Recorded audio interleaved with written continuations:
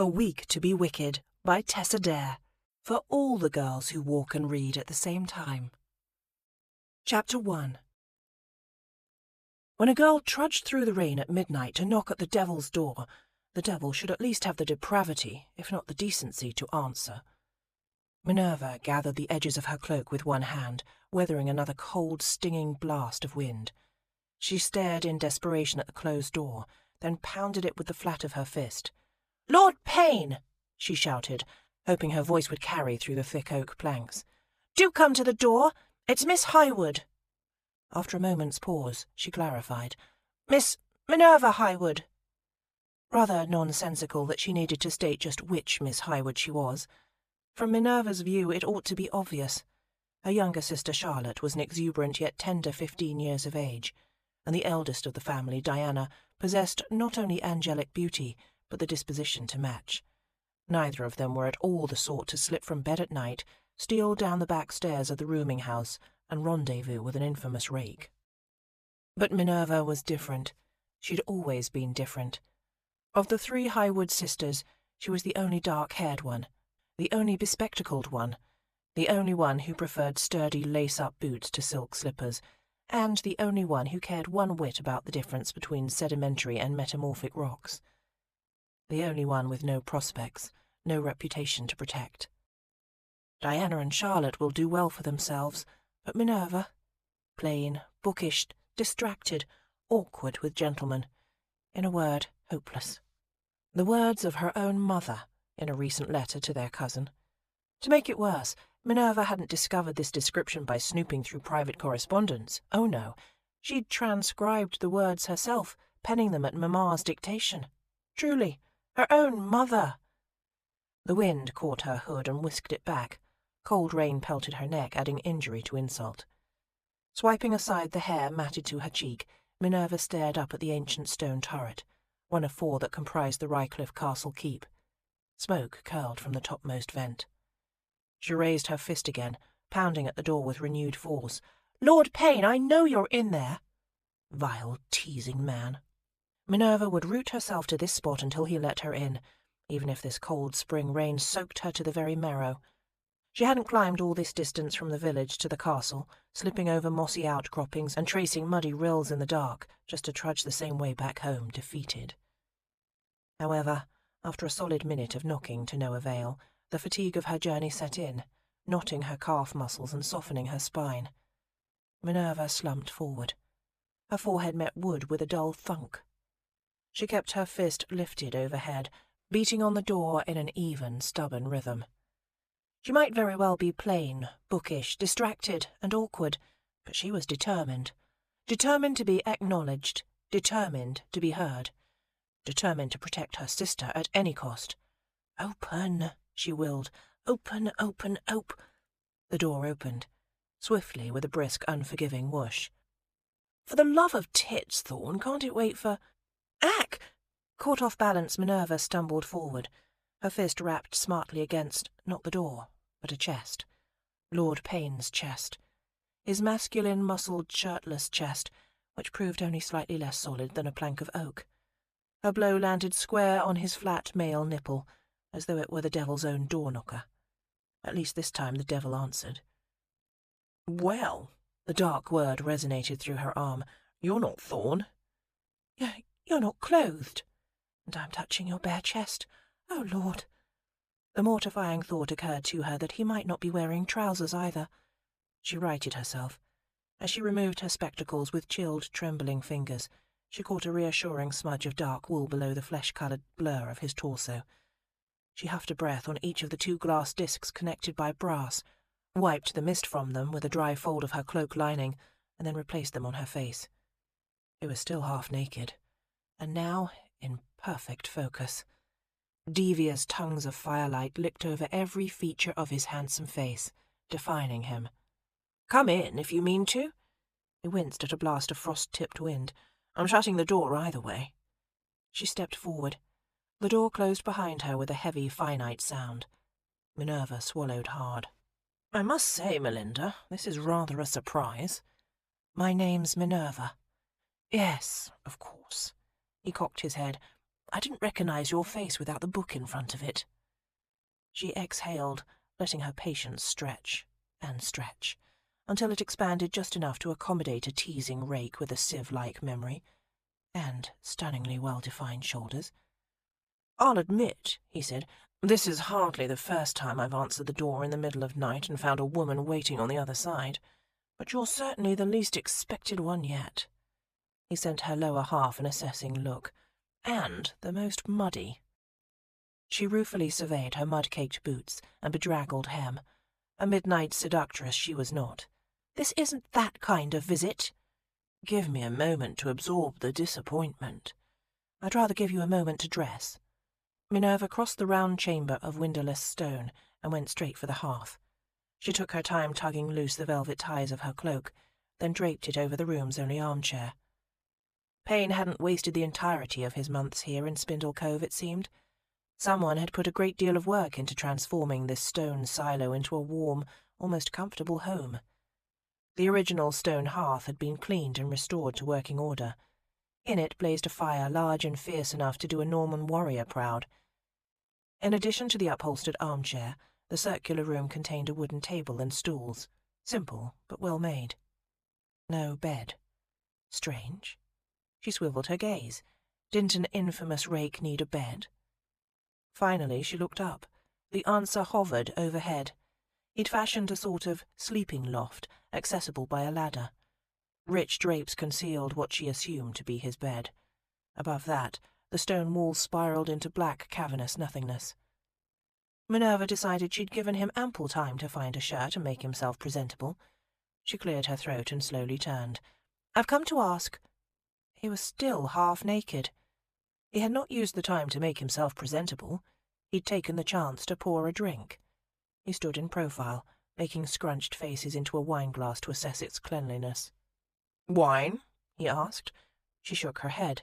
Thanks to his indecent display, a ferocious blush was already burning its way over her skin.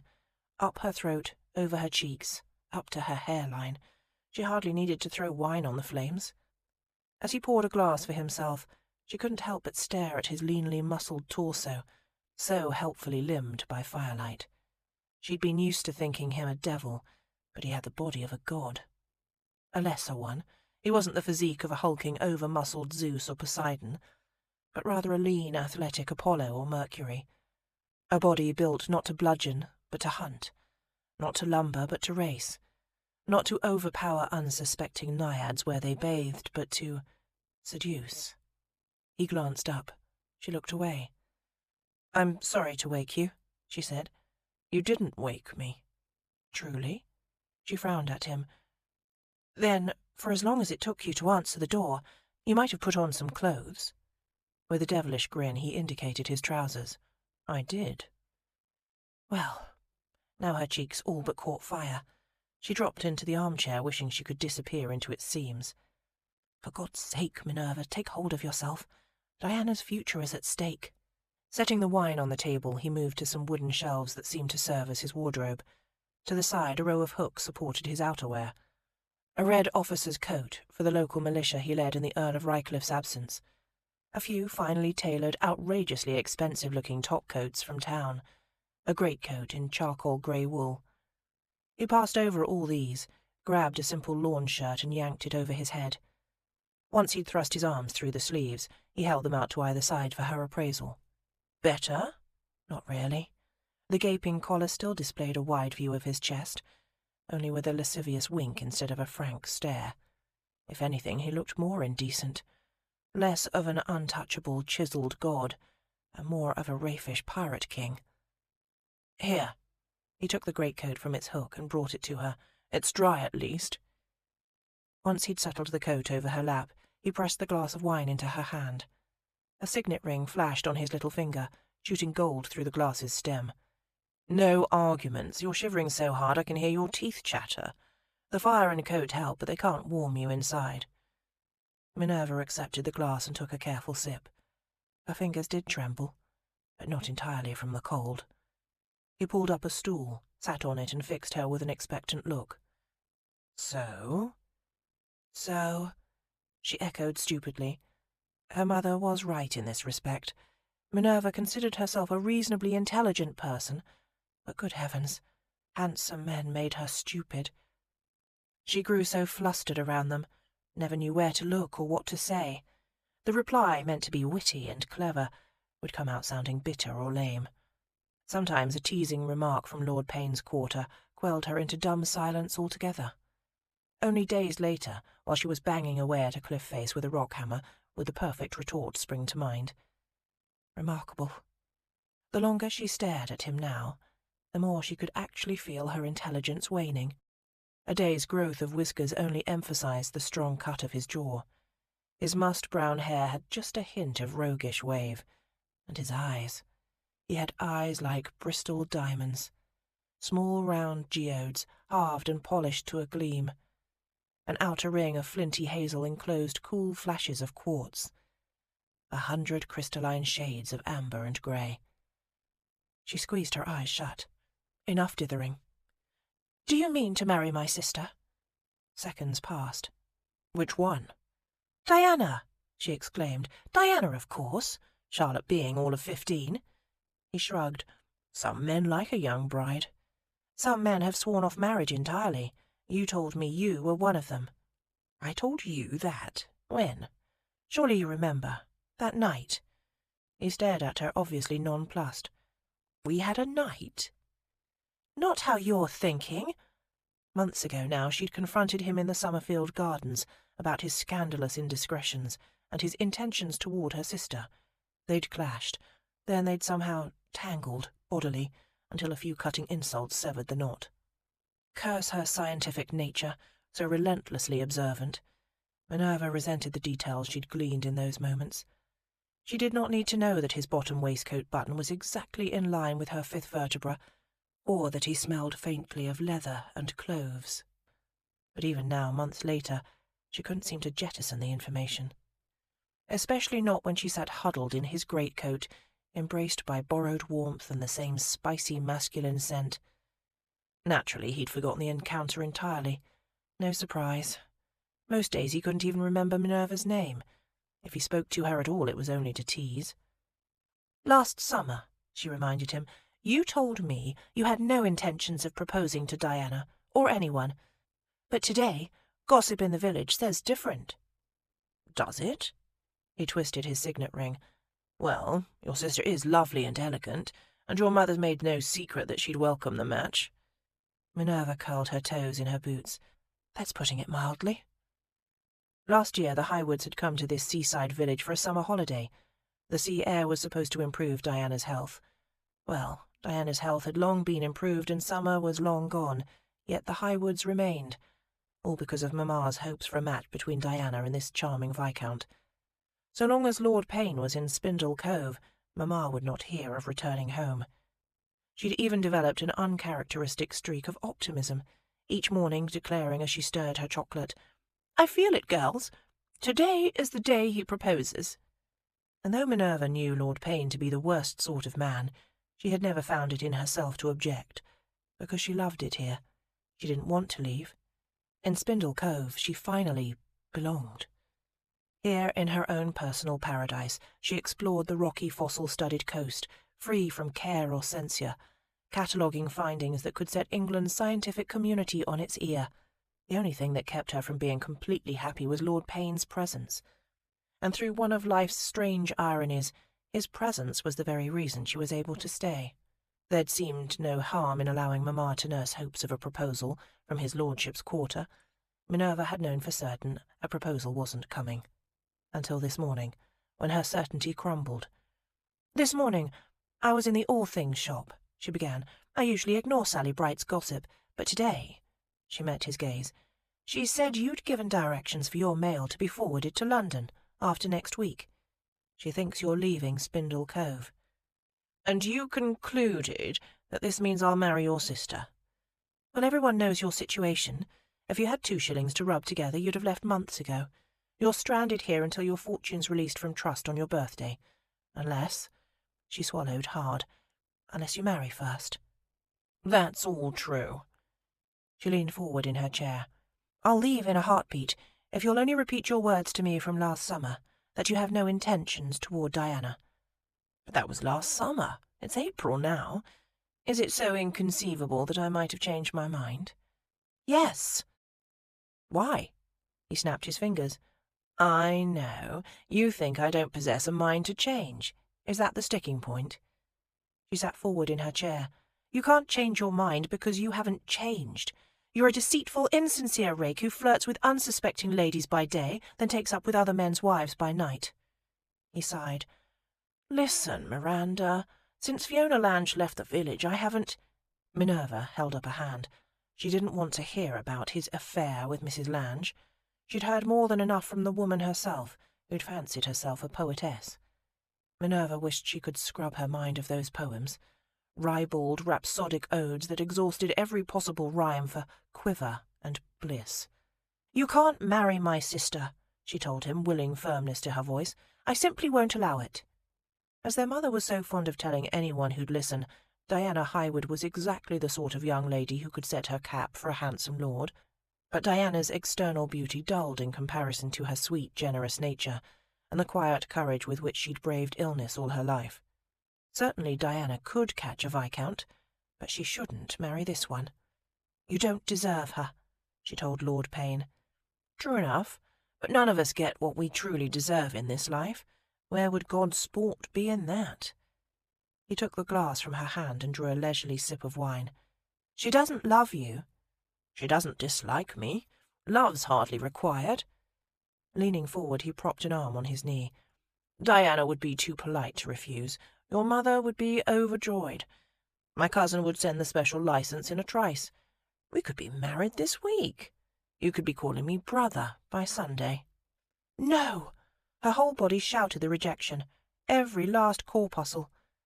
Throwing off the borrowed greatcoat, she leapt to her feet and began pacing the carpet. The wet folds of her skirt tangled as she strode. This can't happen. It cannot. It will not. A little growl forced its way through her clenched teeth.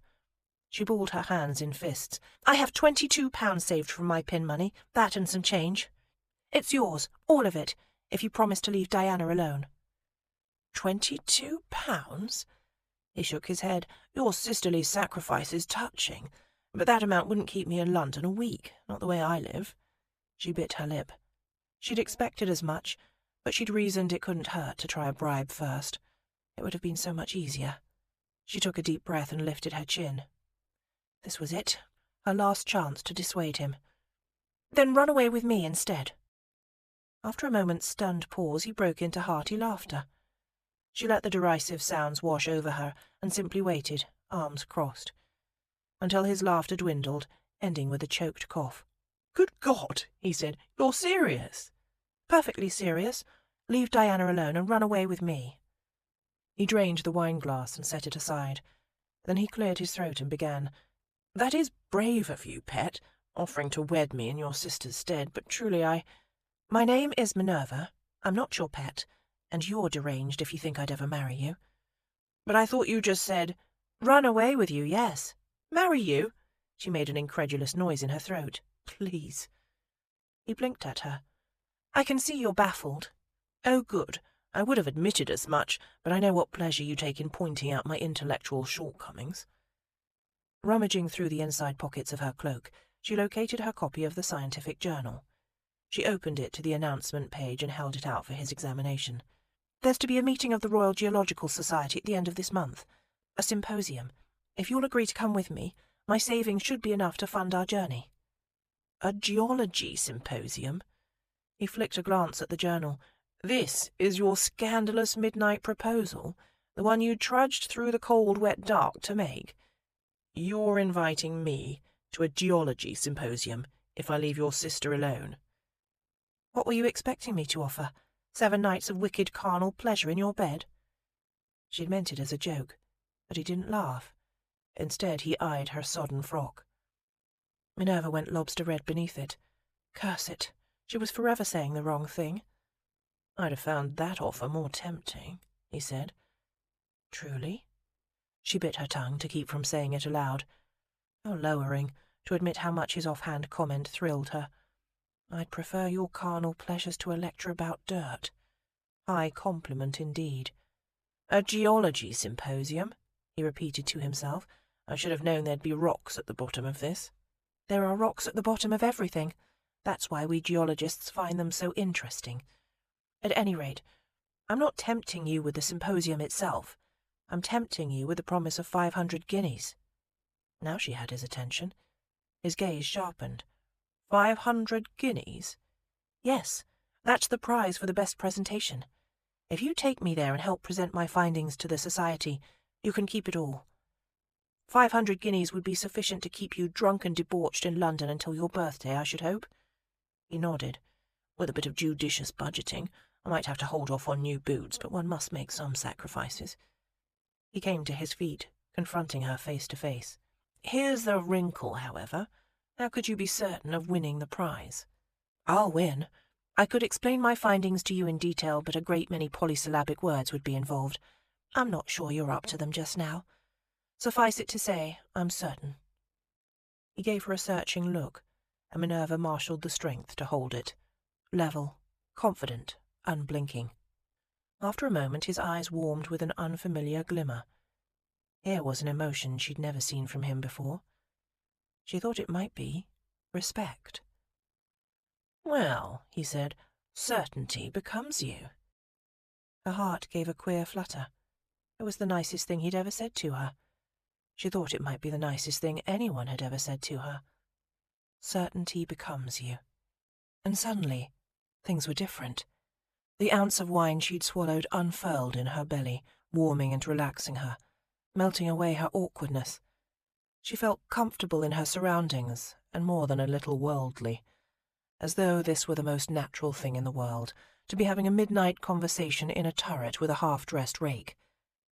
She settled languidly into the armchair and raised her hands to her hair, finding and plucking loose her few remaining pins. With slow, dreamy motions, she finger-combed the wet locks and arranged them about her shoulders, the better to dry evenly. He stood and watched her for a moment. Then he went to pour more wine. A sensuous ribbon of claret swirled into the glass. Mind, I'm not agreeing to this scheme, not by any stretch of the imagination. But, just for the sake of argument, how did you see this proceeding exactly? One morning we'd just up and leave for London together? No, not London. The symposium is in Edinburgh. Edinburgh? Bottle met table with a clunk. The Edinburgh in Scotland? She nodded. I thought you said this was the Royal Geological Society. It is. She waved the journal at him. The Royal Geological Society of Scotland. Didn't you know? Edinburgh's where all the most interesting scholarship happens.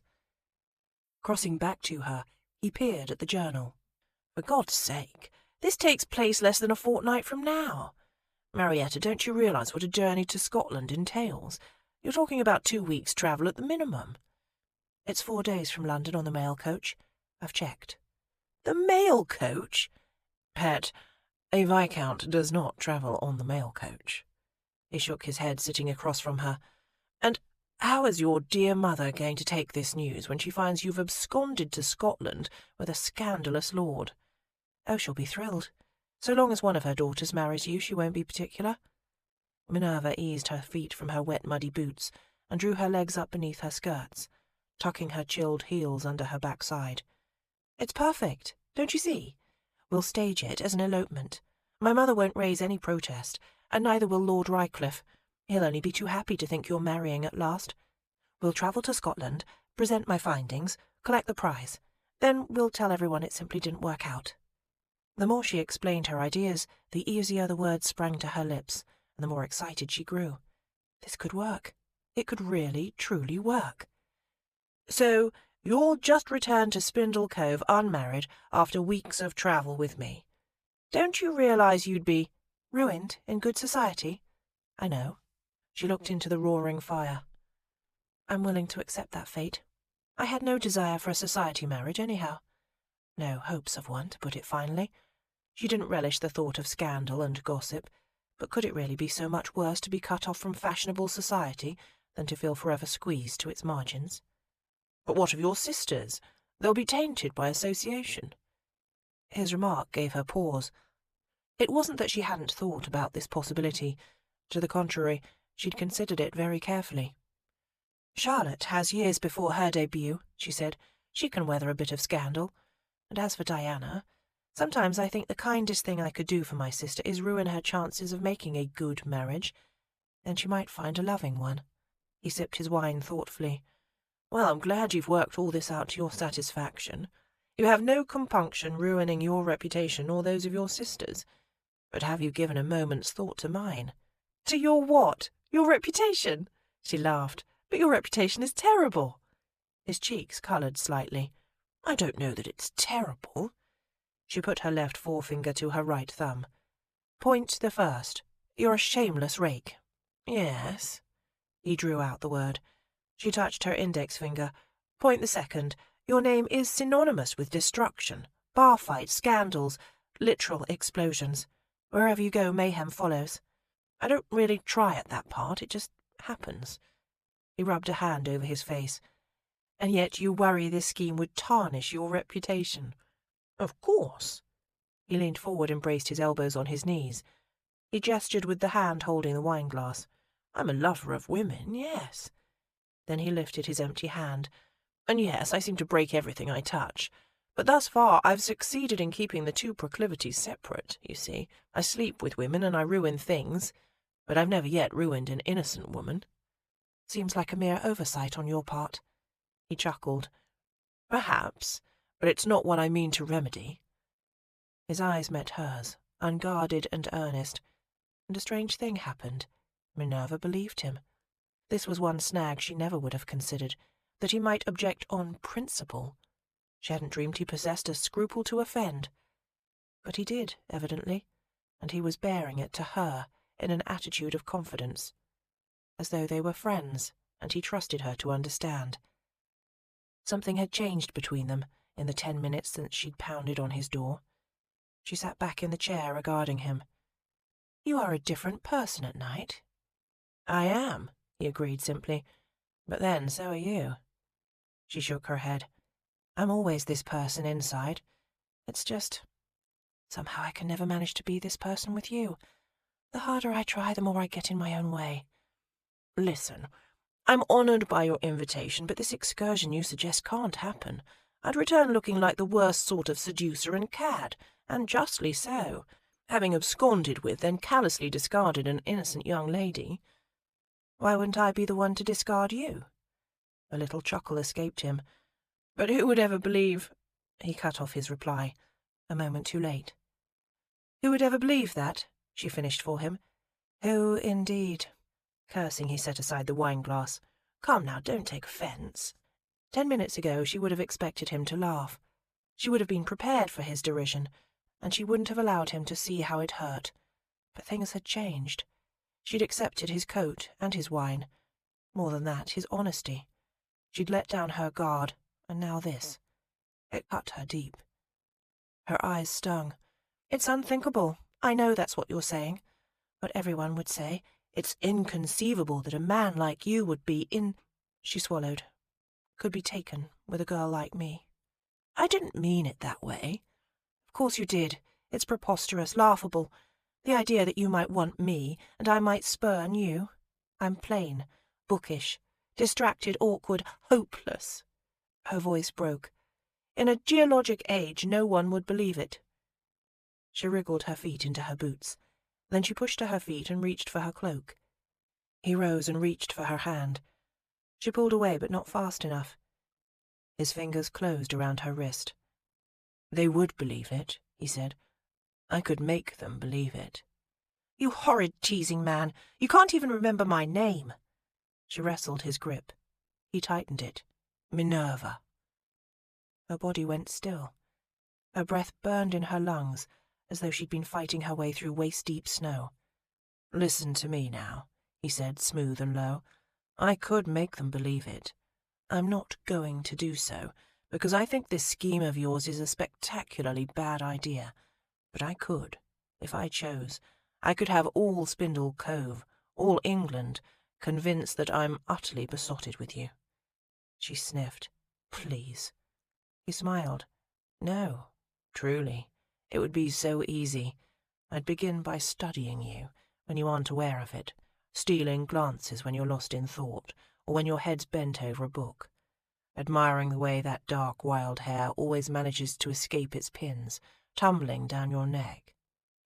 With his free hand he caught a damp strand of her hair in his fingertips and smoothed it behind her ear. Then he brushed a light touch over her cheek, noting the warm glow of your skin where the sun has kissed it, and these lips. Damn, I think I'd have to develop quite a fascination with your lips. His thumb hovered over her mouth, teasing her with possibilities. She ached for his touch until she was miserable with it, this unwanted wanting. It wouldn't take long. Soon everyone around us would take note of my interest, he said. They'd believe my attraction to you. You've been mercilessly teasing me for months now. No one would forget that. All part of the infatuation. Don't you know, a man might engage in flirtation with disinterest, even disdain, but he never teases without affection. I don't believe you. You should. Others would. He placed his hands on her shoulders. His gaze swept her body from boots to unbound hair. I could have them all believing I'm consumed by a savage, visceral passion for this enchantress with raven's wing hair and sultry lips, that I admire her fierce loyalty to her sisters and her brave, resourceful spirit, that I'm driven wild by hints of a deep, hidden passion that escape her sometimes when she ventures out of her shell. His strong hands moved to frame her face. His Bristol diamond eyes held hers. That I see in her a rare, wild beauty that's been overlooked somehow by other men, and I want it, desperately, all for myself. Oh, I could have them believing it all. The rich, deep flow of words had worked some kind of spell on her. She stood, transfixed, unable to move or speak. It's not real, she reminded herself. None of these words mean a thing. But his caress was real. Real and warm and tender. It could mean too much if she let it. Caution told her to pull away. Instead, she placed a light, trembling touch to his shoulder. Foolish hand, foolish fingers. If I wished, he murmured, drawing her close and tilting her face to his, I could convince everyone that the true reason I've remained in Spindle Cove, months past what should have been my breaking point, has nothing to do with my cousin or my finances. His voice went husky. That it's simply you, Minerva. He caressed her cheek, so sweetly her heart ached. That it's always been you. His eyes were sincere, unguarded, no hint of irony in his voice. He almost seemed to have convinced himself. Her heart pounded in her chest with violent force. That mad hammering beat was all she could hear, until another sound intruded. Laughter. A woman's laughter, trickling down from above, like a cascade of freezing water. A brisk, dowsing shock. Oh, God! Bloody hell! He looked up to the sleeping loft. Minerva followed his gaze. From behind the draped bed hangings, the unseen woman laughed again. Laughed at her. Oh, God! Oh, God! How could she have been so stupid? Naturally, he wasn't alone. He'd all but told her as much. He'd taken forever to open the door, but he hadn't been sleeping. He'd paused first to put on trousers. Oh, God, oh, God, oh, God! The whole time, whoever she was up there, she'd been listening, the whole time. Minerva groped numbly for her cloak, jerking it on with shaking fingers. The fire's smoky heat was suddenly cloying and thick, suffocating. She had to leave this place. She was going to be ill. Wait, he said, following her to the door. It's not how it looks. She cut him a freezing glare. Very well, it's mostly how it looks, but I swear I'd forgotten she was even here. She ceased struggling with the door latch. And that's supposed to make me think better of you? No, he sighed. It's supposed to make you think better of you. That's all I meant. To make you feel better. Amazing, then, how with that one remark he made a mortifying situation 13 times worse. I see. Normally you reserve the insincere compliments for your lovers, but you thought to take on a charity case. He started to reply, but she cut him off. She glanced up at the loft. Who is she? Does it matter? Does it matter? She wrenched the door open. Good Lord, are women so interchangeable and faceless to you? You just lose track of them under the bed cushions like pennies. I can't believe A hot tear spilled down her cheek. She hated that tear, hated that he'd seen it. A man like this wasn't worth weeping over. It was just, for that moment, by the fire, after years of being overlooked, she'd finally felt noticed, appreciated, wanted. And it had all been a lie, a ridiculous, laughable joke. He pulled on his greatcoat. Let me see you home, at least. Stay back. Don't come near me or my sister. She held him off with a hand as she backed through the door. You are the most deceitful, horrid, shameless, contemptible man I have ever had the displeasure to know. How do you sleep at night? His reply came just as she banged the door closed. I don't. Chapter 2. He didn't sleep that night. After Minerva Highwood stormed off into the rain, even a dissolute, soulless rake like Colin couldn't simply continue where he'd left off. He roused the widow from his bed, put her in her clothes and saw her back to the village. Once he'd satisfied himself that Minerva had made it home safe, by glimpsing her muddied boots outside the rear door of the rooming house, he returned to his quarters at the castle and uncorked a new bottle of wine. But he didn't sleep a wink. He never did. Not at night, not alone. God, he hated the country. All the sunshine and sea air in Sussex couldn't make up for the dark, quiet nights. Lately, Colin thought he'd give his left nipple, bollocks were never up for negotiation, for a decent night's sleep. Ever since Fiona Lange had left the village, at best he'd been able to cobble together a few hours in the early dawn. For most of the winter he'd taken to drinking himself into a nightly stupor, but his body, already taxed from lack of rest, was beginning to fray from the volume of liquor required. If he wasn't careful, he'd become a habitual drunk.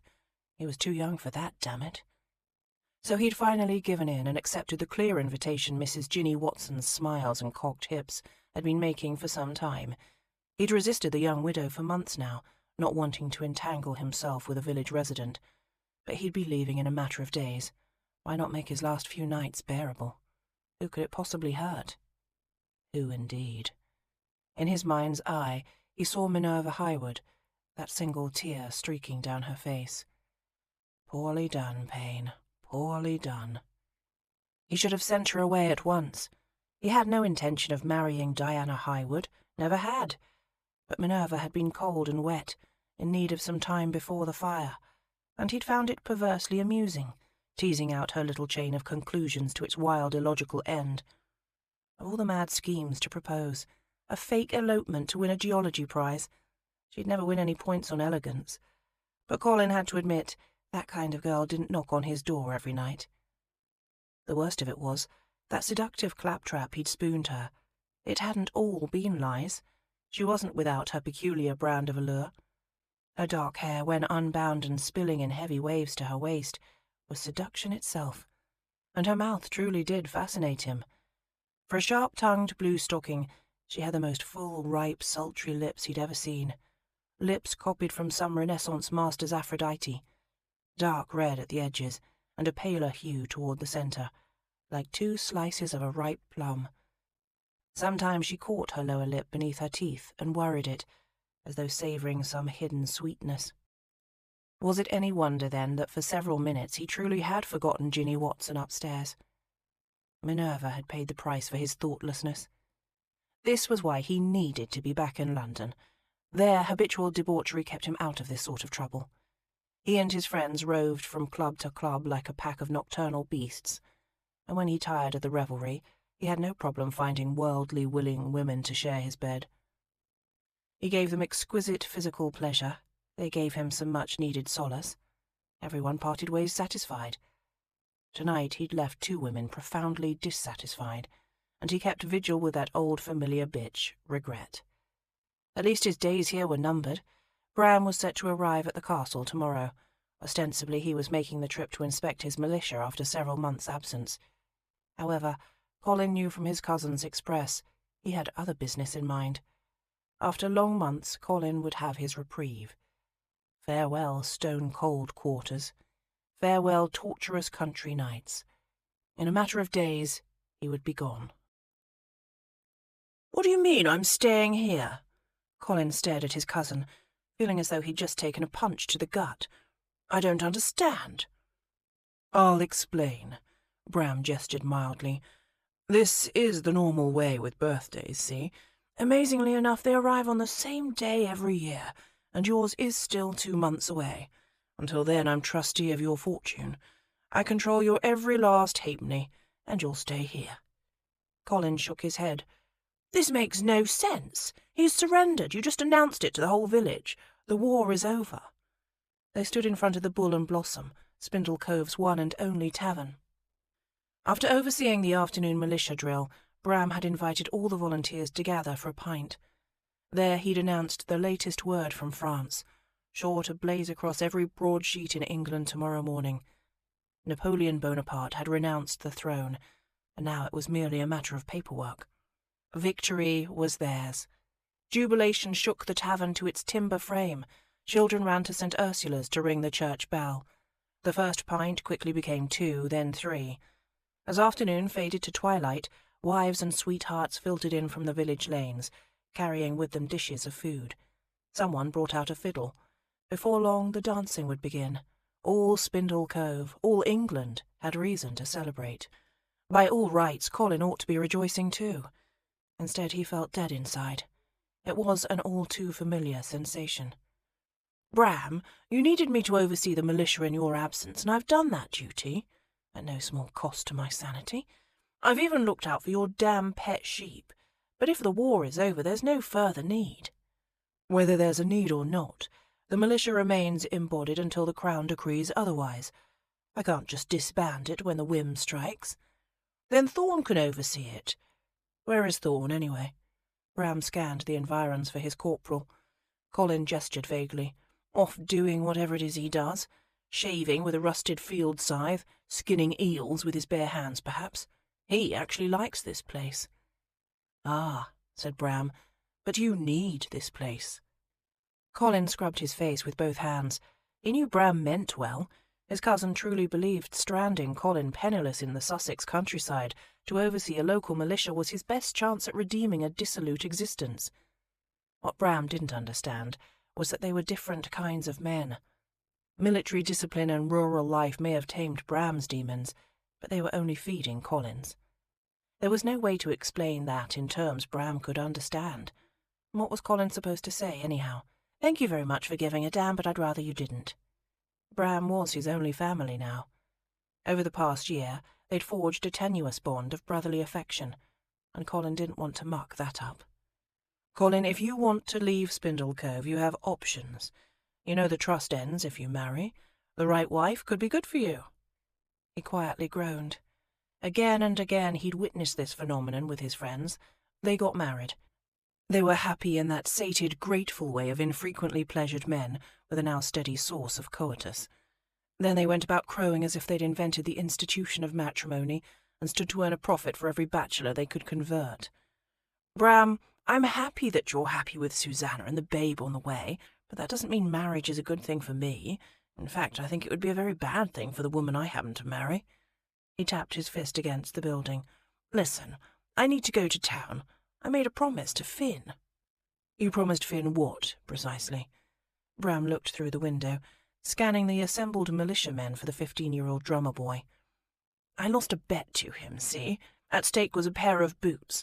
I'd hand over my own Hobies, but they're several sizes too large yet, so I said I'd take him to London for a new custom pair, and then I figured we'd make some trips to school so we can have that sorted out before autumn term begins."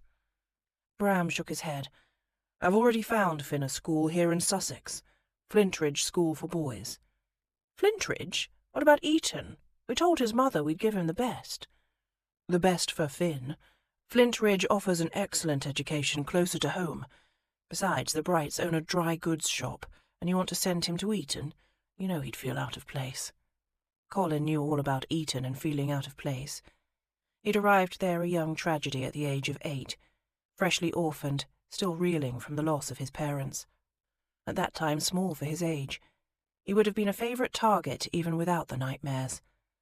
The nightmares just added verbal taunts to the bully's arsenal. He could still hear their mocking falsetto. "Mother!" they'd squawk down the corridors. "Mother, wake!" The first year had been torture, but he'd done well in the end. "I know the adjustment won't be easy," Colin said, "but I can teach Finn how to hold his own. He needs to see a bit more of the world, lose that wide-eyed country wander. He should have a tutor so he's not lagging behind in his studies. And if I outfit him with a fine pair of Hobies and take him round to the boxing club, he can dazzle the impressionable boys and kick the obstinate ones in the arse." Colin stared through the window of the Bull and Blossom to where Finn Bright leaned against the wall, grazing elbows with his twin brother Rufus. From their shocks of white blonde hair to their gangly arms and mischievous smiles, the Bright twins were identical, or at least they had been until last summer, when an artillery blast had taken Finn's left foot. "It was an accident," Bram said, reading his thoughts. "One I might have prevented. I could have prevented it too." Colin tapped a finger against the window. "Look at him. He's healed, but he's restless. The weather's growing warm. He sees the rest of the youths his age all running off to play cricket, work the fields, chase the girls. It's sinking in, for the first time, what this means, what it will mean for the rest of his life. I know you have to understand." Bram had taken a shot to the knee in Spain, over a year ago now. He'd kept the leg, but he still walked with a limp, and the injury had ended his career in field command. One would think his resistance to the idea should soften. One would be wrong. Bram's expression looked every bit as soft as granite. "Colin, you shouldn't have made the boy such promises. You're always doing this. I've no doubt you meant well, but your good intentions land like mortar shells. Again and again you fire off that mouth of yours, and the innocents around you get hurt." Colin winced, thinking of Minerva Highwood last night, that single tear streaking down her face. "This is precisely why I can't release you any funds," Bram went on. "You'll spin a fine tale about wholesome days spent mentoring Finn, and by night I know you'll end right back in the clubs and hells. Damn it, how I spend my nights is my own concern. I can't stay in this place, Bram. You have no idea." "Oh, but I do. I have a very good idea." Bram stepped closer and lowered his voice. "I've commanded regiments in battle. Do you think I don't know what witnessing death and bloodshed does to a man? The nightmares, the restlessness, the drinking, the shadow that lingers years, even decades later. I've known many a battle-shocked soldier." As he absorbed his cousin's meaning, Colin's pulse pounded. Naturally, Bram knew about the accident. Almost everyone in his social circle knew about the accident, but the rest were well-mannered enough to understand. Colin didn't discuss it. Ever. He said, "I'm not one of your battle-shocked soldiers. No, you're my family. Can't you understand? I want to see you move past this." "Move past it?" Colin laughed bitterly. "Why hadn't I ever thought of that?" He slapped his forehead. "I'll simply move past it. What a bloody brilliant idea. Here's one for you, Bram. Just straighten up and stop limping. And Finn, well, Finn can just grow a new foot." Bram sighed. "I won't pretend to know exactly what it is you need," he said, "but I know you won't find it in the gaming hells and opera houses. These next months are my last chance to turn you around. After your birthday, the accounts, properties, River Chase, they'll all be yours for the keeping. Or for the losing."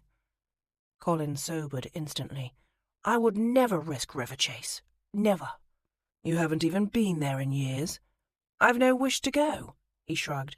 "Too quiet, too remote. Too many memories." "You'll need to manage the place," Bram said. Colin countered.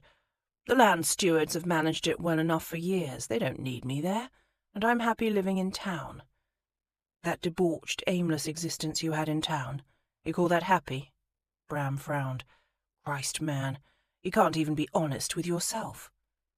Colin made a fist and checked the urge to use it. He lowered his voice as Finn emerged from the tavern. "The boy has his things all packed, Bram. You can't disappoint him."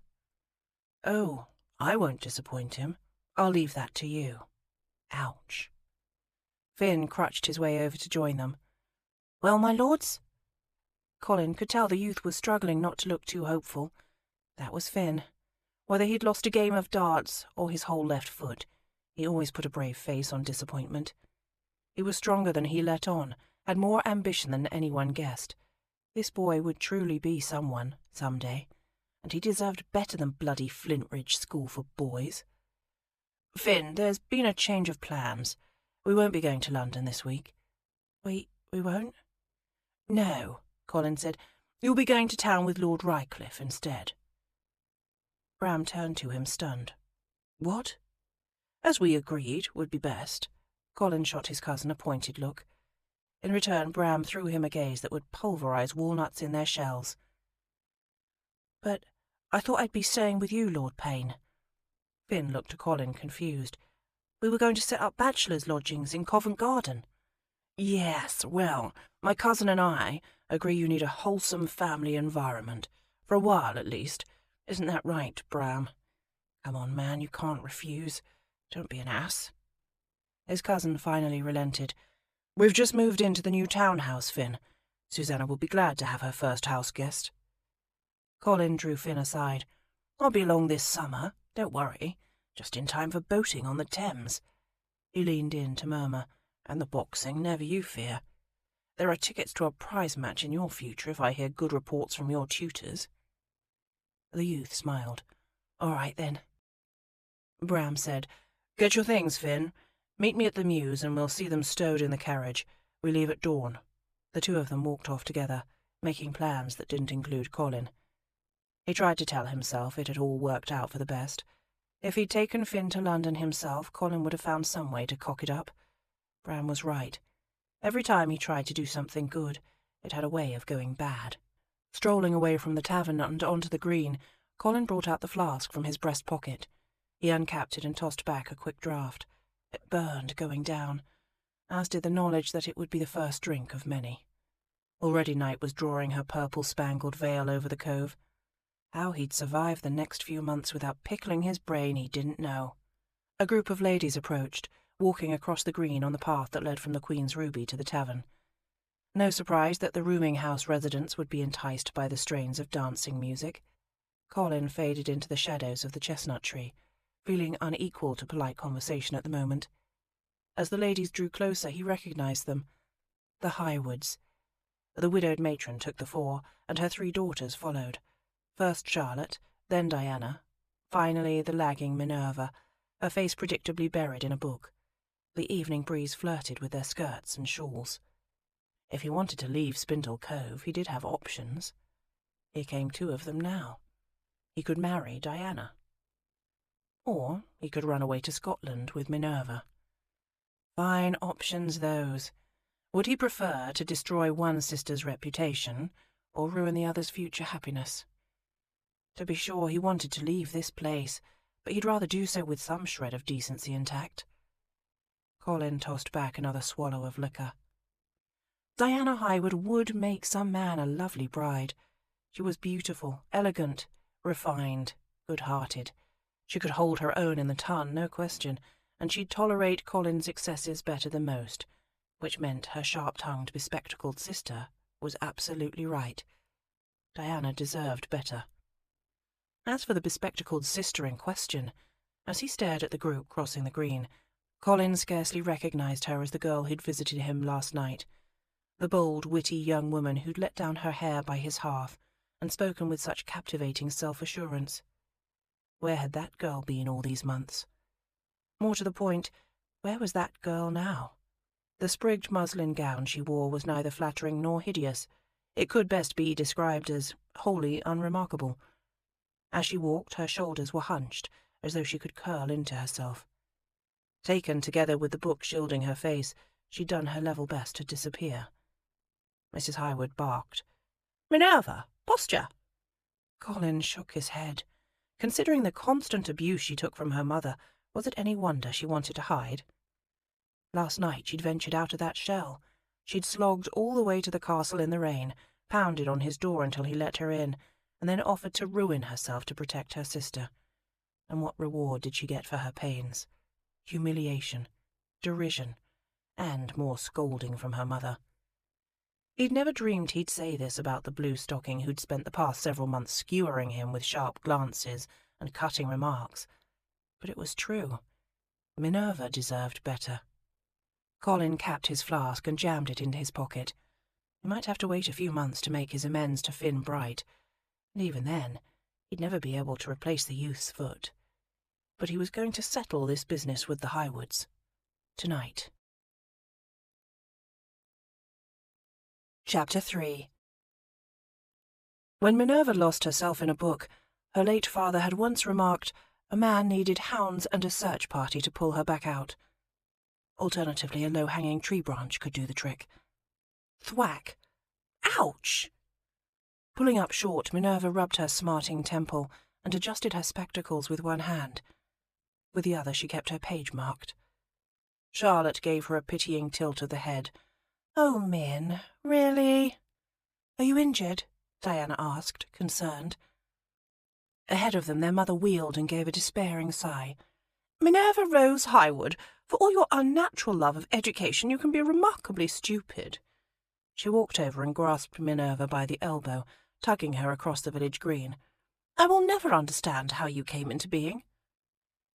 "No, Mamma," Minerva thought, trudging her way along the path. "I doubt you ever will." Most people didn't understand her. Even before last night's humiliation, she'd long reconciled herself to the fact. Lately, it seemed the one who best understood Minerva wasn't a person at all, but a place. Spindle Cove, this seaside resort for young ladies of gentle breeding and, well, interesting character. Whether sickly, scholarly, or scandalous, the young women here were all misfits of one kind or another. The villagers didn't care if Minerva dug in the dirt, or wandered down the country paths with a breeze whipping through her hair and an open book before her face. She'd felt so at home here, so comfortable, until tonight. The closer they drew to the tavern and the revelry within, the more her sense of dread increased. "Mamma, can't we go back to the rooming house? The weather's so dire." "It's mild compared to last week's rain." "Think of Diana's health. She's just recovered from a cold." "Pish, that was weeks ago now." "But, Mamma—" Desperate, Minerva cast about for some other excuse. "What of propriety?" "Propriety?" Mamma held up Minerva's ungloved hand, displaying the earth embedded under her fingernails. "You would speak to me of propriety?" "Yes, well, it's one thing to frequent the Bull and Blossom in the afternoon, when it's a ladies' tea shop, but after dark, it's a tavern." Minerva wouldn't mention where she'd been last night. "I don't care if it's an opium den. It's the only hope of dancing in 10 miles, her mother replied, "and Payne is certain to be there. We'll have a proposal tonight. I feel it in my bones." Perhaps Mamma felt it in her bones, but Minerva's reaction was more visceral. Her heart and stomach switched places, jostling inside her. As they approached the tavern door, Minerva buried her face in her book. Be they novels or histories or scientific treatises, books were frequently her refuge. Tonight the book was her literal shield, her only barrier against the world. She didn't dare leave Diana alone tonight, but she didn't know how she could bear to face Lord Payne again, not to mention the hidden lover who'd laughed at Minerva's foolish hopes. His friend could have been any woman in this crowded room, and whoever she was, she might have already related the story to everyone else. As they entered the establishment and made their way through the throng, Minerva was certain she heard someone laughing. Laughing at her. This was the worst result of that disastrous midnight visit. For months now Spindle Cove had been Minerva's safe haven. Now she'd never feel comfortable here again. The echo of that cruel laughter would follow her down every country path and cobbled lane. He'd ruined this place for her. Now he threatened to ruin the rest of their lives. You could be calling me brother by Sunday. No, she couldn't let it happen. She wouldn't. She'd stop it somehow, even if she had to hurl her book at the man's head. "Oh, he's not here." Charlotte's plaintive comment gave her hope. Minerva lowered her book and scanned the crowd. The militia volunteers filled the establishment, splashing bright red and gold against the lime-washed walls. She dipped her chin and peered over the lenses, focusing on the distant side of the room, where men and women crowded at the bar. No Lord Payne. Her breath came easier. She pushed the spectacles back up her nose and she felt the corners of her mouth relax into some semblance of a smile. Perhaps he'd experienced an attack of conscience. More likely he'd stayed behind in his turret to entertain his easily amused lady friend. It hardly mattered where he was, so long as he wasn't here. "Oh, there," Mamma said, swivelling. "There he is. He's just come in the back way." Drat. Minerva's heart sank when she caught her first glimpse of him. He did not look like a man who'd experienced an attack of conscience. He looked dark and more dangerous than ever. Though he'd only just come through the door, he'd instantly changed the room's atmosphere. A palpable, restless energy radiated from his quarter, and everyone could feel it. The whole tavern went on alert. An unspoken message relayed from body to body. Something is about to happen. The musicians struck up the prelude to a country dance. Around the room, couples began pairing off. Lord Payne, however, was in no hurry. He raised a flask to his mouth and tipped it. Minerva swallowed instinctively, as though she could feel the liquor burning down her own throat. He lowered the flask, capped it, replaced it in his pocket, and then his gaze settled, hot and unwavering, on the Highwoods. The little hairs on the back of her neck stood on end. "He's looking at you, Diana," their mother murmured with excitement. "He's sure to ask you to dance." "Diana shouldn't dance," Minerva said, unable to take her eyes off him. "Not a reel like this. Her asthma." "Push! The sea air has worked its benefit. She hasn't had an attack in months now." "No, but the last one was brought on by dancing." She shook her head. "Why must I always be the one to look out for Diana's well-being?" "Because I'm looking out for yours, ungrateful thing." Mamma's gaze pierced her. As a girl, Minerva had envied her mother's blue eyes. They'd seemed the colour of tropical oceans and cloudless skies, but their colour had faded over the years since Papa's death. Now their blue was the hue of dyed cambric worn 3 seasons, or brittle middle-class china, the colour of patience nearly worn through. "There are 4 of us, Minerva, all women. No husband, father, or brother in the portrait. We may not be destitute, but we lack true security. Diana has the chance to catch a wealthy, handsome viscount, and I won't allow you to stand in her way. Who else is going to save this family? You?" She laughed bitterly. Minerva couldn't even summon a response. "Oh, he's coming," Charlotte squeaked. "He's coming this way." Panic fluttered in Minerva's breast. Did Payne truly mean to propose tonight? Any man with sense would. Diana was always beautiful, but tonight she looked radiant, dressed in an emerald silk gown with ivory lace trim. Her flaxen hair glowed incandescent in the candlelight, and her ethereal composure gave her the air of a lady. She looked like a viscountess. And Lord Payne looked every inch the powerful lord. The man strode across the room toward them, cutting his way through the crowd in a straight, unswerving path. People leapt out of his way, like startled crickets. His gaze was intent, determined, focused on her, on Minerva. Don't be a ninny. It couldn't be. Surely it was just a trick of her spectacles. He was coming for Diana, naturally, obviously, and she hated him for it. He was a horrid, horrid man. But her heart would not stop pounding. Heat gathered between her breasts.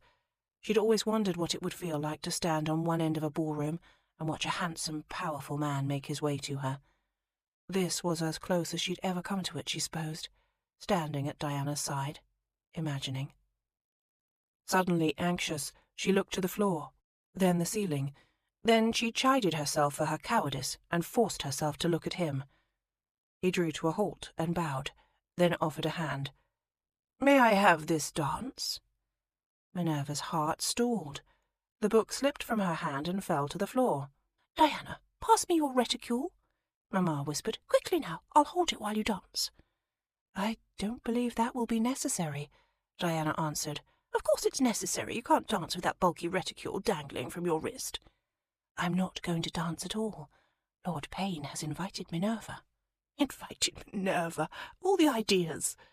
Mamma made a disbelieving, indelicate snort, which became a strangled gasp when the woman looked up and finally noticed that Lord Payne's hand was indeed outstretched to Minerva. But Why? He said simply. Because I'd choose her. Truly? Oh God, truly? As in, had Minerva truly just said that aloud? At least she'd stopped herself from voicing the rest of the thoughts running through her addled brain, which went something like, Truly? That whole determined, dangerous saunter across the room was for me? In that case, would you mind going back and doing it all over again? Slowly this time, and with feeling. Miss Minerva, he said, in a voice smooth and dark as obsidian, may I have this dance? She watched, mute and entranced, as his ungloved hand clasped hers. His grip was warm and strong. She held her breath, feeling the eyes of the whole village on them. Please, please don't let anyone laugh. Thank you, she forced herself to say. I would be most relieved. He led her to the floor where they queued up for the country dance. Relieved? He murmured with amusement. Ladies usually find themselves delighted or honoured to dance with me, even thrilled. She shrugged helplessly. It was the first word that came to mind. And it had been honest at the time, though as she took her place across from him and the first bars of the music began, her relief evaporated. Fear took its place. I can't dance, she confessed, stepping forward. He took her hands and twirled her round. But you're already dancing. Not very well. His eyebrow quirked. This is true. Minerva curtsied to the wrong corner, colliding with the lady to her left. Offering the woman a breathless apology, she overcorrected and stomped on Lord Payne's foot. Good God, he said through gritted teeth, holding her close to his side as they moved forward and back. You weren't exaggerating. I never exaggerate. I'm hopeless. You're not hopeless. Stop trying so hard. If we're going to manage this, you must let me lead. The dance parted them, and Minerva was left reeling. She tried to convince herself this meant he'd agreed to her plan. He would take her to Scotland, because he chose her. He chose her over Diana. Why else would he offer to dance with her, but to create the impression of some attraction between them? But her thoughts were quickly ploughed under by thunderous footfalls and wild fiddling. She bumbled her way through another series of steps. Then came a lovely few measures where she didn't need to do anything but stand still and clap. Then it was forward again. To him. He pulled her close, indecently close. Say ouch, he murmured. She blinked up at him. What? He pinched the tender underside of her arm, hard. Ouch! She exclaimed. Why would you? He slid an arm around her waist, then flexed it, causing her to stumble. Her spectacles went askew. What's that, Miss Highwood? He said loudly, theatrically. You've turned your ankle. What a pity. A few moments later, he had her stumbling through the Bullen Blossom's red-painted front door. They made it a few steps away from the entrance. He rushed her so her slipper caught on a rock and she tripped in earnest. He caught her just before her knee hit the turf. Are you hurt? She shook her head. Nothing bruised but my pride. He helped her steady herself, but he didn't release her. That didn't go as I planned. I didn't realize your difficulty with dancing. Had I known, I would have... No, this is fine. This is good. The dance, our leaving it. You, embracing me in plain view. She swallowed hard. It's all good. It is? She nodded. Yes. His arms felt good indeed, wreathed around her waist, and the complex fiery warmth in his hazel eyes was swiftly melting her intelligence to slag. One more minute of this, and she'd be a certifiable simpleton. She cast a glance at the door. Surely someone would follow them, or peep out the window at least. Weren't they the least bit concerned for her reputation? Or her ankle, if nothing else? Someone needed to see them together if they were going to make a convincing elopement. Otherwise this dangerous, confusing embrace would be for nothing. Why? She asked, unable to help herself. You could have Diana. I suppose I could, and if I decided to marry her, you could not stop me. Her heart pounded so fiercely in her chest, she was sure he must feel it. But you chose me tonight. Why? An ironic smile tugged at his mouth. You want me to explain it? Yes, and do it honestly, not like last night. Honestly, he mused on the word. Honestly, your sister is lovely, elegant, demure, kind. It's easy for a man to look at her and imagine a whole lifetime stretched out before him. Wedding, house, china, children. It's not an unappealing prospect, but it all looks very settled and fixed. And when you look at me, what do you see then? Honestly, when I look at you, his thumb stroked her lower back, I think to myself something like this. God only knows what trials lie down that path. She twisted in his embrace, pushing against his arm. Let me go. Why? So I can hit you. You asked for honesty. He chuckled but kept her close. This struggle is precisely my point. No, you don't fit the beautiful, elegant, predictable mould. But take heart, Marissa. Some men like to be surprised. Marissa? She stared at him, horrified, and thrilled, and horrified at being thrilled. You are the most... A bell jingled. The Bull and Blossom's door swung open, and a handful of giggling village girls tumbled forth, riding a wave of music and warmth. Minerva's breath caught. If the girls turned this way, she and Payne would be seen. Together. Surprise, she whispered. Then she pressed her lips to his. Chapter 4. Surprise, she said. Surprise indeed. Sweetness. That was the first surprise. He'd heard so many tart words from these lips, but her kiss was sweet, cool and sweet, with a hint of true decadence beneath, like a sun-ripened plum at the height of summer, ready to fall into his hand at the slightest inducement. The falling. That was surprise the second. As she leaned into the kiss, she fell into him. He tightened his arms around her waist, pulling her close. Their bodies met. But that wasn't the right word. Their bodies had met some months ago, that night in the Summerfield Gardens. Now their bodies renewed the acquaintance. The sense of intimacy was immediate, startling. The jasmine scent of her hair cocked a trigger deep inside him, a memory stored not in his mind, but in his blood, which brought him to surprise the third. Pleasure. Triumph. Damn, he'd been wanting this. He hadn't known it, would have gone to his grave before admitting it. But a part of him had been wanting this. Badly, and for quite some time. He wasn't learning her through this kiss, so much as confirming long-suspected truths, that for all her unfeminine interests and education, she was pure woman beneath. That she didn't feel prickly and stubborn in his arms, but warm and pliant, her curves moulding to his strength. That he could make her melt, sigh, tremble. That one taste of her wouldn't be enough. He ran his tongue over her closed lips, seeking more. It had been ages since he'd kissed a girl simply for kissing's sake, and he'd forgotten what a pure, heady pleasure it could be. He wanted to sink into that cool sweetness, get drunk on it, bathe in it, utterly lose himself in a fathoms-deep kiss. Open, open for me. A little sound escaped her, something like a squeak. Her lips remained sealed under his. He tried again, lightly dragging his tongue toward the corner of her mouth. Slowly, reverently, the way he knew a woman enjoyed being licked, just about anywhere. Finally her lips parted. He swept his tongue between them, tasting her. God, she was so sweet and fresh, but utterly still, unmoving, unbreathing. He paused to sip at her plump lower lip before trying again. He pressed a little deeper this time, swirling his tongue before retreating. The sweet sigh of her breath whispered against his cheek. It was a confession, that sigh. It told him two things. First, she had no earthly idea how to kiss him back. But secondly, she wanted to. She'd been waiting for this too.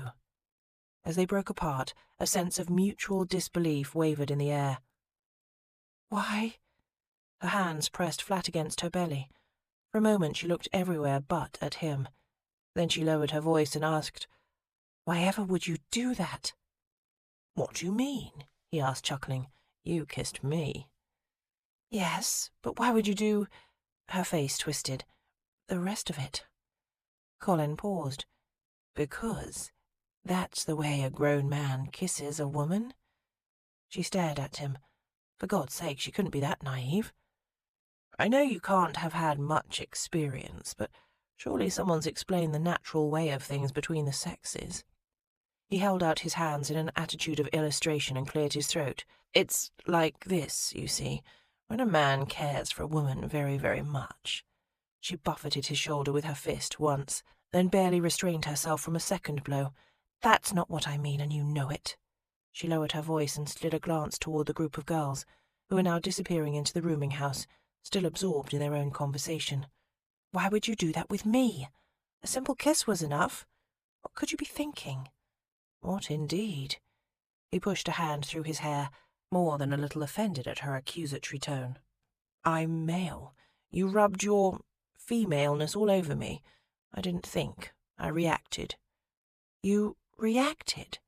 "Yes." "To—" She shifted her weight from one foot to the other. "To me." "It's a natural response. Aren't you a scientist? Then you should understand. Any red-blooded man would react to such stimulus." She stepped back. She dipped her chin and peered at him over her spectacles. "So you find me stimulating?"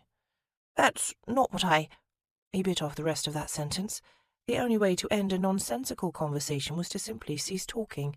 Colin drew a deep breath and squared his shoulders. He closed his eyes briefly, and then he opened them and looked at her. Really looked at her, as though for the first time. He saw thick, dark hair a man could gather by the fistful, prim spectacles perched on a gently sloped nose. Behind the lenses, wide-set eyes, dark and intelligent. And that mouth, that ripe, pouting, sensual mouth. He let his gaze drift down her form. There was a wicked thrill to knowing lushness smouldered beneath that modest, sprigged muslin gown, to having felt her shape, scouting and charting her body with all the nerve endings of his own. Their bodies had met. More than that, they'd grown acquainted. Nothing more would come from it, of course. Colin had rules for himself, and as for her, she didn't even like him, or pretend to. But she showed up in the middle of the night hatching schemes that skirted the line between academic logic and reckless adventure. She started kisses she had no notion how to continue. Taken altogether, she was simply a surprise. A fresh, bracing gust of the unexpected, for good or ill. "Perhaps," he said cautiously, "I do find you stimulating." Suspicion narrowed her gaze. "I don't know that I should take that as a compliment." "Take it how you will." She stared in the direction of the Queen's ruby. The group of girls had disappeared. Drat, I'm not sure anyone even noticed the kiss. "I noticed it." He rubbed his mouth with the side of his hand. The taste of ripe plums still lingered on his lips. He found himself unaccountably thirsty. "So when do we leave?" she asked. "Leave for where?" "Scotland, of course." "Scotland?" He laughed, surprised. "I'm not taking you to Scotland." "But—" She blinked furiously. "But just now, inside. You said you chose me." "To dance with? I chose you as my dancing partner." "Yes, precisely. You chose to dance with me in front of all those people, to pull me outside and hold me improperly close, to kiss me in the middle of the lane. Why would you do all that if you didn't mean to elope?" "For the last time you kissed me. As for the rest, I regretted that scene last night in my quarters. I felt I owed you some apology." "Oh. Oh, no." She pressed a hand to her chest. "You're telling me it was a pity dance? A pity kiss?" "No, no," he sighed. "Not entirely. I just thought you deserved to feel appreciated and admired in front of everyone. And now, for a second time in as many nights, you're revealing that it was all deceit, so I can feel rejected and humiliated. In front of everyone." Red rimmed her eyes. "You can't be doing this to me again." Oh, for the love of tits. How did this happen to him?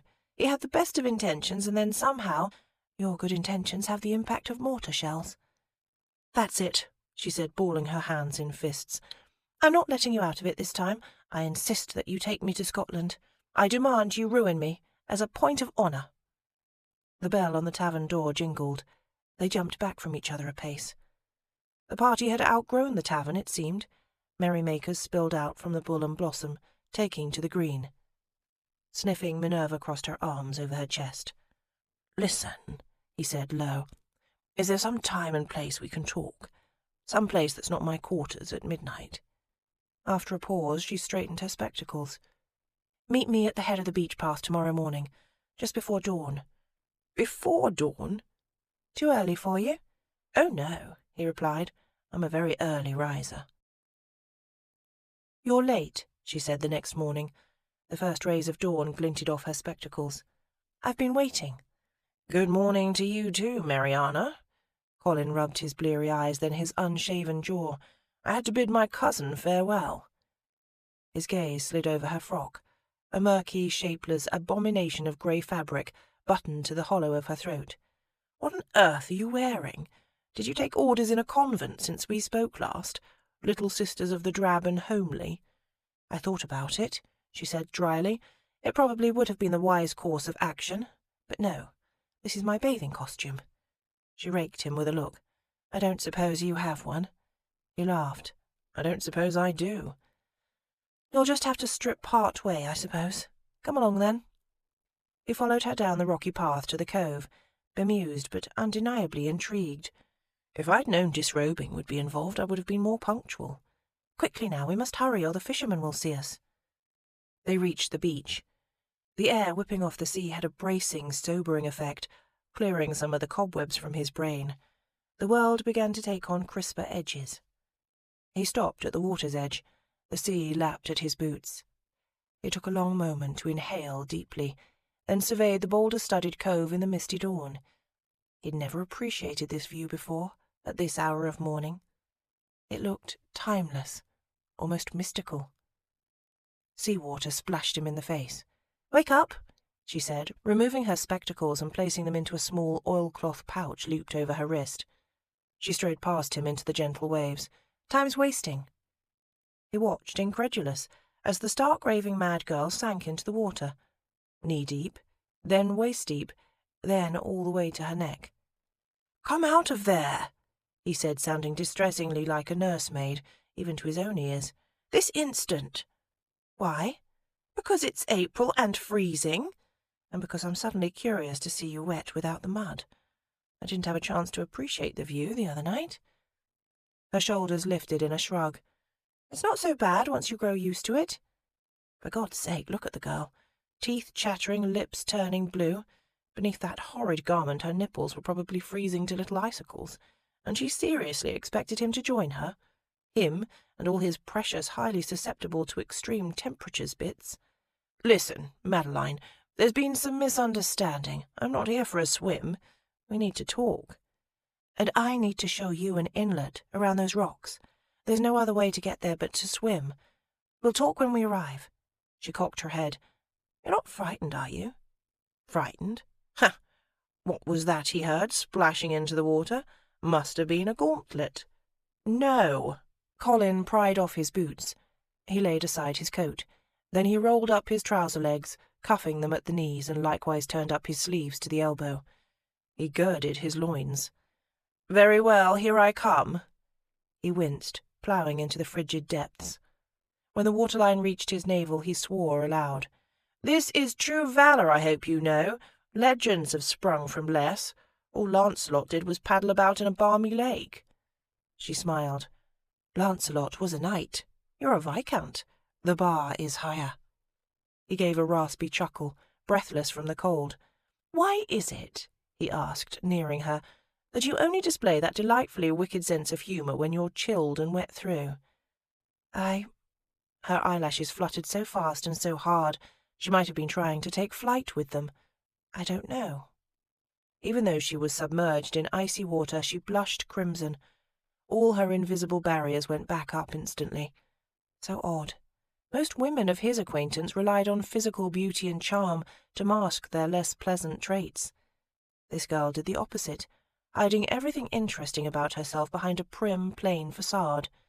What other surprises was she concealing? "Let's keep moving," she said. "Follow me."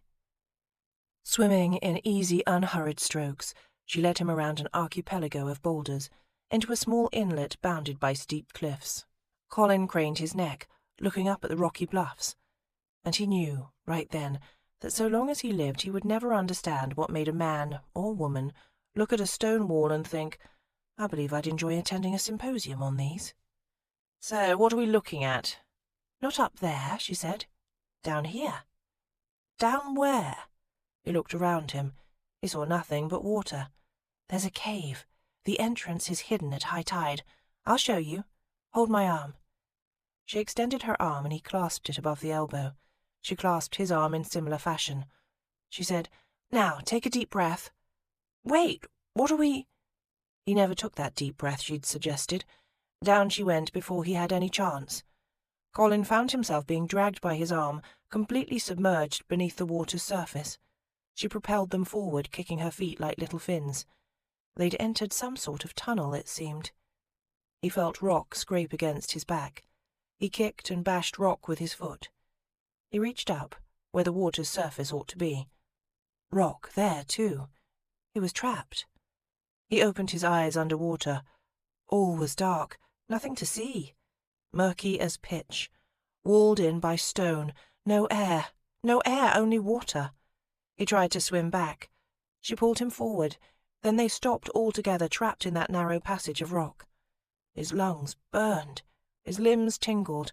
His ears filled with the roar of water and the frantic pounding of his heart, trapped and thrashing against his ribs.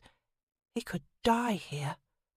Perversely, his greatest fear was that he wouldn't, that his lungs would somehow learn to do without air, and he would simply remain down here, trapped in an endless, dark, watery silence, reliving that hellish night forever.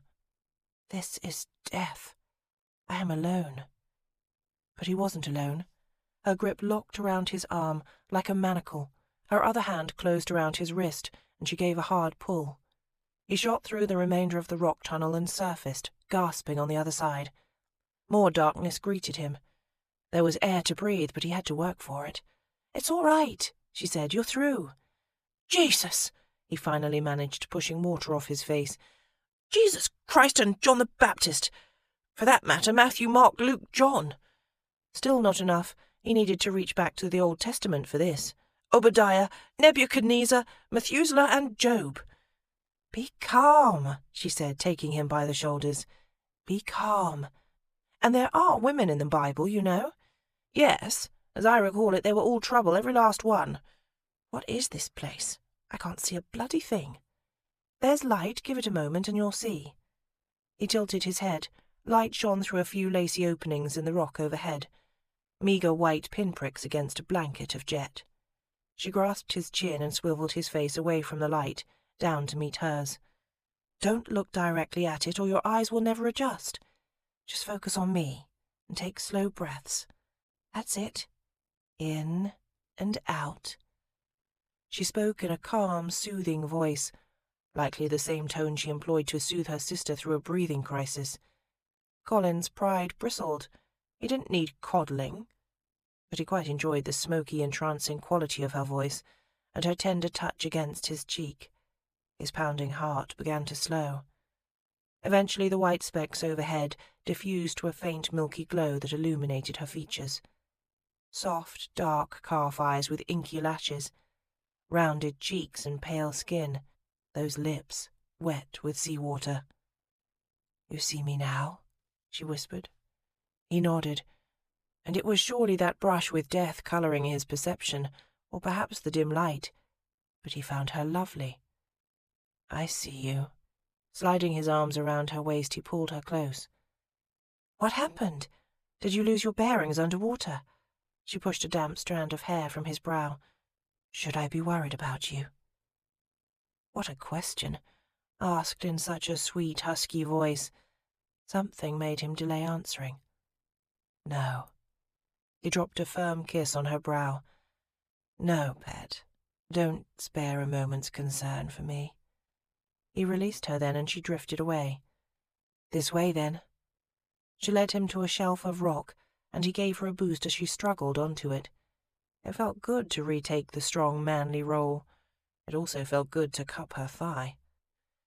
Once they'd both pulled themselves onto the ledge, she felt her way along the cave's wall and reached into a high niche to withdraw some sort of box. From it she took a candle and tinderbox.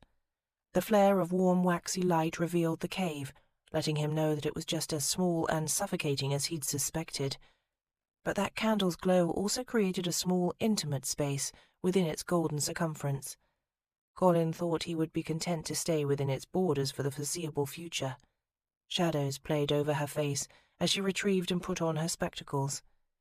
She held the candle up to the rocky wall at his back. "So, what is this place?" "A cave of wonders. Look, the entire exposed surface is a compressed layer of fossilized marine life." She skipped her fingertips over the rugged surface. "I've spent hours making casts and rubbings and drawing sketches, chipping away specimens where I can. Here's an echonoid, see?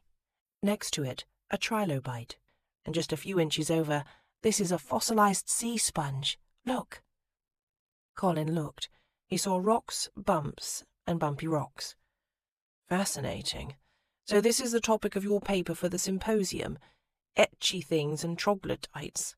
Hard to see how they'd be worth 500 guineas. "They're not on their own. But this is truly priceless." She crawled sideways back into the cave, some half-dozen feet. Because she seemed to expect it, he followed. The farther back they went, the more the cave shrank around him, constricting his lungs. Even though he was dripping with seawater, a fine sheen of sweat pressed to his brow. "See here?" she asked, lifting the candle. "This depression in the stone." He focused on it, glad for any distraction. "I suppose." "It's a footprint," she said, in a hushed, reverent tone. "Untold ages ago, some creature walked in the mud here, and the print was preserved, compressed into stone." "I see. And this excites you because footprints are rare?" "Fossilized footprints are rare, and no one's ever recorded a footprint like this one before.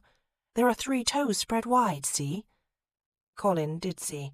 His entire boot could have fit in any one of the individual toe impressions. "It's like a lizard's foot," she said. "With a footprint that size, that deep, that would have to be one bloody large lizard." "Precisely." Even in the dark, her eyes gleamed with excitement. "Don't you see? Mr. James Parkinson has published 3 volumes of fossil plates, from vegetables to vertebrates. He's documented dozens of larger animals, including an ancient alligator and a primeval elephant. But this footprint doesn't meet any description found in his volumes. This is evidence of an entirely new creature, unknown to modern science until now. A giant prehistoric lizard." Colin blinked. "Well, that is most remarkable." A giant prehistoric lizard.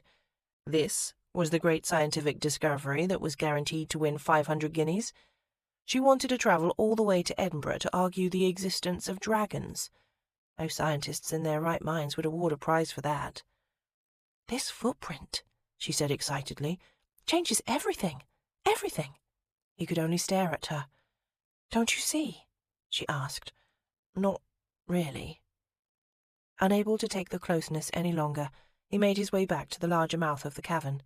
He sat near the shelf's edge. Black water lapped at his fingertips. He looked up. "Is there some other way out of here?" Dropping to sit across from him, she exhaled. "I should have known this wouldn't work. You're right. The whole elopement business was a stupid idea. I thought maybe if you had a chance to see it, you'd understand the implications, and you'd see how certain you are to take home 500 guineas. But apparently, you're incapable of grasping the scientific significance." He made a conscious decision to let the insult slide. "Apparently I am. Not to mention, I expected you'd contribute something to the journey other than snide commentary, but I see I was wrong on that score too." "How do you mean?" "You know, brawn, if not brains, protection, strength. But after that situation with the tunnel, I can't be dragging you kicking and flailing all the way to Scotland." "Now, wait just a moment," he interrupted. He cleared his throat and lowered his voice a half octave. "I have strength of all sorts in abundance. I box, I fence, I ride, I shoot. I am the first lieutenant of a small yet plucky militia. I'm certain I could bodily lift this giant lizard of yours and toss him off the nearest balcony. I just don't have any patience for underwater tunnels. Or caves. To his offended silence she replied, Don't deny it. I can tell how hard you're breathing. I'm not. For heaven's sake, you're fogging my spectacles from here. Do you have a fear of small spaces? Not a fear of them, he said. Her silence communicated skepticism. He muttered, A dislike. I dislike small dark spaces. You should have mentioned this before we entered a cave. Well, you didn't give me much opportunity. Shall we go back out the way we came? No. In this larger chamber, with the benefit of candles, the cave wasn't so bad, but he was not swimming through that tomb of a tunnel again. You say the entrance is above water at low tide? Then I'll wait for low tide. That could be hours. People will wonder what's become of us. He marvelled at the us in that sentence, that it hadn't even occurred to her she might swim back and leave him there alone. He'd noticed this about her over the months. She couldn't even contemplate the idea of disloyalty, which was why she so disdained him, he supposed. She pinched the bridge of her nose. Oh dear, we'll have to go to Scotland now. If anyone notices we've disappeared together this morning, if anyone saw us kiss last night, if your lover decides to gossip.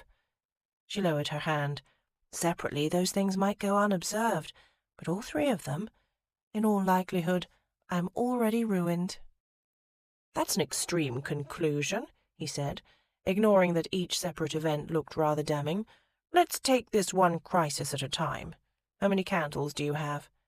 This and one other. Colin did a swift mental estimate. 3, 4 hours of light, perhaps. More than enough. A violent shiver racked his body. Are you chilled? He could think of worse ways to pass a few hours than huddling with a woman for warmth. She reached into a rocky niche. I keep a blanket here. Crouching beside him, she shook it out and draped it over them both. She kept a buffer of several inches between their bodies. The warmth seeped through his wet clothing. I don't suppose you keep any whiskey here? No. Pity. But still, candles, blanket. You must spend a great deal of time in this place, he said, after fumbling several moments for a more diplomatic word than hellhole. He felt her shoulders lift in a shrug. Geology is my life's work. Some scientists have a laboratory. I have a cave. A dozen mocking rejoinders jostled for prominence in Colin's mind, but he sensed that teasing her on this point would leave him too vulnerable. She was a scientist. She had a cave, and he was an aimless aristocrat who had nothing. She said, I had it all sorted out. There's a stagecoach that runs between Eastbourne and Rye. It passes by on Tuesdays and Fridays, just around 6. If we walked to the main road, we could flag the coach down, take it to the next town, and from there go north. We'd reach London tomorrow night. Ah, to be in London tomorrow night. Bustle, commerce, society, clubs, glittering balls and gilded opera houses, skies choked with coal dust, lamps shining in the darkened streets. From there, she said, we'd catch the mail coach. No, no, no, I told you the other night, a viscount doesn't travel on the mail coach, and this particular viscount doesn't travel in any coach. Hold a moment. The candle bobbed. How did you think we'd be travelling to Edinburgh if not by public coach?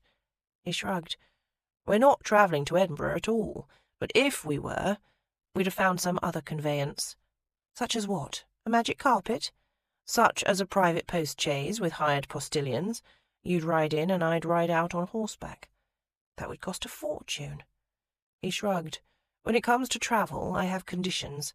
I don't ride in coaches and I don't travel by night. No night travel either? But the fastest coaches all travel by night.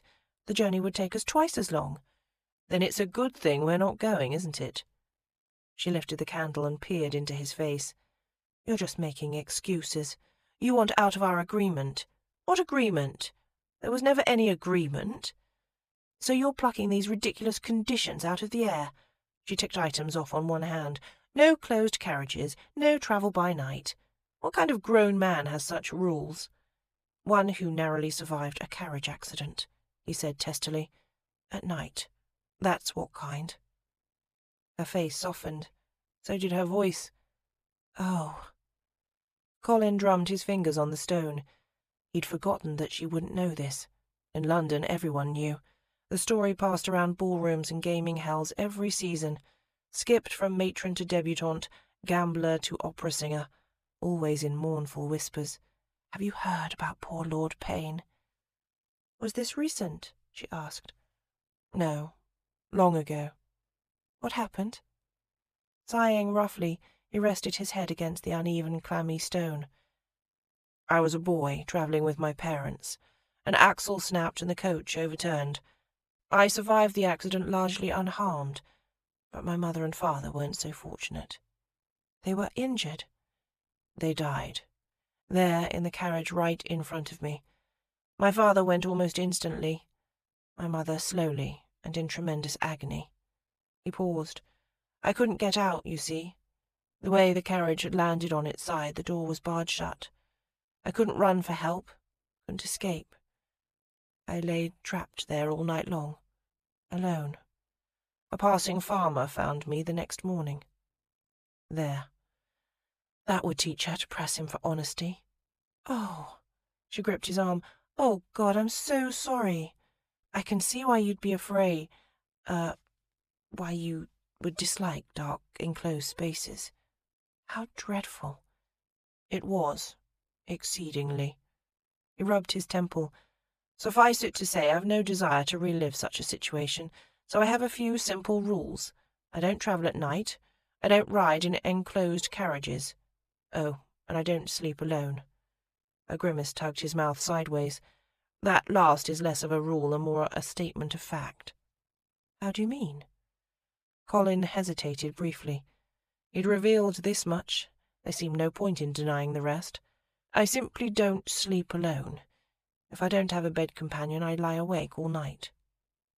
He nudged toward the soft heat of her body and gathered the blanket close around them. So you may want to rethink your plans, pet. If we did undertake this journey, I'd need you in my bed. Chapter 5. Somewhere, in the back of the cave, a drip counted out Minerva's stunned silence. 1, 2, 3, 10, 11, 12. He needed her. In his bed. It was too much to be believed. She reminded herself it wasn't her he needed. Apparently any woman would do. So, you're telling me that this accident, this tragic night in your youth, is the reason for your libertine ways? Yes, this is my curse. He gave a deep, resonant sigh, a sigh clearly meant to pluck at her heartstrings. And it worked. It really worked. Sweet heaven. She swallowed back a lump in her throat. You must do this all the time. Night after night you tell women your tale of woe. Not really. The tale of woe precedes me. And then they just open their arms and lift their skirts for you. Come, you poor sweet man, let me hold you, and so forth. Don't they? He hedged. Sometimes. Minerva knew they did. They must. She felt it happening to her. As he'd related his story, a veritable fount of emotion had welled in her chest. Sadness, sympathy. Her womb somehow became involved, sending nurturing impulses coursing through her veins. Everything feminine in her responded to the call. Then came the lies. Her heart told her lies, wicked, insidious falsehoods, resounding with every beat. He's a broken man. He needs you. You can heal him. Rationally, she knew better. Untold numbers of women had already tried their hands, among other body parts, at healing his broken soul with no success. And yet, although her mind knew it to be foolishness, her body ached with the desire to hold him, soothe him. I can't believe this, she breathed, mostly to herself. I can't believe you're working this spell on me. I'm not working any spell. I'm giving you the facts. Aren't you fond of those? If you're harbouring any thought of compelling me to make this journey, you should know my conditions. I don't ride in coaches, which means I'd be on horseback all day. I can't ride on horseback all day unless I'm sleeping well at night, and I don't sleep alone. Ergo, you'd have to share my bed, unless you'd prefer me to search out random serving girls at each coaching inn." A wave of nausea rocked her. Ugh! Honestly, I don't relish the thought either. Bedding my way along the Great North Road might have sounded like a grand time 5 years ago. Not so much anymore. He cleared his throat. Nowadays, it's more the rest I'm after. I don't even bed half the women I sleep with, if that makes sense. If that makes sense? Nothing about this makes sense. You don't have to understand it. God knows I don't. She sat next to him, reclining against the wall. Beneath the blanket their arms touched. Even through that slight contact, she could sense the restlessness in his body. He was struggling to conceal his unease, but after years of vigilance with an asthmatic sister, Minerva was acutely attuned to small signs of distress. She couldn't ignore the raspy quality of his breathing, nor the way his muscles hummed with a desperate wish to be quit of the place. And when presented with a complexity, she wasn't the sort to give up on understanding it. She was a scientist, after all. "Is it just the cave?" she asked. "Or is it like this every night?" He didn't answer. "You say it's persisted since childhood. Is it getting better, or worse with time?" "I'd rather not discuss it." "Oh, all right." How sad that he suffered so. How pathetic that he turned to an endless chain of women to ameliorate his suffering. The idea made her nauseous, irrationally envious, and just a little flushed beneath her bathing costume. A question burned inside her. She couldn't help but ask, "Who was she, the other night?" "It wouldn't matter, except whoever she was. She has the power to make my life utter misery." After a moment he reluctantly answered, "Ginny Watson." "Oh." Minerva knew the cheery young widow. She took in washing from the rooming house residents. Apparently she took in washing and other things from the castle residents too. But she didn't seem the sort to spread tales. "It didn't mean anything," he said. "But don't you see? That's the worst part." She moved away from the wall and turned to face him. The wet fabric of her bathing costume scraped over the rough stone. "Insomnia isn't an uncommon condition, you know. Surely there must be some solution. If you can't sleep at night, why don't you light some lamps, read some books, warm some milk, see a doctor for a sleeping powder? Those aren't new ideas. I've tried them all and then some." "And nothing works?" Those drips counted the silence again. 1, 2, 3. He trailed a light touch up her arm. Then, slowly, he leaned forward and whispered in her ear, "One thing works." His lips brushed her cheek. Minerva stiffened. Her every nerve-ending jumped to attention. She didn't know whether to be appalled or thrilled that he would make her another link in his amatory chain. Appalled, she told herself. She ought to be appalled. "You are shameless," she whispered. "I can't believe this." "It's rather a shock to me, too." His lips grazed her jaw. "But you are a most surprising girl." "You're being opportunistic." "I won't deny it. Why don't you seize the opportunity as well? I want to kiss you, and you need kissing desperately." She put a hand to his shoulder and pushed him away. The cave filled with her affronted silence. "Why would you suggest such a thing?" "Because last night you wanted to kiss me back, but you didn't know how." Her heart jumped into her throat. So mortifying. How could he tell? Wordlessly he removed the spectacles from her face, folded them and set them aside. "I can't believe this," she breathed. "So you keep saying." He inched closer, eliminating the distance between them. "But you know, Matilda, what you haven't said?" "What's that?" "You haven't said no." He reached for her in the dark, skimming a touch over her cheek, sliding down to cup her chin. With his hand anchored there, he stroked his thumb in ever-widening circles until he grazed her bottom lip. "You have a mouth made for kissing," he murmured, angling her to face him. "Did you know that?" She shook her head. "So soft and generous." Leaning in, he tipped her chin with the heel of his hand. "Sweet." "No man's ever called me sweet." "Has any other man kissed you?" Again she gave a little shake of the head. "Well then, that's why." He brushed his lips over hers just lightly, sending pure sensation fizzing through her veins. He hummed with satisfaction. "You taste of ripe plums." She couldn't help it. She laughed. "Now that's just absurd." "Why?" "Because it's too early in the year for ripe plums." His husky chuckle shook them both. "You're entirely too logical for your own good. A thorough kissing can mend that." "I don't want mending." "Perhaps not, but I think you do want kissing." He nuzzled the curve of her cheek, and his voice dropped to a sensual whisper. "Don't you?" She did. Oh, she did. She couldn't deny it, not when he touched her like this. She wanted to be kissed and to kiss him in return. She wanted to touch him, stroke him, hold him tight. All those tender, nurturing impulses still pulsed within her, despite all her efforts to reason them away. Her heart kept pumping those lies through her body.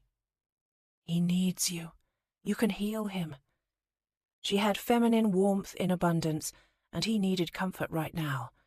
In return, she could glimpse what it felt like to be needed, to be kissed, to be called sweet and compared to a ripened plum, to be desired by a desirable man. "Just this once," she breathed. "Just this once." So long as they both knew it was all mere diversion, a harmless way to pass the time, it couldn't hurt to pretend, could it? Not in secret, in the dark. Here there was no one to laugh. Her breath caught as he pressed a chaste kiss to her forehead, then her cheek, then her jaw, then her lips. He pressed the tip of his tongue to that vulnerable hinge at the corner of her mouth, coaxing her lips to part. She gasped a little, and he took advantage of the moment, sweeping his tongue inside her mouth. She froze instantly, pressing her hand flush against his chest. Then she pushed him away. "I don't understand." She made a fist, clutching his wet shirt front. "I don't understand why you do that. I don't understand what I'm supposed to do in return." "Shh." He stroked her hair, dragging his fingers through the heavy, damp strands to untangle them.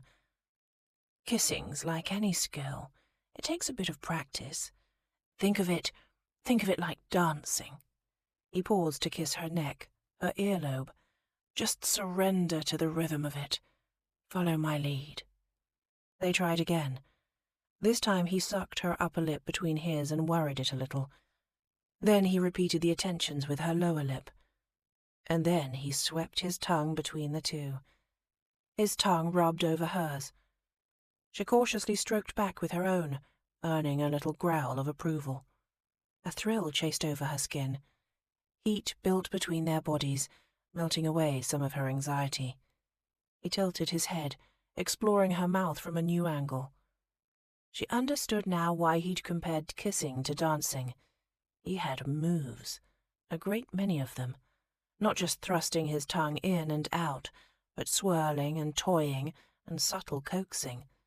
And just as she always did on a dance floor, Minerva quickly grew faint, dizzy.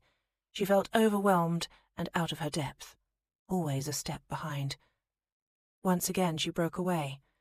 "This won't work," she said, wilting inside. "I'm hopeless at dancing. It simply won't work." "No, don't say that." His laboured breaths raced hers. "It was a bad example on my part. Don't think of it like dancing. Kissing's nothing like dancing. Think of it as you would—" He flicked a glance to the fossil-studded cave wall. "An excavation." "An excavation?" "Yes, a proper kiss is like an excavation. When you're digging up your little troglodytes, you don't just go plunging your shovel into the soil higgledy-piggledy, do you?" "No." Her wariness stretched the word. "Of course not. A proper excavation takes time and care, and very close attention to detail. slowly sifting through the layers, unearthing surprises as you go. That sounded much more promising. After a long moment's reflection, she asked, "So who is excavating whom? Ideally, it's a bit of both. We sort of take turns." She was silent for a long moment. Something about the air around them changed, heated. She swallowed hard. "May I go first?" Colin struggled to suppress his triumphant grin. It would have ruined everything. He made his voice solemn. "But of course." She rose up to sit on her knees, positioning herself to face him. The dim glow allowed him to see her in silhouette, just an enticing hourglass of shadow with a halo of curling hair. He wanted to reach for her, pull her close again, give his pulse some better reason to pound, ease his soul with the warm human contact he craved. At times like these, patience came at a premium. But its reward was great. Her hand reached out to him, swimming through the dark to caress his face. God, she was such a surprise. Her curiosity marked her apart from other girls. She didn't concentrate on the features one would suppose: eyebrows, cheekbones, lips, the line of his nose, all the features that comprised a face in a schoolgirl's sketch. No, her touch was thorough, indiscriminate, searching out every detail. The flat of her palm scraped over his unshaven jaw. She smoothed a narrow furrow between his brows and stroked a light caress under his eyes where the sleepless nights weighed heavy. He found himself nuzzling into the touch. He exhaled until his lungs were empty. She brushed the fringe of his eyelashes with one fingertip, and a delicate cascade of pleasure rippled through him. What a revelation that was. He'd have to add eyelash caresses to his own repertoire. When her fingers pushed into his hair, he moaned. Women always loved his wavy hair, and he always loved the attention they paid it. Pleasant sensations raced over his scalp as she sifted through the wet locks, teasing them back from his forehead. Her fingertip found his scar and traced it, the thin, pale ridge that began at his temple and curved back over his ear. His only physical souvenir of the carriage accident, it was undetectable to the casual observer. But she found it, easily, because finding buried things was what she did best, he supposed. A proper excavation left no secret hidden. He began to wonder about the wisdom of this exercise. "We're supposed to be kissing," he said. "I'm getting to it." Her voice betrayed a hint of nerves. She moved closer, drawing her knees between his splayed thighs. Leaning forward, she brushed her lips over his. The blissful shock of it rattled his very bones, but as she receded, he kept his tone glib. "You can do better." She took the challenge and kissed him again, more firmly this time. Her tongue flicked out, nimble and curious, and all too fleeting. Better? Better? Almost too good. You taste of spirits here." Her tongue traced the edge of his lip. "But here," she dipped her head to nuzzle the underside of his jaw, "you smell of spice, cloves." Bloody hell. Colin's eyes went wide in the dark as she sipped at his skin, over and over, tracing the curve of his throat. When she reached the center, she brushed her lips over his Adam's apple. His breath was a painful rasp in his throat. He couldn't take much more of this. "You still haven't properly kissed me," he said. "Are you afraid?" She lifted her head. "No." "I think you are. I think I might be too, just a little." And for good reason. Her mouth found his, and her parted lips pressed against his own. And there they stayed. Soft, sweet, warming in the heat of their mingled breath. All the while a snarling feral need clawed him from the inside out, fighting its leash of gentlemanly restraint. He'd lose the battle if she didn't move soon. This was more than an excavation. She was turning him inside out, exposing the base, desperate need studded in the deepest layer of his being. Until he felt not merely naked before her, but stripped bare, cold and shivering and defenseless in the dark. "Kiss me," he willed, underscoring the message with a flex of his knee against her thigh. Kiss me now, or suffer the consequences. At last, her fingers twisted in his hair, drawing him close. Her teeth skimmed the ridge of his lower lip, and then she slid her tongue into his mouth. Just a shallow, teasing pass the first time, then a bit deeper on the second attempt, then deeper still again and again, by slow, tantalizing degrees.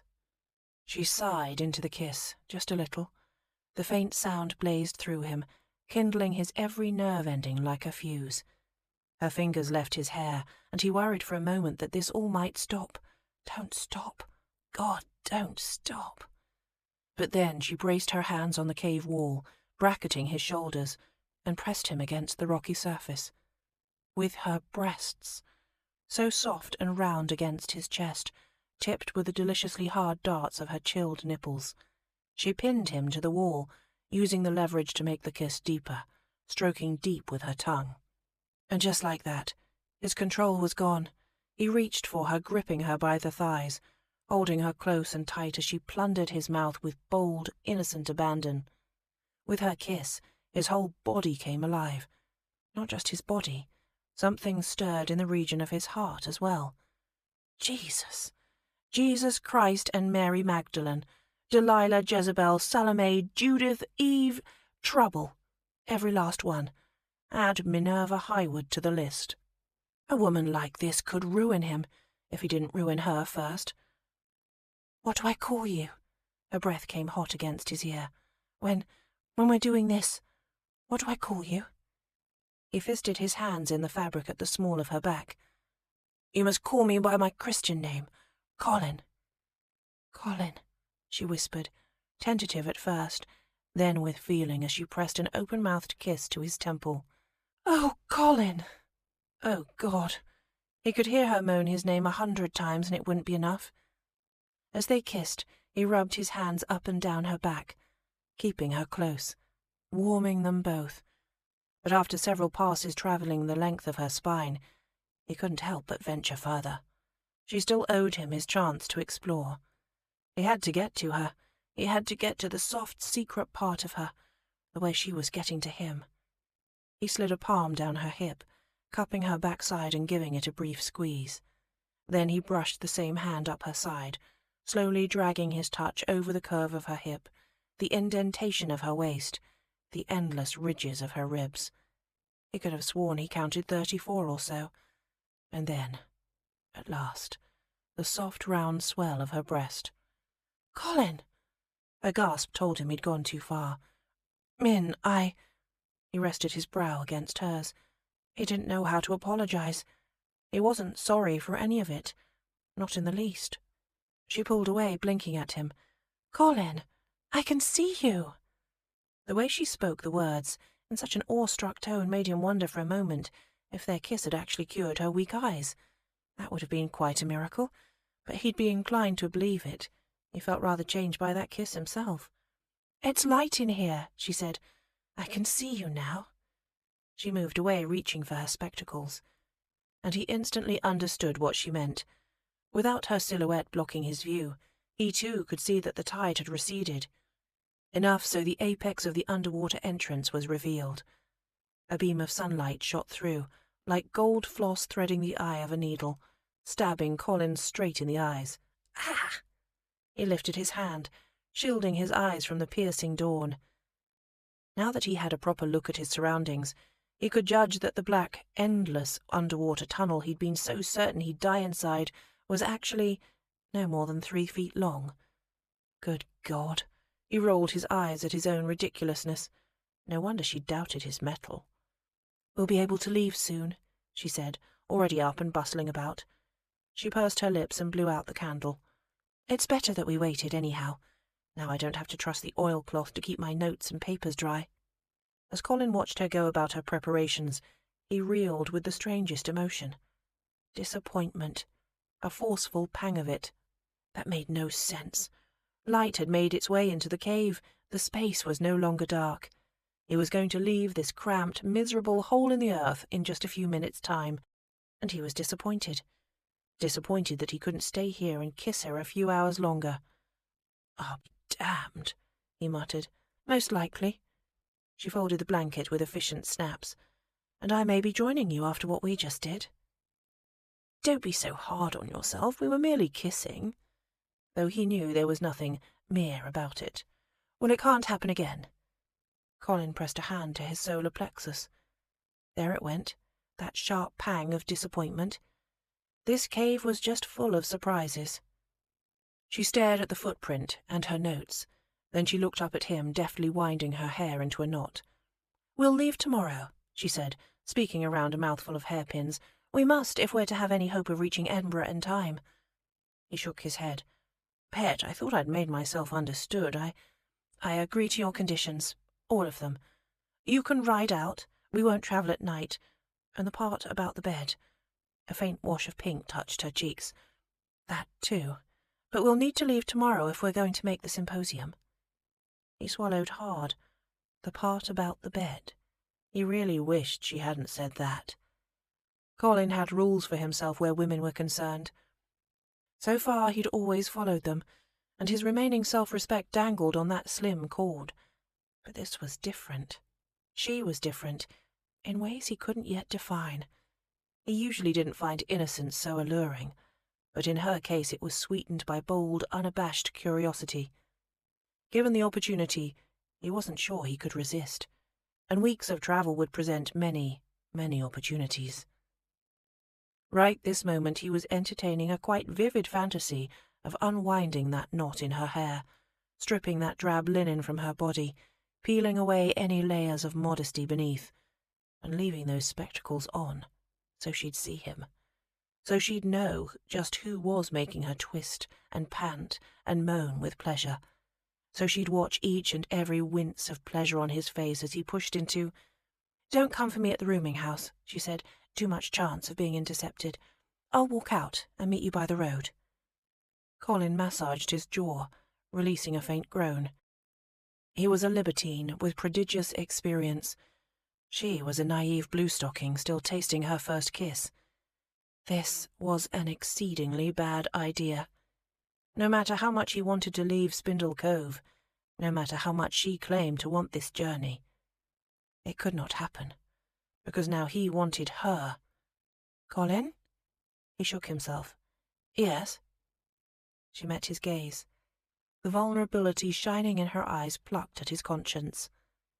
"Please," she said, "you will be there, won't you? You won't play me another cruel trick and leave me the laughing-stock, standing all by myself while the coach passes by?" She swallowed hard. "Should I be worried about you?"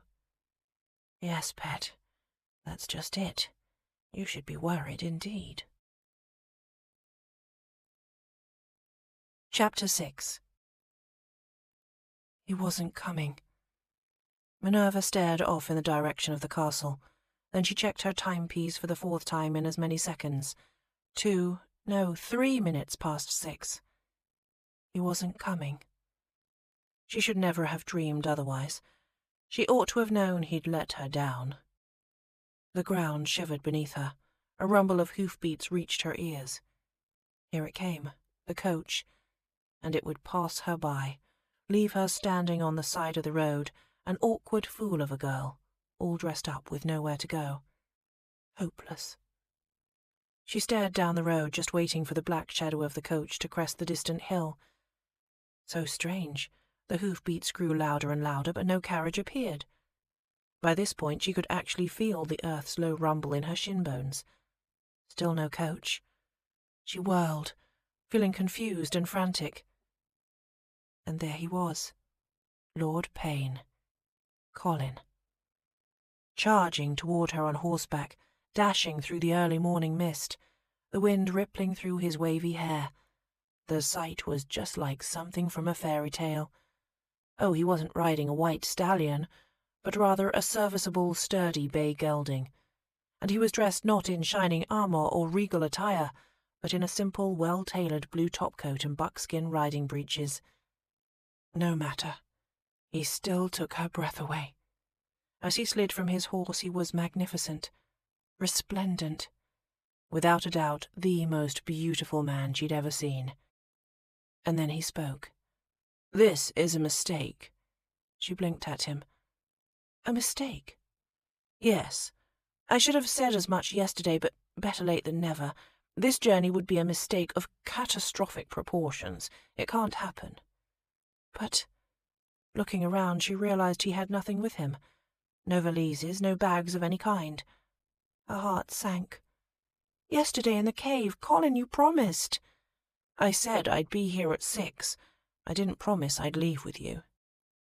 Minerva reeled in her half-boots. Deflated and numb, she dropped to sit on the edge of her largest trunk. He surveyed her baggage. Good God, how did you bring 3 trunks all the way up here by yourself? I made 3 trips, she said weakly. 3 cold, hard slogs through the mist, for nothing. 3 trunks, he repeated. What could possibly be in them all? Why do you care? You've just said you won't go. He crouched in front of her, sinking to her eye level. Listen, Michaela, this is for your own good. Did anyone notice we'd gone missing yesterday? Did anyone see us kiss the other night? She shook her head. No. No one seemed to suspect a thing, which ought to have made her feel better, but was somehow the most humiliating part yet. Then you're safe, so far, and there's too much at risk for you in this undertaking, not just your reputation, but your safety, your happiness, and it all might come to naught. He tipped her chin. She stared into his eyes. They were red-rimmed and weary. Little lines creased the space between his eyebrows. He hadn't shaved. From a distance, he'd appeared handsome and dashing, but up close. Goodness, you look horrible. He rubbed his face. Yes, well, I had a hard night. No sleep? Actually, I did try to sleep. That's the problem. I ought to know by now that never ends well. Here it came again, that wave of sympathy rolling through her chest. She wanted to touch his hair, but settled for plucking a little burr from his coat sleeve. All the more reason you should want to come with me. She tried to make it sound like the only obvious and logical solution, though she knew it really wasn't.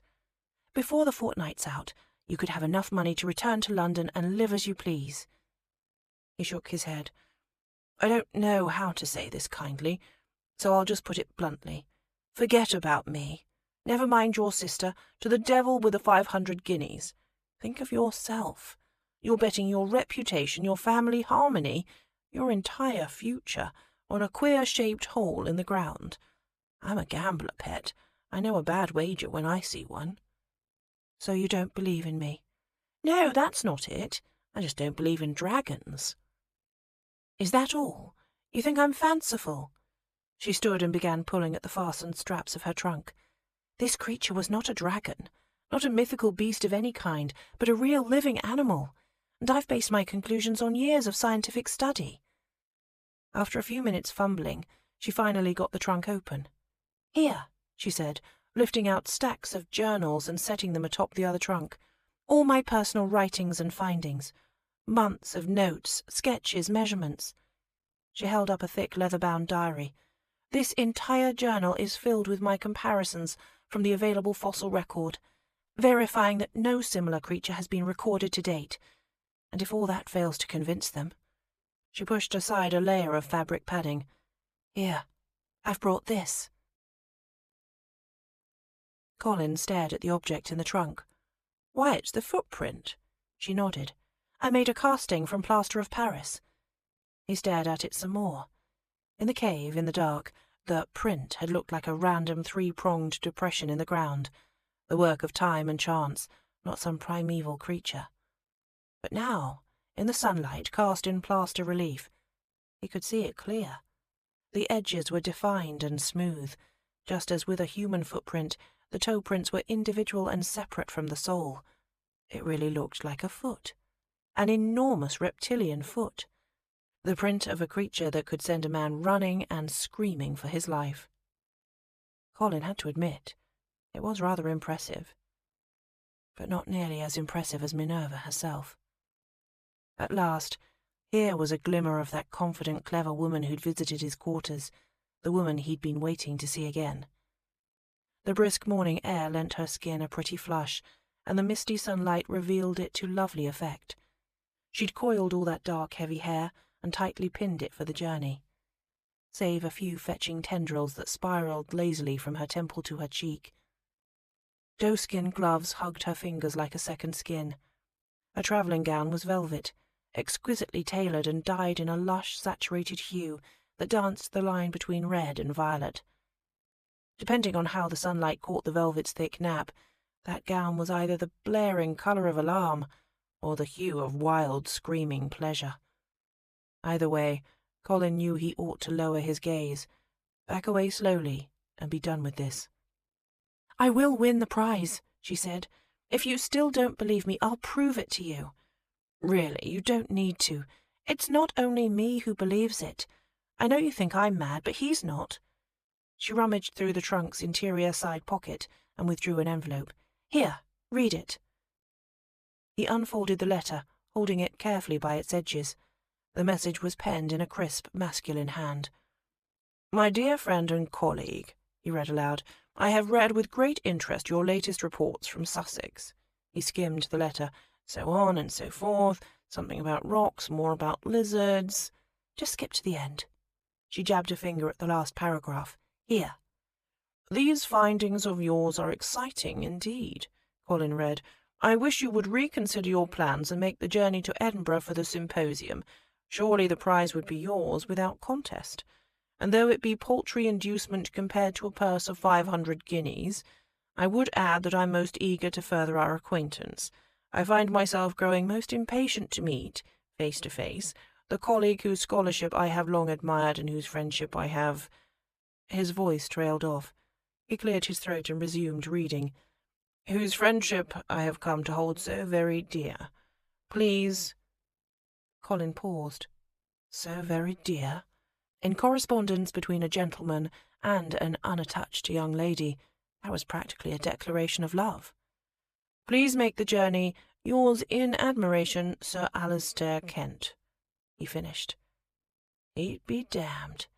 The awkward bluestocking had an admirer, perhaps even a sweetheart. How quaint, how precious, how unspeakably irritating. "There," she said, "I'm certain to win the prize. Do you see?" "Oh, I see. I see your little plan now." He took a few aimless paces, chuckling to himself. "I can't believe this. I'm being used." "Used? What can you mean? That's absurd." He made a dismissive noise.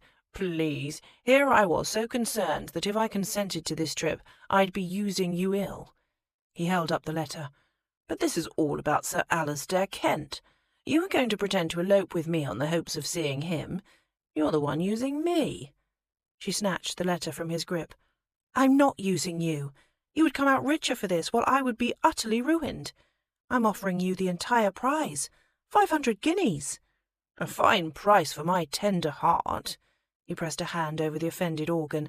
"You meant to ruthlessly toy with my affections, suggesting we travel together for weeks. An unmarried man and an unmarried woman trapped in close quarters for all those days." He cocked an eyebrow. "All those nights? You'll be casting glances at me over those coy little spectacles, driving me wild with all your polysyllabic words, sharing my bed, kissing me like a brazen temptress." Her lashes worked furiously as she refolded her precious letter. "That's quite enough." No, it wasn't enough. Not nearly. Colin knew she didn't respect him, but now that he was seized with lust for her, she ought to at least reciprocate with a grudging yet helpless infatuation. So much would only be polite. But no, she'd been pining all along for another man. When they'd kissed, had she been practising for this geologist toad?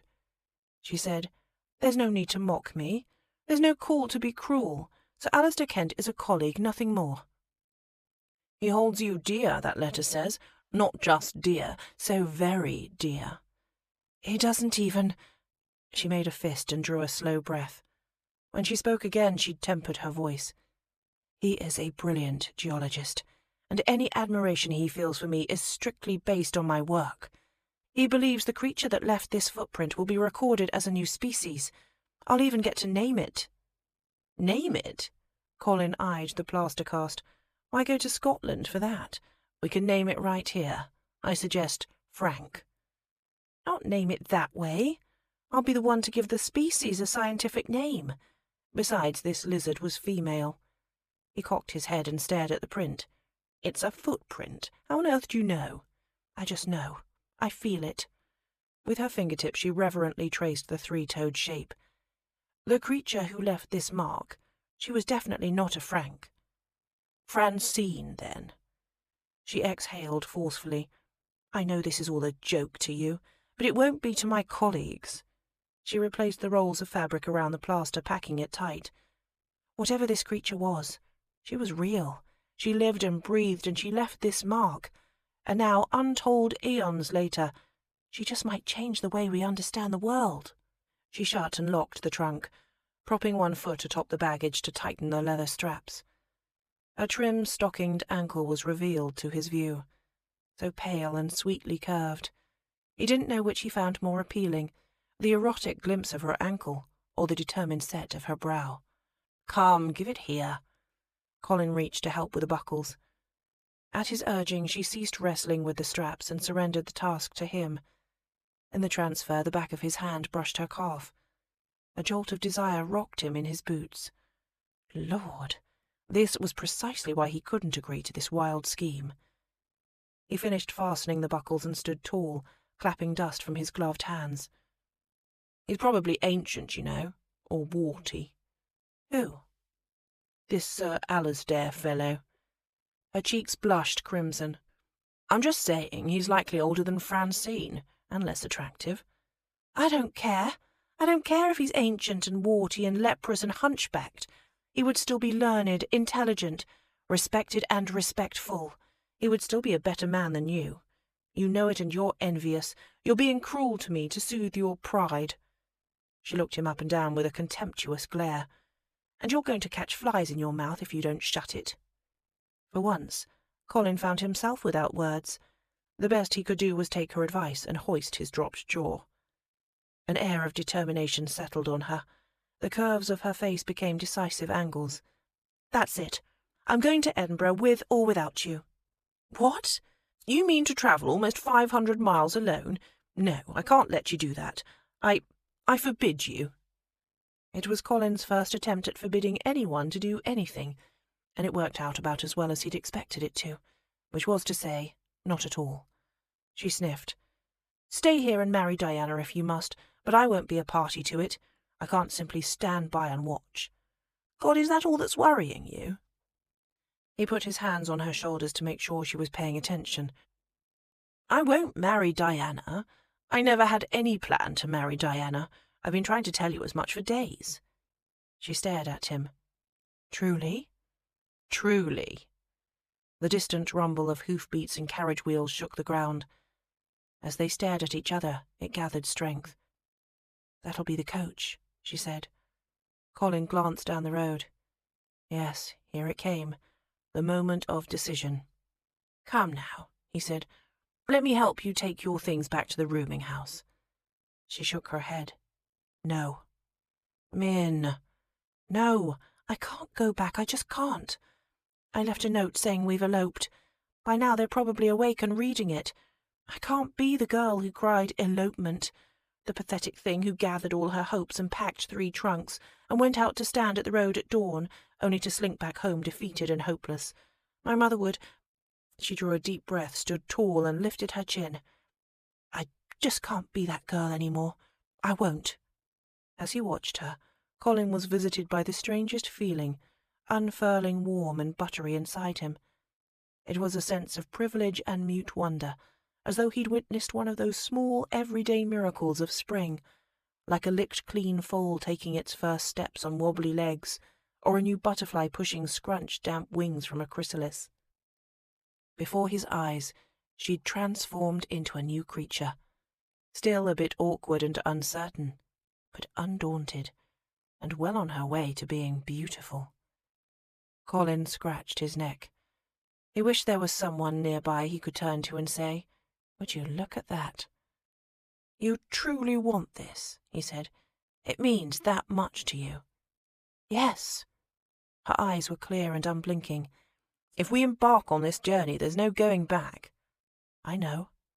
"And you comprehend all the implications, everything you'll put at risk?" Hell, everything you'll outright sacrifice the moment you leave with me." She nodded. "I'm exchanging my acceptance in fashionable society for standing within the Royal Geological Society. I understand this perfectly, and I think it a rather good trade. You told me to think of myself, Colin. Well, I'm doing just that." Turning from him, she popped up on her toes and waved her arms, signalling the coachman. "Stop! Stop, please!" He stood by and watched her desperate gesticulations, absurdly enchanted by them. Good for you, pet. Good for you. As the carriage rolled to a halt, she reached for her smallest trunk. She looked to him, smiling. "Last chance. Are you coming or aren't you?" Chapter 7. The road to London was dusty, rutted, bumpy, and miserable, and Minerva rejoiced in every passing mile. That was to say, she rejoiced quietly, and without moving so much as a muscle. She hadn't any space to move at all. Inside the coach they were packed 4 to a seat. 2 more passengers shared space with the driver. Minerva was almost afraid to count how many people rode atop the carriage. From her view through the carriage window their legs hung down like stalactites. Beyond them she caught the occasional glimpse of Colin, riding on horseback alongside the coach. She envied him the fresh air and freedom of movement. But all in all, she was thrilled. The agonized decisions and frantic preparations were behind her, and now she could simply bask in the exhilaration of having done it. After spending all of her girlhood fervently wishing she could run away from home, she'd actually done it. And this wasn't a childish dash into the forest, with a hastily packed picnic basket and petulant note reading simply "Adieu." This journey had serious professional significance. It was practically a business trip. This morning she'd taken her life into her own hands. But she was glad she wasn't making the journey alone. When they stopped to rest or change horses, Colin excelled at playing the attentive would-be bridegroom. He stayed by her side and looked out for her in small ways, such as procuring their refreshments or keeping a watchful eye on her trunks. He made a point of touching her often, subtly laying a hand to her elbow, handing her into the coach. She knew the touches weren't for her pleasure or his, but for the benefit of those around them. Those small physical cues made a point. Every time he touched her, he said without words, "This woman is under my protection." And every time he sent that message, she felt a little thrill. Minerva was especially grateful for the protection when they arrived in London late that afternoon and reached the coaching inn. She was so road-weary she could scarcely stand. Colin dealt with the innkeeper, registering the 2 of them under a fictitious name without so much as a blink. He made certain all her trunks came upstairs, ordered a simple dinner, and even sent an errand boy to procure his travelling necessities, a few clean shirts, a razor, and so forth, rather than do his own shopping and leave Minerva alone. In fact, he made her feel so safe and comfortable. They were halfway through their meal of roast beef and boiled carrots when Minerva felt suddenly struck, smacked in the face by reality. She was in a small bedchamber with a single bed, alone with a man who was not her relation nor her husband. She put down her fork. She chased her last bite of food with a healthy swallow of wine. She took a slow look around the room. This was it. This was ruination in the making. Roast beef and boiled carrots and ugly peeling wallpaper. "You're very quiet," she said. "You haven't even teased me all day." He looked up from his plate. "That's because I'm waiting for you, Morgana." She set her teeth. Really, she couldn't even be bothered to correct him any more. "Waiting for me to do what?"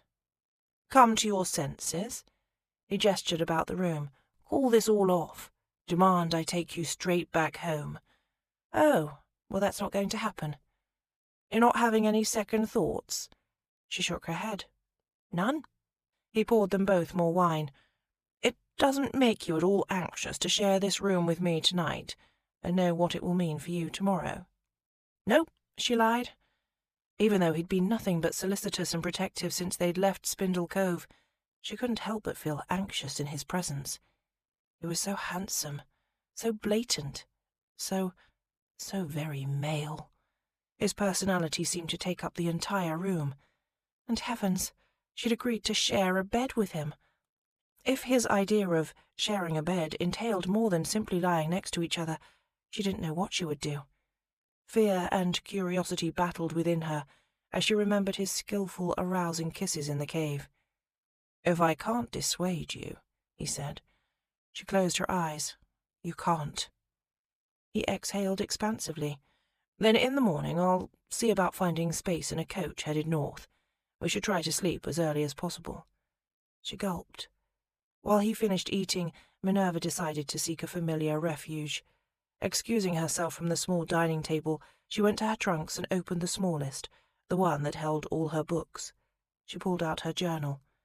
If she'd be presenting at the symposium in a week or so, she needed to organize all her most recent findings and add them to the paper.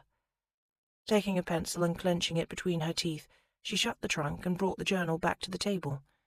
She moved her empty dishes of food aside and adjusted her spectacles, settling in to work. She flipped open the journal to the last filled page. What she saw there horrified her. Her heart squeezed. "Oh, no! Oh, no!" Across the table, Colin looked up from his food. She fanned through the pages in dismay. "Oh, no! Oh, God! I couldn't possibly be so stupid." "Don't limit yourself. You can be anything you wish." To her annoyed glance, he replied, "What? You complained that I hadn't been teasing you." She stacked her arms on the table and rested her head on them, slowly raising and lowering her brow, thunking her forehead against her wrist. So stupid." "Come now, surely it's not that bad." He put aside his cutlery and wiped his mouth on a napkin. Then he slid his chair around the table so that he sat beside her. "What can possibly have you so upset?" He reached for the journal. She lifted her head. "No, don't." Too late. He already held it in his hands. He flipped through the pages, skimming the text. "Please don't read it. It's all lies, all foolishness. It's a false journal, you see. I stayed up all night writing it. I meant to leave it behind, to give my mother and sisters the impression that we'd been falling in—" She bit off the foolish words. "That we'd been carrying on for some time now, so they'd believe in our elopement. But obviously I made a mistake. I brought the false journal with me and left the real one at the Queen's Ruby." He lingered on one particular page, chuckling to himself. Minerva's face burned. She wanted to disappear. "Please, I beg you, don't read it." Desperate, she made a wild grab for the journal. He held it back, rising from his chair. "Oh, this is brilliant, utterly brilliant. You sing my praises so convincingly." He cleared his throat and read aloud in an affected tone. "My mother always says Lord Payne is all that her future son-in-law should be. Wealthy, titled, handsome, charming. I confess—" "Give it here." She chased him, but he backed away, scrambling over the bed and continuing from the other side. "I confess," he continued in that tone of declamation, "I was slower than most to admit it, but even I am not immune to Payne's masculine appeal. It's so difficult to recall the defects in his character when confronted so closely by his—" He lowered the journal and drawled, "by his physical perfection." "You are a horrid, horrid man." "You say that now. Let's see how your tune changes when you're closely confronted by my physical perfection." He strolled back around the bed toward her. Now Minerva was the object of pursuit. She walked in reverse until her back collided with the wall. Like a child with nowhere to hide, she closed her eyes. "Stop reading, please." He flipped through the book as he ambled toward her. "Good God, there are whole pages of description. The roguish wave of my hair, my chiselled profile. I have eyes like diamonds. Not real diamonds, Bristol diamonds. What are Bristol diamonds? They're a kind of rock formation on the outside. They look like ordinary pebbles, round, brownish grey. But when you crack them open, inside they're filled with crystals in 100 different shades." Why did she bother? The man wasn't even listening. "No one around us could guess our connection," he read on. "To the observer, it would seem he only speaks to me to tease. But there is a deeper sentiment beneath his teasing. I know it. A man might engage in flirtation with disinterest, or even disdain, but he never teases without affection. He speared her with a look. "Those are my words. That is blatant plagiarism." "I'm so sorry. Falsehood doesn't come so easily to me as it does to you." She threw up her hands. "What does it matter? The words were a lie when you spoke them, and they were a lie when I wrote them. Don't you understand? It's a false journal, all of it." "Not this part." He pointed a single finger in the centre of a page. "We have kissed. He has bade me call him by his Christian name, Colin." He fixed her with an inscrutable look. Her heart pounded in her chest, and she found herself swaying toward him. For a dizzying moment she thought he might kiss her again. She hoped he would kiss her again, but he didn't, and she was sure she heard someone somewhere laughing. "Yes, it's true," she said. "You've bade me call you by your Christian name, and yet you can't even recall mine." She wrenched the book from his hand. "I think you've more than made up for lost time now. In fact, I'm certain you've exceeded your teasing quota for the day." "I can't borrow against tomorrow's?" "No." She snapped the journal shut and tucked it firmly back in the trunk. "Come along, don't be upset. You said yourself it was purposely ridiculous." "I know. That's not what has me so upset." "Not entirely. It's the fact that I left behind the other diary, the real one with all my latest measurements and observations." "I thought you had reams of findings." "I do, but my presentation will be weaker for not having those." He paused. "How much weaker?" "Oh, don't worry." She forced a smile and patted the plaster cast in the trunk. "Your 500 guineas are assured, so long as we still have this." "Well," he said, "thank heaven for Francine." Colin sighed heavily and pushed a hand through his hair. What the hell was he doing? When she'd made her little ultimatum by the road, she'd left him no choice but to accompany her. Simple decency demanded it, but he'd spent the entire day expecting her to come to her senses, to call off the whole mad journey and demand he return her to Spindle Cove straight away. Thus far, however, her determination had not wavered, and some strange force wouldn't let him leave her side. Colin didn't know what the hell that force was. He was here in a coaching inn with her, so he couldn't very well call it honour or duty. Protectiveness, perhaps? Pity? Sheer curiosity? He knew one thing. It damn well wasn't 500 guineas. From her trunk she unpacked a stout roll of something white. "What do you have there?" he asked. "Bed linens? I'm not sleeping atop that." She indicated the dingy straw tick bed. As he watched, she unfurled the roll atop the sagging mattress, stretching and leaning in her efforts to spread the crisp white linen to all four corners of the bed. Colin noted the edges of the sheet were neatly hemmed and embroidered with a delicate stylized pattern that he couldn't quite make out. She reached for a second roll, the coverlet he assumed. This one featured the same repeating border. In the centre, the fabric was emblazoned with an odd roundish design the size of a dog-cart wheel. While she smoothed the creases, he cocked his head and stared at it. The careful embroidered stitches delineated a coil of some sort. It looked rather like a halved snail shell, but the interior was divided into dozens of intricate chambers. "Is that a nautilus?" he asked. "Close, but no, it's an ammonite." "An ammonite? What's an ammonite? Sounds like an Old Testament people overdue for smiting." "Ammonites are not a biblical people," she replied in a tone of strained forbearance, "but they have been smited." "Smote." With a snap of linen she shot him a look. "Smote? Grammatically speaking, I think the word you want is smote." "Scientifically speaking, the word I want is extinct." "Ammonites are extinct. They are only known to us in fossils." "And bedsheets, apparently." "You know," she huffed aside a lock of hair dangling in her face, "you could be helping." "But I'm so enjoying watching," he said, just to devil her. Nonetheless, he picked up the edge of the top sheet and fingered the stitching as he pulled it straight. "So you made this?" "Yes," though judging by her tone it hadn't been a labour of love. "My mother always insisted, from the time I was 12 years old, that I spend an hour every evening on embroidery. She had all three of us forever stitching things for our trousseaux." Trousseaux. The word hit him queerly. "You brought your trousseau?" "Of course I brought my trousseau. To create the illusion of an elopement, obviously. And it made the most logical place to store Francine. All these rolls of soft fabric made for good padding. Some emotion jabbed his side, then scampered off before he could name it. Guilt, most likely. These were sheets meant to grace her marriage bed, and she was spreading them over a stained, straw-tick mattress in a seedy coaching inn. Anyhow, she went on, so long as my mother forced me to embroider, I insisted on choosing a pattern that interested me. I've never understood why girls are always made to stitch insipid flowers and ribbons. Well, just to hazard a guess. Colin straightened his edge. Perhaps that's because sleeping on a bed of flowers and ribbons sounds delightful and romantic, whereas sharing one's bed with a primeval sea snail sounds disgusting. Her jaw firmed. You're welcome to sleep on the floor. Did I say disgusting? I meant enchanting.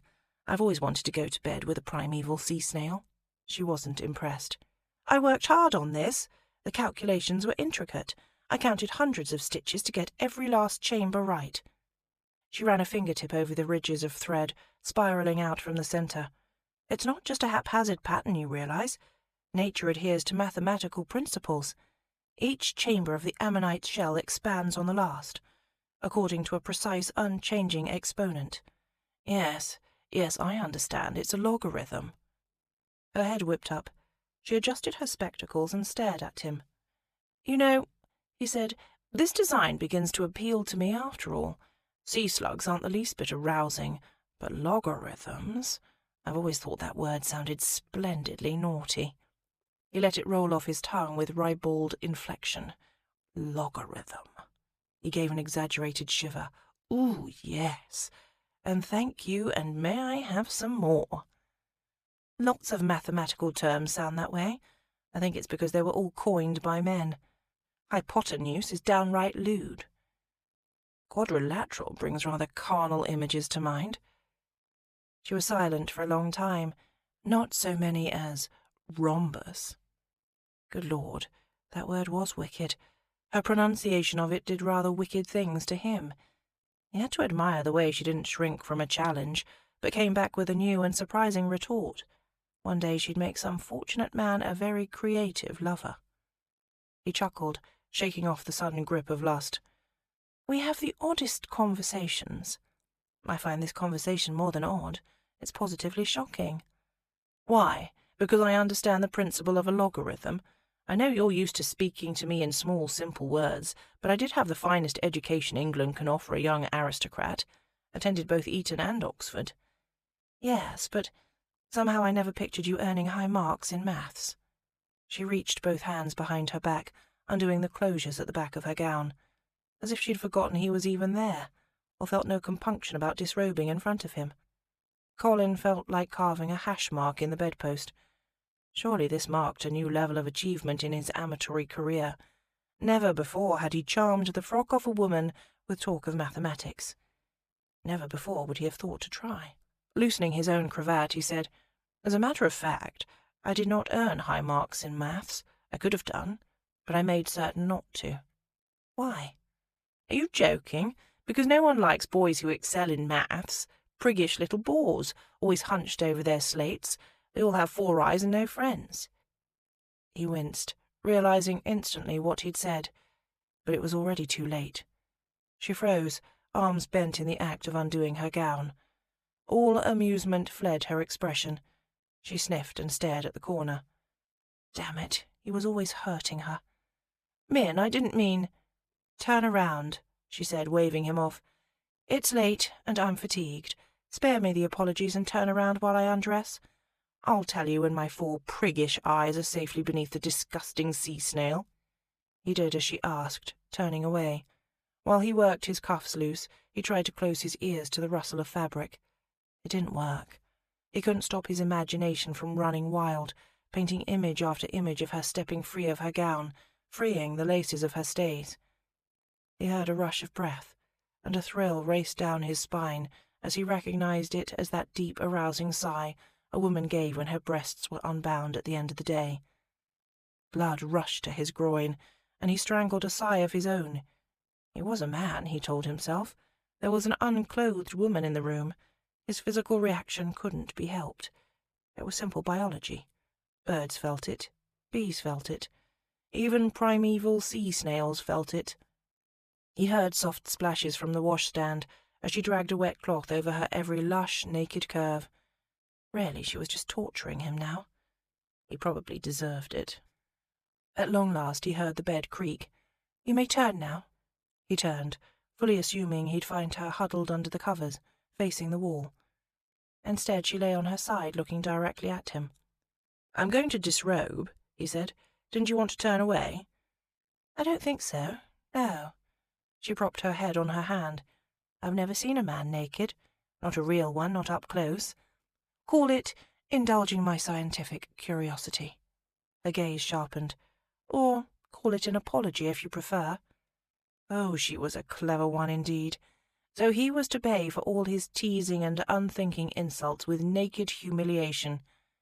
Even Colin had to admit the penalty was just. "I'd be more than happy to let you survey my physical perfection in its entirety, but only if I get to see you, too."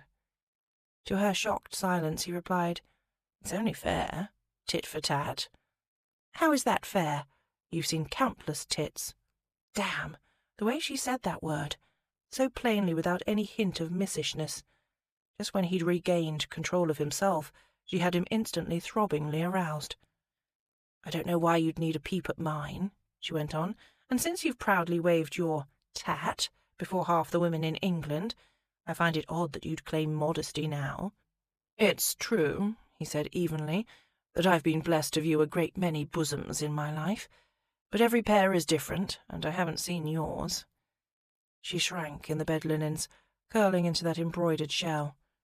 "They're nothing out of the ordinary, I'm sure." "I'll be the judge of that." Her chin lifted. "Very well. Here is my best offer. Half of my nakedness for all of yours." He pretended to think on it. "It's a bargain." Sitting up in bed, she unbuttoned the front of her chemise. Then she drew the sleeves down each shoulder, carefully shielding her breasts with her folded legs. Her forearms were toasted by the sun, but her shoulders were pale, swannish curves of loveliness. Once she'd bared herself to the waist, she hunched behind that wall of knees and issued a challenge. "You first." He pulled his shirt over his head and cast it aside. Then he undid his buttons and dropped his breeches without ceremony. Well, not entirely without ceremony. There was a certain amount of fanfare. His rapidly growing erection all but trumpeted for attention, jutting out from its nest of dark hair, waving in an embarrassing adolescent way. "Now you," he said. True to her word, she lowered her knees and revealed her bare torso. They took each other in. She was right, he told himself. Her breasts were nothing out of the ordinary. To begin with, there were 2 of them, the usual number. They were round and just on the plump side of average, capped with prominent nipples. The room was too dark to discern those puckered nubs' precise shade, but he wasn't choosy. Pink, berry, tawny, brown, they all tasted the same in the dark. No, her breasts, while attractive, were not empirically more or less enticing than most bosoms he'd seen. But what quite stole his breath away was the entirety of her. The picture she made sitting there half-nude in a rumpled nest of fresh white sheets.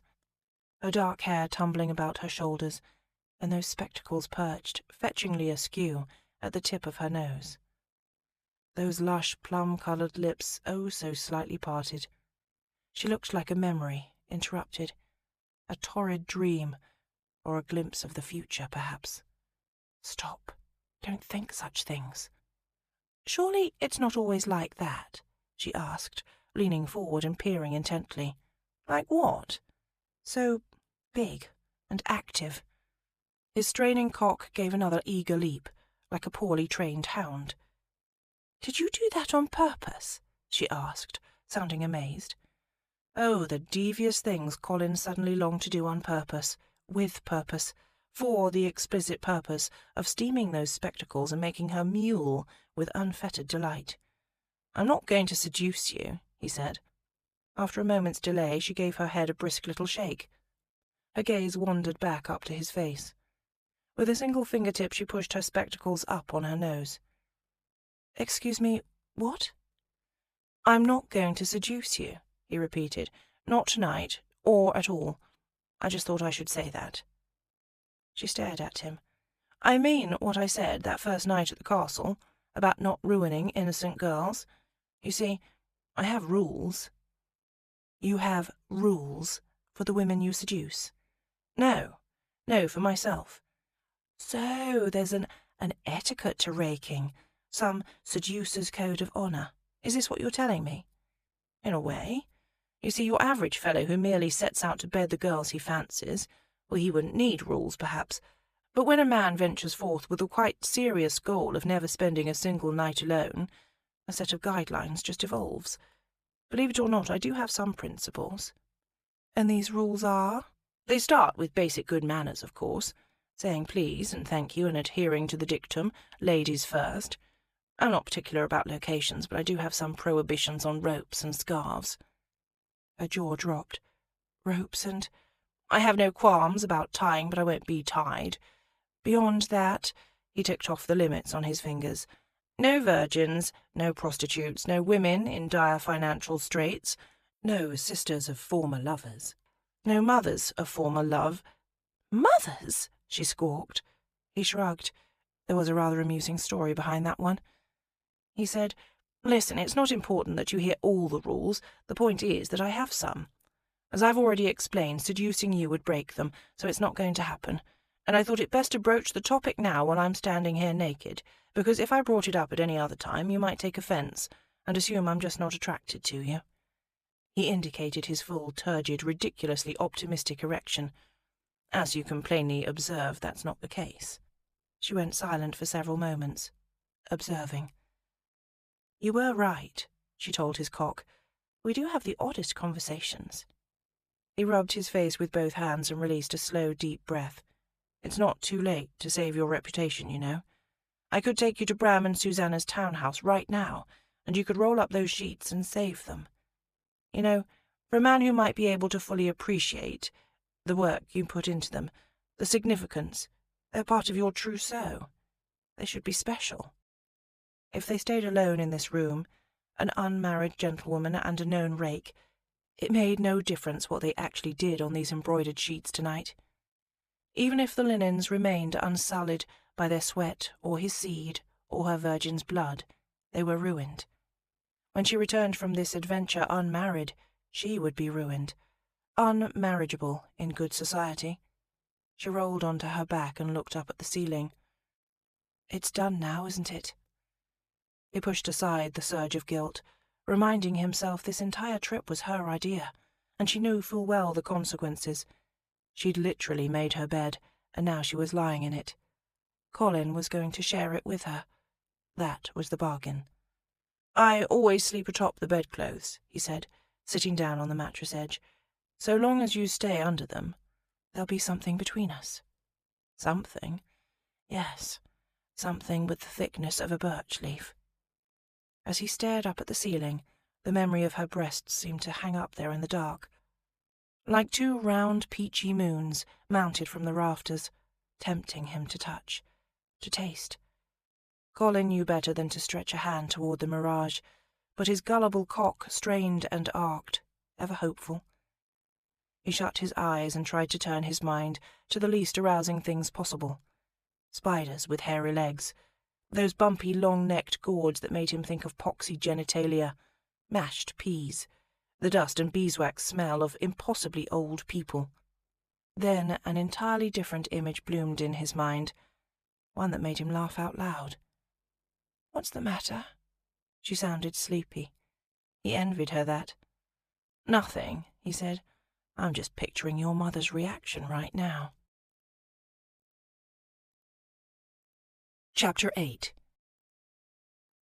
"Where is that Minerva?" Laying aside her deck of cards, Mrs. Highwood snapped her fingers at one of the Bull and Blossom serving girls. "You there! What is your name again?" "I'm Pauline, ma'am." "Pauline, then. Do dash over to the rooming house and tell my wayward daughter I wish her to join us here at once. At once! Tell her to put aside that scribbling. She's already missed tea and dinner. She will take her lesson with Miss Taylor, and then she will serve as our fourth at whist. She will be an obedient daughter, or I will no longer claim her. I will wash my hands of her entirely." With a curtsy, Pauline turned to do as she was bid. Seated beside Charlotte at the pianoforte, Kate Taylor smiled to herself. Of all the hollow threats, she doubted Minerva would feel a single snowflake's chill of sorrow should Mrs. Highwood resign her relentless campaign of feminine improvements and give her middle daughter up entirely. Kate felt a great deal of sympathy for the harangued Mrs. Highwood, at times more sympathy than envy, which was saying something. Kate had no family at all, save the circle of female friendship here in Spindle Cove. No home, save for the Queen's ruby. She was an orphan, raised on the kindness of anonymous benefactors and educated at Margate School for Girls. For all the nights she'd spent weeping into her pillow in that draughty, austere attic dormitory, pleading and bargaining with God for a mother of her own. Occasionally, Mrs. Highwood's behaviour made Kate thankful for unanswered prayers. Not all mothers were blessings, apparently. "Begin again at the coda, Charlotte," Kate told her young pupil. "Mind the rhythm here." She tapped the sheet music with a slender pointer. "Your fingering's all wrong when you hit that run of sixteenths, and it's slowing you down." Reaching over Charlotte's wrist to demonstrate, she said, "Begin with your index finger, see? And then cross under with your thumb. Like this." Charlotte imitated the technique. "Yes, 2 times slowly for practice, then try it up to speed." As Charlotte repeated the passage, Kate heard a series of subtle cracks from the direction of the bar. They came from Corporal Thorne. He sat with his rugged profile to them, his only companion a pint of ale on the bar. Whether the repetitive scales, the shuffling of cards, or Mrs. Highwood's shrill pronouncement were to blame, Thorne was clearly unhappy to be sharing the establishment with anyone. As Charlotte started on her second repetition of the same passage, Kate watched the grim, enormous boulder of a man grimace at his ale. Then he brought his hands together on the counter and began to crack the knuckles of his left hand. One by one, deliberately, in an ominous, vaguely threatening manner that suggested he might crack something, or someone, if the plodding musical exercise continued. "Make that 3 times, Charlotte," Kate said, straightening her spine. Thorne was an intimidating presence, to be sure, but he would not put an early end to their lesson. Repetition was essential to music practice, and the ladies had every right to be here in the Bull and Blossom. It was both their tea-shop and the gentleman's tavern. Just as Charlotte hit her stride with the coda, playing fluently at tempo, the doorbell jangled and Pauline returned from her errand. "Well, girl?" Mrs. Highwood asked. "Where is she?" "Miss Minerva wasn't there, Mrs. Highwood." "What? Not there? Of course she's there. Where else would she be?" "I'm sure I couldn't say, ma'am. When I told Miss Diana you were looking for her, she—" At that moment Diana burst through the door. The waxed playing cards slithered to the table as Mrs. Highwood looked up mid-shuffle. "Take care, dear, you'll give yourself an attack." "She's gone," Diana said, swallowing hard and drawing a slow, deep breath. She held up a piece of paper. "Minerva's gone." Charlotte stopped playing. "What do you mean, she's gone?" "She left a note. It must have fallen off the desk. I didn't find it until just now." Diana smoothed the paper and held it out, preparing to read. As if they were in church rather than the tea-shop, the ladies rose from their chairs in unison, preparing to hear the reading. At the bar, even Corporal Thorne perked subtly. "Dear Diana," the flaxen-haired beauty read from the note, "I am sorry this will come as such a surprise. You, Charlotte, and Mamma are not to worry in the least. I am safe, travelling north with Lord Payne. We have eloped to Scotland to be married. We are—" Diana lowered the paper and looked to her mother. "We are desperately in love." The silence was profound. Charlotte was first to break it. "No, no, there must be some mistake. Minerva and Lord Payne eloped? In love? It's not possible." "How can they have been gone since morning?" Kate asked. "Did no one notice?" Diana shrugged. "Minerva's always out exploring the cove and cliffs. It's not unusual for her to disappear before breakfast, only to appear again just as dark settling in." Kate gathered her courage and addressed the elephant in the room. "Corporal Thorne?" He looked up. "When was the last time you saw Lord Payne?" The big man frowned at the bar and swore. "Yesternight." "Then it must be true," Diana said. "They've eloped." A new concern pinched at Kate's heart. She crossed to Diana and touched her arm. "Are you terribly disappointed?"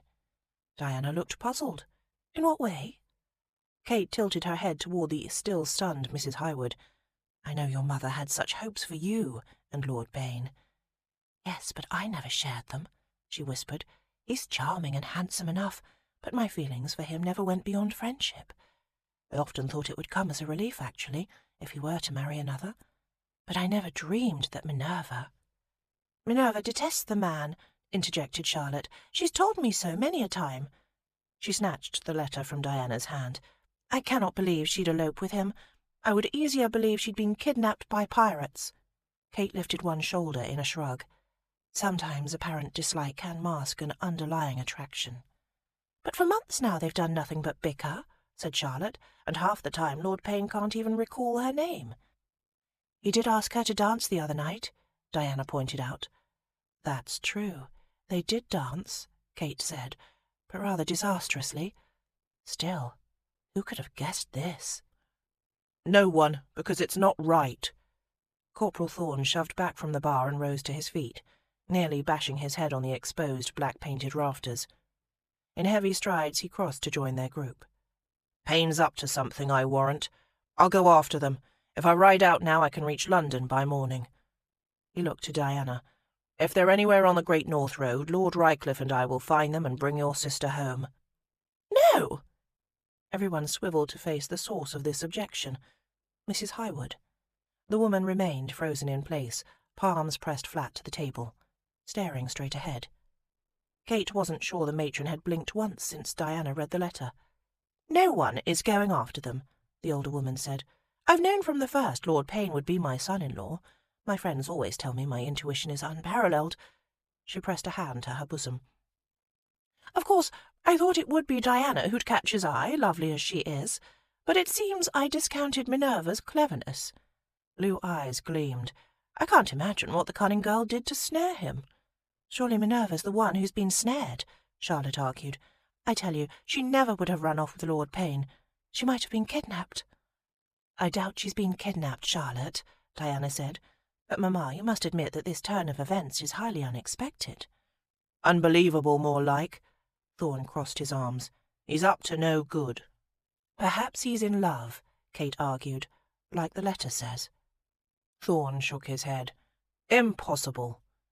"Impossible?" Kate was highly annoyed on Minerva's behalf. Why is it impossible that a man should fall in love with an unlikely girl? Perhaps Minerva's not the prettiest girl in the room, but maybe Lord Payne saw something of beauty in her curious mind or her independent spirit. Is it truly so unfathomable that an imperfect girl might be perfectly loved? The Highwoods looked away in awkward silence, and Kate knew she'd said too much. This was about Minerva, not her. Their situations weren't the same.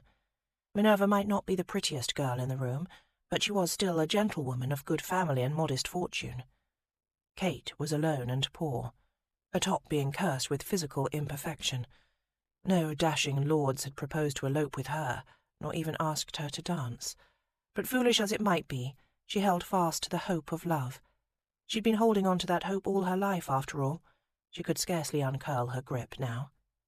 "Minerva is my friend," she said simply, "and I'm thrilled for her." "If she's your friend, you should be concerned." Thorne's glare was intense. "She needs rescuing." Kate hiked her chin and gave him her profile, her imperfect port wine-stained profile. Shouldn't that be her mother's decision? Mrs. Highwood grabbed her elbow. "Yes, Miss Taylor has the right of it. We should be celebrating. Imagine, my awkward, prickly Minerva eloped with a viscount.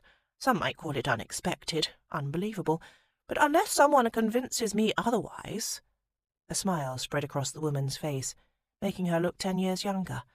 "I call it a miracle." Chapter 9. Minerva woke in the night, tangled with him. She knew a moment of pure, paralyzing terror, until she recalled exactly where and when she was, and with whom. Once she'd remembered that she was in a London coaching inn, and the heavy leg so casually thrown over both of hers belonged to none other than Lord Payne. Then the true fear set in. He sighed in his sleep, nestling closer, his arm cinched tight about her waist. Oh, God! His arm was about her waist! And that wasn't the worst of it. He was all over her, and she was all under him. His scent and warmth covered her like a blanket. His chin rested heavy on her shoulder, and his nose jutted against the soft place beneath her ear. Yes, the embroidered sheet still formed a soft, pliant barrier between their bodies, but aside from that, they were so closely intertwined they might have been one creature. She stared up at the ceiling. Her pulse pounded in her throat. The desire to move was unbearable, and yet she didn't dare stir. For untold minutes, she lay still, just breathing, staring into the darkness, listening to the frantic beat of her heart and feeling the soft heat of his breath against her neck. And then, suddenly, his whole body turned to stone. His grip around her waist tightened to a painful degree, making it difficult to breathe. The leg thrown over hers went rigid as iron. His warm breath ceased washing against her neck. He began to tremble, so violently he shook them both. Minerva's heart rate doubled in both speed and intensity. What should she do? Wake him? Speak to him? Remain still and simply hope this episode passed? This dreadful sense of helplessness wasn't new. She felt the same whenever Diana was stricken with an asthma attack. Minerva could never do much to ease her sister's suffering during a breathing crisis, except to stay at her side and keep her calm, to let her know she wasn't alone. Perhaps that would help him, to know he wasn't alone. "Colin?" He drew a harsh, rattling breath. His muscles were coiled as tightly as springs. One of her arms lay trapped at her side, pinned by the weight of his body, but she had the use of her other hand. She raised trembling fingers and laid a cautious touch to his forearm. With the fire banked, the room had long gone cold, but his skin was damp with sweat. "Colin." She traced her fingers up and down his forearm in long, calming strokes. She wished she could caress other parts of him, his scalp, his back, his face. But unless he loosened his tight hold on her body, this was as much of him as she could reach. Her attentions didn't seem to be helping. He shook violently now, and his breathing was erratic. His heartbeat hammered against her shoulder. This was so much worse than in the cave. There he'd been mildly agitated. Now he seemed to be struggling for his very life. A sound rasped from his throat, a raw, anguished, almost inhuman moan. "No!" he muttered, then more forcefully. "No! Won't let you! Get back, you bloody bitch!" She winced. She'd never heard him speak in such a savage tone. "Oh God, Colin, what are you facing in there?" Desperate to do something, anything, to pull him out of that dark, terror-stricken place, she resorted to a trick he'd taught her on the dance floor. She slid her fingers to the vulnerable underside of his arm and pinched him, hard. He jerked and startled, sucking in a deep, gasping breath, like a drowning man who'd just surfaced. "Colin, it's me. It's Minerva. I'm here." She twisted in his slackened embrace and rolled to face him. She stroked calming touches over his brow. "You're not alone. It's all right. Just take deep breaths. I'm here." He didn't open his eyes, but the tension in his body ebbed. His breathing slowed to a normal rate. Her overtaxed pulse gratefully took the excuse to slow, too. "I'm here," she repeated. "You're not alone." "Min!" His voice was like a rasp rolled in cotton wool, rough and soft all at once. His fingers caught a lock of her hair and he twisted it between his fingertips. "Did I frighten you?" "A little." He muttered a curse and rolled her close to his chest. "Sorry, pet. All's well now." His chest rose and fell with a deep breath. "All's well." Remarkable. After that episode he'd just experienced, he was the one soothing her, and doing a very good job of it, too. His fingers grazed her temple in deft, calming strokes. The relief of knowing the crisis had passed, it left her sapped and boneless, weak. "Do you need anything?" she mumbled, pressing her brow to his chest. "Brandy? Tea? Would it help to talk?" He didn't answer, and she worried she'd offended his pride. He pressed a kiss to her crown. "Just sleep." So she did as he told her. She curled into his strength and let his slow, steady heartbeat lull her back to sleep. When Minerva woke next, it was daylight, and she was alone. She sat bolt upright in bed. Weak sunlight filtered in through the room's single grimy window. In the daylight, the room looked even shabbier than it had the night before.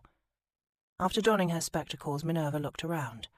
All of her things were still there, but she saw no sign of Colin.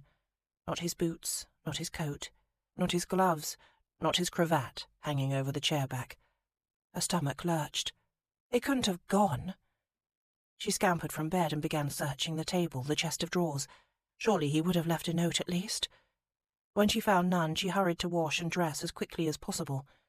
Rationally, she knew he was probably just downstairs, but she'd feel much better when she laid eyes on the man himself. Fortunately, the moment Minerva descended to the breakfast room, Colin rose from his chair to welcome her. "Ah, there you are." He'd bathed and shaved. She could see that his hair was still damp behind the ears. The worst of yesterday's travel dust had been brushed from his coat, and it made a respectable dark blue contrast with the snowy white of his fresh shirt and cravat. Someone had blacked and polished his boots to a healthy shine. He looked well. Truly well. Not just handsome, but vigorous and strong. After feeling him groan and tremble beside her last night, this came as profound relief. She'd been so worried for him. "Colin, Strangely overwhelmed, she put a hand to his lapel. "I do hope you slept well. We've been waiting on you." Her head jerked in surprise. "We?" "Yes, dear sister," he said loudly, taking her hand in his. "Allow me to introduce the Fontleys." "Dear sister?" She gawped at him. "This is Mr. Fontley and Mrs. Fontley." He turned her, with all the finesse of a clockwork gear turning a porcelain dancer in a music box. Minerva found herself curtsying to a kindly-looking couple. Silver frosted the gentleman's thinning hair, and his wife smiled from beneath a tidy lace cap. "The Fontleys have offered you space in their carriage. They're travelling north as well." "Oh, I'm so pleased to make your acquaintance," Minerva said with genuine feeling. With a hand placed to the small of her back, Colin swiveled her to face the other side of the breakfast table. "And here are their children, Mr. Gilbert Fontley and Miss Letitia." "How do you do?" Gilbert, a young man just on the cusp of adulthood, rose from his seat and made a gallant bow. "Please call me Letty," the bright-eyed girl said, offering Minerva her hand. "Everyone does." Letty possessed the same sandy hair and flushed complexion as the rest of her family. She looked just a few years younger than Charlotte. 12, perhaps 13. Gilbert brought a chair for her, and Minerva sat. Mrs. Fontley smiled.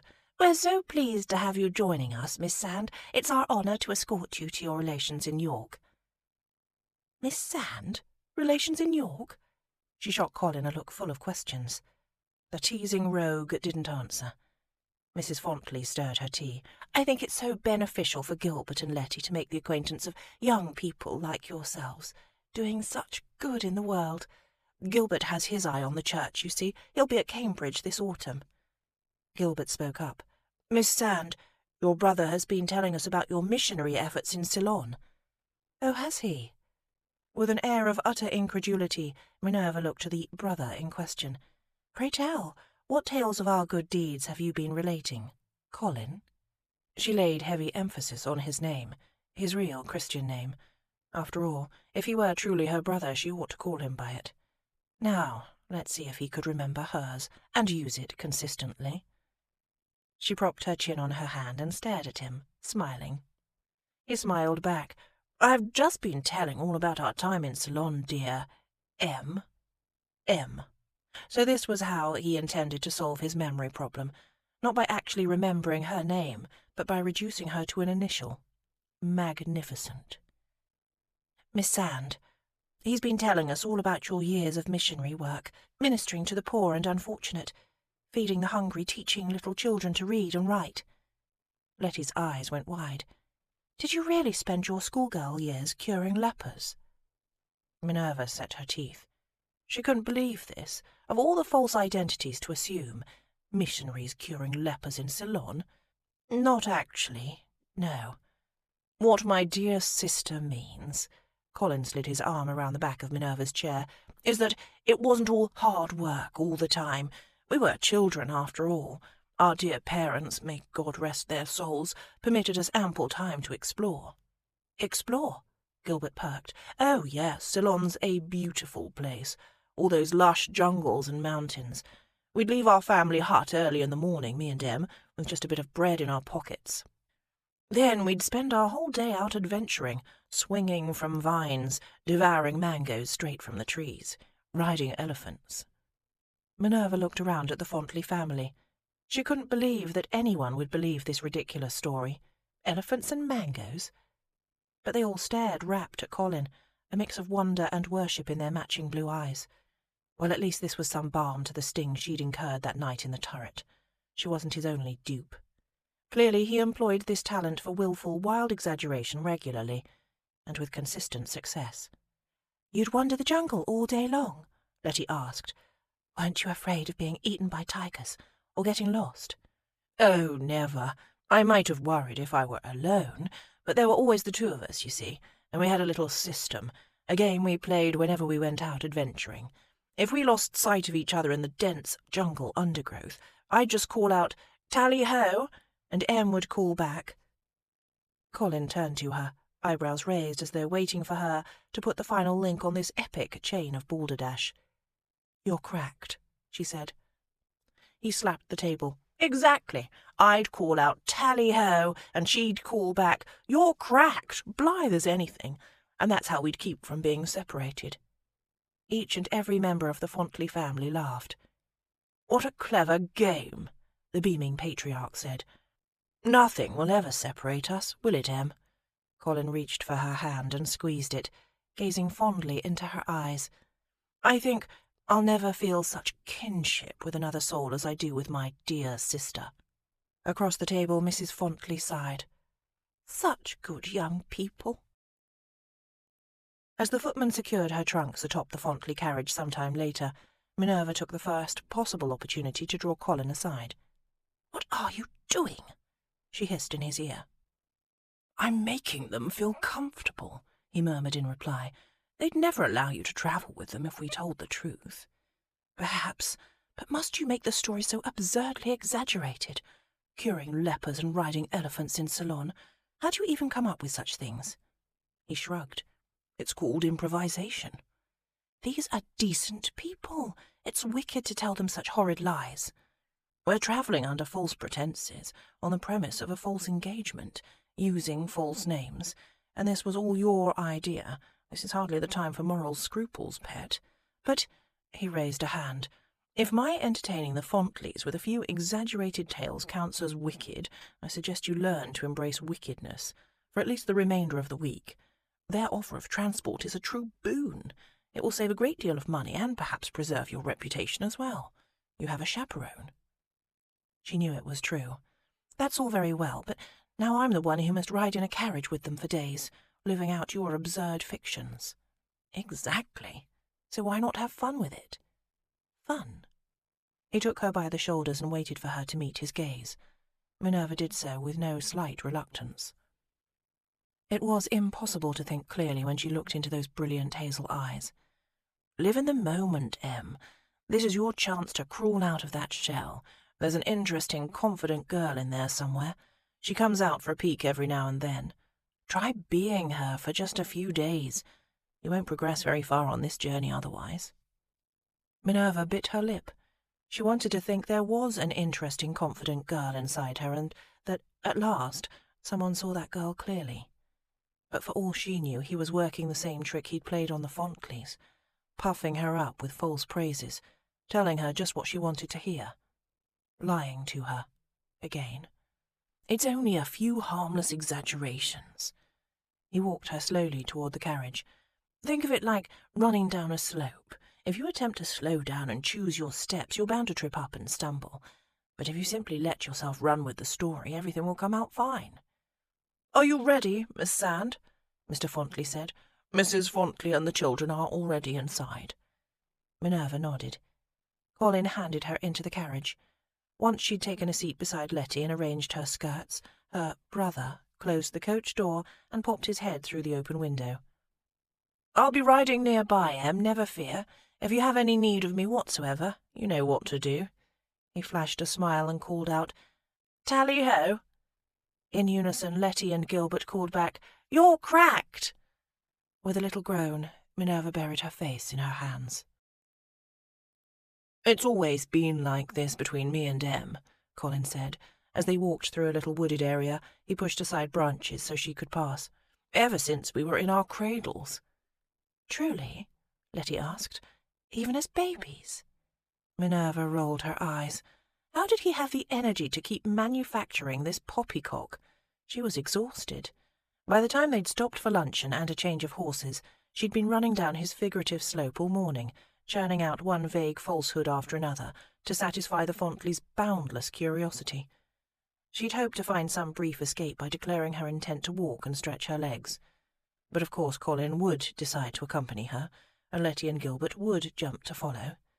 "Oh, yes," Colin continued, leading them all on the path. "My sister and I have always had this deep, unspoken connection. We have whole conversations without exchanging a word." He looked to her then. She held his gaze. He was right. They could have a whole conversation without exchanging a word, and the conversation they had right now went like this.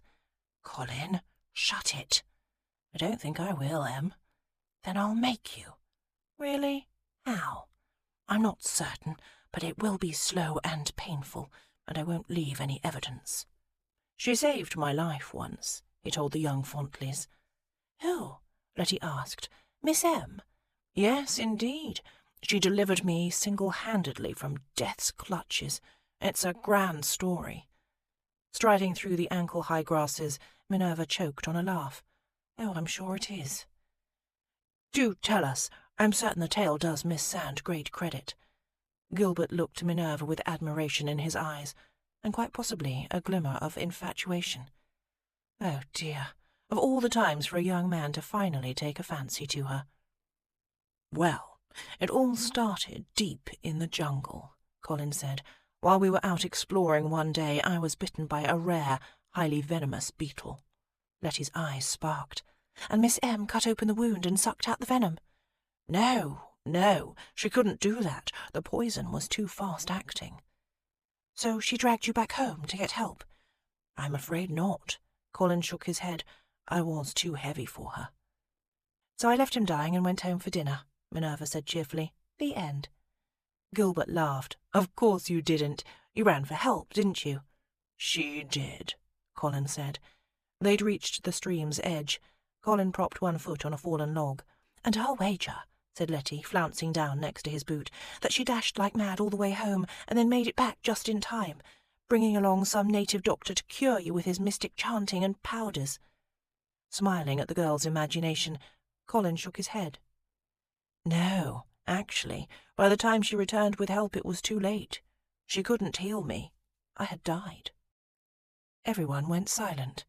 "But," Letty frowned, "but that can't be. Here you are." "What happened?" Gilbert asked. "Yes, what happened?" Minerva almost added herself. Even she was breathless to learn what came next, when he'd laid dying in the jungle after a rare Ceylonese beetle bite. "Nothing happened, you ninny, it's all a lie." Colin cleared his throat. "Well, I can't tell you precisely what happened, because I slumped unconscious on the jungle floor, and I don't remember anything after that. I'd fallen into a deep coma, it seems. The signs of life were so faint, my own family believed I was dead. They prayed over me, prepared my body, and put it in a wooden coffin. And the next thing I knew, I woke up underground, in the dark, buried alive." "Caw!" Letty cried, clinging to his boot. "Whatever did you do?" "I cried, I wailed, I clawed at the planks sealing me in until my fingernails were torn to bloody nubs. I despaired and trembled. I screamed until my throat was raw." His voice had taken on a strange quality. He looked up, searching Minerva's gaze. "And somehow she heard me. Didn't you, Em? You heard me calling through the darkness. I was alone and frightened, but in the dark of night you heard the anguished cries of my heart." Minerva swallowed back the lump rising in her throat. She didn't like this story anymore. She wasn't sure what Colin was playing at. Obviously this description of his boyhood self trapped and screaming in the dark was meant for her. It would seem he hadn't forgotten last night's episode. He remembered it. All of it. And now he wished to, what, precisely? Thank her for her help? Mock her for her concern? He asked, "Do you want to tell the next bit, Em?" She shook her head. "No, I don't." He turned to the children. She came running out to the burial site, began digging through the dirt with her bare hands. When I heard those noises, well, I thought at first I'd truly died and the hounds of hell were scratching at my coffin. Letty squeaked and bit her knuckle. "To this day I have no fondness for dogs," he said. "Oh, how sad." In her memory, Minerva heard the echo of his savage cries. "Get back, you bloody bitch." I tried to call out, but couldn't. The air was growing more and more close, and I could scarcely take a breath. As the sounds drew nearer, I managed to suck just a gasp of air into my lungs, enough to call out one word. He paused dramatically, then whispered, "Tally-ho."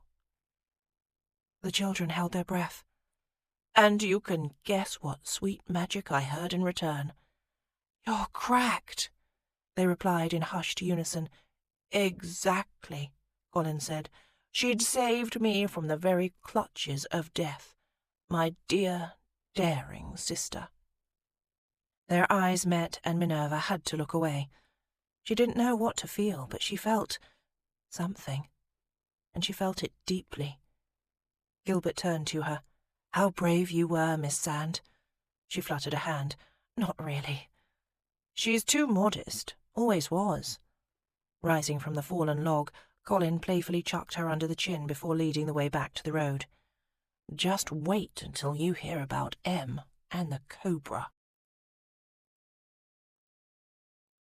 Chapter 10.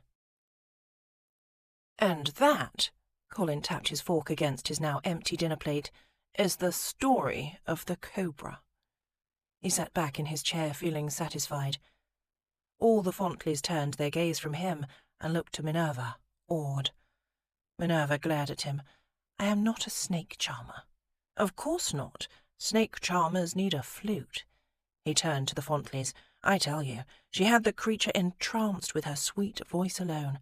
It wouldn't leave her side after that day. The scaly thing slithered in her footsteps, all over Ceylon. We made a pet of it, named it Sir Alistair." Under the table something sharp jabbed him in the thigh. He covered his yelp of pain with a cough.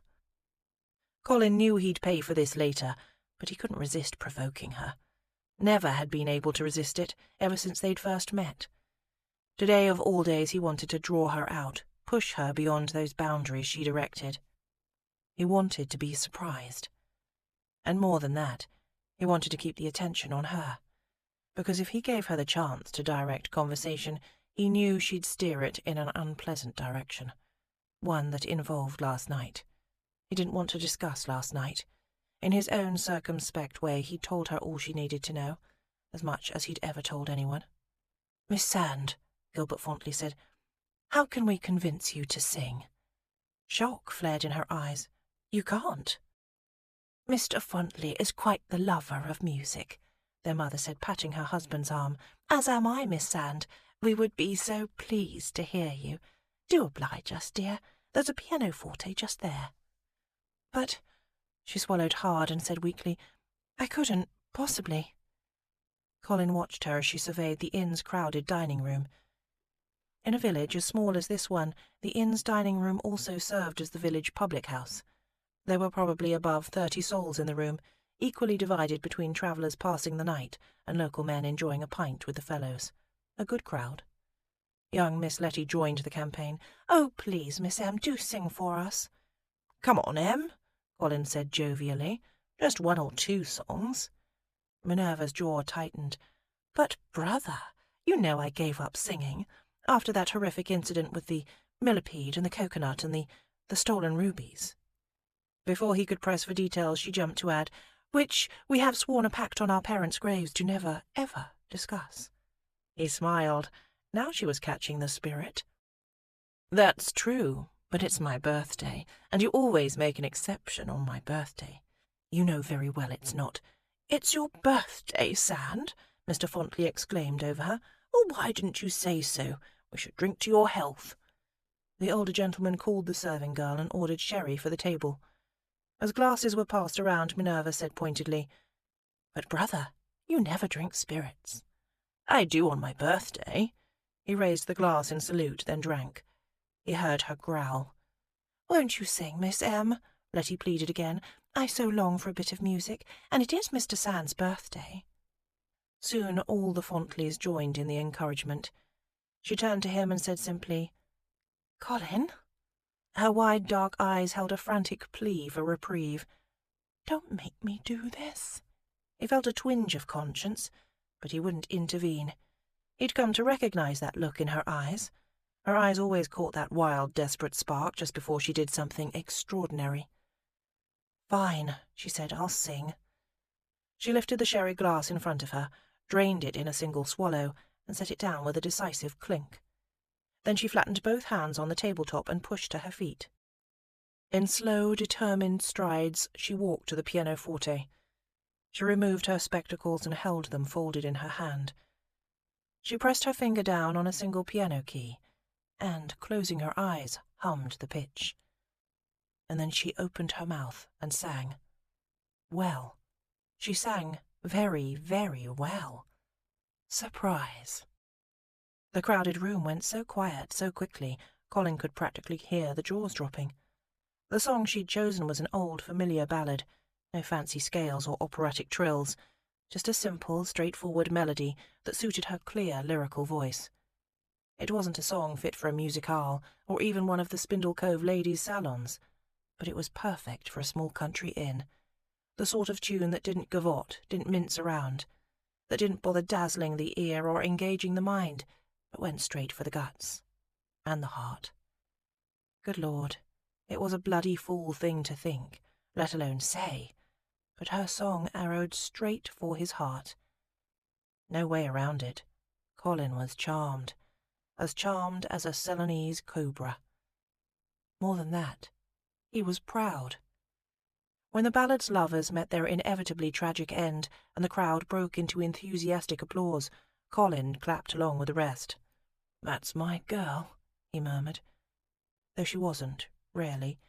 He had no right to claim her. To think that all this time, every day that he'd resided in Spindle Cove, this had been inside her. This glorious, soul-stirring song, the courage to unleash it before a crowd of strangers, the sweetness to calm him in the night when he clawed his way back from hell. How had he never seen any of this? How had he never known? The Fontleys and everyone else shouted for another song. Minerva shook her head, demurring. Just one more, Colin called to her, cupping his hands around his mouth. Sing my favourite. She gave him a look of strained patience, but she relented. Another key struck, another quietly hummed pitch, another moment of sheer revelation. She'd warmed to it now, the singing, the attention. Her voice gained strength and confidence. She sang with her eyes wide open, and she sang directly to him. Well, he'd asked for that, hadn't he? And it was the best, not an actual birthday gift, Colin had ever received. Those sultry, ripe lips held him in thrall. Every time she drew a quick breath between phrases, her breasts fairly jumped for his attention. If her first song had touched his heart, well, this one stroked him a ways lower. It occurred to Colin that he should probably take pains not to be caught slavering over his own sister. But a glance around the place told him he wasn't the only male in the room so affected. Gilbert Fontley, in particular, was very bad off. Without taking his eyes from Minerva, the young man leaned toward Colin. Mr. Sand, do you think it's possible to fall in love in the space of a single day? He smiled. I wouldn't know. I only fall in love at night. Never lasts beyond breakfast, though. Gilbert sent him a confused look. But I thought we all have our demons, Gilbert. He clapped the young man on the shoulder and leaned close. A word of advice. Cleave to the bosom of the church.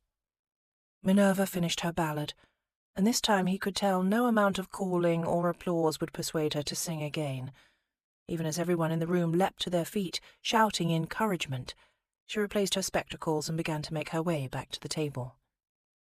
Colin pushed back his chair, meaning to welcome her back with some words of sincere praise.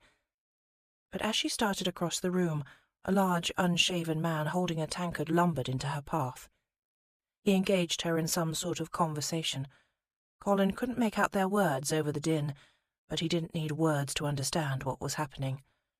That disgusting lout wanted his girl, and Minerva wanted nothing to do with the disgusting lout. The brute put a grimy paw on her arm, and she stumbled in her effort to pull away. Her spectacles went just slightly askew. That small detail, that tiny evidence of her disquiet, was enough to make Colin see 20 shades of red. He punched to his feet, craving blood. "Sir, unhand me!" Minerva tugged against the revolting brute's grip. His breath reeked of ale and garlic. His body reeked of other things, better left unnamed. "Just another song, love?" He held her elbow with one hand and pawed at her waist with the other. "Come sit on my lap. Give me a private performance." His hand brushed her bottom. Minerva recoiled. She felt dirty. Other women might know how to deflect this kind of unwanted attention, but she didn't. This never happened to her. Then she caught sight of Colin, cutting a path to her through the crowded room. His stride was almost easy, unconcerned, but as he drew close, she could view the tense set of his jaw and the cold fury in his eyes. He nudged the drunken lout with his arm. "Excuse me," he said, "but is that your hand on my sister?" The burly man straightened and adopted an affected aristocratic tone. "I rather think it might be, Gov." "Well then," Colin clapped him on the shoulder, "this is my hand on you." He drove a full-force punch straight into the lout's gut, then followed it with a smashing blow to the face. Minerva's hands flew to her own mouth, covering her startled cry. The man didn't even reel or blink. He simply went down, hard, taking an entire table and the accompanying glassware with him. The sounds of breaking glass and splintering wood crashed through the room, drawing everyone's attention. Colin stood over the brute, shaking out his hand and breathing hard. The look on his face was one of barely restrained fury. "Don't touch her," he said, his voice like cold steel. "Ever." He put a hand to Minerva's elbow and, with a nod in the Fontleys' direction, ushered her from the room. As they left, the dining room erupted into chaos. She flinched at the sounds of chairs scraping across floors and angry voices lifting. She distinctly heard Mr. Fontley shout, "How dare you molest that young lady?" And then Gilbert's reedy tenor, "You'll burn in hell for that. She's a woman of God." They both paused on the bottom riser of the stairs and broke into simultaneous laughter. "We'd better get upstairs," she said. "Are you well?" he asked, stopping her in the upstairs corridor. His gaze scanned her from head to toe. "He didn't harm you in any way?" No, thank you," she swallowed. "And you?" He unlatched the door. "Best birthday ever." They tumbled through the entry of their suite, laughing. As Minerva went to light the lamp, Colin slung his weight into a chair. "You," she said, "are unbelievable." "Come now." He grinned up at her. "Admit it. That was fun." She felt the corner of her mouth tip, despite her. I never do that." "You never do what? Sing ballads in a public house? Inspire tavern brawls?" "Any of it. I never do any of it. I never even do this." She reached for his hand, turning it over in the light. "Oh, you're bleeding." "It's nothing. Just a scratch." Perhaps, but Minerva hurried to fetch the wash basin and soap. She needed something to do. Otherwise, this restless, coursing energy she felt would spill out in other ways, dangerous ways. Even as she gathered the materials, her hands trembled. The man was a devil, mayhem personified. She never knew what wild tale he'd spin or what ill-considered action he'd take next. Over the course of their journey, he could put everything at risk. Her reputation, her safety, her scientific standing. Perhaps even her heart. But she had to admit, he did make things fun. Returning to the table with a clean handkerchief, she examined his wound more closely. He was right, it was just a scratch along his knuckles. But he'd incurred the injury defending her. Minerva wanted to kiss this brave, wounded hand. She settled for dabbing it with a moist cloth. She touched his signet ring. I wager that man will be wearing your family crest on his cheek for weeks. He laughed a little. Good, he deserved far worse. I couldn't believe how easily you laid him flat, she said. And he was so big. Where did you learn to fight like that? Boxing club. He stretched his fingers and winced a bit. All the London bucks are mad for boxing. Gentleman Jacksons and so forth. The better question is, his voice darkened, where did you learn to sing like that? Like what? She kept her head bowed, examining his wound. Like that. I've been living in Spindle Cove more than half a year now, and I've attended countless numbers of those wretched salons, not to mention all the informal soirees at the rooming house. Church on Sundays. I've heard Diana sing many times. I've heard Charlotte sing many times. For God's sake, I've even heard your mother sing. But never you. She shrugged, tearing off a strip of linen for a bandage. I'm hardly an accomplished songstress. All I know are the ballads I learned as a girl. Once I grew old enough, I shirked my music lessons whenever possible. I hated the bother of practicing. I won't believe singing's a bother to you, and I won't believe you never practice either, as easily as the words came to you downstairs. Minerva felt herself blush.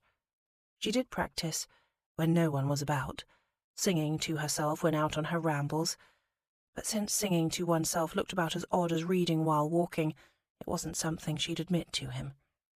I leave the singing to Diana. Ah, you don't want to outshine her. She laughed, as if I could ever outshine Diana. Diana is rather shiny, I suppose. Golden hair, luminous skin, sunny disposition, all things radiant. Perhaps you couldn't outshine her. He cocked his head and regarded her from a new angle. But Min, you could outsing her. We're sisters, not competitors. He made a dismissive noise. All women are competitors, and sisters most of all. Ladies are perpetually jockeying for position, sizing themselves up against their peers. I can't tell you how often I'm enjoined to comment on which lady is the prettiest, the wittiest, the most accomplished, the lightest on her feet. And who solicits these opinions? Always women, never men. Men could not care less. About those comparisons, at least. She eyed him warily. What comparisons do men discuss? I'll answer that some other time, when I'm not bleeding and at a disadvantage. Minerva wrapped the bandage tight. We're not talking of callow young ladies in society. We're speaking of Diana. I love my sister. Enough to hide your one talent, just so she won't suffer by comparison. My one talent? She cinched the bandage, and he grimaced with pain. It's hardly my one talent, or even my best talent. Ah, now I see how it is. He nursed his bandaged hand. You're every bit as competitive as the rest of them, only you're vying for a different title. That of least attractive, least congenial, the least marriageable. She blinked at him. He doubtless meant the words to tease her, but something in them rang rather true. Perhaps I am. She folded the surplus linen and replaced it in her trunk. I'm committed to my studies, and I'm not sure I ever want to be married at all. Not to the sort of man my mother would wish, anyhow. So yes, I've always been content to let Diana be the prettiest, the most elegant, the kindest, the best singer. She's welcome to have all the suitors. His eyebrows lifted. Except me. You're a special case. I'll take that as a compliment. You really shouldn't. And he really shouldn't look at her that way, so intensely, searchingly. Why didn't you marry long ago? She blurted out. "If you don't want to sleep alone, marriage would seem the logical solution. You'd have a wife beside you every night." He chuckled. "Do you know how many husbands and wives actually sleep in the same bed after the honeymoon? Some marriages are affectionless arrangements, I'm sure, but more than a few are love matches. I can't imagine you'd have trouble getting women to fall in love with you. But if I married, I should have to keep a woman in love with me, not just any woman, but one particular woman, for years. And what's more, I should have to stay in love with her. If by chance I met the woman I wanted to try this with, and I haven't yet, after years of sampling widely, how would I ever be certain of achieving that? You're the scientist. You tell me. How can love be proved?" Minerva shrugged. "I suppose it must be tested. Well, there you have it. I always fail tests." She gave him a pitying look. "Yes, of course. We both know that's why you never earned high marks in maths. It had nothing to do with a lack of effort. You simply couldn't pass the tests." He didn't answer, just leaned back in his chair, propped his hands behind his head, and regarded her with an inscrutable expression. Whether his was a gaze of annoyance, admiration, appreciation, or anger, she could not have guessed. With a sigh, she rose from the table. "We might as well sleep."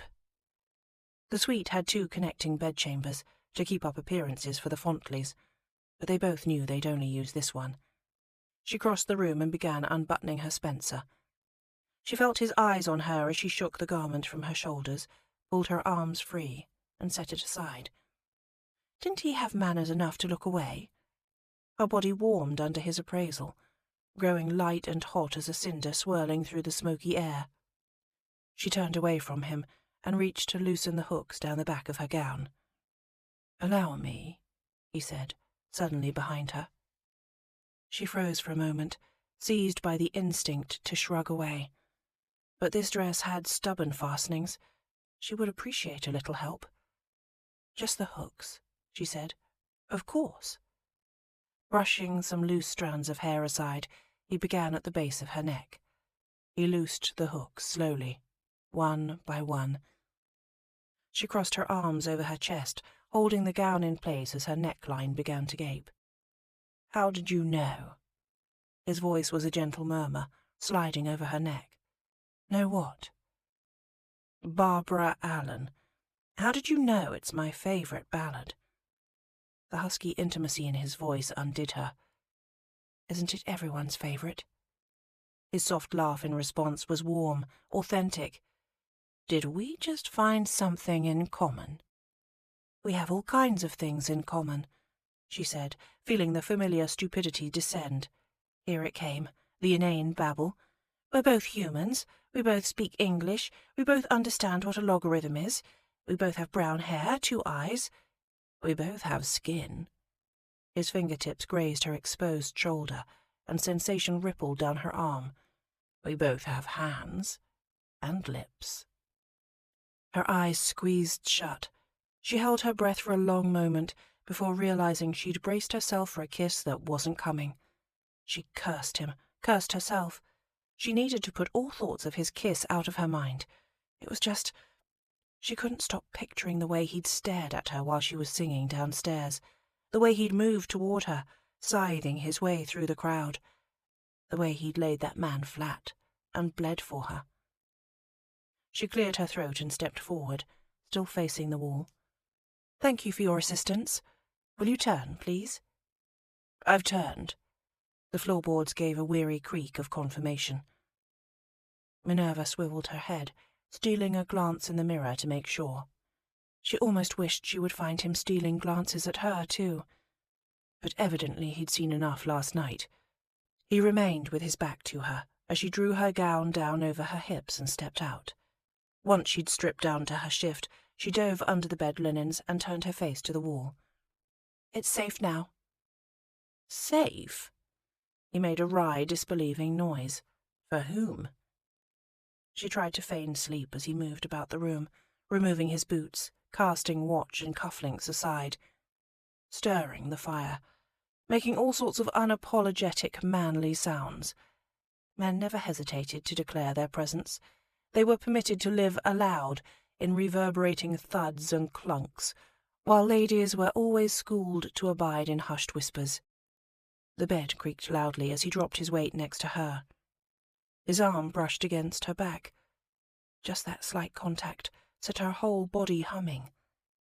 As he settled into the bed, she was so aware, so clearly, perfectly aware of every part of him, every part of her, everywhere their bodies touched, and everywhere they didn't.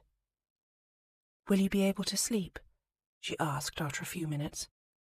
"Eventually." "Did you want to talk?" she asked the wall. She felt like a coward, unable to turn and face him. "I'd rather listen to you. Why don't you tell me a bedtime story, one you read as a child?" "I didn't read any stories as a child." "I don't believe that. You always have your nose in a book." "But it's true," she said quietly. "When I was a girl, it took them ages to realize my far-sightedness. Everyone thought I was just mischievous at best or dull-witted at worst. My mother chided me for frowning, for daydreaming. Diana would always be reading tales from her storybooks, but no matter how she tried to teach me, I couldn't make sense of the letters. We had a nursemaid who sang ballads as she went about her work.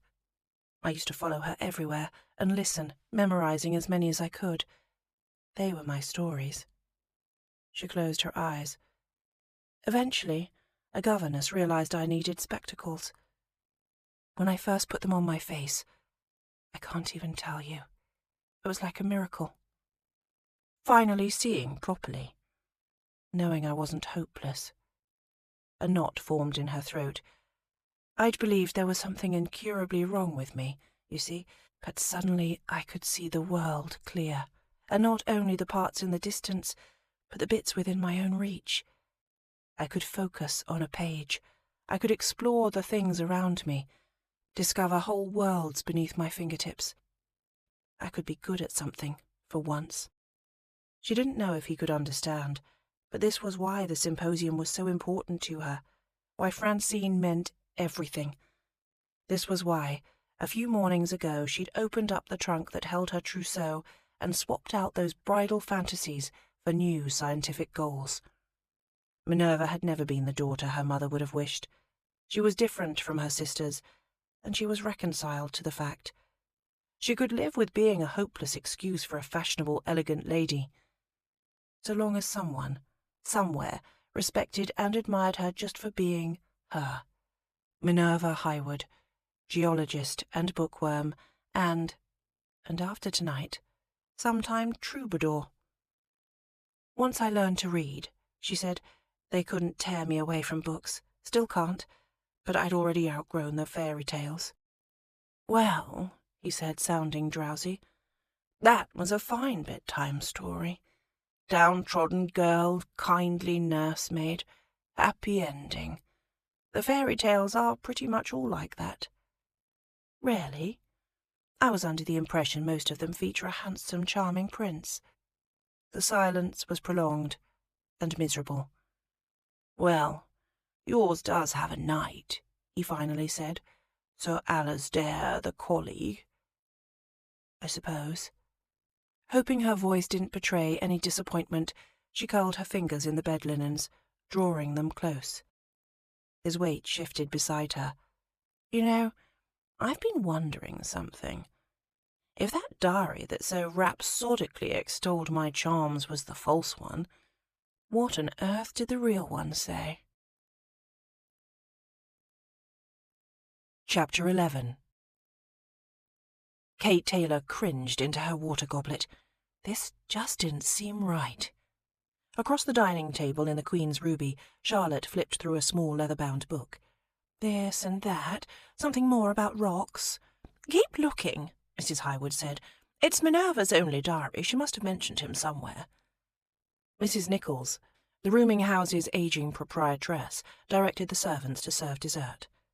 As an apron-clad serving girl placed dishes of syllabub before each plate, Kate exchanged glances with Diana.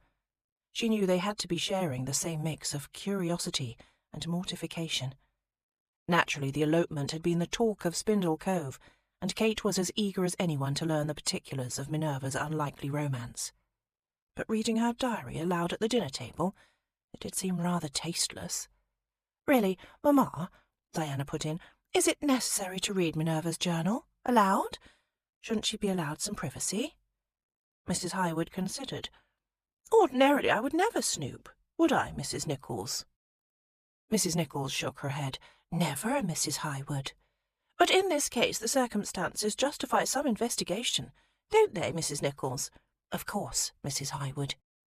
"That Corporal Thorne keeps insisting he should chase after them, or at the least alert Lord Rycliffe. He seems to be under the mistaken assumption that Lord Payne is up to some sort of devilry.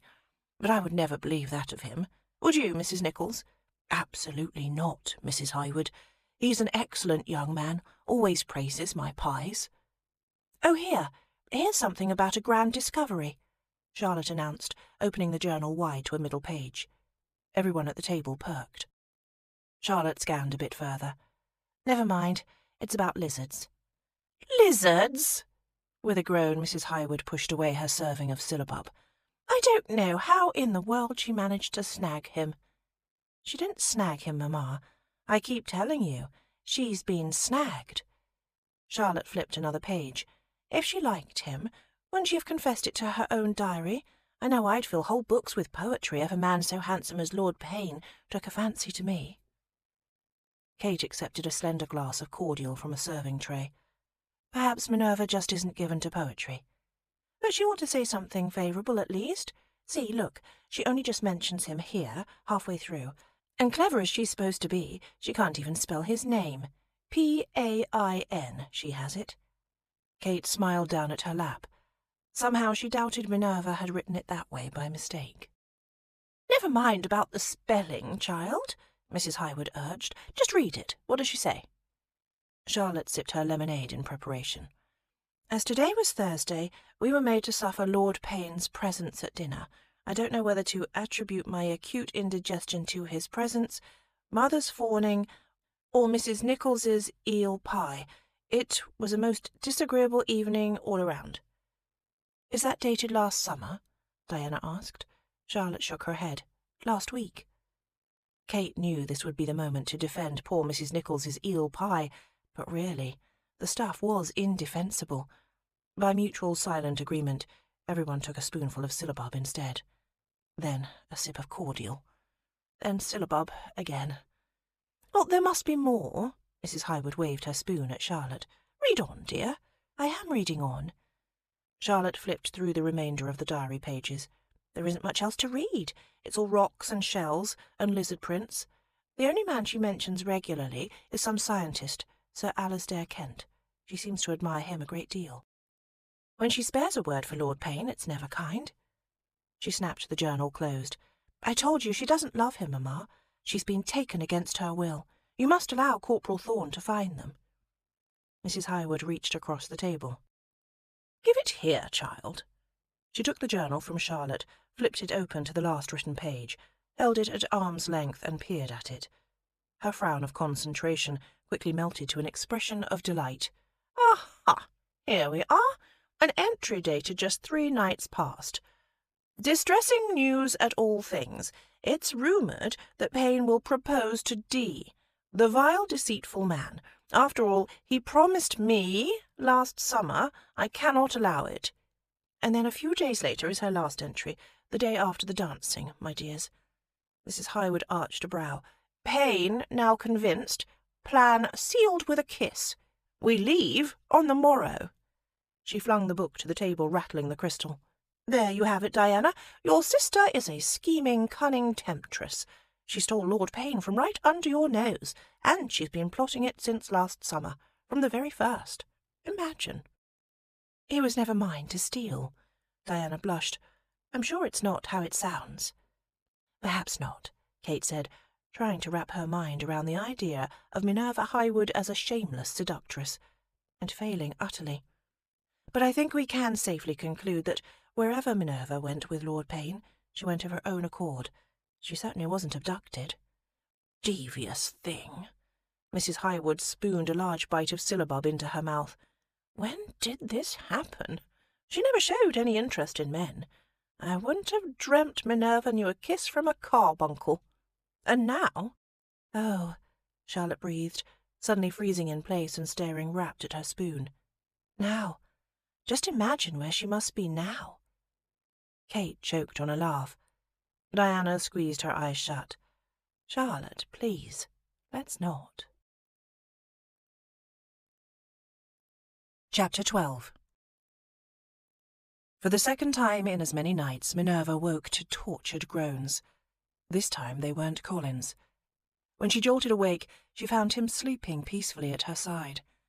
Through the wall, however, horrid noises reached her ears, violent thumping and desperate cries. "Colin! Colin!" She shook his arm. "Wake up! Someone's being murdered!" "What? Who?" He sat bolt upright in bed, and his head bashed against the sloping rafter. "Besides me, you mean?" She laid a touch to his arm and gave a meaningful tilt of her head. "Listen." He closed his eyes. The sickening sounds of violence continued. She heard a woman's shriek. "Well?" she prodded, growing frantic. "Shouldn't you dress and quickly? Ring for the innkeeper at least.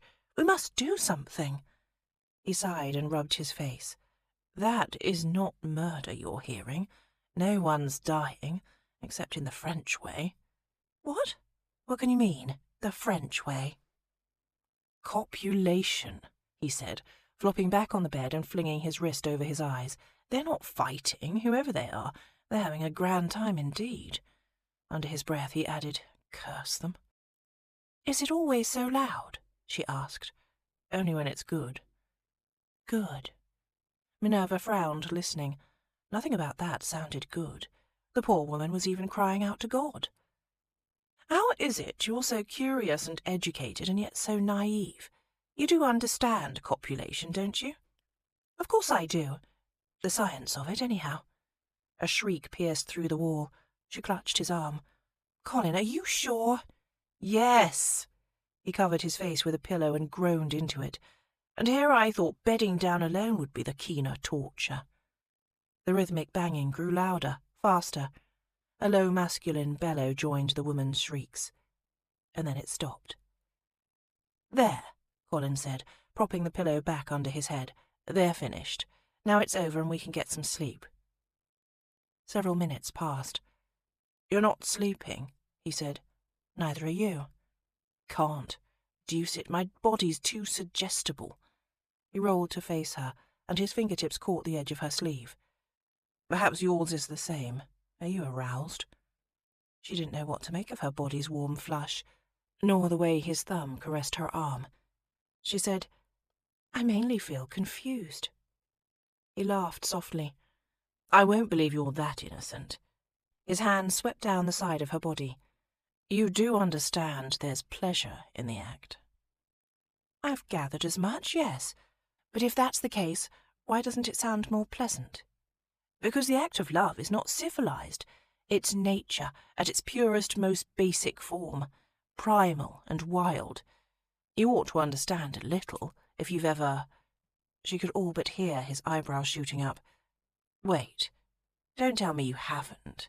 You, the woman of science who can recite the logarithm that defines the precise shape of an ammonite's shell, don't tell me you don't understand the workings of your own body." "I'm not telling you anything." Her breath grew shaky.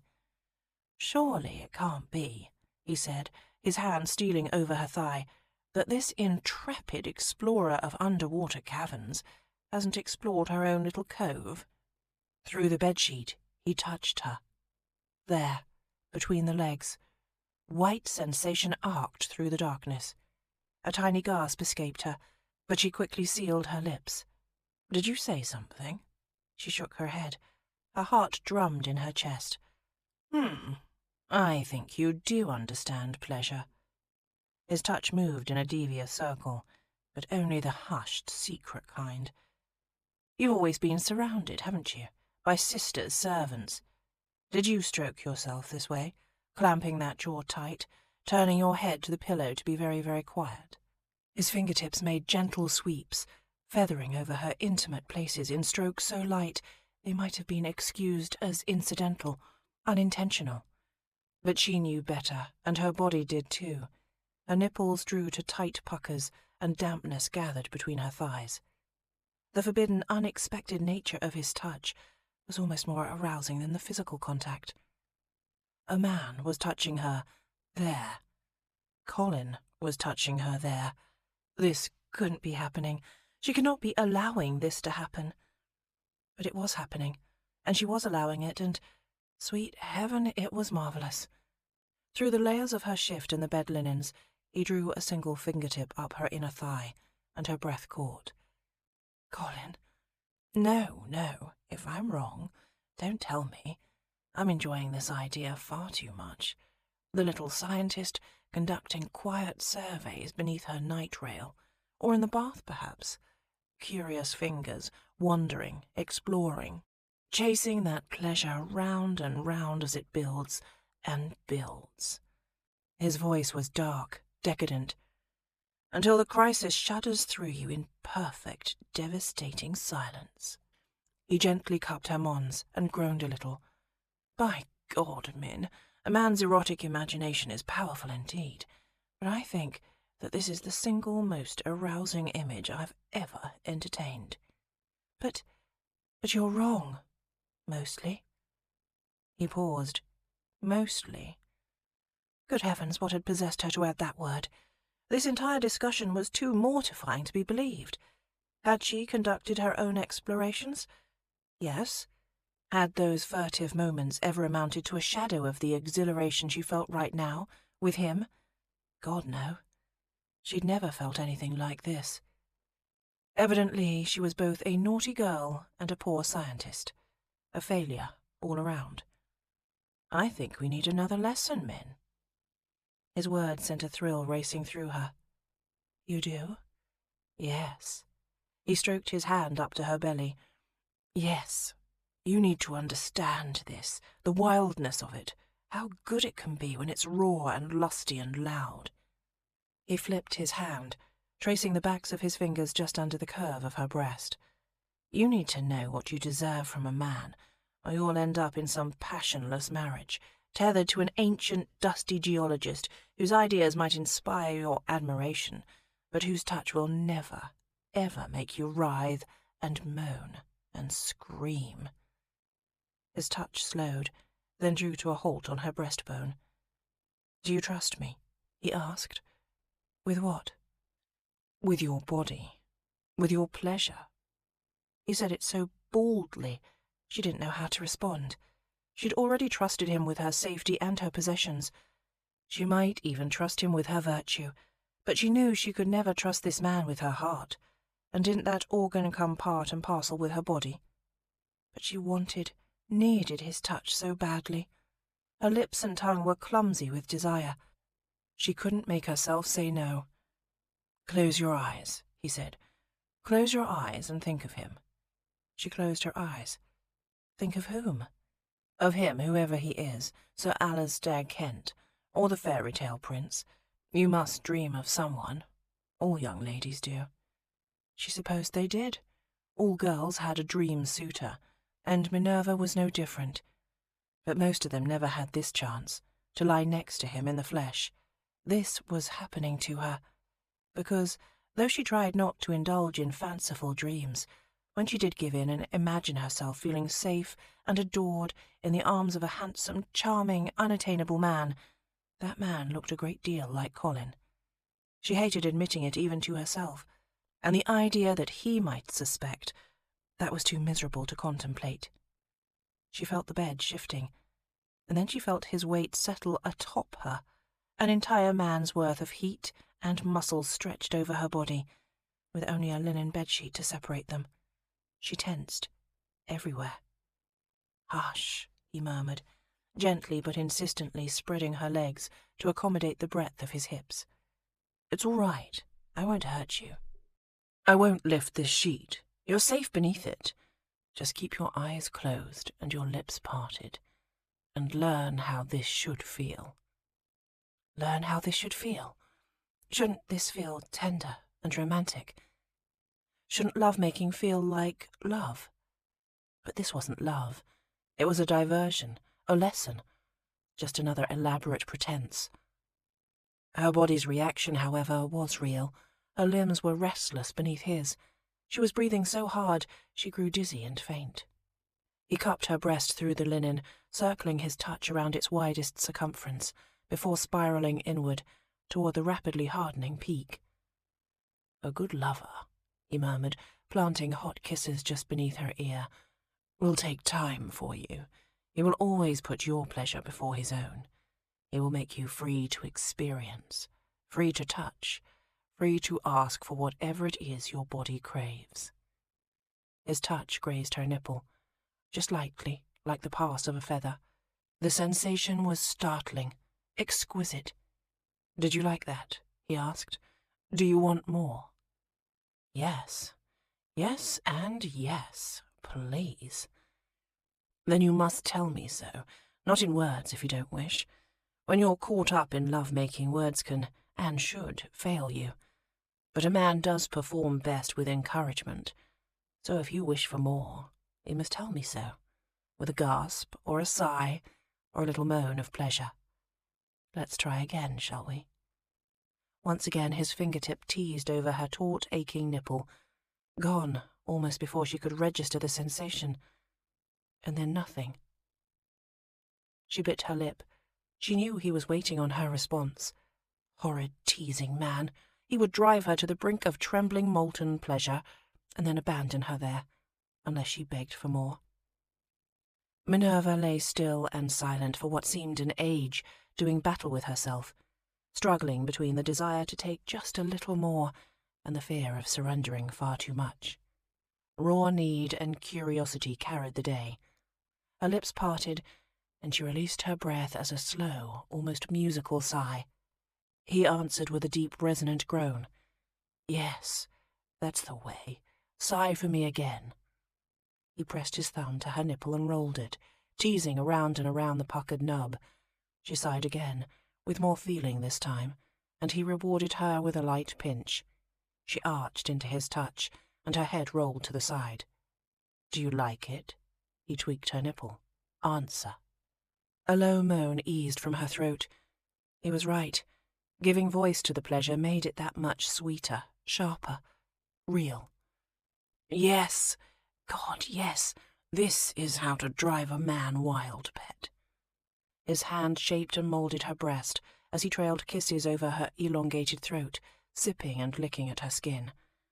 "Once I've made you sigh, all I can think is how to make you moan, then whimper, then cry out in helpless ecstasy."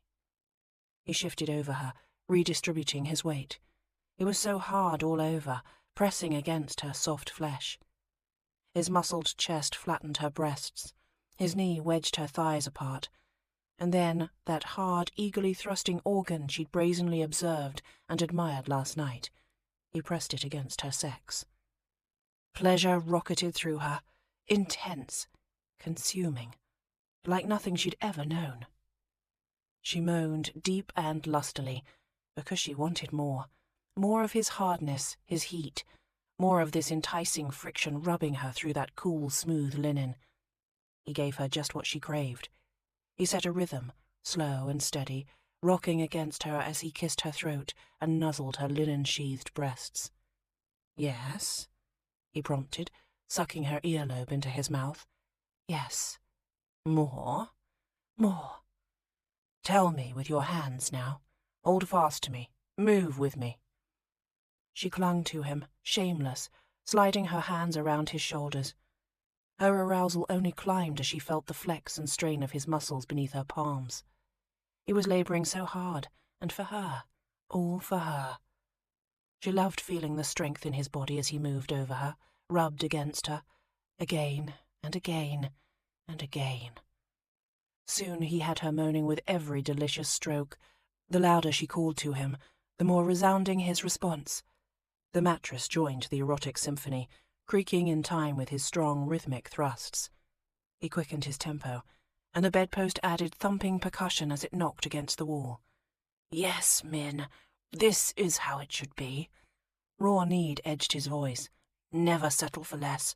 Be fearless, wild and loud and lovely. God, you're so lovely." It was dark, and she knew he could scarcely see her, but it didn't matter. She felt lovely. Beneath her touch, his fevered skin slid hot and beautiful. Together they'd made this stunning, gorgeous pleasure. She chased the sensation, tilting her hips and riding his thrusts as they came faster, stronger. Then something changed. Suddenly the pleasure was chasing her, hunting her down with ruthless intensity. She couldn't hide from it, couldn't escape. Her eyes flew open, wide and unfocused in the shadowy dark. "Colin." "Yes," he stroked on, relentless. "Yes, call my name. Louder." "Colin, I—" Her voice caught on a fearful gasp. "I can't." "Don't fight it. All's as it should be. It's perfect." As he surged on, his brow dropped to her shoulder. "You're perfect." Here it came, the pleasure. Swirling, taunting, pulling at her from the inside, dragging her into some dark, strange place. She grasped him tighter, pressing her nails into the flesh of his shoulder. "Don't let me go." He kissed her cheek, her lips. "Come for me, darling. Come for yourself." At last, she surrendered to it. She heard herself cry out as the bliss finally caught her, lifted her, pulled her to fragments, wrung her limp, left her gasping for breath and changed inside. And still he moved on, pumping his hips at a tortured, frantic pace. He framed her face in his hands, then drove his fingers back to twist in her hair. The delicious pull sent pleasure rushing through her again. He held her still and tight, grinding his hardness against her. "Sorry," he groaned. "Too good. Can't stop." With a growl, he shuddered and jerked in her embrace, then slumped heavy atop her, panting into the curve of her neck. Her fingers relaxed their grip on his shoulders. Her hands trembled. She didn't know how to touch him. A bead of sweat trickled along her collarbone. She wasn't sure if it was hers or his. What did all this mean? It wasn't really copulation, much less love-making, but it was real in some way. She didn't know how to think of him now, much less how to look at him, speak to him in the morning. How did she think of herself after she'd moaned and sighed his name? Was she ruined? Was she a wanton? He rolled to the side, one hand still tangled in her hair. His chest rose and fell with a heavy sigh. Good Lord, woman. Woman. She was a woman. You are forever catching me by surprise. I begin as your tutor teaching the lesson, and then somehow, minutes later, I'm spilling like a schoolboy. He gave a husky, intimate chuckle. And what seemed like seconds after that, he was snoring. Chapter 13. Jesus! Wincing at the too bright morning, Colin speared a hand through his hair. I can't believe this happened. I never do this, never. Minerva rolled over sleepily, rubbing her eyes. What is it? Get dressed, and quickly. We've overslept. Thus began a mad mutual dash to wash and dress and pack up all their things. The haste was convenient in some ways. It postponed any discussion of last night. It did not, however, erase his memories. Her every sound, every motion aroused him. The way she tugged her hairbrush through that love-tangled jumble of dark curls. The way her breasts jounced as she hopped on one foot, struggling to jam the other into her half-boot. When she reached out and clutched his shoulder to balance, Colin thought he might unman himself yet again. He hadn't been exaggerating last night. She made him randy as a youth, and twice as stupid. Damn it, man. What were you thinking? You have rules about this. Yes, he conceded, but he hadn't broken those rules. He'd merely stretched them. Stretched them, stroked them, humped them, made them moan and sob. He shook himself. Bloody hell. And here he had another long, dusty day of riding horseback facing him. Excellent. At least he wouldn't need to schedule additional time for guilt and regret. Hopefully the grooms downstairs had already selected a horse and readied it with his tack and saddle. As travel went, renting a posting horse every 20 miles wasn't ideal. It wasn't doing his arse any favours either. But to keep up with a coach's pace, Colin really had no alternative. She drew aside the curtains and peeked out the window. Oh, I see the Fontleys. They're getting in the carriage already. Surely they wouldn't leave without us. Surely not. He joined her at the window. The Fontleys were, indeed, almost ready to depart. They can't do that to you. Today's your birthday. Don't start. She cast him a chastening look through askew spectacles. Then self-consciousness flickered across her face, as if she'd felt some echo of the night before. She blushed, swallowed and looked away. He had the sudden, inexplicable urge to kiss her, but that would almost certainly be a bad idea, and anyway, there wasn't time. They hurried down the stairs with a thunder of footfalls, struggling with the trunks as they came. "Here we are," Colin called, hurrying ahead of Minerva. "We're coming. Tally-ho!" One of the Fontleys' footmen stood perched on the back of the coach. Colin heaved the smallest trunk up to him for storage, then the second. "Don't forget this one," Minerva called, dragging the third trunk behind her, the one that held Francine. As Colin turned to help her with it, he heard the crack of a driver's whip. Before he even understood what was happening, the coach had rolled into motion. The Fontleys were driving away, without them. "Wait!" Minerva called. "Come back!" Mrs. Fontleys' head poked out the window. "And subject my children to such reprehensible characters. I will not." As the coach trundled away at a clip, they heard her shouting, "You are not good people." Minerva turned to him, stunned and breathless. What can she mean? Surely it wasn't the fact that you punched that man last night. Couldn't be. I can't think what we did to change their opinion unless... His stomach rolled. Unless what? Unless they somehow heard us. Last night. She paled. Oh, sweet heaven. Her lip folded under her teeth. But how could they have? They couldn't have. No, they couldn't have, unless they were right next door. Unless... Her gaze met his, wide and horrified. Unless they were the ones we heard. Colin blew out a slow breath. He turned his head and stared after the coach. Well, good for them. Well done, Mr. Fontley. Minerva didn't share his amusement. Oh, God. She sat down on her one remaining trunk and dropped her head in her hands. They must think us scheming charlatans. They know every word we said was false. Ceylon, the lepers, the stupid beetle bite. They know we're liars. He ducked his head and scratched the back of his neck. Let's hope that's what they concluded. She looked up at him. What else would they think? That we weren't lying? That we really are brother and... He watched the look of abject revulsion creep across her face. No. No! Don't worry, he said hastily. I'm sure they concluded the first. Oh, she shuddered violently. I think I'll be sick. There's no need for that, pet. We know the truth. Do we? He felt the barb in her remark. Neither of them knew exactly what they were to each other after last night, but that conversation would need to wait. For the first time, Colin noticed how many people around the area were watching them. The look in their eyes wasn't friendly. As he turned casually to face the inn, the door slammed. He heard a latch scrape shut. Renting a fresh horse was apparently out of the question, and he didn't suppose any of these villagers would be offering them a ride. I should have known it was a bad idea, she whimpered. I should have known I'd pay for it somehow. Whenever you touch me, I end up humiliated. He cleared his throat and drew nearer to Minerva. We'd best leave this place, as soon as possible. Whatever the Fontleys concluded about us, it seems they shared those conclusions with everyone here. But where will we go? How will we get there? She gestured after the long-gone carriage. Despair weakened her voice. They took all my clothes, all my things. He crouched before her. You still have your purse? She nodded. And you still have Francine? You're sitting on her. She nodded again. My scientific findings are in this one too.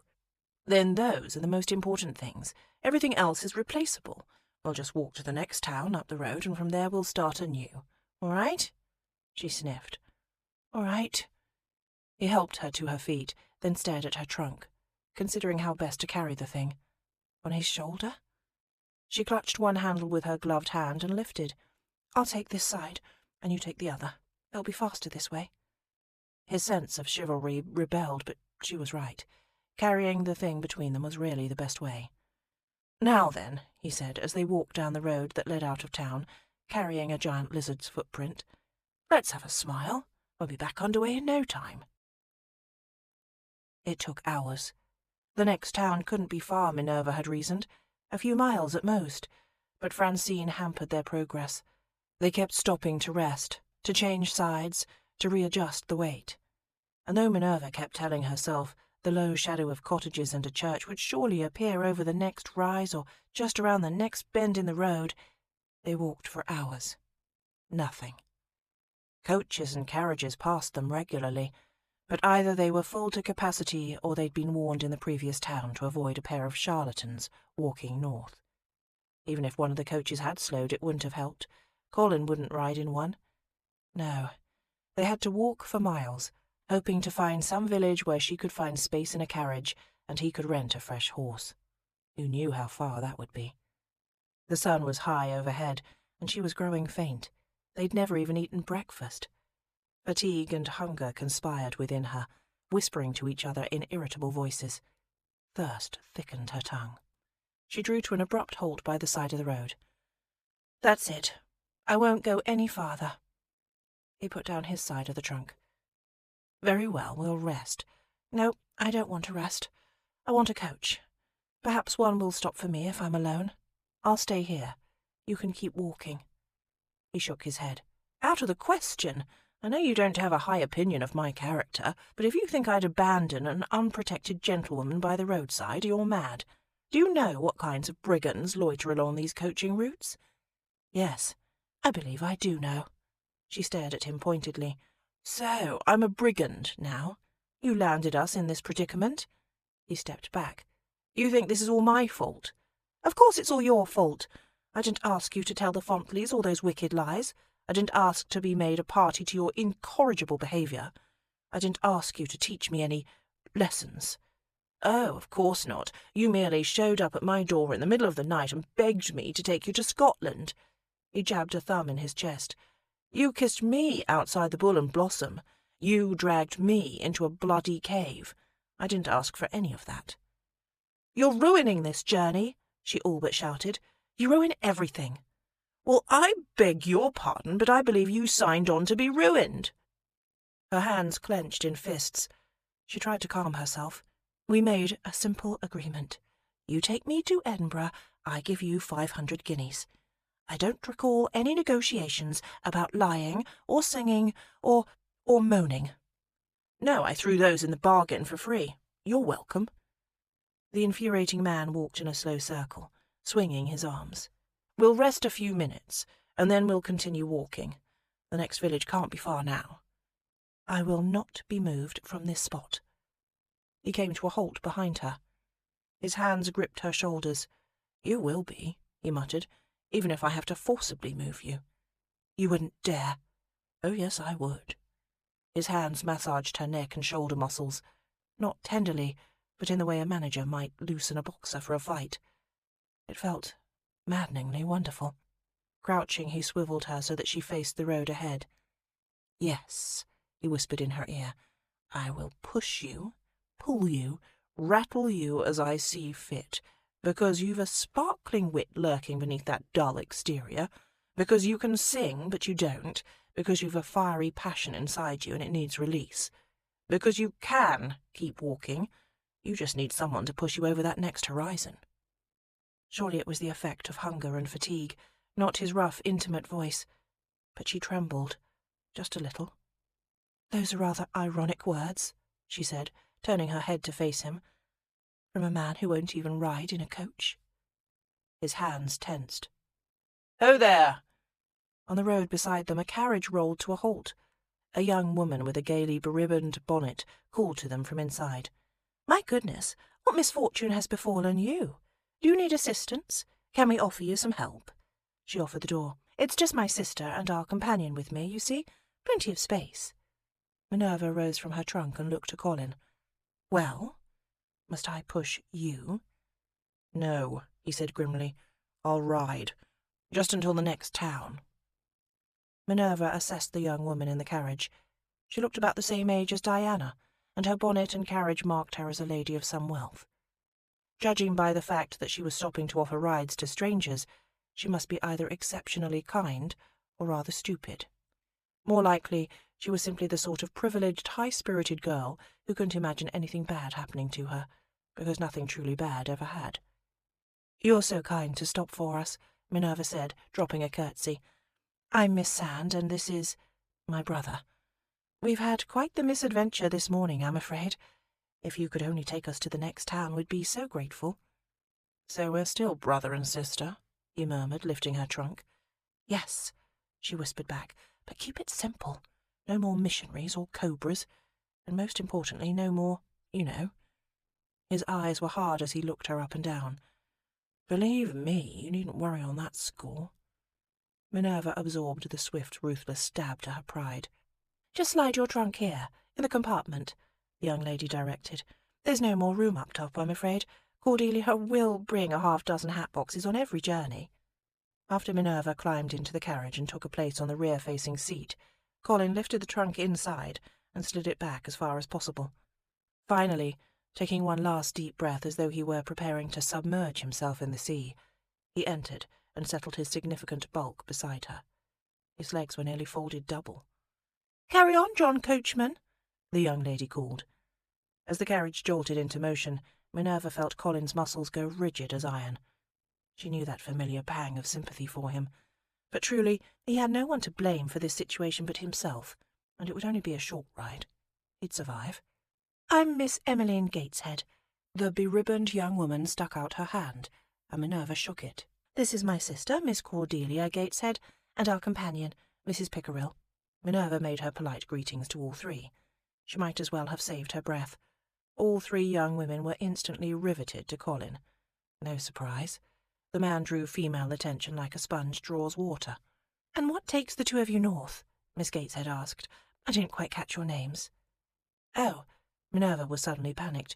"Well, we—" "Don't tell us. We'll guess," Cordelia said, smiling. "It will help to pass the time." She tipped her smile in Colin's direction. "Are you an officer, back from the war?"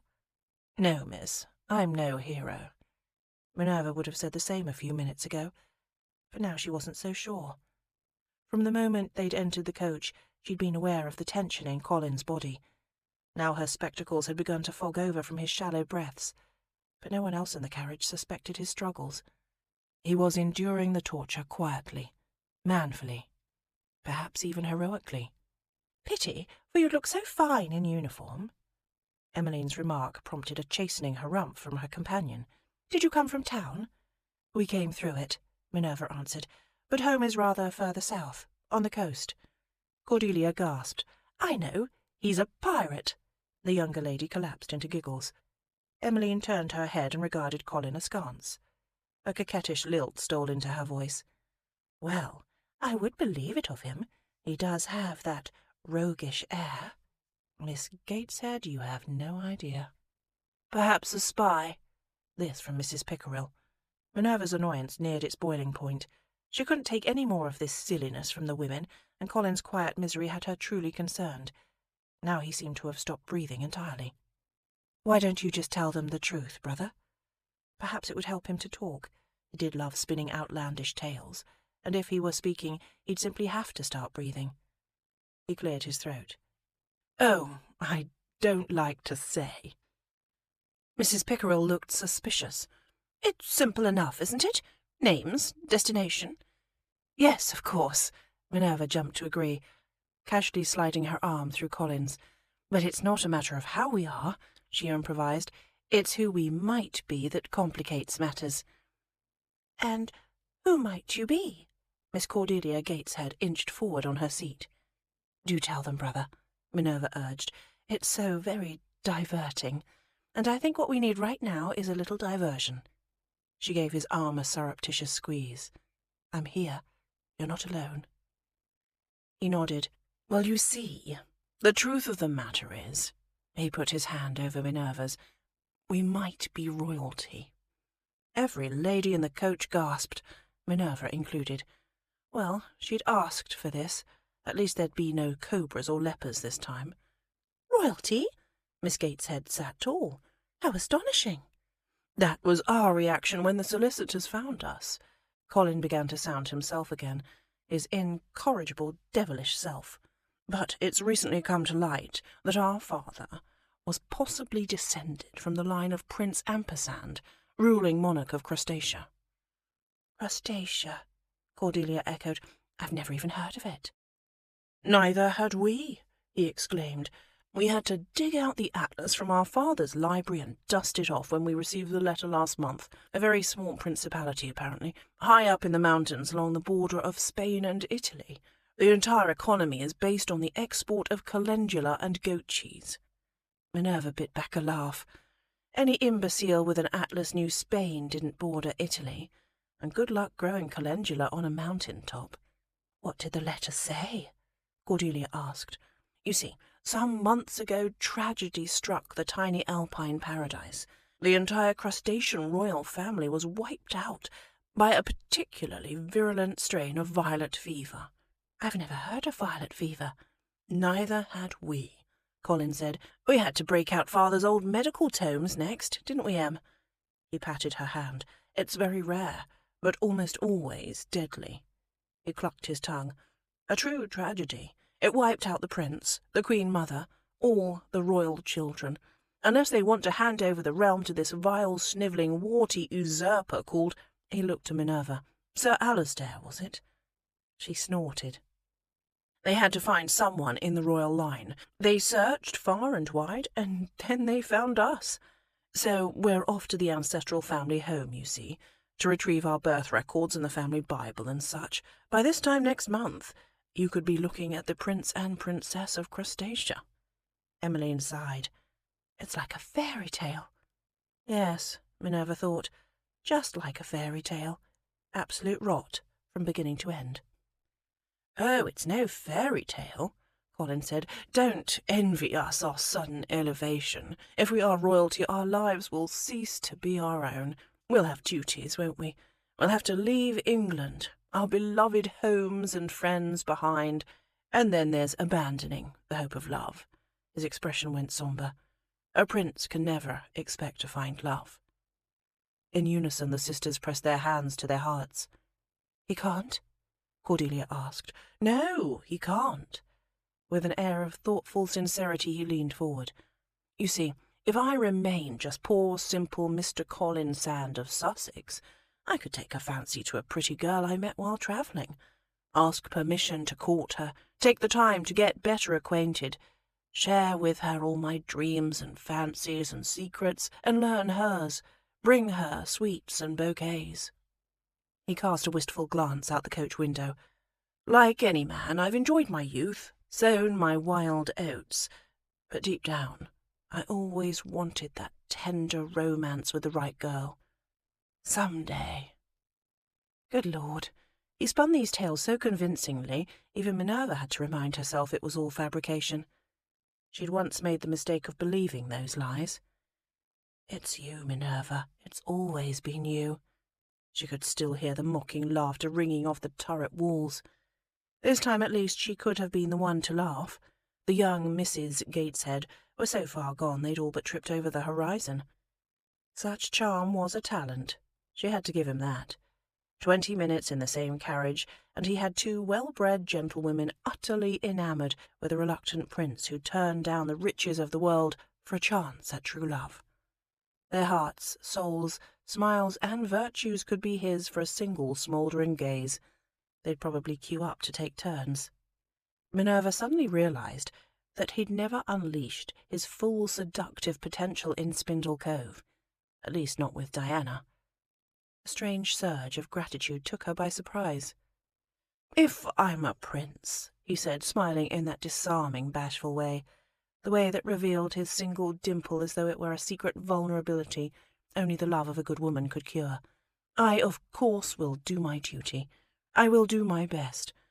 But sometimes I think it might be a relief to find it's all just a grand mistake."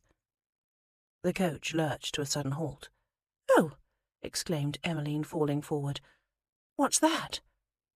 Minerva looked out the window for the first time in several minutes. This stretch of road passed through a wooded area.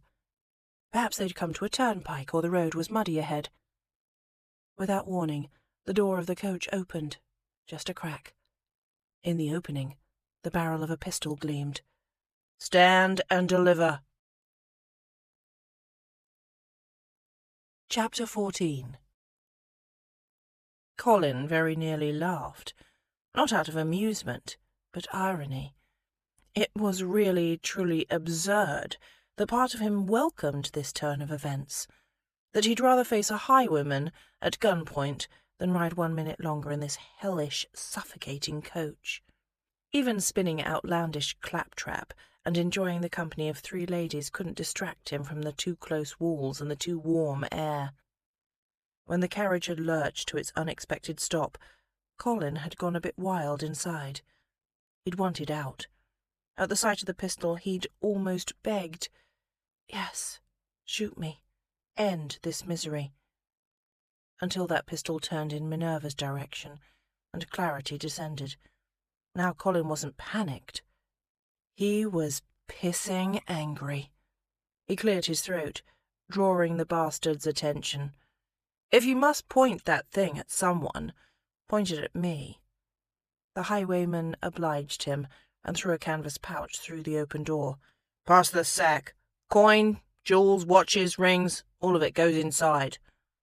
An ominous click sounded as he cocked the pistol. "And quickly." The Misses Gateshead cowered together with their companion. Colin retrieved the canvas pouch from the floor. As he teased the drawstring open, he spoke to the ladies in his calmest, most reassuring tone.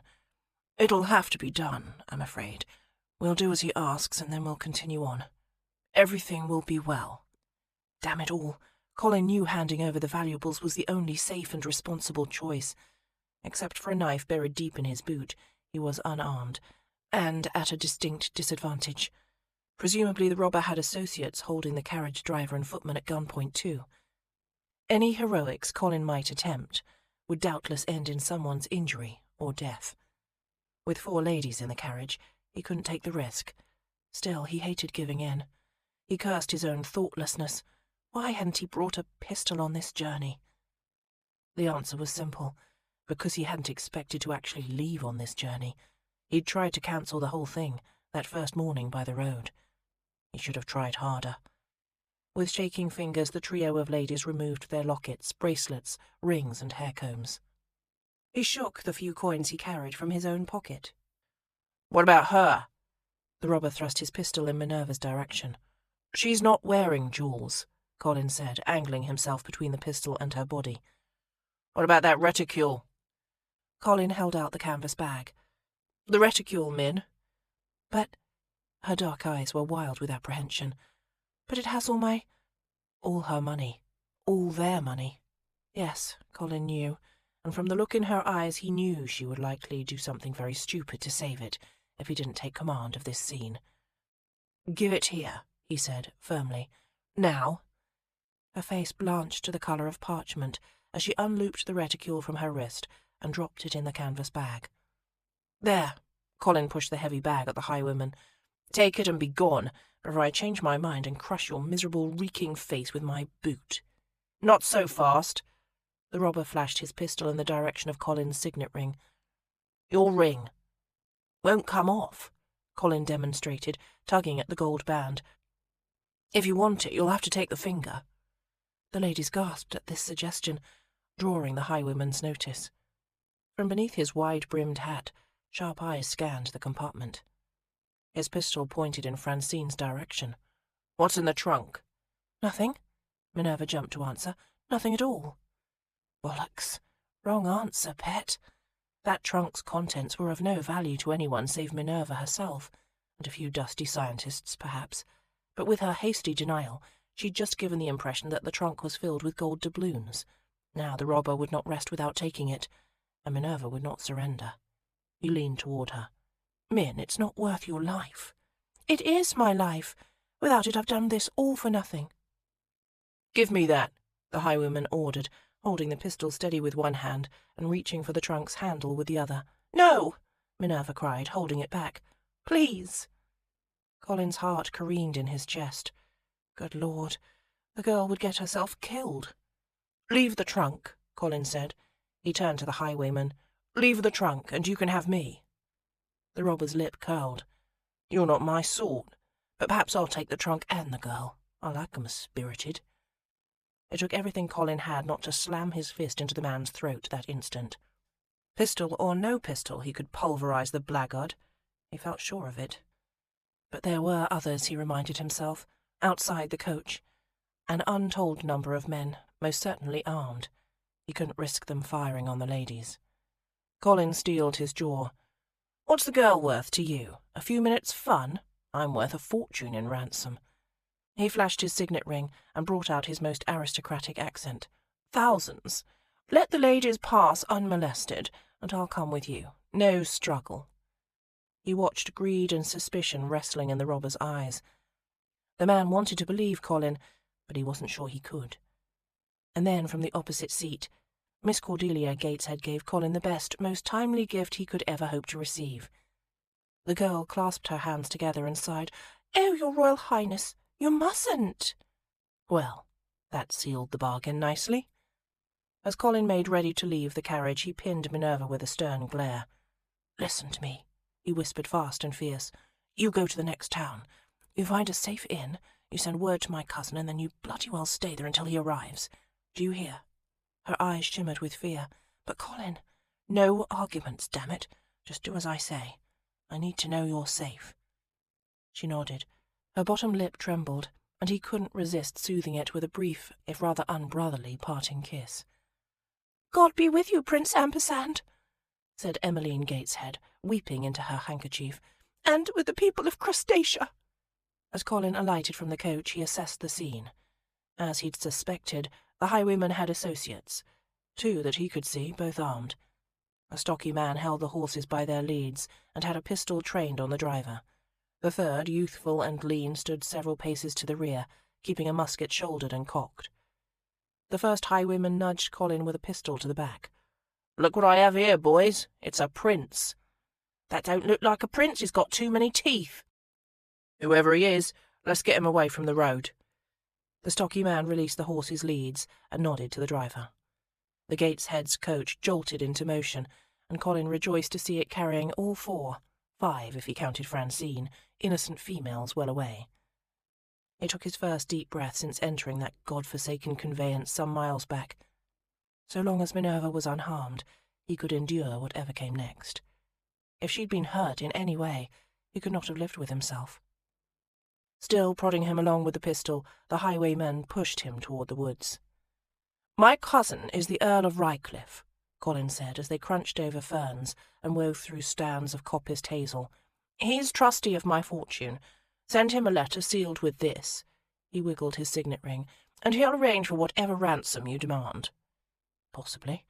Or his cousin might send them a letter back saying, "Go ahead, do me a favour and send the scoundrel to the devil." Depended on Bram's mood that day.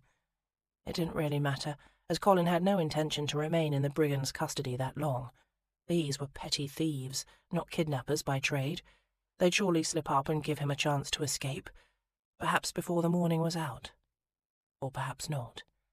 Once they'd made their way well into the woods, his captors spun him about. He struck Colin across the face with the pistol.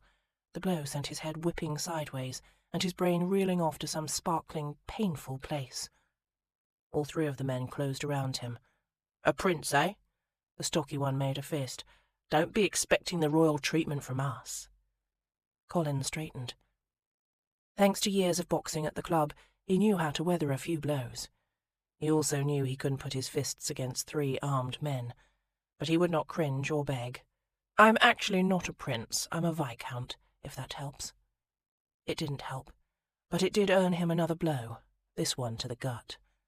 And so, as it happened, by the time the morning was out, Colin had not found an opportunity for escape.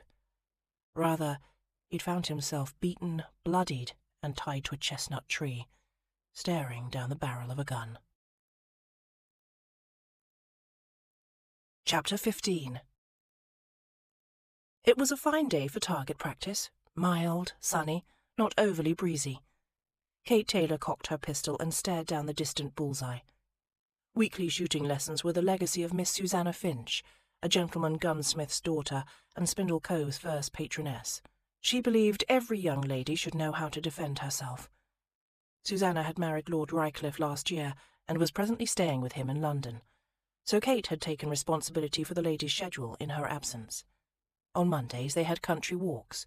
Tuesdays sea bathing was on hiatus until summer, of course, but on Wednesdays they turned their hands to gardening, and on Thursdays— bang! Thursday was their day to shoot. Here at Summerfield, the Finch estate. Sir Lewis Finch always made the young ladies welcome, offering his finest weaponry and refreshments for their enjoyment. The old man obviously missed his daughter greatly and took some comfort in hosting her friends. And for her part, Kate couldn't get enough of being in a family home, even if it wasn't her own. She loved soaking up the sense of shared history, old portraits, fond memories. Charlotte Highwood tugged at her sleeve. "Miss Taylor, look, is that the militia?" Kate turned her gaze, staring over the open meadow. Indeed, the members of the local militia were dressed in full uniform and marching in formation. Straight for them, it would seem. Strange. "I didn't think they had drill today," Diana said. "Neither did I. And even if they did, why would they be marching here, towards Sir Lewis Finch's estate?" "It's like a sham battle." Charlotte perked with excitement. "Ladies versus gentlemen. Can we fall into a formation of our own? Fix bayonets and charge?" Diana tugged her sister's hair. "Goose." As the column of red-coated men approached, Kate recognised Corporal Thorne leading them. He wasn't difficult to make out. He stood several inches taller than most of the men. His shoulders were near twice as broad, and his demeanour was 1,000 times more unpleasant. "Ladies," Kate called, keeping her voice even. "Weapons down, please. It seems the men have something they wish to discuss." With a barked command, Thorne brought the men to a halt. Another harsh order, and they'd fallen into a single line, facing the ladies. He approached Kate. She grew uneasy, her spine withering in that massive shadow that completely blocked the sun.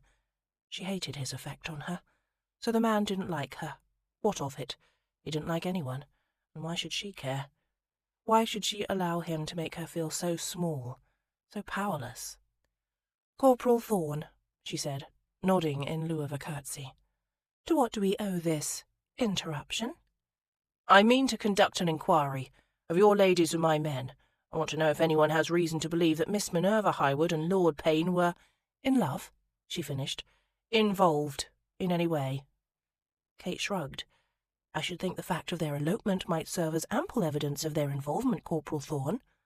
He shook his head. "It's not right. There's something not right about it. Mrs. Highwood has said—" "I know that, Miss Taylor. I'm not stupid." "I didn't say you were." "I know what Mrs. Highwood has said," he said, "and I've decided I don't care.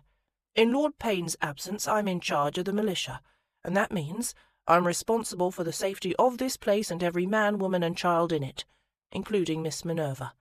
If her health, happiness, or virtue is endangered in any way, it's my responsibility to see her back home, safe." "And what if she's not endangered, but merely eloped, happily?" "That's what I'm here to find out."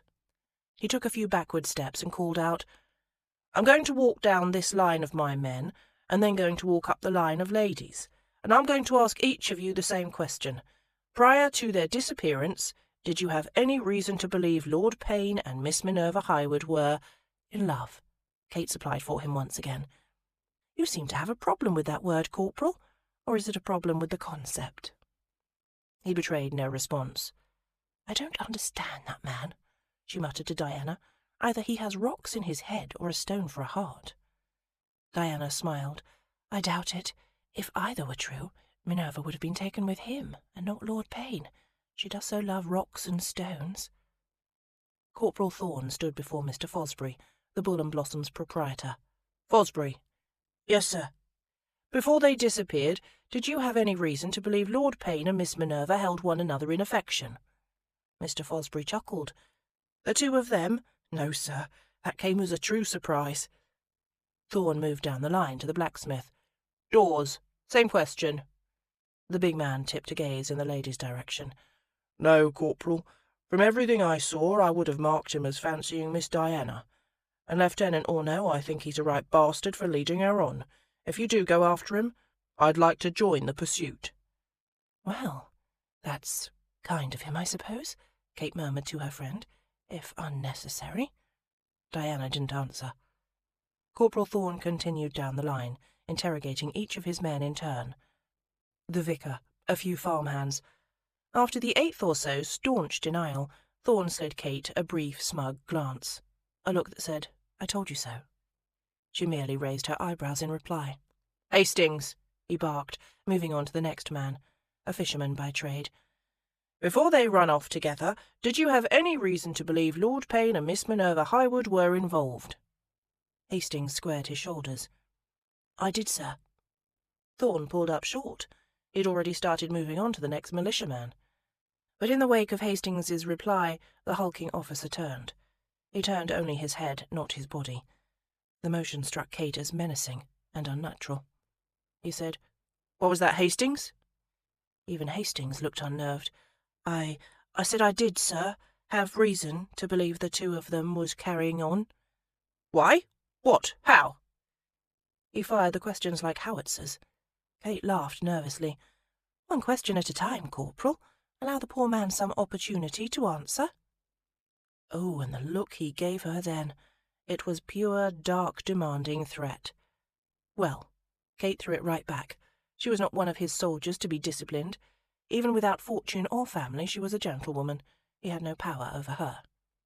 She thrust her hand behind her back, lest he see it trembling. Hastings found his voice. "I saw them together in the cove, just a few days ago as I was headed out with my nets in the early morning. Miss Minerva was in her bathing costume, and Lord Payne was stripping down to his breeches." "A swim?" Diana said. "In April?" "I don't know what they done afterwards. I just know what I saw." Hastings shrugged. "And when I come back in, a few hours later, they were just leaving." "I know it's not my turn yet," Rufus Bright called from the end of the line, "but I saw them together too." "When?" Kate and Thorne spoke in unison, much to their shared dismay. "The other night, when I was standing watch at the castle. Sometime after—" Rufus shot a glance at the women and tugged his collar. "Sometime after midnight. I saw Miss Minerva leaving Lord Payne's quarters, alone." Charlotte shrieked, then clapped both hands over her mouth. Diana tried to soothe her sister. "Why didn't you say something that night?" Thorne demanded. "You let her walk home alone, unprotected?" "Well, you have to admit it weren't the first time he's entertained a lady visitor after dark." "Oh, dear Lord." Kate strode forward. "Corporal Thorne, isn't this enough? You wanted evidence. I believe Hastings and Rufus have given you ample proof. Now can we conclude this public inquisition before we unearth more details that prove unnecessarily embarrassing to the Highwood family?" The big man released a slow breath. "You really think Payne will marry her?" "I do," she answered. "Well, you're right on that score.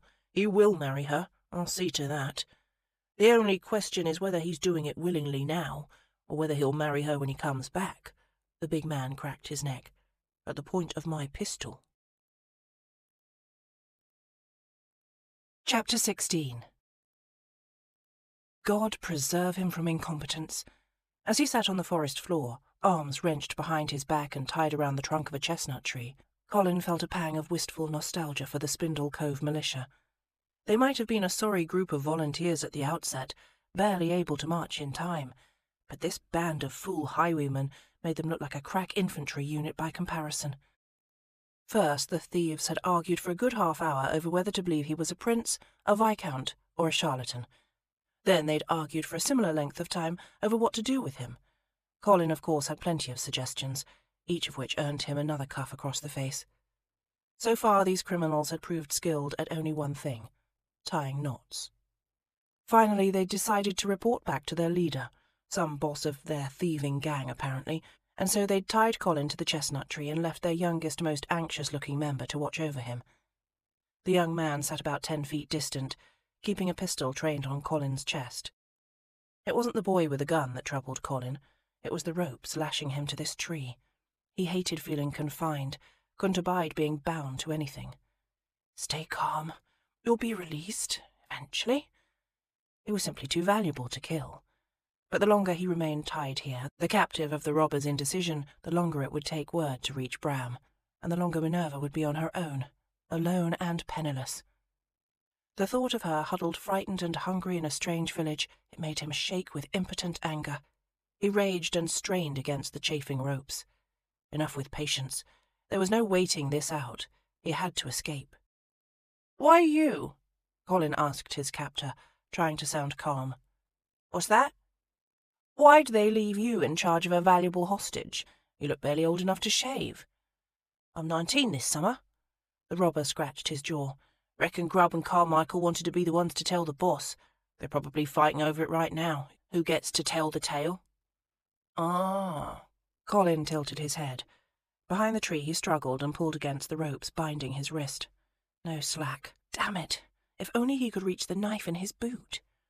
"So," he said, "this Grubb and Carmichael, was it, wanted the glory for themselves?" "That's how I see it." "I'm sure you're right," he nodded. "Very astute. But you know, you probably shouldn't have told me their names." The younger man's eyes went wide. He cursed unimaginatively. "Don't worry. I'm sure Grubb and Carmichael won't kill you." He waved the pistol at Colin. Don't you say those names again." "Well, it's not like I can just forget them, is it?" The young man pushed to his feet. "You'll forget them if I shoot you. But then you'd be in a very bad situation once Grubb, Carmichael, and this boss of yours come back and find you've killed their valuable hostage." Colin whistled low. "You'd not be long for this world then." The robber's hand started to tremble. "I didn't agree to this. I was just supposed to be lookout while they'd done the robbing." "No," Colin said smoothly. "Of course you wouldn't agree to this. Kidnapping a peer of the realm? That's not like you." "It's not, is it? I only wanted a few bob to take my sweetheart to the fair. Buy her a trinket, slide a hand under her skirts." "Exactly." Colin paused. "I'll tell you what. These boots I'm wearing, they'll fetch a tidy sum in any city. If you untie me, you can have them. Run off, make your money, take your sweetheart to the fair. When the law comes looking for Grubb and Carmichael, and mark my words, they will hang, you'll be long gone, forgotten. I don't even know your name." The youth eyed him warily, slowly approaching. "I have a better idea. Mayhap I'll just take your boots, and then I'll leave you here." A slither of fear pierced Colin in some vital artery. His composure bled from the wound in gasping spurts. Just the image of being left alone, tied to a tree, with night coming eventually. He could have begged the man to shoot him dead. Instead he closed his eyes. Stay calm. This was what you wanted, what you knew he'd do. Still holding the gun with one hand, the youth began tugging at Colin's left boot with the other. "You'll never get it off that way," Colin said, forcing a nonchalant tone despite the sweat trickling down his back. "You may as well set aside the gun. There's nothing I can do trust like this." After a few more moments of struggling, the robber swore and did as Colin suggested, setting the pistol to the side and wrestling the boot with both hands. At last it slid free with a whooshing sound. Casting the first boot aside, he started to work on the other. "Slowly now," Colin joked. "Have a care for my aging joints." In actuality, he cared nothing for his joints. He was wagering everything on the hope of that small folding knife secreted in his right boot. If the thing slid free where he could see it, and if his captor didn't notice it, and if he could somehow manage to get the knife into his hands, in a matter of minutes he could cut himself free. But if any one of those things went wrong, he'd remain tied here, for only the devil knew how long, until night most likely, until the dark descended, thick with ominous rustling, until thirst and hunger became animate demons, tasked with his ceaseless torment, until the wild dogs came. Jesus, please, God, no! His heartbeat thundered in his chest. As the youth lifted his leg and tugged on the boot, Colin flexed his leg muscle, pulling the boy close. He had to keep that knife within reach when it fell. If the thing went flying when the boot came off— "Easy," he said through gritted teeth. He could feel the boot starting to give way. Crack. A faint snap in the undergrowth drew his attention. His captor didn't notice the sound. He was too absorbed in his struggles with the boot. But Colin slid his gaze to the side, and what he saw there stalled his pounding heart. Minerva. Minerva Highwood, in her governess blue travelling gown, slowly emerging from the undergrowth. creeping toward them with all the stealth of a cat, intent on grabbing the discarded pistol. She put a finger to her pursed lips, gesturing for Colin's silence. Colin made his eyes wide. "No," he mouthed. "No, go back." She crept closer still. Her foot snapped a branch. This time the robber noticed. His head whipped up, swivelling toward Minerva. With a vicious growl, Colin gathered his strength and kicked him in the face. Scissoring his legs, Colin caught the man by the throat. He had him stunned and caught off guard, but he wouldn't be able to hold him long. "Get the pistol," he managed. As Minerva dove to retrieve the weapon, Colin tightened his legs about the highwayman's neck. "I know what you're thinking," he said, his voice strained with effort. "You're thinking that she's just an innocent miss with spectacles, that she can't possibly know how to fire that weapon. But you're wrong. She's had training." He raised his voice. "Min, show him. Shoot that birch tree over there." "I'm not firing at a tree. I'd waste my shot and I haven't more powder. Then what help would I be? Really, Colin?" "See," Colin said to the suffocating man. "She knows what she's doing." He released the robber with one final half-strength kick to the jaw. "No sudden moves." Minerva focused her gaze and held the pistol steady. "Do I shoot him?" No, there's a knife in my right boot. Fetch it kindly." Keeping the pistol trained on the robber at all times, she moved sideways until she could reach the boot. She found the knife with one hand and fumbled it open, wielding it like a dagger. "All right," she said, glaring down at the highwayman. "So where do I stab him?" "Stab him?" Colin stared up at her, amazed. Her hair was hanging half loose, curling around her shoulders. Her eyes sparked with feral intensity. Her plump lips curled in a little snarl. He'd seen this wild, savage look on her face before, in Spindle Cove. He'd known her to fell a grown man with her rock-filled reticule, and once she'd even challenged Colin to a duel. She wore that look of righteous fury when she thought her sister was in danger, or one of her friends, even Francine. But this was the first time she'd worn that look defending him. Amazing. She wasn't supposed to be here, but here she was, for him, willing to shoot or stab a man in his defense, and she was goddamn beautiful. "You don't stab him, pet," he said gently. "You use the knife to cut me loose." Oh, yes." A drunken laugh bubbled from her throat. "I suppose that makes more sense." Working one-handed, she couldn't free him as quickly as he might like, but a few minutes sawing and hacking at the ropes, and she had him freed. Colin took the pistol from her the first instant he could, and promptly bashed it across the robber's face, knocking him cold. He plucked the powder horn and spare lead shot from the man's insensible form. He turned to Minerva. "Hurry, we must be gone before he wakes." "Oh, Colin, they hit you." She took a handkerchief from her pocket and dabbed at the bloodied corner of his mouth, wincing as she did. "It's nothing." "What about our money?" she asked, looking around. "Gone with the other robbers." "Oh, at least I still have a sovereign. It's sewn into the lining of my stays." "Well," he muttered, cramming his left foot back into its boot, "aren't you resourceful?" "You sound upset." She balled the handkerchief in her hand. "I am upset." He pushed to his feet and began walking in the direction from which she'd come. They needed to be gone as soon as possible. "I can't believe you're even here. Minerva, I gave you specific instructions to ride on to the next town, where you'd be safe." "I know, but I made Miss Gateshead let me out, a quarter-mile down the road. She grabbed for his wrist. "I couldn't just leave you." He turned and stared at her. God, he didn't know how to feel. Relieved to be free, infuriated with her for flouting his commands, overwhelmed with gratitude to see her whole and safe, and to have her here with him. The emotions seething within him were some mixture of all these. He knew one thing: he didn't dare touch her right now. Whether he ended up shaking her senseless, clutching her mindlessly to him and sobbing into her skirts, or topping her on the forest floor until his bollocks ran dry. She'd get hurt one way or another, and that would make this whole damned ordeal for naught. "Wait." As they left the small clearing, she called him aside. "My trunk's over here. I hid it under some branches." "You brought Francine?" So that's why she'd made such a delayed appearance. Well, I couldn't leave her behind. She knelt on the forest floor and began clearing branches from atop her hidden trunk. "Not after what you'd done to save her."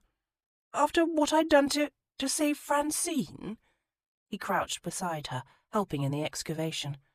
"You are an intelligent girl, Min, but sometimes you can be remarkably stupid. I wouldn't give 2 fingernail shavings to save this miserable piece of plaster, much less risk my life. But the 500 guineas?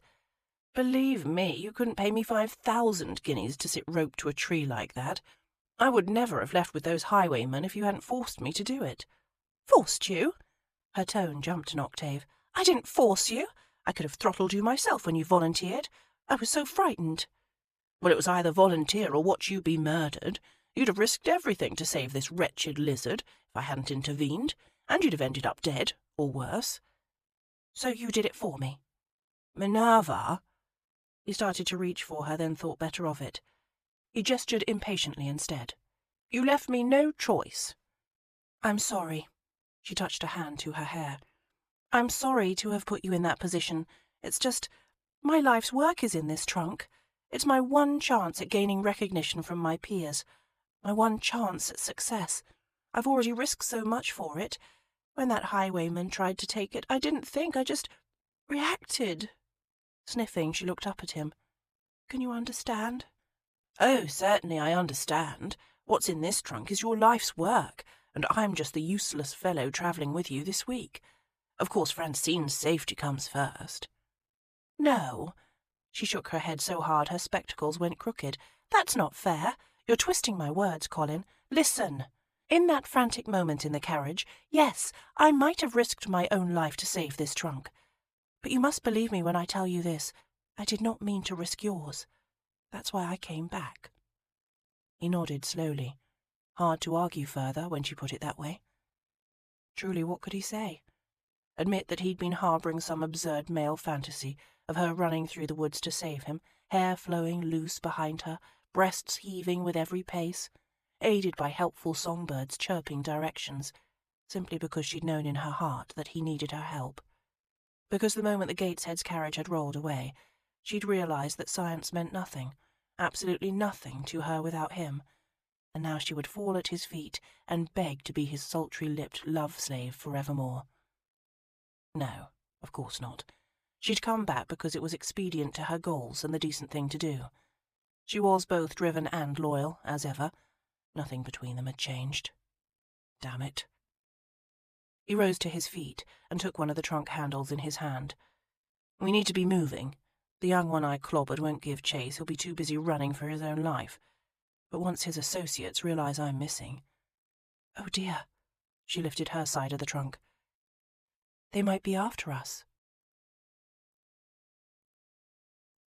Chapter 17. They walked on and on through those woods, carrying Francine between them. By the position of the afternoon sun at their backs, Minerva knew they were travelling north. They hadn't crossed any large bodies of water, so she assumed they were still on British soil. Beyond that, she could not have said. She wasn't sure Colin knew either. Goodness, had it really been just that morning when she'd plunked herself on the side of the road and declared she could not walk another step? Colin had insisted she had the strength in her, and it annoyed her to admit he'd been right. She'd walked miles and miles farther now, with nothing to eat since last night's dinner. Putting one boot before the other required all her powers of concentration. Hunger dogged her every step, gnawing at her from the inside. "I'll be damned!" Colin stopped in his tracks. "And here I thought I hated the country." Minerva looked up. They'd entered a clearing, a wide green meadow in the middle of the forest. The entire space was carpeted with bluebells, thousands upon thousands of sweetly curving green stalks, their tips heavy with sprays of blue-violet blossoms. The sunlight shone from above and slanted through the trees, catching the blooms at different angles. The whole scene sparkled. It was magical. Colin said, "Even I, jaded as I am, have to admit that's bloody lovely." Minerva was so famished, all she could think to reply was, "Do you suppose they're edible?" He laughed. She smiled. And just like that their mood lightened. The highwaymen were behind them. They were healthy and whole, and they still had Francine. Her stomach might be empty, but a sense of hope swelled within her breast. Perhaps all was not lost. As they strode through the meadow, she had the eerie sensation of walking atop waves, except this was a sea of petals, not salt water. Her toe caught on a fallen branch and she stumbled a bit. "Are you all right?" Colin asked. She nodded. "I was just distracted, wondering how much loam is in this soil." "What?" He set down his side of the trunk. Minerva did the same. "You know," she said, "loam, a mixture of clay and sand.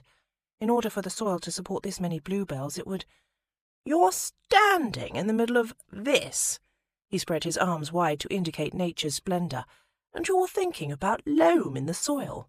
You spend far too much time staring at the ground." Rounding the trunk, Colin plucked her off her feet. With gentle strength he tumbled her into the bluebells. She lay flat on her back, breathless and dizzy from the sudden inversion, from the sudden nearness of him. He lay down next to her. "There. Have a rest. Look up at the sky for a change." Minerva stared up from the uneven ground. Her heartbeat drummed in her ears, and a crushed green scent engulfed her senses. The grasses and bluebells towered over her, swaying in the gentle breeze and dripping loveliness. Above everything the sky hovered, brilliant and blue, nearly cloudless, save for a few wispy, changing puffs of white that were apparently too proud to mimic rabbits or dragons or sailing ships. "What am I supposed to be seeing?" she asked. "I don't know. What do people see when they gaze at the sky? Inspiration? Beauty?" She heard him sigh. "Truth be told, this view always intimidated me. The sky's so vast I can't help but feel it has expectations of me, ones I'm already failing." He was silent for a long moment. "It reminds me of your eyes." She dug her elbow into his side. "My eyes are brown, and my back's growing damp. This is definitely very loam-rich soil. I just needed to look at the sky to realize it." With a chuckle, he rolled over and pinned her with one leg. "Do you know, you are the most surprising woman." Her breath caught. "You have a way of surprising me, too. Not always pleasantly. If surprises were always pleasant, there wouldn't be much surprise in them. I suppose that's true." He brushed a few wisps of hair from her face, then removed her spectacles and laid them atop the trunk. Minerva's pulse pounded as he slowly lowered his head and kissed the tip of her nose. She blinked up at him, trying hard to focus and read his expression. Was it teasing or affectionate? She couldn't tell. "Why did you do that?" "Because you weren't expecting it." "Which kind of surprise was it? Pleasant or otherwise?" "I'm not sure." "Then I'll try again." He bent his head and kissed her temple, then her chin, her jaw, the place between her eyebrows. His tongue flicked over her ear, slid down her neck, dipped into the warm, sensitive valley between her breasts. She gasped, "Colin!" He clutched a fistful of her skirt and brought her pelvis flush with his. "Min," he groaned against her neck, "I know it's mad, but I need this right now, right here in the midst of all this beauty. I need to feel you hot and alive beneath me." As he leaned in to kiss her mouth, she put a hand to his chest. "I don't think this is a good idea." His hand swept over her body. "Last night wasn't good." Shadowy memories of that frantic, wicked, grinding pleasure assailed her. She grew damp between the legs, and it had nothing to do with the loamy soil. "It was very good, but it was confusing. This doesn't have to be complicated." He cupped her breast and thumbed her nipple to a stiff, aching peak.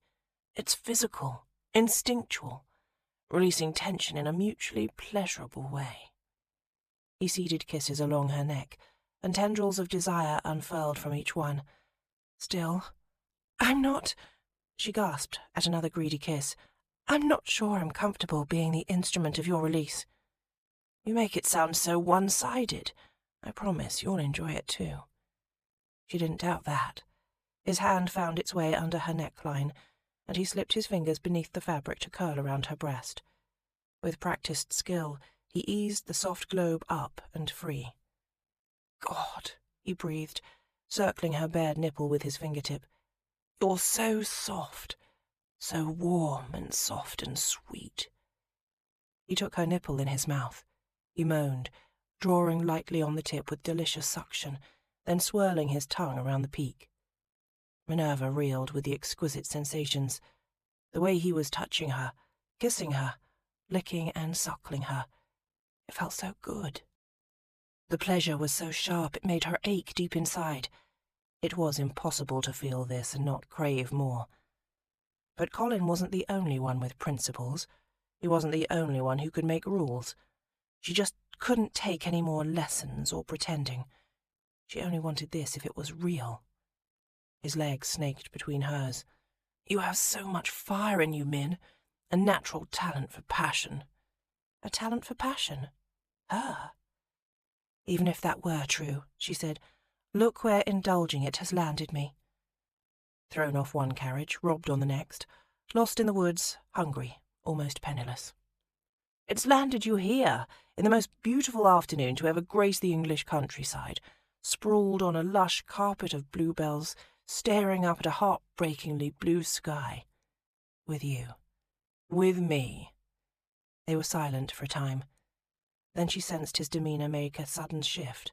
The muscles of his chest tensed beneath her touch. His tone changed. "I see," he said, withdrawing his fingers from her bosom.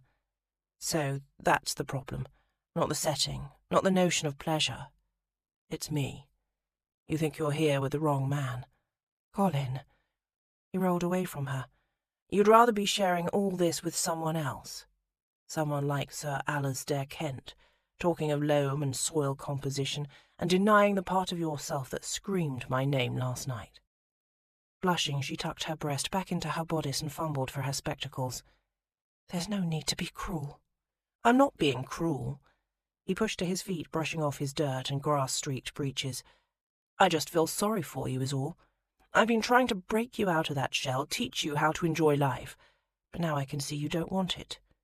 You're going to die curled up in that hard, brittle cage you've constructed. I hope Sir Alasdair doesn't mind cramped quarters." "So now I should apologise for wanting something more than carnal lessons on your charity? After all, that's the best an awkward bluestocking like me could hope for. Is that it?" Minerva struggled to her feet. "At least Sir Alasdair would remember my name." "Perhaps." He closed the distance between them, standing so near his chest grazed her breasts. "But could he kiss you so hard you forget it?" For a hot, confusing moment his breath mingled with hers. But before she could think of any possible retort, he retreated. He picked up the trunk and shouldered it. "Come along," he said irritably. "By this time we must be nearly there." "Nearly there? Nearly where?" Minerva lagged behind him, trying to understand his irrational anger. And here common wisdom would argue that women were the sex with changeable moods. They walked on for perhaps a quarter-hour more, and then they emerged from the woods at the edge of a crest. In the distance, down the slope, sat an immense stone manor-house, bordered by gardens and outbuildings. "Good heavens," she breathed. "What is that place?" "Winterset Grange," he answered. "I knew we had to be close. A good friend of mine resides there. We need a place to stay the night, to lie low in case those highwaymen are still sniffing about." "And we're going to just appear on your friend's doorstep, uninvited out of nowhere?" She waved a hand between them. "Looking as we do?" "Oh, no one will blink. Guests are always coming and going from Winterset Grange. Whenever the Duke's in residence, it's one never-ending bacchanal." Minerva stared at him. "The Duke? We're going to be guests of a Duke? He's not a royal Duke," he said as if this should be some comfort. "Hal's an amiable fellow, you'll see. He's patron of a popular gambling circle called the Shilling Club. I'm a member. He'd never begrudge my lack of an invitation, so long as I show up with money to lose at his card table." "But you haven't any money to lose at his card table. We have precisely 1 sovereign to our names." "Details, details." They started down the grassy slope. The vast, sprawling manor-house seemed to inflate as they approached, as if some mischievous boy were behind the thing, huffing air into it like a scraped pig's bladder. It was just grotesquely large, its windows deep-set and hooded like leering eyes. She didn't like this. Not one bit. As they neared the drive, Colin pulled her into the gardens, behind a windbreak of cypress trees. After dipping a handkerchief into a trickling fountain, he swabbed his face and neck clean, then retied his cravat. He brushed the dust from the front of his coat and gave a brisk jaunty toss of his head that instantly tamed his hair. So wretchedly unfair. 30 seconds toilette, and he looked better than she could have managed with hot tongs, curling papers, and the assistance of 2 French ladies' maids. "Am I presentable?" he asked. "You're every bit as unjustly handsome as always." He cocked his head and peered at her. "Now, what can we do about you?" She snorted. What indeed? "Likely nothing, my lord," she said acidly. "Well, you can't go in looking like that, all pinned and laced and buttoned up. Not if you're meant to pass as my mistress." "Your—" She lowered her voice as though the cypresses had ears. "Your mistress? How else am I to explain your presence? I've been friends with the Duke of Halford for years. I can't tell him you're my sister. He knows very well I have none." His hands went to the buttons of her travelling spencer. Beginning at the one nearest her throat, he slipped them loose one by one. "First, we need to do away with this." When he had the 2 sides divided, he pushed the garment from her shoulders and shook loose the sleeves.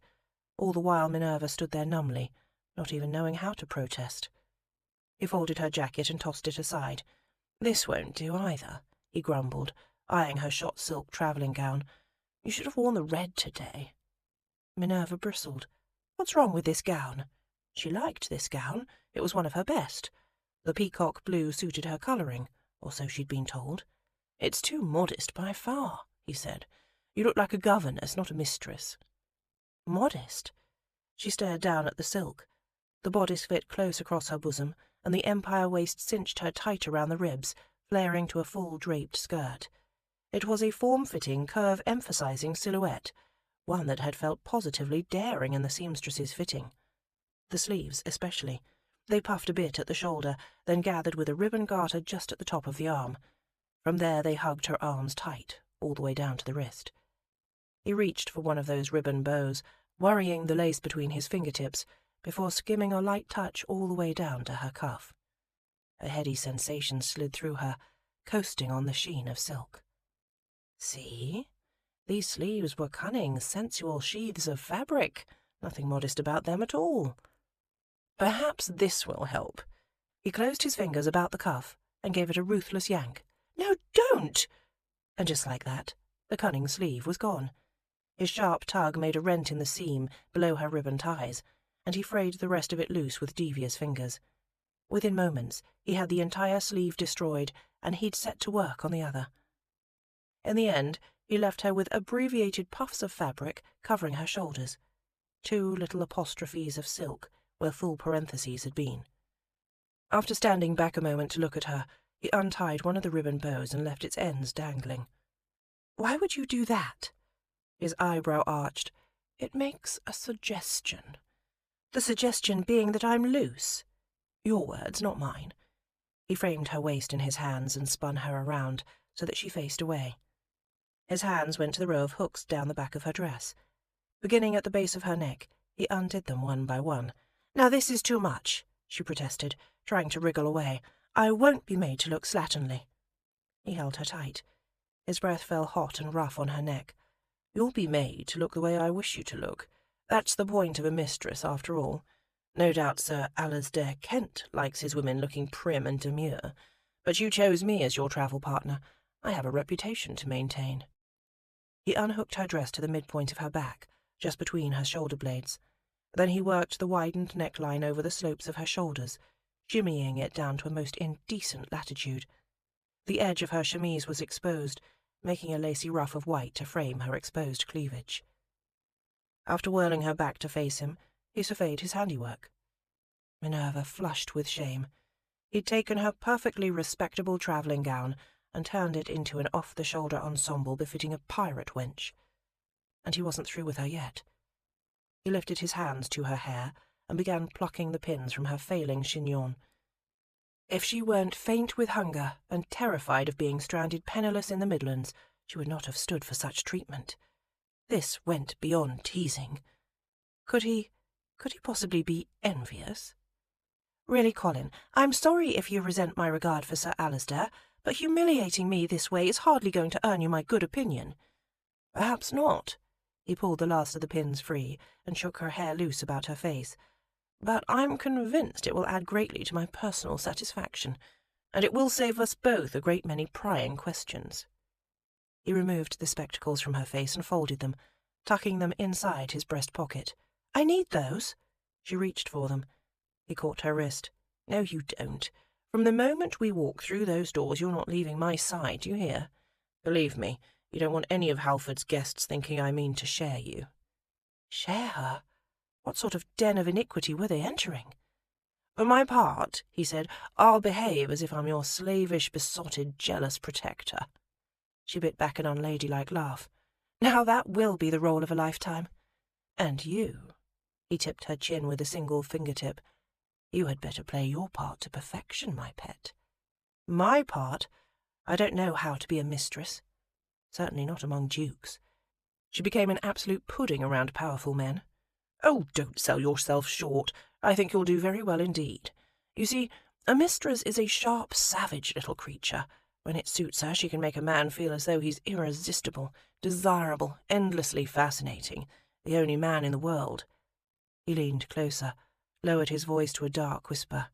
He was too near for comfort or clarity, just a blur of male ferocity. "She moans as if she means it, and when she's got what she wanted, she'll make it bitingly clear that the man means nothing, absolutely nothing to her at all. I think you were born to that role, don't you?" "No, I don't," she said, her voice wavering.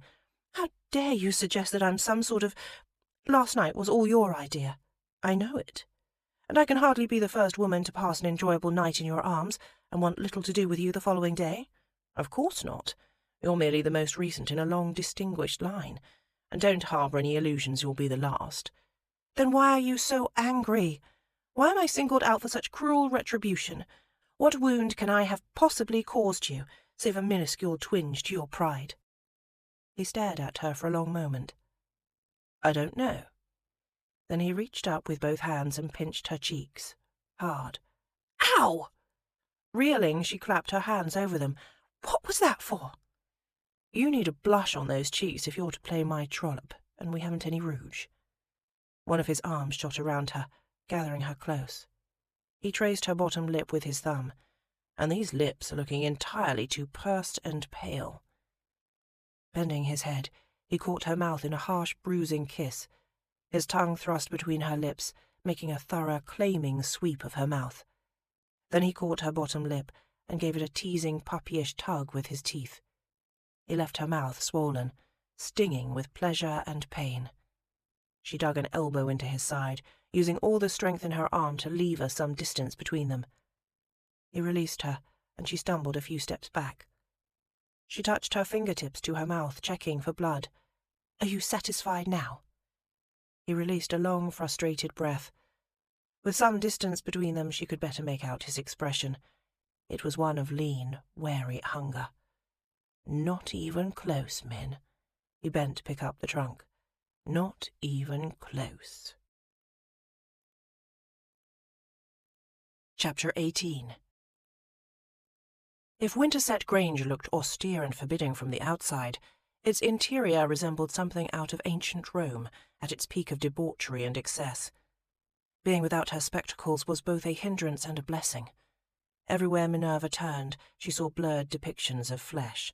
Paintings of lascivious nudes covered the soaring walls, stacked bosom to backside 3 tiers high. Decadent sculptures winked out from alcoves. Some ambitious decorator had splashed gold leaf over everything. The sculpture nearest Minerva appeared to be Pan, cavorting and twisting atop a Corinthian column. If she squinted, she could make out the fine silver and rosy veins of the stone. Italian, most definitely. Such lovely marble, to be so misused. She ran her fingers over the cool, smooth stone, then withdrew her hand immediately when she realized the cylindrical protuberance she'd grasped was not a horn nor a pipe.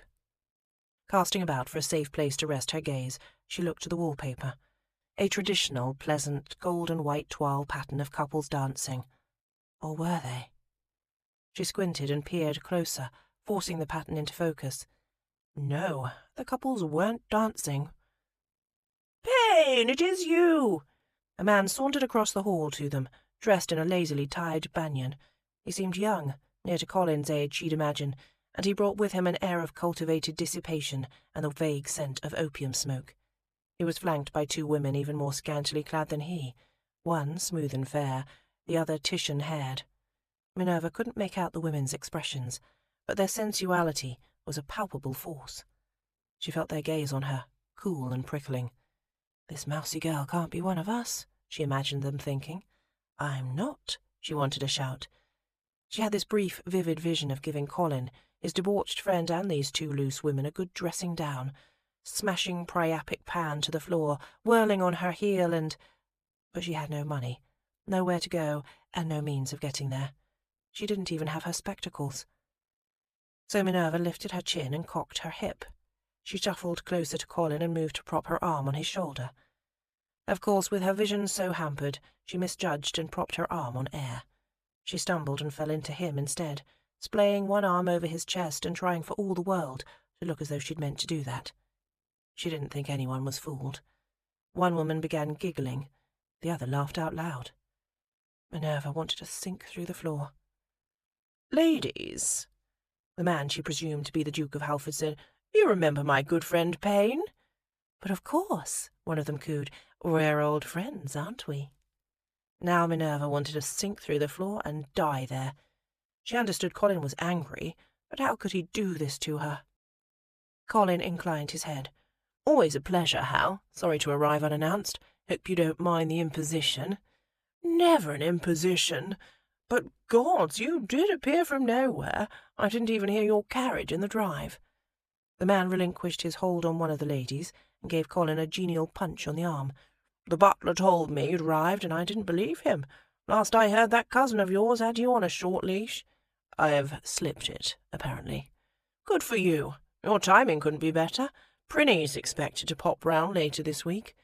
Girls, go find that puckered housekeeper of mine and tell her to ready Payne's usual suite." "Yes, Your Grace." Halford sent the ladies on their way with a resounding smack to the backside. Then Minerva felt the Duke's gaze slide to her. Her skin crawled. "Now," he said, "let's see to your baggage. Aren't you going to introduce her, Payne? Don't believe I've seen this one before." "No, you haven't." Colin trailed a reassuring touch down her back. "Melisande is new." "Melisande?" She briefly closed her eyes to avoid rolling them. "Not your usual sort, is she?" the Duke asked. "I've always enjoyed variety. She may look innocent, but in the bedchamber she's very surprising." "Is she now?" The Duke spoke to her. "Well then, Melisande, surely my friend will have told you. We're all friends at Winterset Grange. Aren't you going to show your host a bit of appreciation? Perhaps you could start with a kiss." Her stomach lurched. Colin's arm tightened around her waist, lashing her to him and forbidding her to move. He said easily, "You'll have to excuse her. She doesn't speak a word of English." "Not a word?" The Duke chuckled. "Parlez-vous français?" "No French either. She hails from some tiny Alpine principality. Can't even recall the name of it. They have their own dialect." The Duke considered. "Fortunately, pleasure is a universal language." He swept a finger over Minerva's bared shoulder. She glared at him, seething. Duke or no Duke, ruse or no ruse, symposium or no symposium, Minerva refused to abide such treatment. Even if she lacked a proper lady's beauty, accomplishments, and social graces, she was a gentlewoman and a free-thinking individual.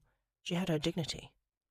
When Halford's presumptuous touch trailed downward, teasing toward her décolletage, she bristled and smacked his hand away. Then she bared her teeth and gave a little growl. Violence was a universal language, too. "Watch yourself, Halford." Colin tensed. No good humour in his voice now, only threat. "This one's not to be trifled with. A friend of my cousin's in the War Office asked me to keep an eye on her. There are rumours, suspicions.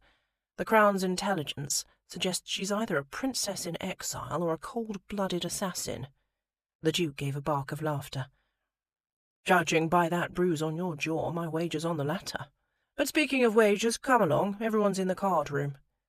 The Duke turned on his heel, his bare heel, for he seemed to be wearing nothing beneath the banyan, and padded down a long corridor. Colin and Minerva lagged several steps behind. Now I'm a cold-blooded assassin, she hissed. Where do you come up with these things? He shushed her, purposely slowing his paces so that they drop even farther behind. It's called improvisation, remember? I had to offer some explanation for your behaviour. Ahead of them, the Duke called out to a friend as he turned a corner.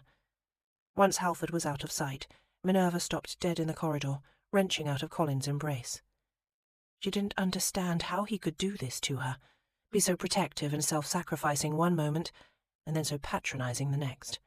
I do not deserve this, she whispered. Just because I made the mistake of accepting your attentions last night, that does not make me a whore.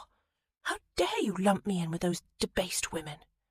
Believe me, those women would not call themselves debased. And what makes you think they're whores? Perhaps they're ladies, every bit as pedigreed and well-bred as you, who understand what you don't, how to enjoy themselves, how to have a good time. What? She jabbed a finger in her own chest. I understand how to enjoy myself.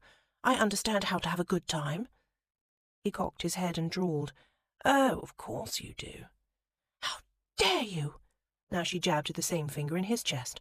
How dare you bring me to this place and subject me to that leering, grabby Duke? He grasped her wrist and lowered his voice. How dare I indeed? She didn't have to see his expression to know he was angry. The fury radiated from him. How dare I risk my life to save yours, when you all but threw yourself to the highwayman? How dare I bring you to a comfortable house where we can find food and a night's shelter after a day of rambling woods and fields? How dare I? His hand slid up her shoulders and stopped halfway between her head and neck, as though he were trying to decide whether to kiss her or throttle her. She would put up a fight either way. We're going to go into that card room now. We will eat, drink, and play their game. As soon as we're able, we'll slip upstairs and have a good night's sleep. I swear to you, you'll leave this house tomorrow morning with both your virtue and that disapproving personality intact, tucked safe inside your little shell, so long as you do two things. He gave her head a little shake. Stay close to me and play your part. The part of a cold-blooded assassin? I could get inspired for that. The part of my lover. His fingers slid up and through her hair, dragging exquisite sensation over her scalp. Search deep inside this clever mind, and try to see if you can't dredge up the imagination to pretend, to convince those around us that you find something in me to admire, that against all odds you actually prefer my company to a clod of dirt. The ragged hurt in his voice took her by surprise. So here was the reason for his changing moods and erratic behaviour. Somehow, in attempting to guard her own fragile emotions, she'd managed to make him feel lower than dirt. Colin, she stroked his lapel, I can convince them I like you. That won't require imagination. His thumb traced her jaw and his voice went husky. Won't it? But no one will believe we're lovers. You heard those women laugh. You said it yourself back in Spindle Cove. No one will believe you want me. With a groan he slid his hands down her back. Cupping her backside in two hands, he lifted her and pressed her into the nearest alcove. The possession in his manner thrilled her, and so did the press of his hard, muscled body against hers. He pressed a kiss to her ear. What if I said I was an idiot that night? Then I would agree. What if I told you everything's changed? He kissed her neck. That in the past 24 hours I've wanted to murder 3 different men just for daring to touch you, one of them a duke. That I am desperate with longing, consumed with wanting you, as I've wanted no other woman in all my debauched, misspent life. His tongue traced her pulse, and her breath caught. Then I would doubt you, she breathed. Why? Because I doubt myself. Because I know how easily you lie. He clutched her bottom, bringing her pelvis flush with his. His hardness ground against her, sending pleasure rushing through her veins. Feel that? He growled. She nodded. Good Lord, how could she not? I've been hard for you for days, Minerva, since before we even left Spindle Cove. If you believe nothing else, believe this. He rocked against her. This doesn't lie. Colin was done pretending. He ushered Minerva into the card-room, after he'd greeted the half-dozen familiar faces assembled about the green felt tabletop and introduced his feisty foreign mistress or murderess Melisande, he took his own chair. And taking Minerva by the hips, he put her on his lap, nestled her sweet little backside on his left thigh, draped one arm about her shoulders, and let his hand dangle directly over her breast. With lazy motions he traced the delicate border where her altered neckline chafed against her exposed décolletage. "Stay close," he whispered, nuzzling her ear. While he was in the neighbourhood, he took the chance to catch her tiny earlobe with his teeth. In sum, he made the two of them very, very cosy. Not to create appearances for Halford's sake, not to prove a point to her or to anyone. Simply because he wanted her, and he was done pretending otherwise. "Well, Payne," the Duke reached for the deck of cards, "the game is brag." Colin surveyed the coins and gambling tokens scattered on the table. "Stake me a sovereign's worth, will you? I'm not carrying much coin on me." "But of course." The Duke slid him 2 stacks of shillings, each 10 pieces tall. Minerva tensed in his lap. "Hush," he murmured against her hair. "Trust me." She should understand this was necessary. A few hours at the card table earned their board and keep. She made a doubtful noise in her throat, but she kept still. "Be a good host, Hal, and have one of these liveried jackanapes fetch my lady food and wine. She could do with some nourishment." "So could you, from the looks of you." "Yes, well," Colin grinned, "we've quite exhausted each other over the past few days." The gamblers around the table laughed heartily. The Duke merely waved for servants to bring refreshments and began to deal the cards. Halford was always all business in the card-room. Colin turned his attention to the cards. Minerva turned hers to the food. She took care of him in small ways. While he concentrated on the hand he was dealt, she had his glass filled with claret. Now she prepared for him a slice of roast pork, sandwiched between 2 halves of a buttered roll. In the process she dabbed a bit of butter on her thumb.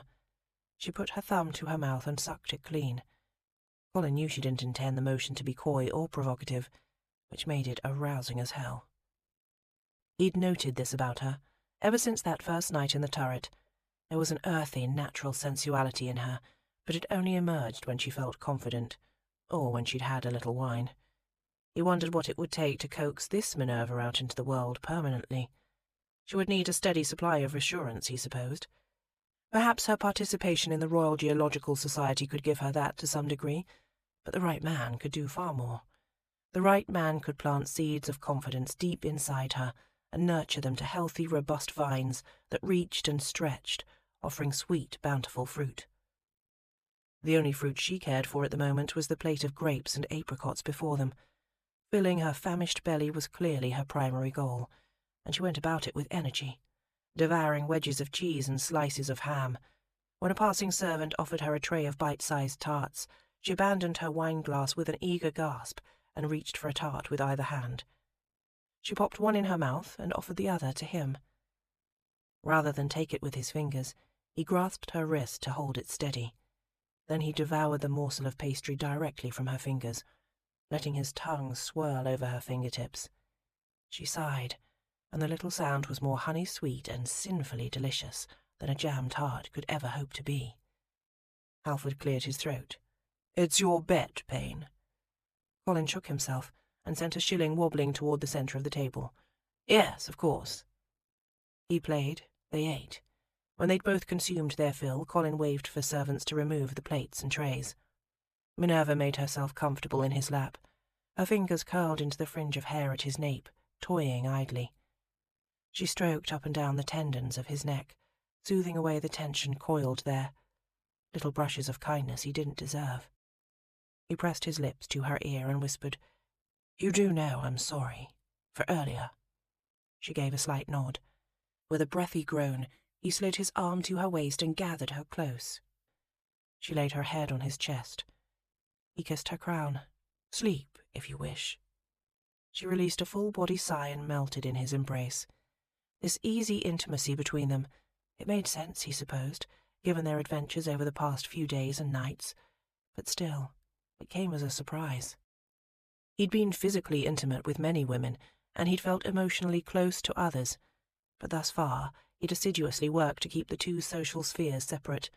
There were women Colin counted as friends, and then there were women he bedded. Any time he'd allowed the two groups to overlap, it meant trouble. Minerva Highwood had meant nothing but trouble to him, since the very first. But by God he'd returned the favour. As she curled into his chest, she felt so small and fragile against him. In the past 24 hours, she'd walked untold miles across the English countryside, surrendered all her money at gunpoint, pulled a knife on a highwayman, and entered a house that oozed such bacchanalian excess as to send a gently bred virgin screaming. And all this, just one day on the heels of her first proper orgasm. Never once had she dissolved into helpless tears, or begged him to just please take her home. Not one woman in 100 would handle herself so well in similar circumstances. He made a vow to himself, then and there. If he did nothing else right in his life, he would do this. Deliver Minerva Highwood to Edinburgh for her scientific presentation, on time, in one piece, and with her virtue intact. Some way, somehow, he would make these good intentions come out right. He gently stroked her hair and back with his left hand as he gathered his cards with the right. "Sleep," he murmured again. As she shifted in his lap, her thigh rubbed against him. His body's reaction was immediate, instinctual. Blood rushed to his groin, hardening his cock and loosening his tenuous hold on those cherished principles. He wanted her physically, and he couldn't pretend otherwise. But he must endeavour to hide this other, more visceral reaction, the overwhelming tenderness rising in his chest.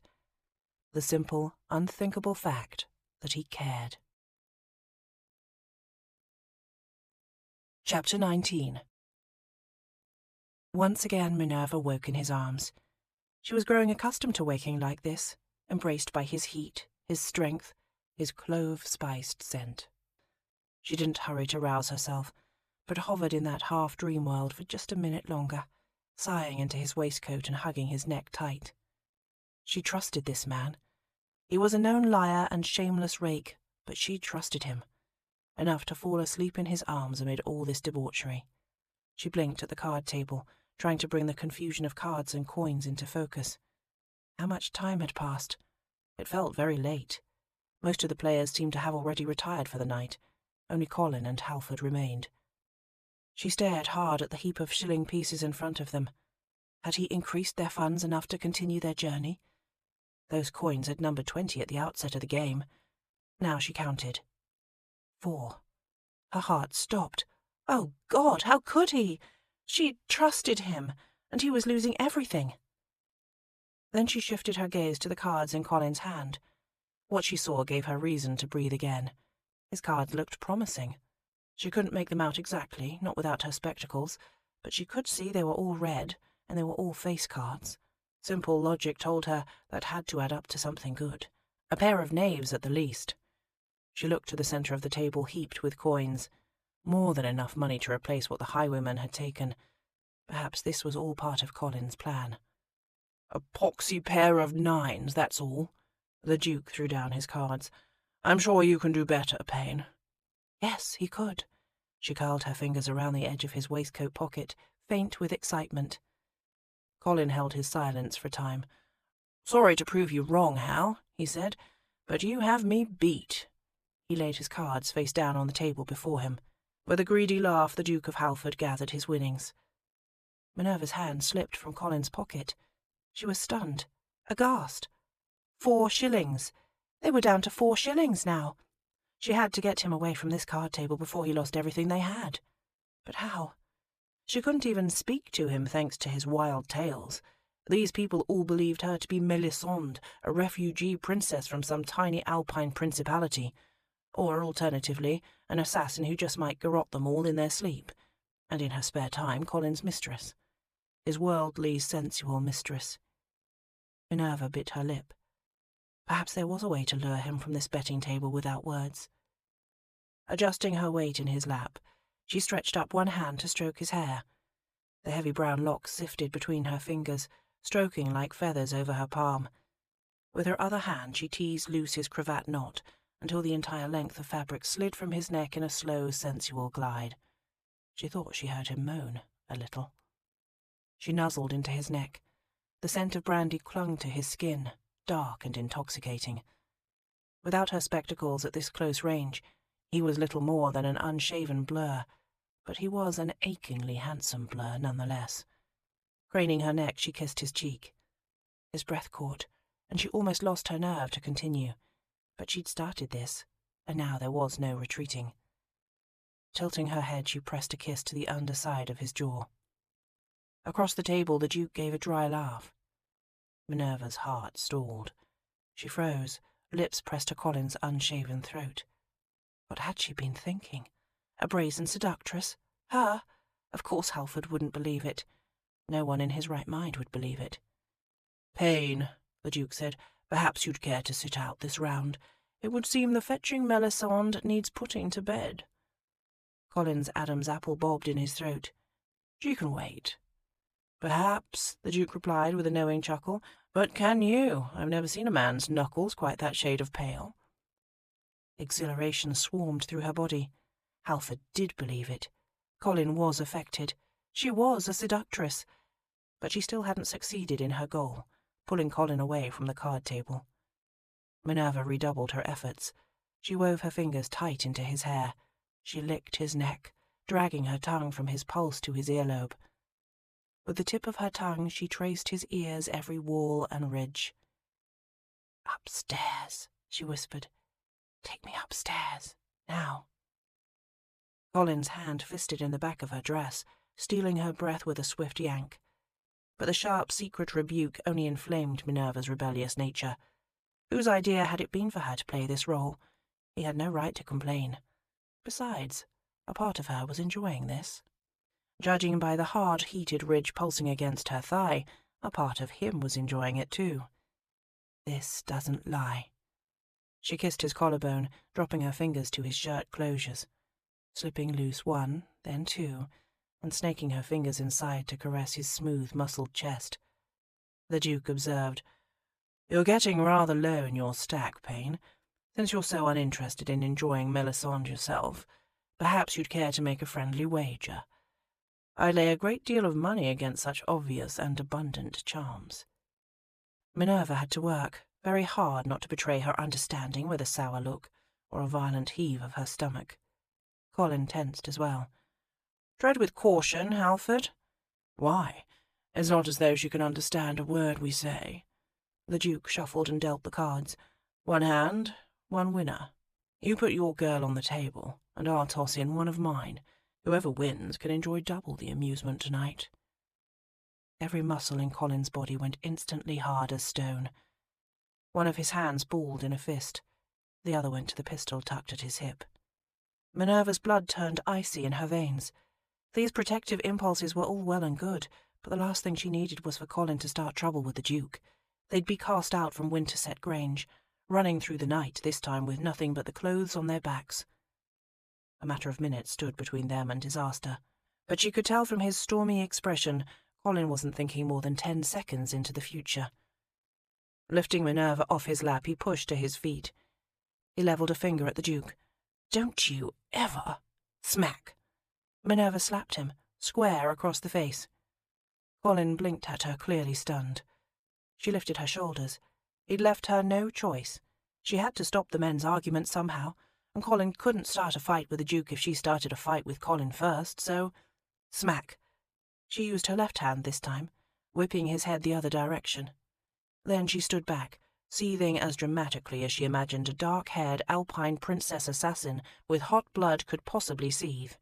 Adopting a non-specific accent, somewhere halfway between Italian and French, she narrowed her eyes and said, "You bastard!" His brow wrinkled. "What? Oh, for God's sake." "You," she shoved at his chest with both hands, "bastard!" Rising from his chair, Halford laughed. "I believe she's calling you a bastard, friend. You're in for it now. Seems the wench understands a bit of English after all. Whoops." At last Colin caught on. But, Melisande, I can explain." She circled him, snarling. "Bastard! Bastard!" When he spoke again, she could tell he was struggling not to laugh. "Calm down, pet, and whatever you do, please, I beg you, don't go into one of your fits of wild temper and uncontrollable passion." Incorrigible rogue. She had no doubt he meant that as a dare. Well then, she would accept it. Minerva reached for a glass of claret on the table. She downed most of it in a single gulp, then dashed the remainder straight in Colin's face. Wine splashed them both. Ruby-red rivulets streaked down his stunned expression. With a little growl she threw herself at him, catching him by the shoulders and wrapping her legs over his hips.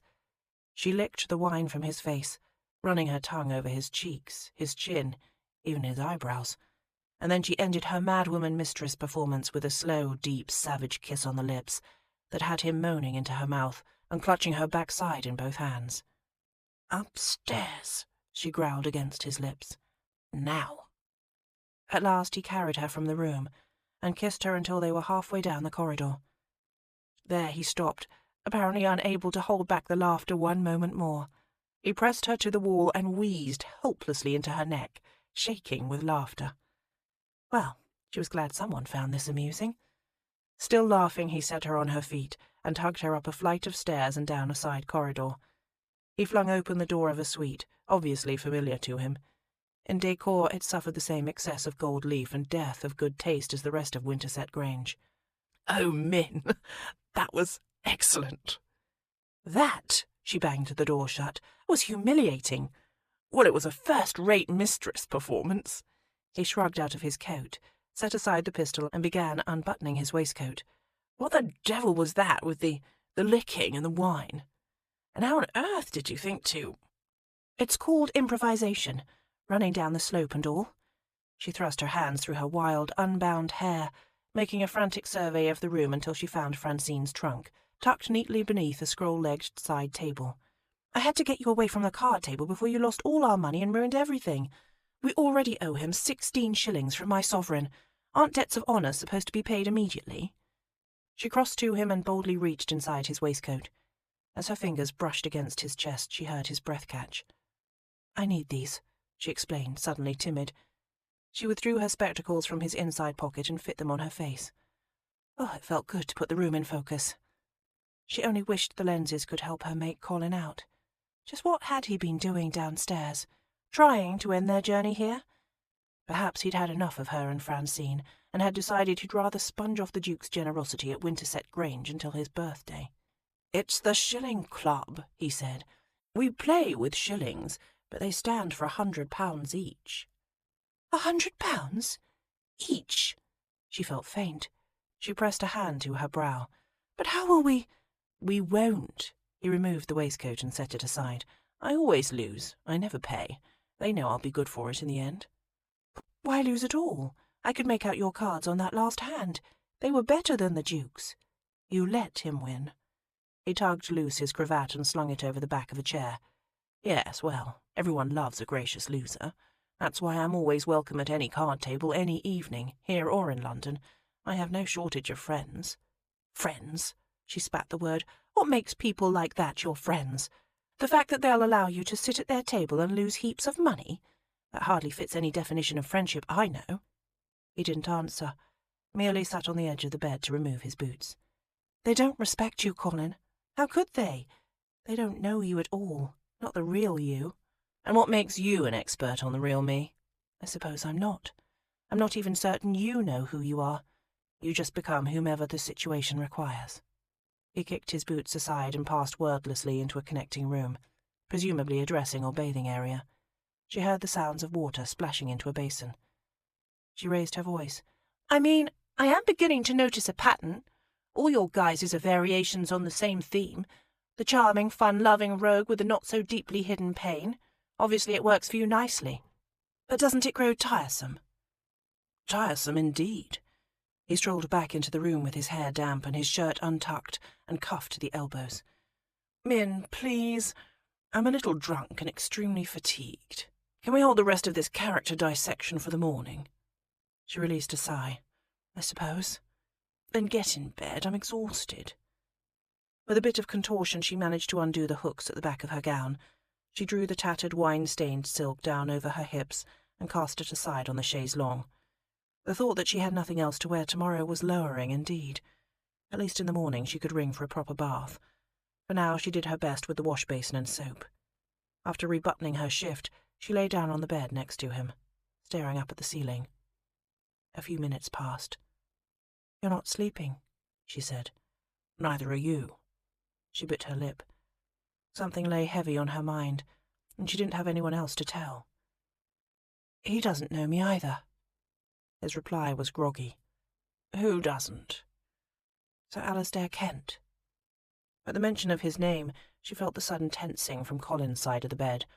"I mean, he knows of my scientific findings, and he admires my intellect, but he doesn't know the real me. I've conducted all my society business through written correspondence, and I've always signed myself M.R. Highwood. So Sir Alistair, well, he thinks I'm a man." Several moments passed. "He's in for a great surprise." She giggled up at the ceiling. "Indeed he is." Whether it would be a pleasant or unpleasant surprise she was afraid to guess. "But that's odd," he said. "There was genuine affection in that letter. Mere friendly interest, I'm sure. I'm not so convinced. Perhaps he's in love with you." Her heart gave a queer flutter, not at the idea, but at the sound of that word from his lips. Love. "How could that be?" She rolled onto her side, bending her elbow and propping her head with her hand. "Didn't you hear what I just said? Sir Alistair thinks I'm a man." "Oh, I heard you." Devilish eyes slid to meet hers. "Perhaps he thinks you're a man and he's in love with you. Poor fellow has some heartbreak ahead of him if so." She frowned, unsure of his implications. He chuckled low. "Don't listen to me, pet. My bollocks are aching and my pride is smarting. I'm foxed, and I'm feeling very wicked tonight. If you know what's best for you, you'll ignore me and go to sleep." "Why are your bollocks aching?" She sat up. "Were you injured somehow? Was it the highwayman?" With a groan he threw his wrist over his eyes. "My dear girl, you might be a brilliant geologist, but your grasp of biology is dim indeed." She dropped her gaze to the front of his breeches. They were impressively tinted. "Go to sleep, Em." "No, I don't think I will. Not yet." With sudden determination she plucked at the buttons of his falls. She had one side completely unfastened before he managed to struggle up on his elbows. "What are you doing?" "Indulging my curiosity." She snaked her hand under the fabric, and he flinched. A heady surge of power rushed through her. The wine she'd drunk downstairs was doing its work, melting away her inhibitions. She wanted to know, and see, and touch it, this most honest, real part of him. "This doesn't lie," she said. "I did as you asked, and played your mistress downstairs, and I've earned this much. I want to see and touch it properly. I never had the chance before." "Mother of—" "Do be calm. What was it you told me? Think of it as an excavation." Smiling, she curled her fingers around his hard, hot length. "It's in the name of science." "It's in the name of science." That was a first-rate line, that was. Ranked right up there with, "You could save my life tonight," and, "Darling, teach me what it means to love." Colin made a mental note to remember that one for the future. Then her hand closed around his swollen cock, and his mental slate blanked. "Good Lord!" he heard himself mutter. This was dangerous. He was half drunk and scarcely in control of himself as it was. Rules, he reminded himself. He had rules. But curiously none of them covered virginal caressing in the name of science. Leave it to Minerva Highwood to transform bed sport into a completely new endeavour. She held him gently for a moment, rubbing her thumb up and down the underside of his cock. The slight, delicious friction did more to tease than satisfy. Then she released her grip and began tugging down his breeches and small clothes, wrestling them over his hips. "They're in the way," she explained when he sent her a scandalized look. He let his head fall back on the pillow, resigned. He had no idea how to arrest this scientific exploration, and, truthfully, no desire to do so anyway. He helped her by lifting his hips and kicking out of his breeches, once she had the fabric bunched around his knees. "Oh, why stop there?" he muttered, gathering his shirt in both hands and drawing it over his head before flopping back onto the mattress. "There. Now you have your life model. Explore at will." And she did. She explored his body, every inch of it, at a leisurely pace that made him fair crazed with desire. He began to regret offering himself as a subject of experimentation. When she dragged a light touch down the centre of his chest, A damn snail could have raised her fingertip. Too exhausted and intoxicated to do otherwise, Colin simply lay there and endured. Suffered her slow, sweet exploration of his arms, chest, abdomen. God, his nipples! He emitted a sound that he feared was not quite manly when she graced his nipples. All the while his ignored cock leapt and strained for her attention, arcing up to his navel in what he assumed must be quite livid shades of plum and dusky red. "If you mean to torture me," he gritted out, "you're doing an excellent job of it." "Am I?" She skipped her fingers over his collarbone. She was deliberately teasing him now, the minx. With a curse he grabbed her hand and dragged her touch where they both wanted it. The relief was immediate, intense, and nowhere near enough. "Goodness." She spoke the word in an awed, highly gratifying tone that made him wonder why he didn't debauch virgins more often. "It's so very stiff." "You made it that way." Unable to resist, he curled his hand over hers and silently urged her to grip tighter, showing her how to stroke. She obliged him for a few tantalizing pulls. "What do you call it?" she asked. "I know there are different names." "Names? Like Peter, Belvedere, Sir Charles Grandison."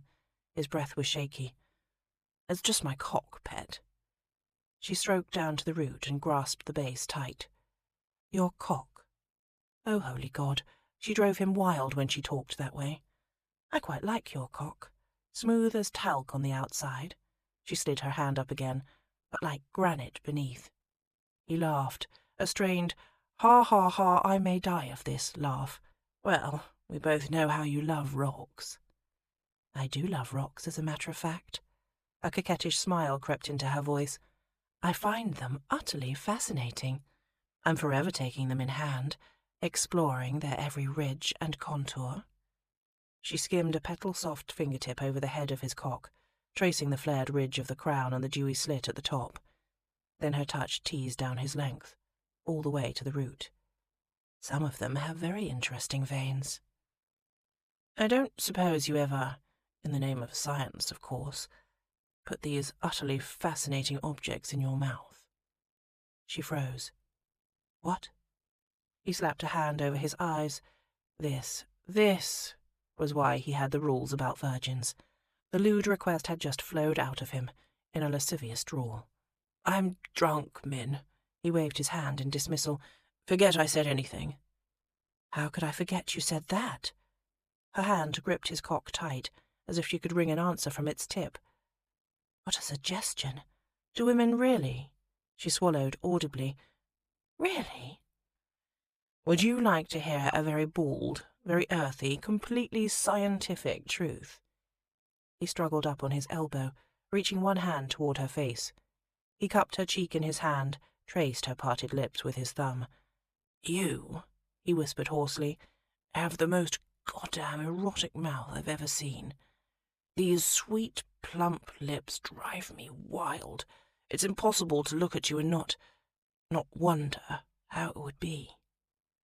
Her eyes went wide. "You've wondered?" He nodded. "Oh, yes.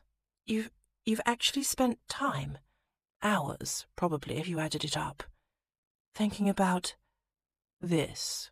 He slid his thumb between her startled lips, pressing it deep into her hot, wet mouth. "Yes." They stared at each other, unmoving.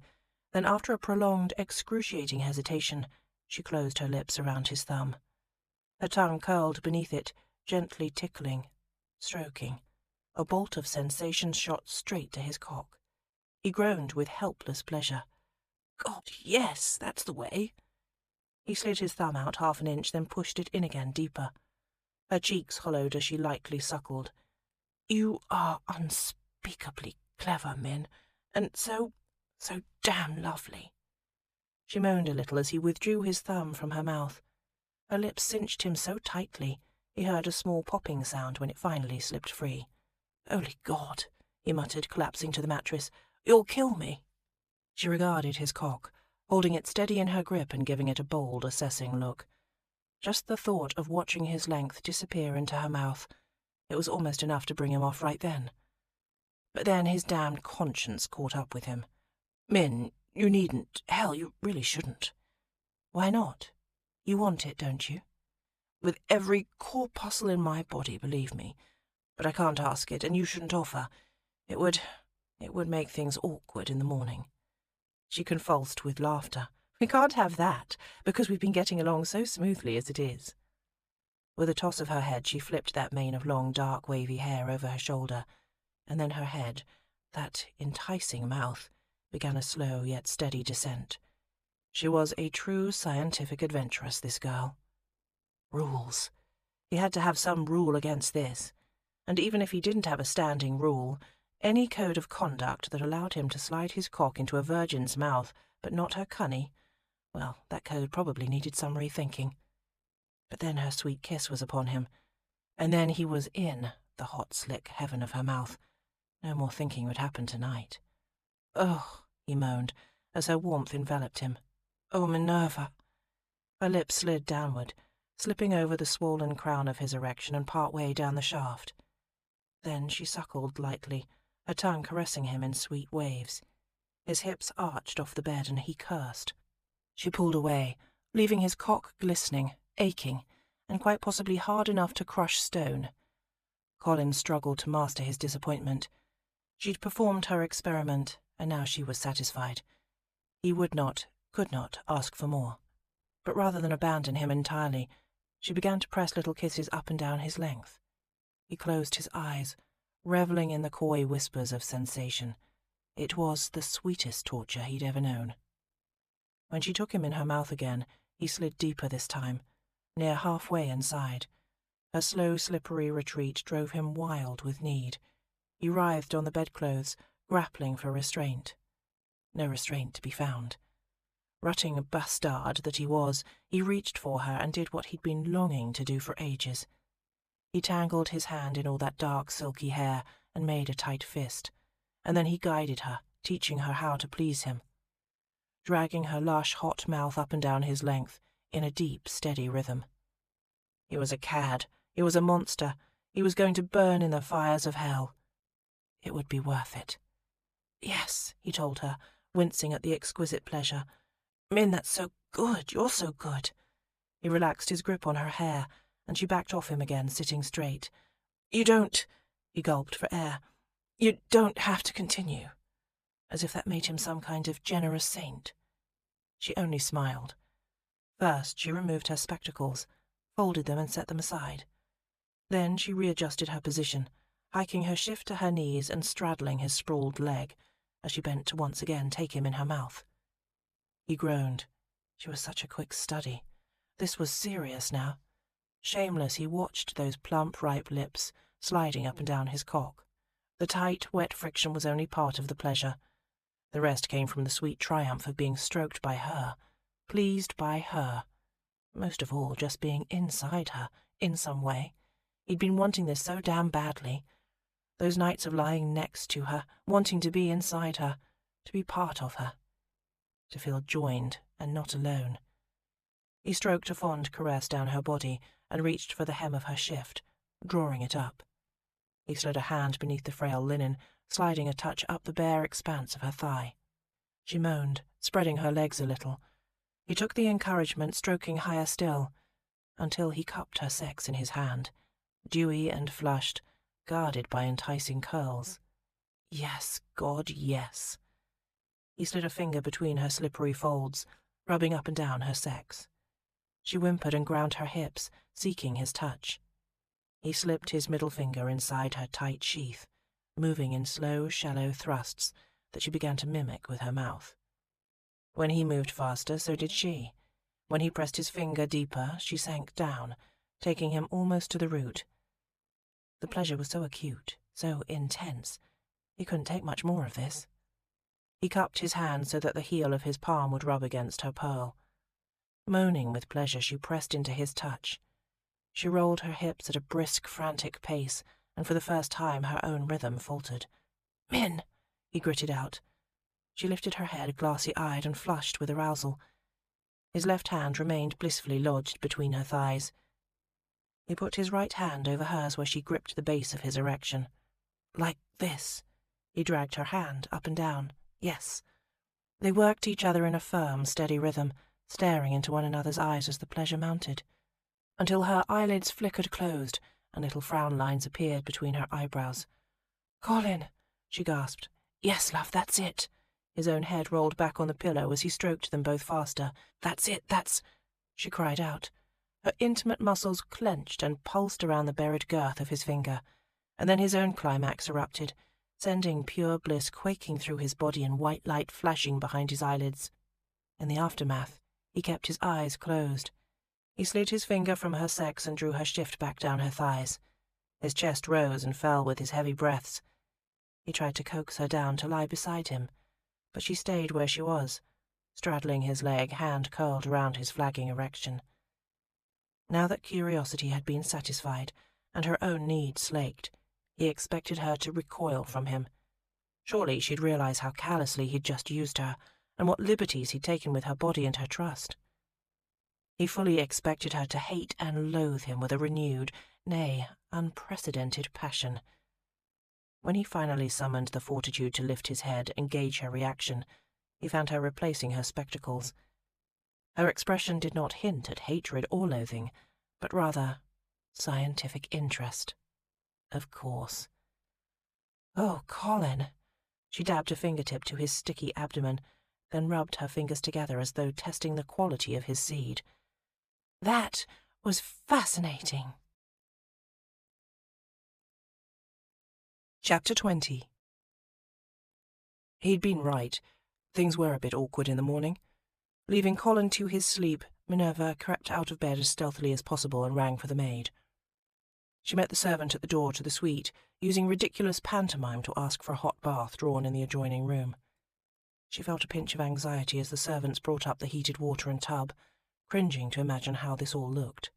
A young, unmarried woman sharing a room with a naked, sleeping lord, but the maids acted bored and businesslike, not shocked.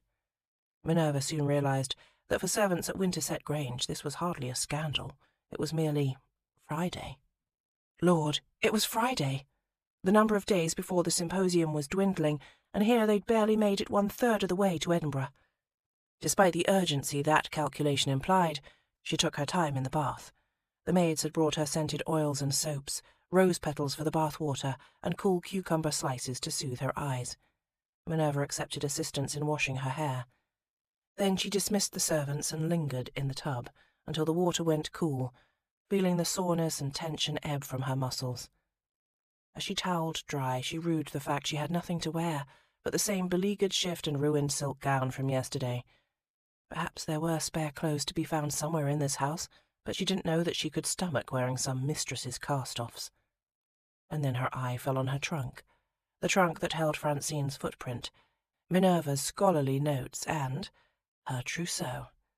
Wrapped in the towel, she padded across the room and undid the buckles on the trunk. Carefully laying aside all her journals and papers, she removed the rolls of white cloth padding the plaster cast. For the most part, these bulky cylinders of white were embroidered bedsheets and tablecloths and pillowcases, but there were other items, of a more personal nature. Lacy chemises, gauzy fichus, bosom-lifting corsets, silk stockings and ribbon garters. She'd forgotten these things, tucked inside her trunk for years now. It had seemed she'd never have a use for such sensual, indulgent attire. She'd all but given up on the idea of marriage. After this journey, heavens, after last night, marriage seemed less likely than ever.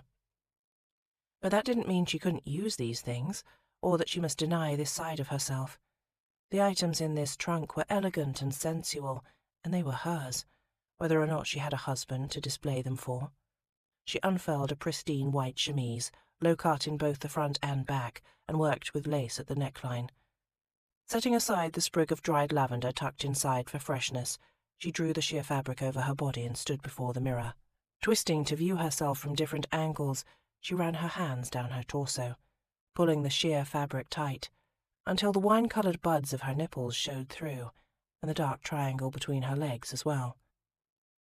She skimmed her hands down her body again, enjoying the soft heat of her flesh beneath the cool fabric. The gentle curves of her breasts, belly, and hips. As she watched her own hands stroking over her skin, her pulse quickened. This body wanted. This body was wanted. By him. In the bedchamber, Colin stirred and mumbled in his sleep. Minerva jumped, then pressed her hands to her mouth to keep from laughing aloud. She donned a pair of sheer silk stockings and tied them with pink ribbons. She called the maid back in to lace her into a French divorce corset that lifted and separated her breasts to quite flattering effect. With reluctance, she put on the blue silk again, but the effect was much better with her pristine lacy chemise peeking out at the top. And she found an embroidered white overskirt in her trunk, rather like a pinafore. It covered most of the wine stains. Her hair was still damp, so rather than pin it all up, she merely gathered a few locks from the front and secured them with tortoise-shell combs. The rest of her hair hung loose and heavy about her shoulders. "Good morning." She turned to see Colin tangled in the sheets, propped up on one elbow and rubbing his unshaven face with the other hand. "Good morning," she said, resisting the urge to make a girlish twirl and beg for his approval. He blinked and focused his gaze. A smile crooked his lips. "Well, Min, don't you look pretty?" Giddy joy fizzed through her. It was a simple compliment, but a perfect one. She would have doubted him if he'd called her lovely or beautiful or stunning, but pretty, that she could almost believe. "Really?" she asked. She wouldn't mind hearing it again. "You're the picture of a fetching country lass." His gaze raked over her body and lingered on her enhanced lace-framed cleavage. "You make me want to find a hayloft." She blushed, just as she supposed any fetching country lass would. He yawned. "How long have you been out of bed?" "An hour, perhaps more. And I didn't wake." His brow wrinkled. Remarkable. The maid brought a breakfast tray. While Colin rose from bed and went about his own toilette, Minerva feasted on coddled eggs, buttered rolls, and chocolate. "Did you save me any?" he asked, strolling back into the room some quarter-hour later.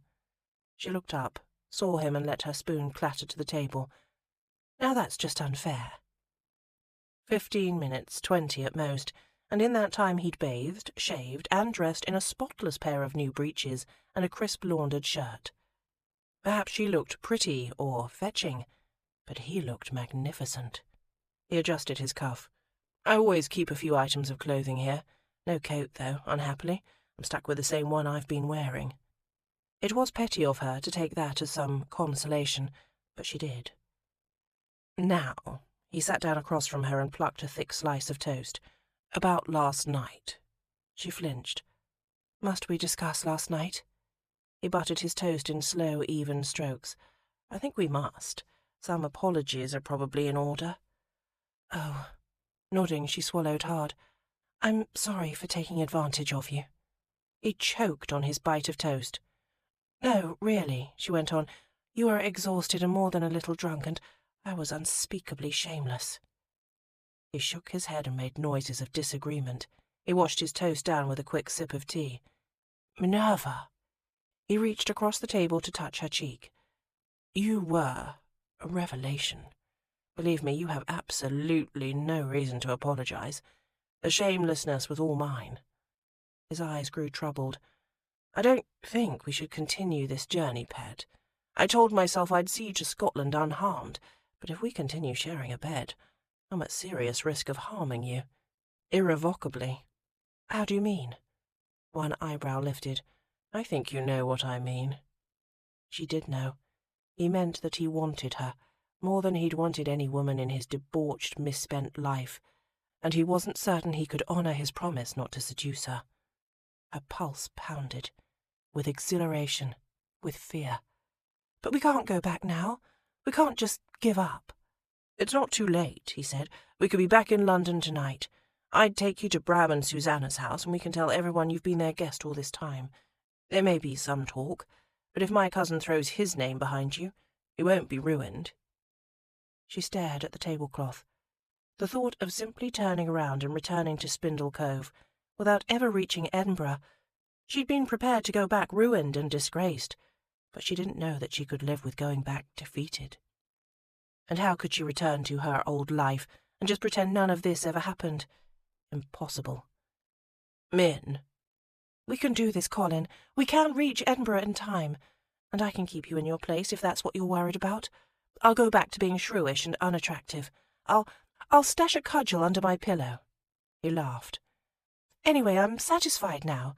You know, in terms of my curiosity. After last night, I'm sure I've seen all there is to see." His voice darkened in a thrilling way. "Believe me, you haven't seen a fraction of what I could show you." "Oh, don't. Don't tell me that. Colin, please."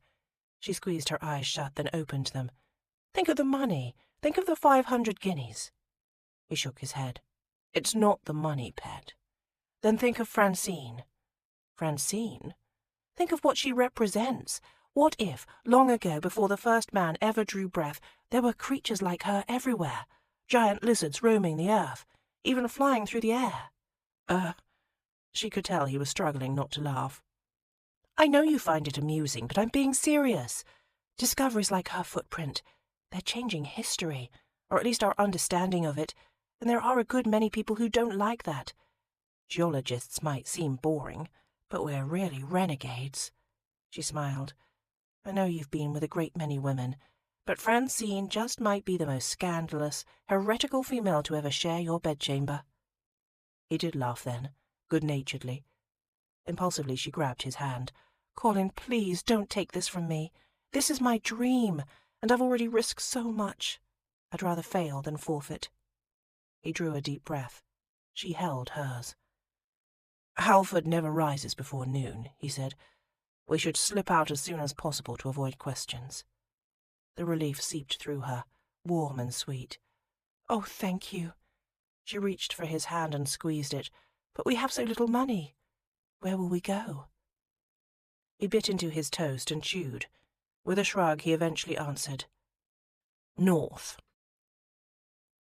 It was truly amazing, she thought, how far a man could travel on charm alone. By mid-morning, Colin had wheedled them a chain of rides with tradesmen and farmers, working them toward a place where they could rejoin the Great North Road. After pausing to chat with a local gentleman farmer, he strode back to Minerva, where she waited by a rail fence. He squinted at her through the bright morning sunlight. "He says he can offer us a ride to Grantham this afternoon, in exchange for a few hours' work this morning. He has his farm hands thatching a cottage roof. If we help, we can have space in his wagon afterwards." "A ride all the way to Grantham? That would be wonderful, but what?" She tilted her head. "I take it he doesn't realize you're a viscount." "A viscount wearing this?" Smiling, he indicated his dusty, bedraggled top-coat. The fabric retained just a memory of its original deep blue. His boots hadn't been blacked in days. "Not a chance. He assumes us to be common travellers, of course. But," how to put this in a way that wouldn't offend his pride, "Colin, have you ever thatched a roof before?" "Of course not," he said gamely, helping her lift Francine's trunk over the stile. "This is my grand opportunity." She took a deep breath. "If you say so." They crossed a hop field, lined with neat rows of poles and ambitious green tendrils just starting to climb them. Minerva could see the cottage in the distance. Several men were scaling ladders and carting up bundles of fresh golden long straw to layer on the roof. They looked like ants swarming over a dish heaped with yellow custard. "Here." Colin removed his cravat and wound it around the pistol before shoving both into his coat pocket. Then he removed the coat altogether and handed it to her. "Look after this." With that, he joined the men at their labour. Minerva found herself quickly drafted into the women's portion, sorting and bundling the straw as it was forked from the wagon. She supposed if she could be a convincing missionary or assassin, she ought to be able to do this. After all, she was used to working long hours with her rock hammer. An hour later her back was aching, and her exposed forearms had acquired 1,000 tiny abrasions. Her head felt swollen with the thick, sweet scent of the straw. She wasn't particularly good at the work, and she could sense that she was coasting by on the other women's forbearance, but she wouldn't give up. She stood tall for a minute to stretch her back. Shading her eyes with one hand, she scanned for Colin among the men. There he was, near the top of the roof, fearlessly straddling 2 rafters. Without a moment's hesitation or a hint of imbalance, he walked across 10 feet of narrow, sloping beam to accept a fresh bundle of straw. Of course, he'd taken to this easily, the same way he took to everything. She watched him for a few minutes, placing the straw in a thick layer, then pinning it down with twists of split hazel. He lifted a flathead tool that looked something between a currycomb and a mallet. With swift, strong arcs of his arm he pounded the thatch into place. He paused to wipe his brow and toss a comment to his fellow labourers. From the way they all laughed, she supposed it must have been a good joke. Minerva found herself caught between admiration and envy. She seemed doomed to move through life feeling the perpetual outsider, whereas Colin could fit in anywhere. But for the first time she saw his charm in a different light, not as a lubricant of either a social or sexual variety, but simply as an expression of his true self. He caught sight of her and lifted a hand in greeting. "Tally-ho!" She couldn't help but smile and shake her head, whispering, "You're cracked." Cracked indeed. Cracked open, more like. Come out of his shell. How funny. He was forever chiding Minerva, telling her to emerge from her protective cage. But didn't everyone have a shell? Hard external armour protecting the soft, vulnerable creature beneath. Perhaps she thought people were more like ammonites than one would suppose. Perhaps they too built shells on a consistent, unchanging factor, some quality or circumstance established in their youth. Each chamber in the shell just an enlargement of the previous, growing year after year, until they spiraled around and locked themselves in place. Colin's shell had been formed by tragedy. His parents' death had defined the shape of that first protective chamber. He'd owned it, grown to fill the shape of it, enlarged it with room after mournful, troubled room. But what if the person inside those many hollow, echoing chambers wasn't a tragedy at all? Just a man who genuinely enjoyed life and loved people, but happened to have 2 dead parents and a stubborn case of insomnia. And who was she, beneath all her layers? A bookish, awkward girl who couldn't be bothered to care for anything but fossils and rocks? Or a bold, adventurous woman who'd risked everything, not on the hopes of achieving professional acclaim, but on the slim chance of love, of finding that one person who could understand her, appreciate her, and let her understand and appreciate him. She couldn't lie. In Spindle Cove she'd entertained vain fancies that Sir Alasdair Kent might be that man. But now, looking back, she had to own another difficult truth.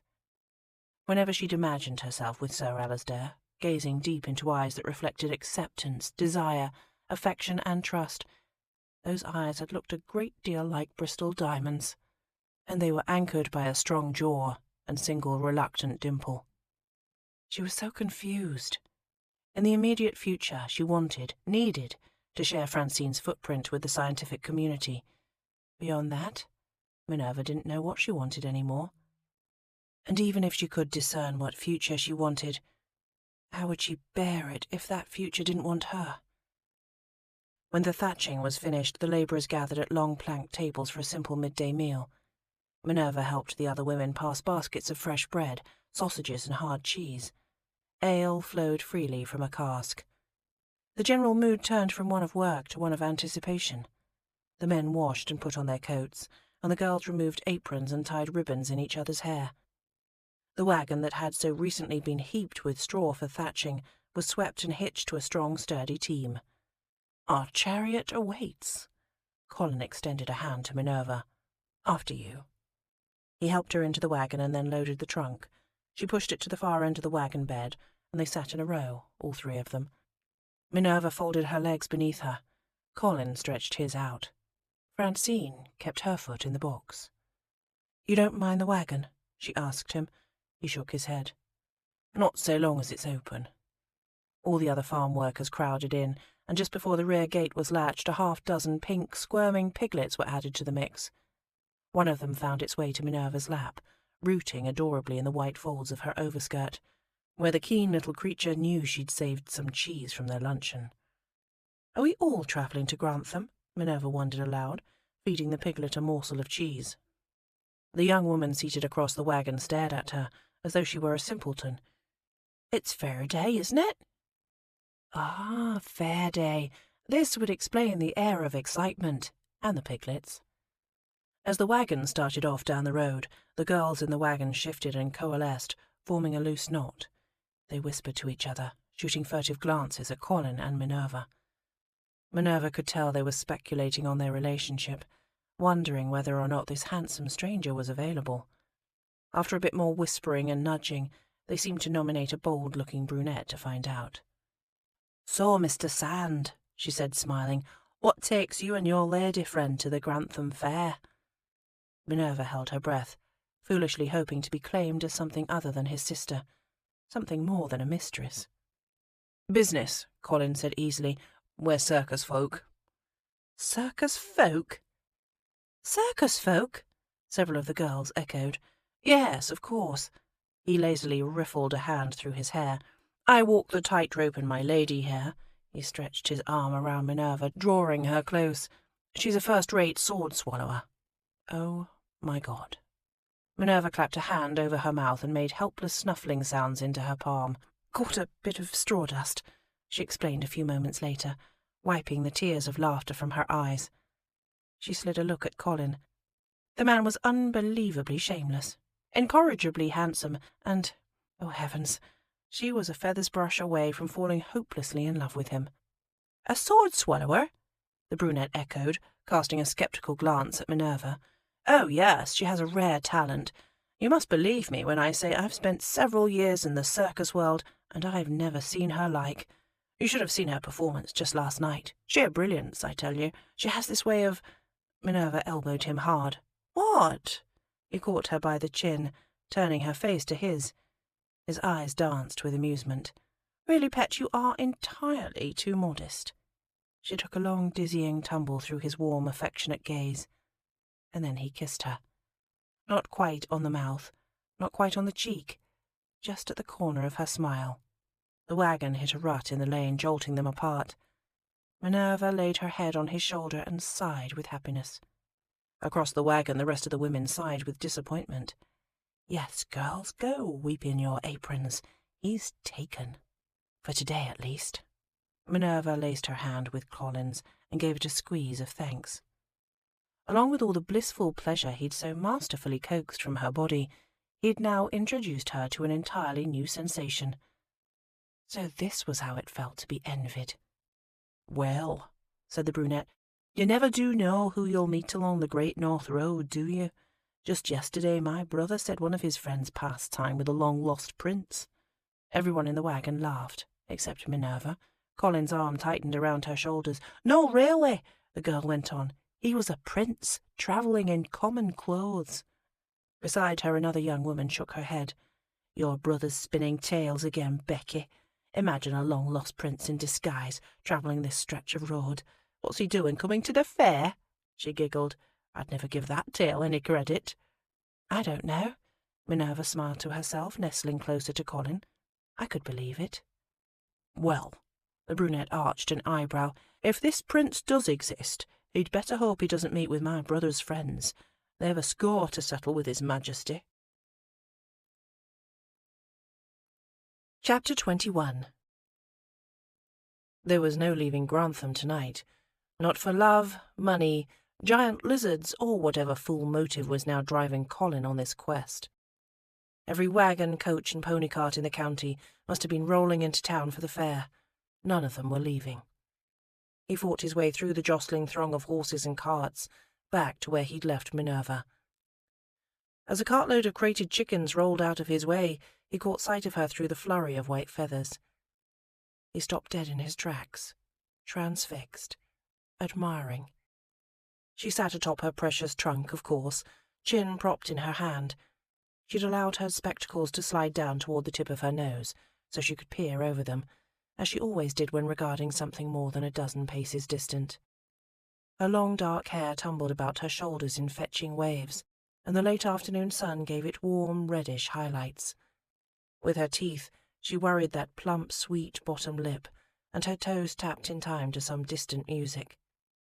She was lovely, just the picture of a wide-eyed country lass, taking in the fair. "Nothing," he said, approaching her. "Perhaps we'd have better luck later this evening." He cast a look over his shoulder, toward the bustling green. "For the meantime, we might as well see the fair." "But we haven't any money." She pushed her spectacles back up on her nose and held up a thin gold coin between her fingertips. "This one sovereign must stretch all the way to Edinburgh." He took it from her and slipped it in his breast pocket. "It costs nothing to look, and we'll need to eat something sometime, but we'll be frugal." "A frugal brother and sister?" she asked, peering up at him. "A frugal gentleman and his mistress? Or frugal circus folk?" "Frugal sweethearts." He extended a hand to her. "Just for today. All right?" "All right."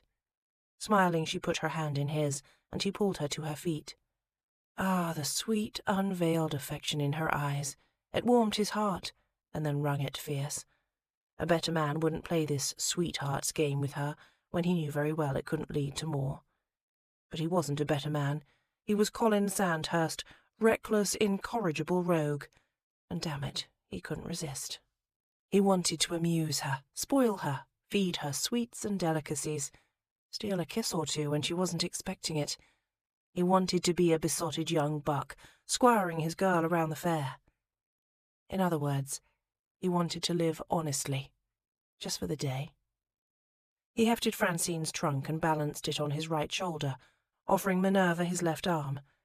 Together they moved through the crowds and past the church. They walked down the rows of prize livestock brought for show, giving the pigs and stoats ridiculous names, then debating which deserved the ribbon and why. "Hamlet must get the ribbon," Minerva argued. "His eyes are the brightest and his haunches the most fat. He also keeps himself quite clean for a pig." "But Hamlet is a prince. I thought you bestowed your greatest favour on knights." He pointed. "Perhaps you'd prefer Sir Francis Bacon over there. The filthy one, wallowing and grunting in the mud? I understand grunting is a mark of porcine intelligence." "Please." She gave him a look. "Even I have standards." "Good to hear," he added under his breath, "I think." They wandered down rows of booths displaying as exotic an array of wares as one could hope to find in the English Midlands. Everything from oranges to ormolu clocks, French bonnets to scented bootblack. Colin wished he could buy her one of everything, but settled for spending 6pence on a length of blue ribbon to match her gown. "In case you're wanting to tie back your hair," he said. "Do you want me to tie back my hair?" "Not at all, I quite like it down." She shook her head. "You're nonsensical." He made a show of bristling in mock offence. "You just don't know how to take a gift." "Gift?" She laughed and nudged his side. "You bought it with my money. But thank you." She kissed his cheek. "That's better." For a shilling and scattered pence, Colin purchased their supper, a small pitcher of fresh milk and 2 meat pies. They found a clear place on the green and sat facing each other on the trunk.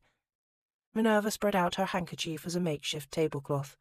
"I'm so hungry," she said, staring at the food. He handed her one of the pies. "Then have at it." She bit into the crescent-shaped pastry, slowly sinking her teeth through the layers of flaky crust. Her eyelashes fluttered, and she gave a moan of pleasure. "Oh, Colin, that's marvellous." She swept her tongue over those ripe, sultry, pouting lips. He stared at her, suddenly helpless to move or speak. Raw animal lust gripped him, and gripped him hard. He had to feel those lips on him again. Had to. This wasn't a mild expression of preference. This was an imperative. His body was insistent. To continue his existence on this earth, he now needed the following: food, water, shelter, clothing, and Minerva Highwood's lips. Sending him a coy glance through her dark eyelashes, she took a sip of milk. Then she licked her lips again. Correction. He needed food, water, shelter, clothing, Minerva Highwood's lips, and Minerva Highwood's tongue. Memories of the night before flashed through his mind. He didn't even try to force them back. No, he let them surface, taking time to engrave each carnal, erotic moment on his memory. Each blissful moment must be recorded, so he could mentally relive that scene in months and years to come, out of not just desire, but need. Those lips, that tongue. "Aren't you going to eat?" she asked. "No, yes." He shook himself. "Eventually." Colin bit into his own pie. It was good and savoury, still warm from the oven. He enjoyed it, but not nearly as much as he enjoyed viewing her enjoyment. Remarkable. He'd wooed lovers with jewels and Venetian lace, taken them to view operas from the most lavish box in the theatre, fed them oysters and sugared berries from silver trays. But he'd never known the sort of pure, honest pleasure he felt right here, right now, devouring meat pies with Minerva Highwood in the middle of a country fair. Licking her thumb clean, she tilted her head to regard the sky. It'll be twilight soon. Should we try our luck finding transport? Probably. They picked up Francine and carried her between them, ambling toward the carriage mews and stables. As they went, they passed a row of booths and carnival games. A small girl yanked at Colin's coat front. She was waifish, but bright-eyed, dressed in a patched yellow dress. "Won't you and the lady have your fortune told, sir?" The girl indicated a tent a few paces away. "My mum tells fortunes for 6pence. She can see the future, clear as looking through a glass window pane. She'll tell you everything you want to know about your life, love and children, even the day of your own death." She all but chirped this last. Colin smiled, setting down the trunk. "Well, that's a tempting offer." "Colin, we can't," Minerva whispered in his ear. "We've only 18 shillings to our names. We can't be wasting any of it on fortune-tellers." He knew she was right, but something in the girl's gap-toothed smile tugged at him. "What's your name, pet?" he asked the girl. "Elsbeth, sir." "Well, Elsbeth," he leaned down close, "I'm afraid we can't buy a fortune from your mother. I'm a rather fragile soul, you see. I'm not sure I could bear up under the revelation of my future loves and children, much less the date of my own death. So why don't I tell your fortune instead?" "My fortune?" She narrowed her eyes with precocious cynicism. With her tongue she worked a loose front tooth back and forth. "How are you going to tell my fortune?" "Oh, easy as anything." Colin drew a penny from his pocket and placed it in the girl's hand. "I see a sweet in your future." Elsbeth smiled and closed her hand around the penny. "All right, then." As she scampered off, he cupped a hand around his mouth and called after her. "A sweet, remember? Don't go making me a charlatan. Be sure not to spend it on anything else." He turned to find Minerva staring up at him. "It is true," she asked, "what you told her just now." "What did I tell her just now?" "That you fear the future." His chin ducked, as if he were instinctively dodging a blow. His brain rang, as though he'd failed to evade it. "I didn't say that." "You said something quite like it." Had he? Perhaps he had. "It's not that I fear the future. I just find it's best not to form expectations. Expectations lead to disappointments. If you expect nothing, you're always surprised." "But you're never really satisfied. You never experience the joy of working toward a goal and achieving it." He sighed heavily. Must she always be so damned perceptive? "Doesn't it grow tiresome?" she'd asked him last night, referring to his live for the day, devil may care, insert blithe motto here, lifestyle. Yes, it did rather grow tiresome. Colin envied men like his cousin who had their sense of duty and purpose whittled so sharp it could balance on a rapier's edge. Men like Bram woke up each morning knowing exactly what they meant to accomplish, and why, and how. Hell, Colin envied the men he'd worked with this morning, thatching a cottage roof. And he envied Minerva her scholarly dedication and discoveries, more than she could ever suppose. "If you're asking me, don't I want to do something useful with my life? Of course I do. But I'm a Viscount, pet. There's a responsibility inherent in that, or there will be once I finally gain control of my accounts. Mostly my task is to stay alive and not cock things up. I can't risk my life purchasing an officer's commission or sign on with a pirate crew for larks." "Aren't lords supposed to manage their lands?" "Who says I don't?" He threw her a look. "Believe it or not, I go through pots of ink every month, ensuring that my estate is well managed, and I do my part to keep it in excellent condition by staying far away myself." He shrugged. "I know some gentlemen develop intellectual interests or political pursuits to occupy their time, but what can I say? I'm not a specialist.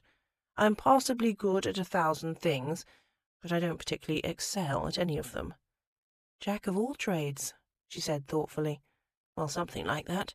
If I could engage in trade, which I can't." They were silent for a few moments. "You do have talents, Colin." He gave her a lascivious wink. "Oh, I know I do. That's not what I meant. Let's see. I'm good at lying, drinking, pleasuring women, and inciting tavern brawls." Pulling up short, he stopped before a booth with a toss game. "And this. I'm good at things like this." He picked up one of the round wooden balls, tossing it into the air and catching it in his hand. Testing its weight, he rolled it from palm to fingertips and back. "How do I play?" he asked the woman behind the table. "Threepence for a try, sir. You throw the ball in the baskets." She waved to a large basket right up front. Behind it, a series of similar baskets were lined up, in gradually diminishing sizes. "A pitch in the first basket earns you an apple. Next basket an orange, then peaches, cherries, grapes." She swept to the end of the row and pointed out a tiny woven basket, probably smaller than the ball itself. "Hit the last, you've won yourself a pineapple, direct from the Sandwich Islands." "Right," Colin smirked. The stumpy, shriveled pineapple on display looked to have come from a fruiterer's glasshouse, via several weeks' travel around the English countryside. Easy enough to see how the game worked. In essence, players traded threepence for an apple. If they had a bit of skill, they took away an orange as well. Clearly, no one ever won the pineapple.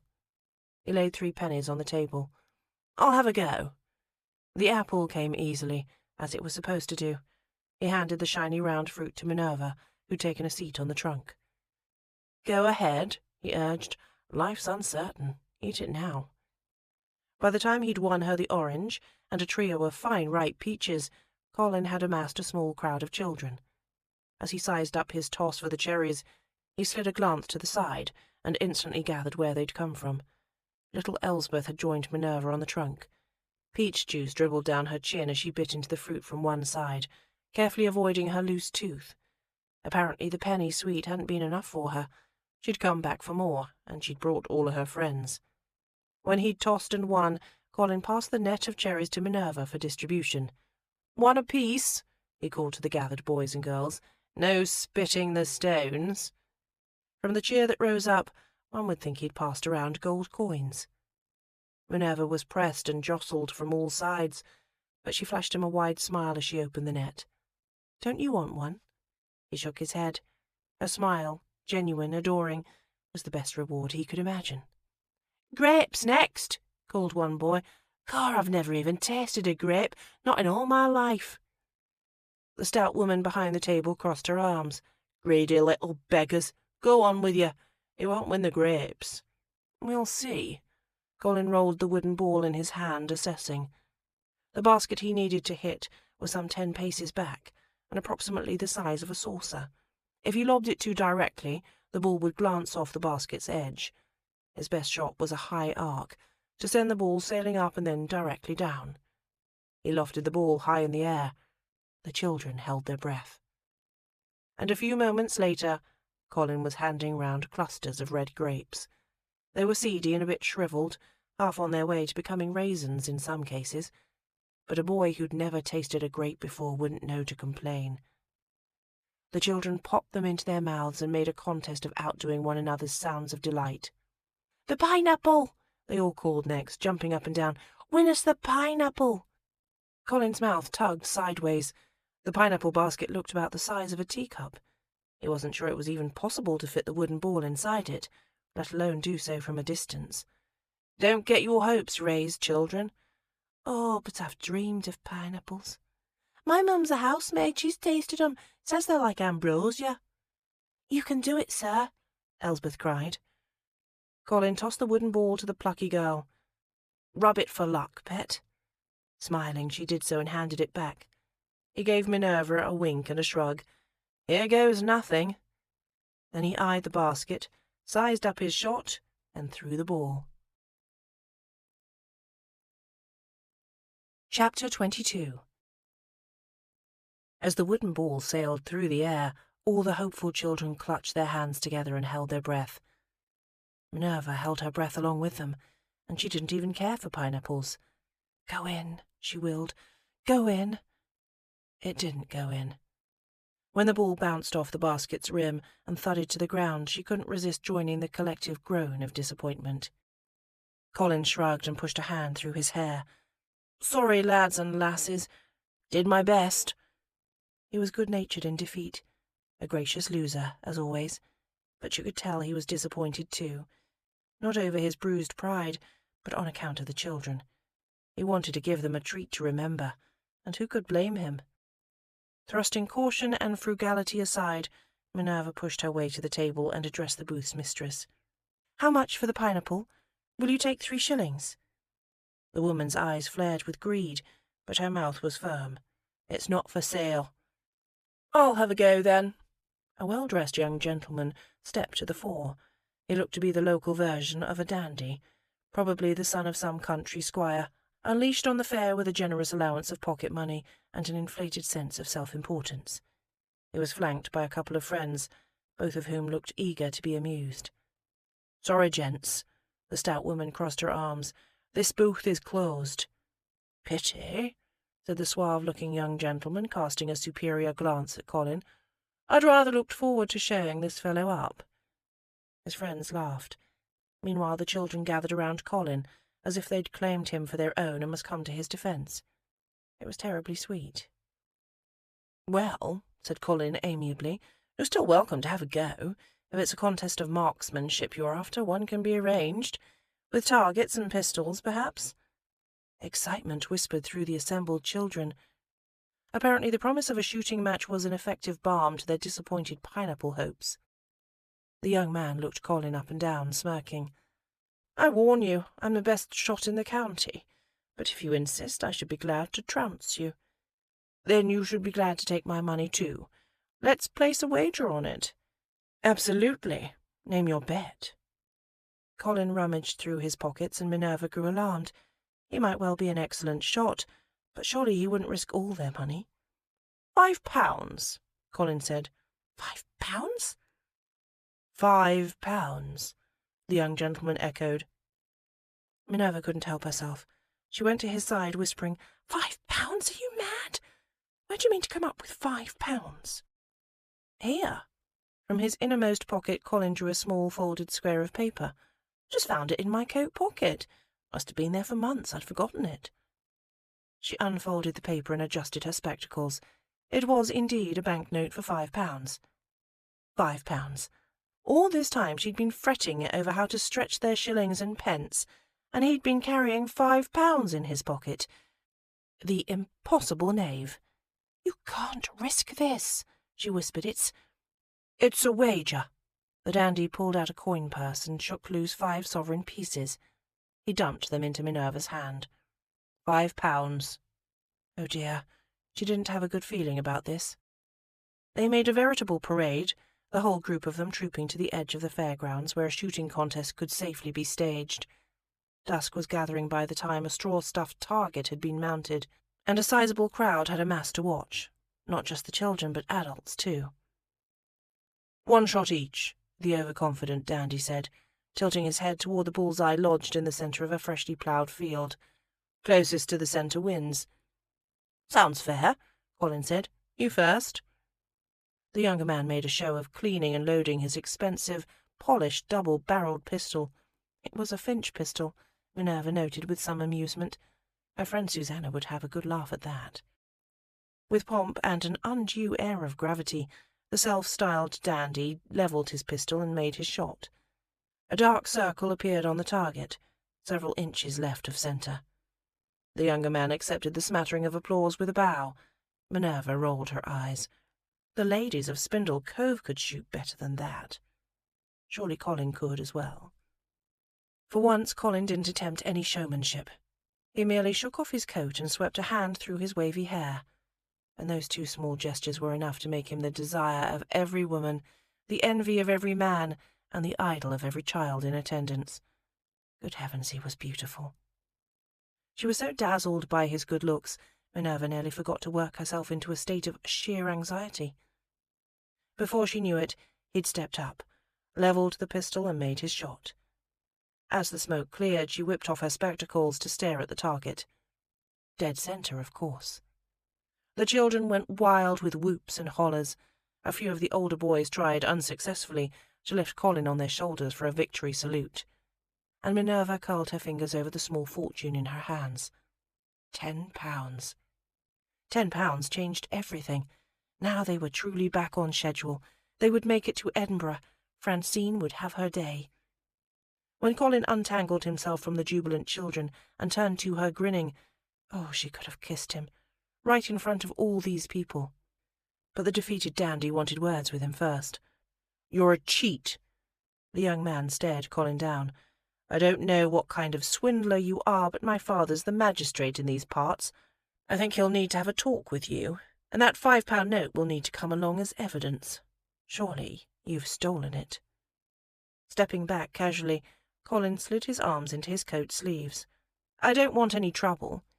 The man's friend stepped forward, brandishing a fist. "Well, you've found some." Minerva knew that in a fist-fight Colin could take one or both of these young men easily. But if the dandy were truly a magistrate's son, a brawl would be a very bad idea. And must they always flee a scene in the mayhem of violence and rioting? Could they walk away just this once, with £10 in their pocket and some levity in their step? Just this once? "Listen," Colin said, clapping each man on the shoulder. "Perhaps you're right, and it wasn't very sporting of me. But surely we can settle this without involving magistrates. How about this? Just to prove I'm a decent fellow, I'll give you a chance to win it all back. Double or nothing." The dandy sneered at him. "If you think I'm going to—" "No, no," Colin replied, speaking in a smooth, conciliatory tone. "Not you and me. We'll have our seconds shoot it out. Your man here," Colin tapped the friend on the shoulder, "against my girl." He looked to Minerva. "Oh, no. Colin, don't do this to me." "Against your girl?" The dandy chuckled. "She'll even remove her spectacles." Colin raised open hands in a gesture of surrender. "I told you, I don't want trouble. You can lead me away in shackles and throw me in the stocks, but you won't get any richer. There's £5 in it for you this way." The dandy pulled straight and smiled. "All right, then. As you say. Double or nothing." Colin called Elsbeth to his side, picked her up by the waist and set her atop the fence. "Little Elsbeth here will hold the purse." He took the £10 from Minerva and put it in the girl's hands. The young gentleman raided his coin purse and borrowed a few pounds from his friends. Finally, he'd cobbled together his portion and gave it to smiling Elsbeth, who knotted it all in a handkerchief. He handed his pistol to his eager companion, who quickly proved to be a middling marksman as well. He hit the target, but well wide of the centre. It was Minerva's turn. Her nerves did a frantic jig in her stomach. "Give us a moment," Colin said to the gentleman, smiling. "Let me show her how the thing works." The men had a good laugh amongst themselves as Colin drew her forward to the shooter's mark. "Colin, what were you thinking?" she whispered, trembling. "What am I to do?" "You're going to shoot, of course, and you're going to hit the target dead centre." With confident fingers, he removed her spectacles, folded them and tucked them into his coat pocket. He put the reloaded pistol in her hand, and then approaching her from the back, he wrapped his arms around hers and raised the gun, as though teaching her how to shoot. "After you make your shot," he murmured in her ear, "you grab the purse from Elsbeth, I'll get Francine, and we'll run, as hard as we can, down that lane." He pointed the pistol to the side, indicating the direction. "Don't stop for anything. Don't even pause to look back. I'll catch up to you, promise." She leaned back, savouring the comfort of his strength and warmth. But what if I miss?" "You won't miss." He pressed a kiss to her earlobe, then stepped back, releasing her arms. "Go on, then. Make me proud." Minerva levelled the pistol at the target, giving her eyes time to focus. Her hands trembled. She tried to remember all the tips Susanna and Miss Taylor had given her. Like all the Spindle Cove ladies, she'd learned to shoot, but her marksmanship had never been especially consistent. Mamma had made no secret that she found Minerva's participation in the activity laughable. "A mostly blind girl armed with a pistol," Mamma would say. "My dear, the gentlemen already keep their distance. There's no need to frighten them off with guns." Minerva took a deep breath and tried to banish the sounds of laughter. "Francine," she whispered, "this is for you." And just as she began to squeeze the trigger, A voice called out about the crowd's hushed silence, freezing her finger in place and turning the blood in her veins to ice. "That's him, right over there." No, it couldn't be. "Go get him, boys," the voice shouted. "There he is, it's Prince Ampersand of Crustacea." Stunned, Minerva lowered the gun and looked to Colin. "Shoot," he said, eyes wide and fierce. "Now." "Right." With a sudden stone-cold certainty, Minerva raised her arms, took aim and fired the pistol. Without pausing to see how her shot had landed, she grabbed the money from Elsbeth and ran. The children's wild cheer of triumph told everything she needed to know, what she'd already known in her bones. She'd hit dead centre, just as Colin had said. Grinning to herself, she ducked her head, pumped her arms and legs, and raced down the lane. Her breath and heartbeat pounded so loud she could barely hear her own boots slapping the dirt. But soon she became conscious of another set of footfalls behind her. She didn't dare slow or turn to ascertain whether they belonged to Colin. She just kept running like the devil was on her heels. And it occurred to her, as she made that mad dash down the lane, clutching a blazing hot pistol in one hand and a fistful of money in the other, that this surely must mark some turning point in her life. Really, there was no going back from this. Today all her mother's judgments had been proved false. She wasn't plain, but pretty. She wasn't distracted and awkward, but confident and a crack shot. Most of all, Minerva was not hopeless. She had £20. She had an important scientific discovery. And she had Colin, the most handsome, charming devil in England, coming fast on her heels. Save for the ransom-minded highwayman and angry magistrate's son chasing after them, life had never been so good. "This way," he called, overtaking her as they neared the town's borders. He had Francine lifted in his arms, leading the way as he turned down an alleyway. They clattered down the narrow, shadowy corridor, then found an arched passage that led through the churchyard wall and out into the countryside. Carrying Francine between them now, they ran into the sunset. Only when they'd covered 2 meadows, vaulted a stile, and crested a hill did they pause for breath and dare to look back. They saw no one. "How did you get away?" she asked. "Elsbeth and her army. They provided a diversion, but we're not safe yet." Panting, he nodded toward a nearby hut. "Over there." It wasn't a dwelling proper, just a cramped shelter for shepherds to sleep in while their flock grazed these fields. Tonight it was empty. Likely all the sheep had been penned somewhere so the shepherds could enjoy the fare. Colin had to stoop to fit through the small doorway. Inside they found just a small cook stove, a lamp, various crooks and other shepherding implements, and a narrow cot. Still breathing hard from exertion, Minerva found a flint and lit the lamp. "Do you want to know something?" As the yellow light warmed the space, she turned her gaze to Colin. "Today is my birthday." He laughed. "Really?" "No, not really." She giggled helplessly. "But if it were, it would have been the best one ever. Colin, you were unbelievable." "You were amazing." He took her by the waist. His chest rose and fell with a resonant sigh. "You are amazing." His words of praise gave her goose flesh, but as he pulled her close, a strange round obstacle squished between them. His brow wrinkled in confusion. "Oh," she said, laughing. Pulling back a bit, she fished the obstacle out of her overskirt pocket and held it up for his view. "I saved you a peach." He looked at the peach, then he looked at her. "Minerva." Awareness tingled over every inch of her skin. The hunger in his eyes, the smouldering heat between their bodies. This wasn't a lesson, or an experiment to satisfy scientific curiosity. It wasn't pretense of any sort. This was real. He bent his head by slow degrees, teasing out the moment, making her reach for him, stretch for him, ache for him, until finally his hand slid to cradle her neck, and he took her mouth in a deep, passionate kiss. She let the peach slip from her fingers and tumble to the straw-covered ground, the better to fill her hands with him. They kissed and grappled, tangling tongues and weaving their fingers into each other's hair. It seemed they couldn't get close enough, couldn't kiss deeply enough, couldn't press enough skin to skin. Her nipples came to tight points. She felt the hard ridge of his erection jutting against her belly, and her mind slowly caught up to what their bodies already knew. There was only one way to satisfy this need, only one means of achieving the closeness she craved. "Minerva." He slid his tongue from her throat to her ear. "I want to make love to you." Just at the words, that bold, unequivocal statement of intent, fire raced through her veins. Hot, powerful, consuming.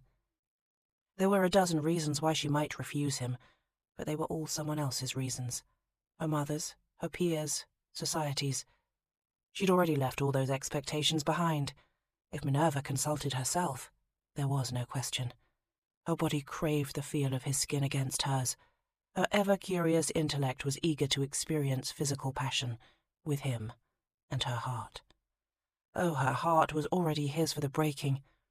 His hands went to the knotted overskirt ties. With deft motions, he untied them and slid the garment free.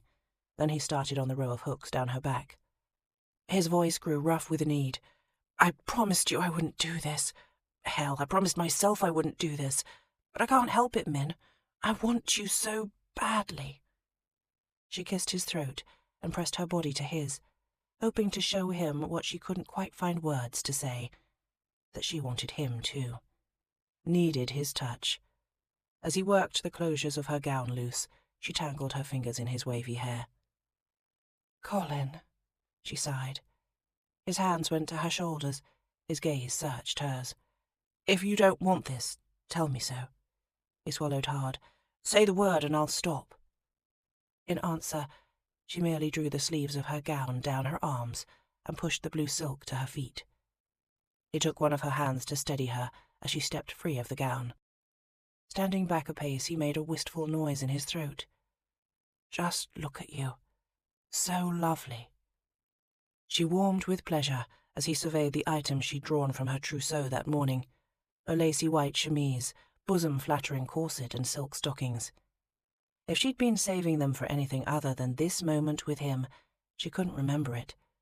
This mad, triumphant day at the fair, this snug, humble place to spend the night, the unveiled desire in his eyes as he regarded her. This felt like all she'd ever wanted.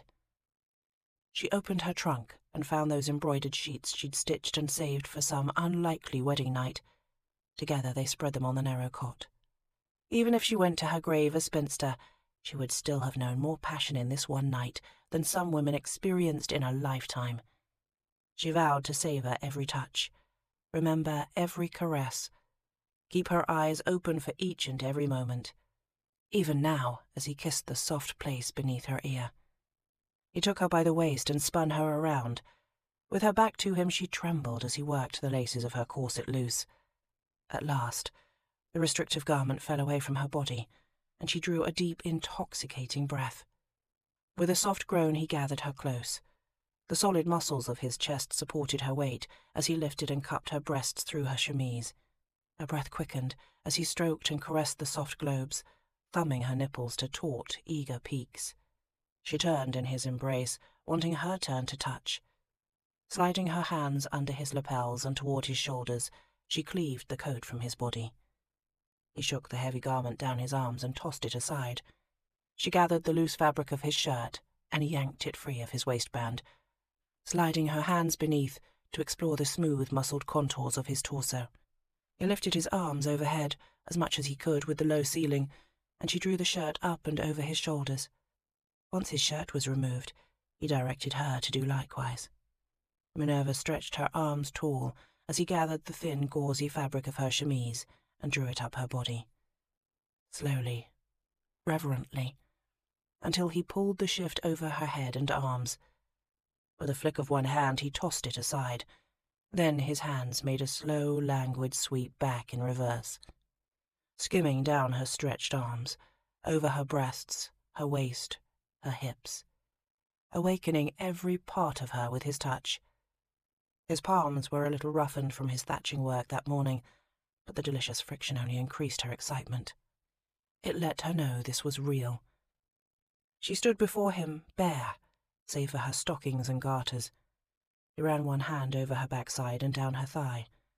She thought he would untie her garter, but instead he smoothed his hand over the delicate silk. Lifting her leg, he wrapped her thigh over his hip, drawing her close.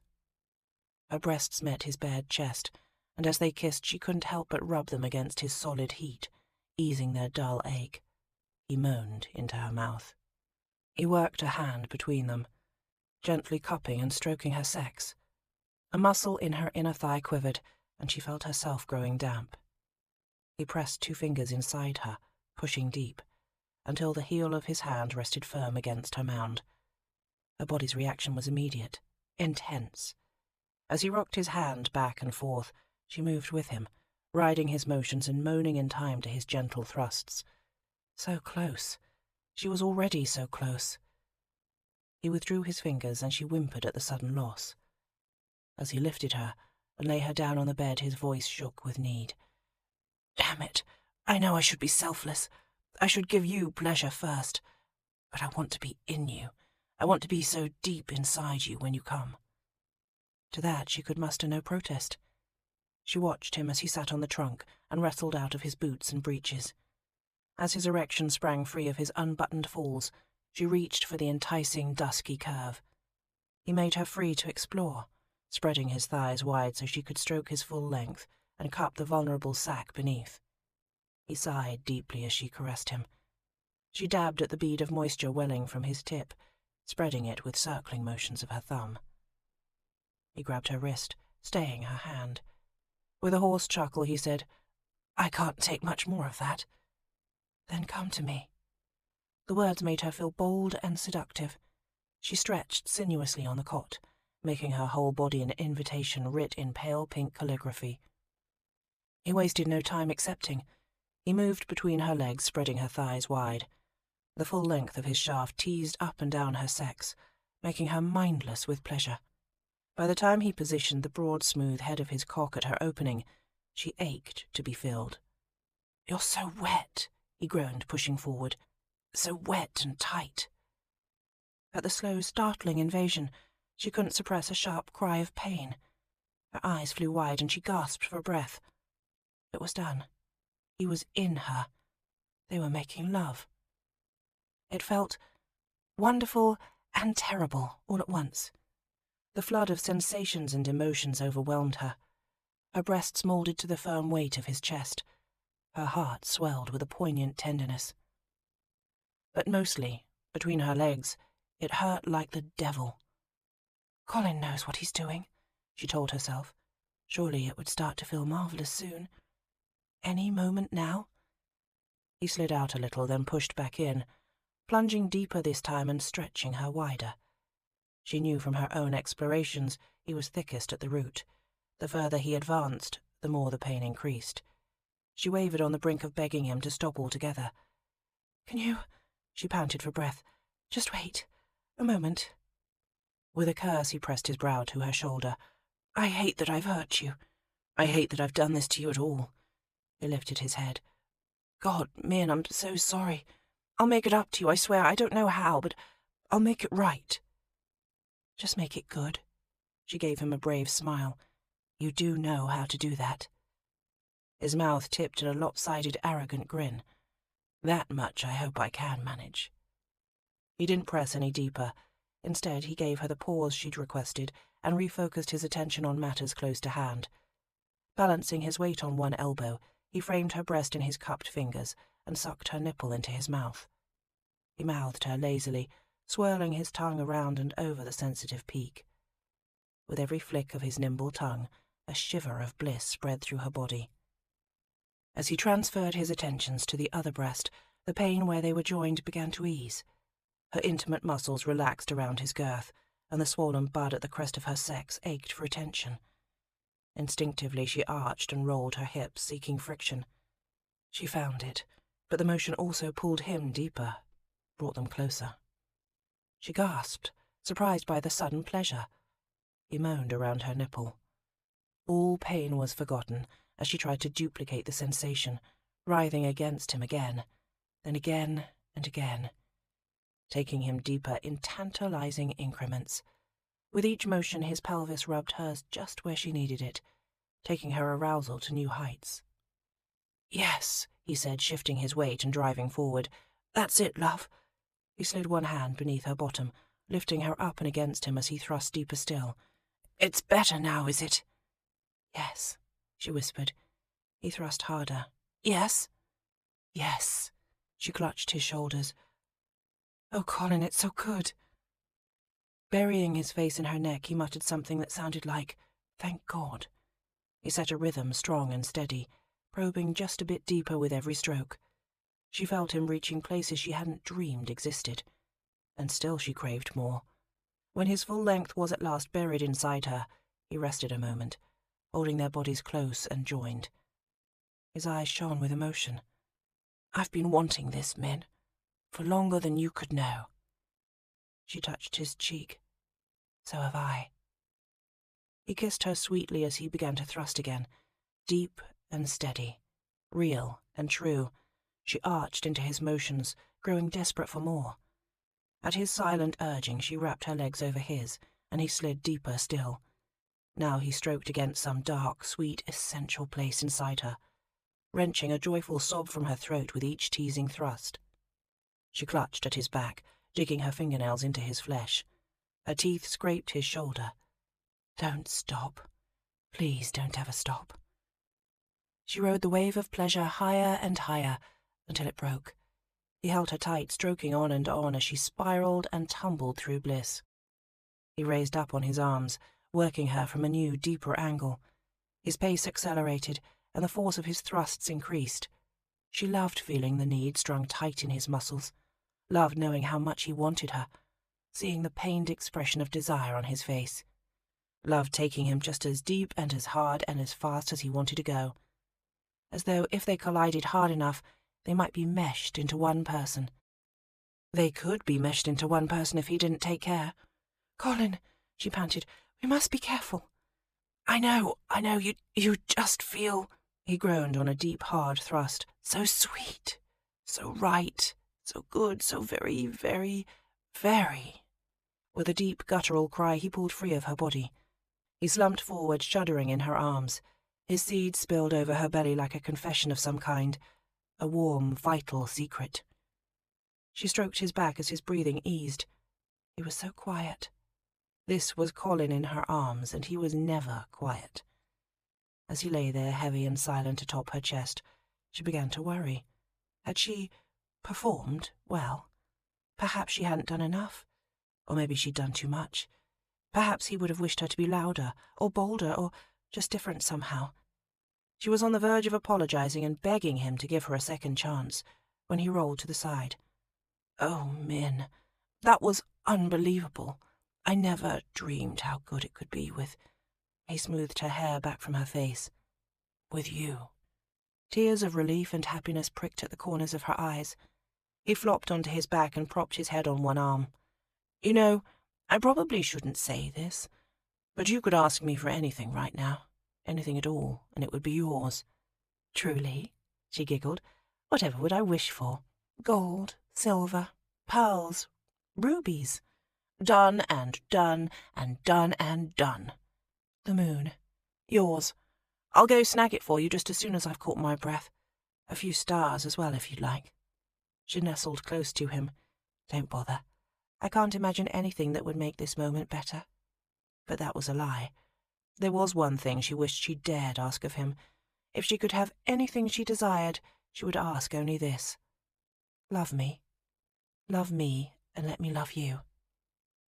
The words burned on her tongue, but Minerva couldn't give them voice. What a hopeless coward she was. She could pound on his door at midnight and demand to be respected as an individual. She could travel across the country in hopes of being appreciated for her scholarly achievements, but she still lacked the courage to ask for the one thing she wanted most. To be loved, just for herself. Chapter 23. Somewhere a dog howled in the night. Colin sat up with a start, shaking and drenched in sweat. He flung open the door of the shepherd's hut and drew greedy gulps of the fresh, cool night air. As his pounding heartbeat slowed, he leaned his brow on his wrist and swore violently. Light, soothing caresses trailed up and down his back. Her touch didn't ask questions or make demands. It simply let him know he wasn't alone. "Can I help?" she eventually asked. He shook his head. "It's nothing out of the usual. Just took me by surprise. The last few nights I haven't woken at all. I'd almost begun to think that I was your cure." He heard a wry smile in her voice. "I think I hoped so too, but I suppose it was a foolish notion." "Not foolish," he exhaled, running his hands through his hair and gathering his wits. "It's just this place, I think. It's too small and dark. We can take our blankets and lie under the stars, or we can just give up sleeping altogether and walk toward the road. No, it's ages before dawn yet. I can go back to sleep. But I think—" He fumbled for his discarded neckcloth and wiped the sweat from his brow and neck. "I think perhaps I'd like to talk." The words came as a surprise to them both. They didn't pretend that he had the weather or coaching routes or any other topic on his mind. She knew instantly what he meant. "Of course." She sat up. "Shall I light the lamp?" "No, don't bother." With the door open, some moonlight shone through the opening. He could discern the silvered outline of her profile and the concerned glint in her dark eyes. That was enough. He drew her down beside him, nuzzling in her thick, jasmine-scented hair. He was unsure how to begin. He'd never spoken of that night with anyone, not in detail, but years of keeping his silence hadn't seemed to help matters. Perhaps it was time to try talking instead. He had to do something if he was ever going to put this behind him, to seize control of his days and his nights, and weave them into some semblance of a normal, boring life. He wanted that kind of life. He wanted Minerva to be part of it. "It will be unpleasant to hear," he warned her. "Are you certain you won't mind?" She snuggled against his chest. "You lived through it, Colin. I can find the strength to listen." "Perhaps we should wait for daylight." "If you want to wait, we can wait. But I'm ready now if you are." He took a deep, slow breath and then ploughed straight in. "I've no idea what caused it. The accident, I mean. We were coming home from a visit with some neighbours. It wasn't a long trip. We had no footman with us, only a driver. I'd fallen asleep on the rear-facing seat. My parents sat together across from me. I remember listening to them talk and laugh about something. My mother was teasing my father for his overindulgence, I think. I drifted off to the sound of their voices, and then I woke, sometime later, to screams." She slipped her arms about his torso. "You must have been so confused." "Completely. I had no idea what was happening. It was dark, and we'd careened off the road. I'd fallen from the seat. Somehow I learned that the carriage had overturned and I'd landed atop the door. I'd cut my head on the latch." "Here." She felt for the scar on his temple. He nodded. "Other than that, I seemed to be unharmed. But I was terrified. The darkness was so complete, like wearing a blindfold. And the smell of blood." His gut clenched, and he paused to master his composure. "It was so thick, smothering. I called for my mother and she answered. Her voice was weak and strange. But she just kept telling me over and over that all would be well, that I must be brave, that surely someone would come to help us soon. I wanted to believe her, but I knew she was unable to move." "Where was the driver?" "Severely injured. He'd been thrown from the driver's box some distance back, but we couldn't know it at the time. We only heard the horses in agony. Theirs were the cries that woke me.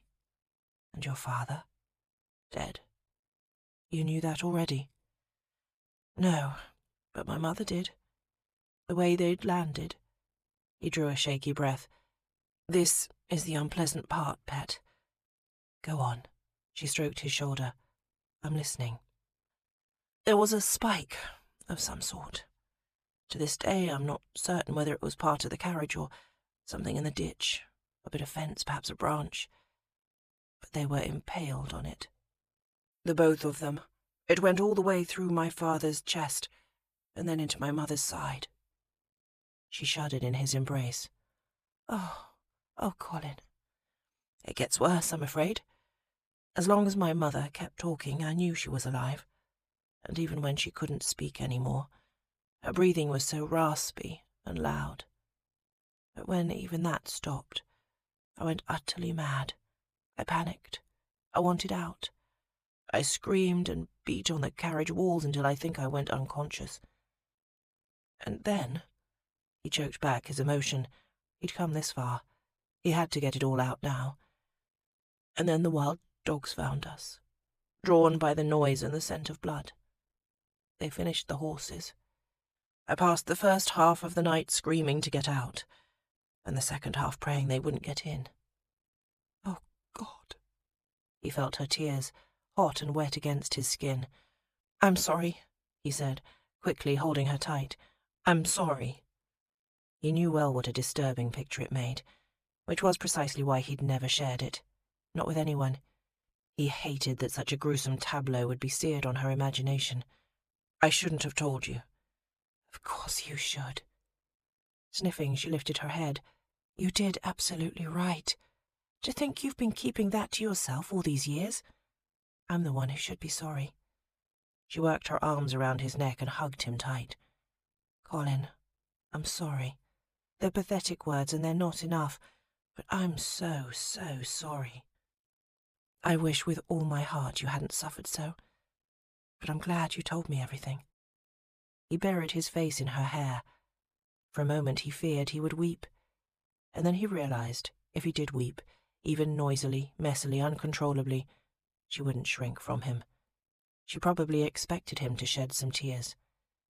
These soft, sweetly fragrant arms would hold him as long as he needed to be held. So he decided to let the tears come. And then they didn't. Odd. For whom should he cry? For his parents? He'd grieved their loss, yes, and he missed them still, but mourning only lasted so long. It was the horror of that night that had lingered, the fear and the shame. The deep, buried, unvoiced shame. For years, he said quietly, I thought it was my fault, that if I hadn't fallen asleep it wouldn't have happened. She gasped, but that's nonsensical.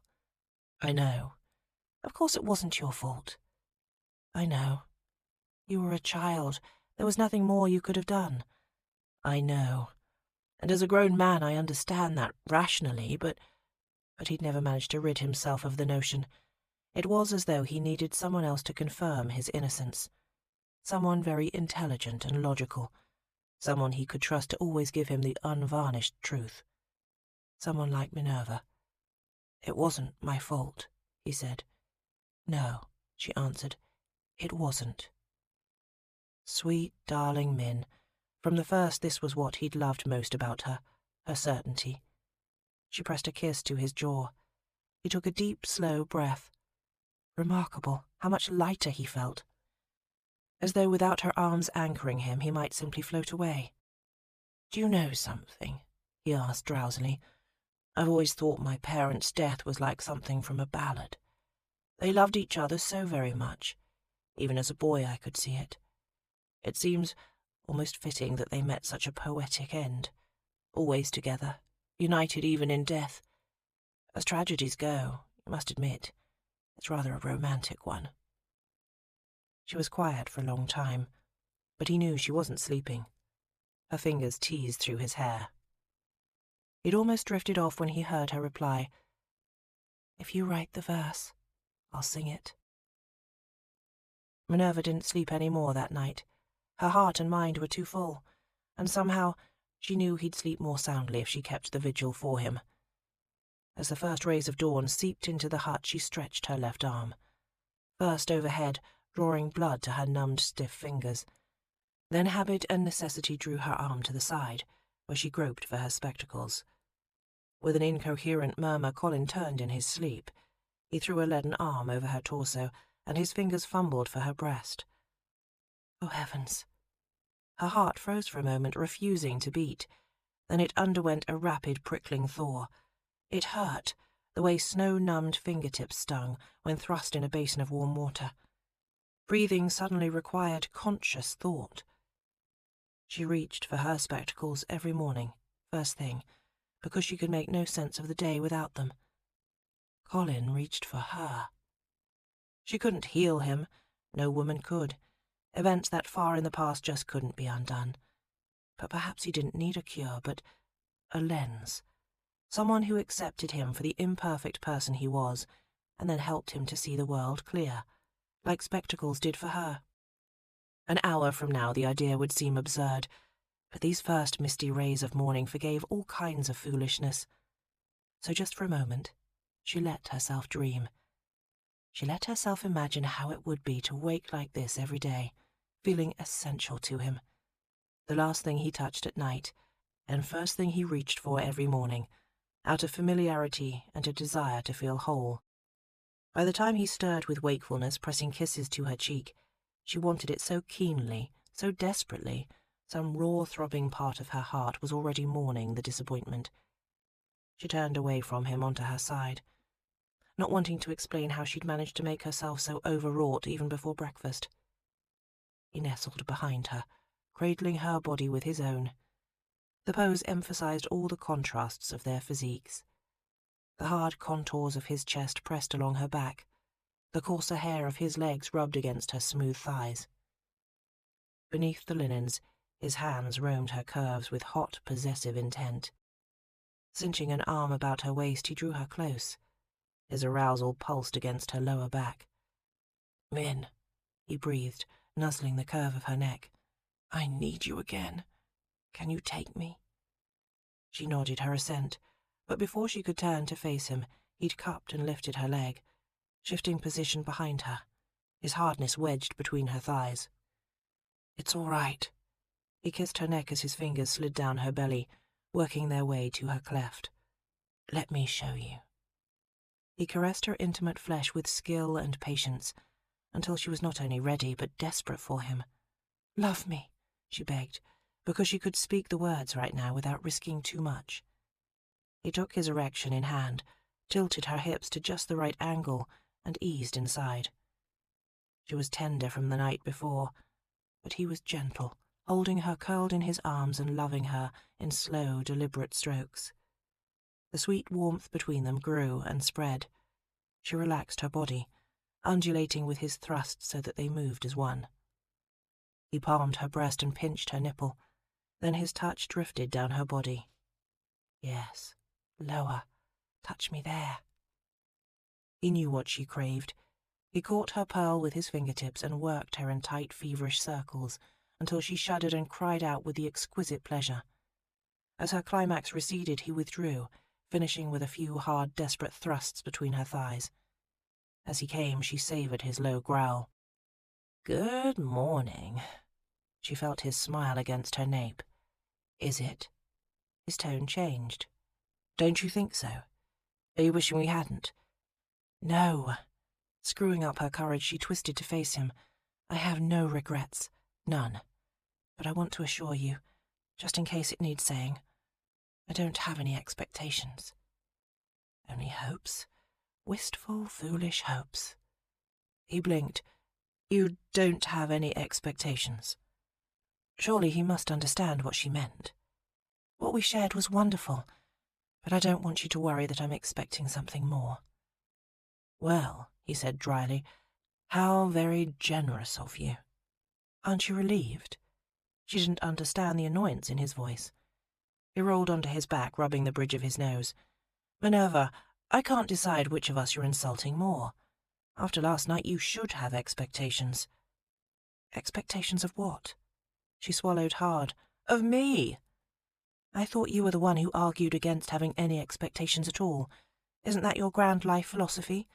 You said expectations lead to disappointments, that if you expect nothing you're always surprised." He gave a bark of laughter. "In that case," he turned to her. His hazel eyes sparked with intensity. "Surprise!" He kissed the tip of her nose. "You're marrying me." Chapter 24. Well, Colin thought, he'd certainly managed to surprise her. Whether the surprise fell into the pleasant or unpleasant category, he wasn't sure. The latter, he suspected. She didn't move a muscle, but behind her spectacles her eyelashes worked like twin ebony fans. "Marry? You?" He tried not to take offence. I must say, Minerva, that's not exactly the breathless, overjoyed acceptance a man might wish to hear. That wasn't exactly the ardent, heartfelt proposal that might warrant one. In fact, I'm not sure it counts as a proposal at all. Fair enough, I suppose.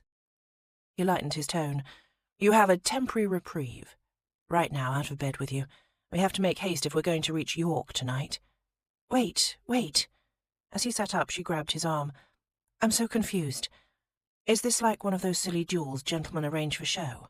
You fire off a haphazard proposal at dawn, it sails straight over my head and somehow honour is satisfied? No, it's not like that at all. I'm serious. I mean to marry you. But I thought you'd sworn off marriage. He shrugged. I seem to recall you saying something similar. Exactly. Colin, I do appreciate the gesture. She bit her lip, I think. But I won't marry you simply because you're feeling a sudden twinge of conscience. We both knew from the outset I'd be ruined. In appearance, yes, but this is actuality. In actuality, I don't feel ruined at all. She gave him a sheepish half-smile, only a bit tender in places. Did last night feel like some grave mistake to you? He touched her cheek. God, no, the furthest thing from it. He let his gaze wander her sweet, lovely face. After the night they'd shared, something in his soul finally felt put right. Then what's this truly about? What on earth can you be thinking? She struggled to sit up. The bedsheet slipped to her hips, revealing her bare torso. Colin's breath left his body. Damn if she didn't look just exactly the way she had that first night. Her spectacles slipped to the end of her nose, her unbound hair tumbling about her shoulders. Her bared breasts tempting him with their touchable perfection. A low groan rattled loose from his chest. I'm thinking, he said, that last night was inevitable, and I should have known as much the day we left Spindle Cove. I'm thinking that what I ought to do as a gentleman is call an immediate halt to this journey and make swift arrangements for a proper wedding. He stayed her objection with a touch to her lips. I'm thinking what I'd like to do is push you back on that bed, bar the door, and spend the next week learning your body from the inside out. But mostly, Min. He pushed her spectacles back up her nose so that she could focus on his face. I'm thinking that I made you 2 promises. To get you to your symposium and to do so without seducing you. I've broken one of those, but I damn well mean to make good on the other. He rose from the bed and offered her a hand. So I'm thinking this conversation will have to wait. We have no time to waste. With a bewildered shake of her head, she took his hand. All right. Taking a leather bucket from the shepherd's hut, Colin fetched water from a nearby stream. While Minerva performed her ablutions inside the dwelling, he doused himself in the frigid water, shirt and all. His shirt needed washing, and he needed a bracing, icy bath to punish his lustful loins into submission. He'd taken her virtue last night. Then he'd taken her again this morning. He'd broken all his own rules, forsaken what few remaining principles he held. No matter what objections she raised, or how many of his own stupid words she threw back at him, his conscience insisted there was only one course of action. He must marry her. But he had to get her to that symposium first. She didn't want to marry him simply because he'd ruined her, and Colin didn't want that either. No, he wanted her to marry him because he'd helped her triumph.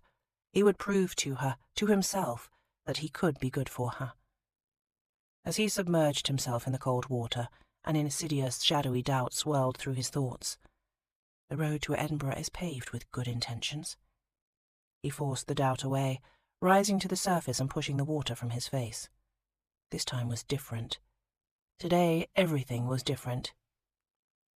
For God's sake, he hated the country, and yet, here he was in the middle of a pasture, making his way to a shepherd's hut, absurdly wishing he could lease it as a summer home.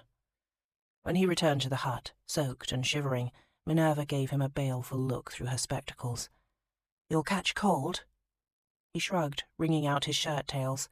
"The sun will dry it soon enough. First order of business when we reach York." He yanked his breeches up and fastened them under his dripping shirt.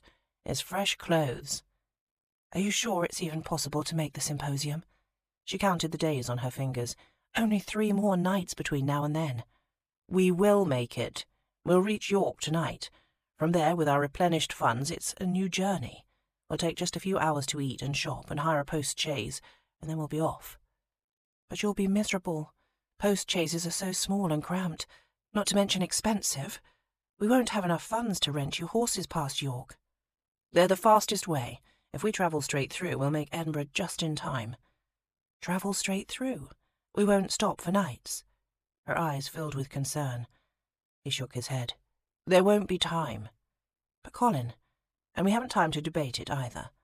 He picked up one side of Francine's trunk. Let's be on our way. Money made everything easier. They found a proper breakfast, a ride to the next coaching town, and from there, Colin rented a horse to ride alongside her coach, his last horse of the journey. They reached York in late afternoon. He sought out the largest and best of the coaching inns. Holding Minerva close at his side, he approached the innkeeper. "What can I do for you, sir?" the distracted innkeeper asked. "We'll need a good dinner, a few hours' use of a room, just to rest and change, and then I'll need to inquire about hiring a post-chaise to take us north." "How far north are you travelling?" the innkeeper asked. "Edinburgh. We mean to travel straight through." "Is that so?" The man eyed them with suspicion, his rheumy eyes ranging over their bedraggled attire. "I'll pay in advance," Colin offered. "Oh, indeed. That you most certainly will." The innkeeper cocked one eyebrow and rubbed the top of his head. He named a figure, and Colin counted out the money. He leaned forward and addressed the man in low tones.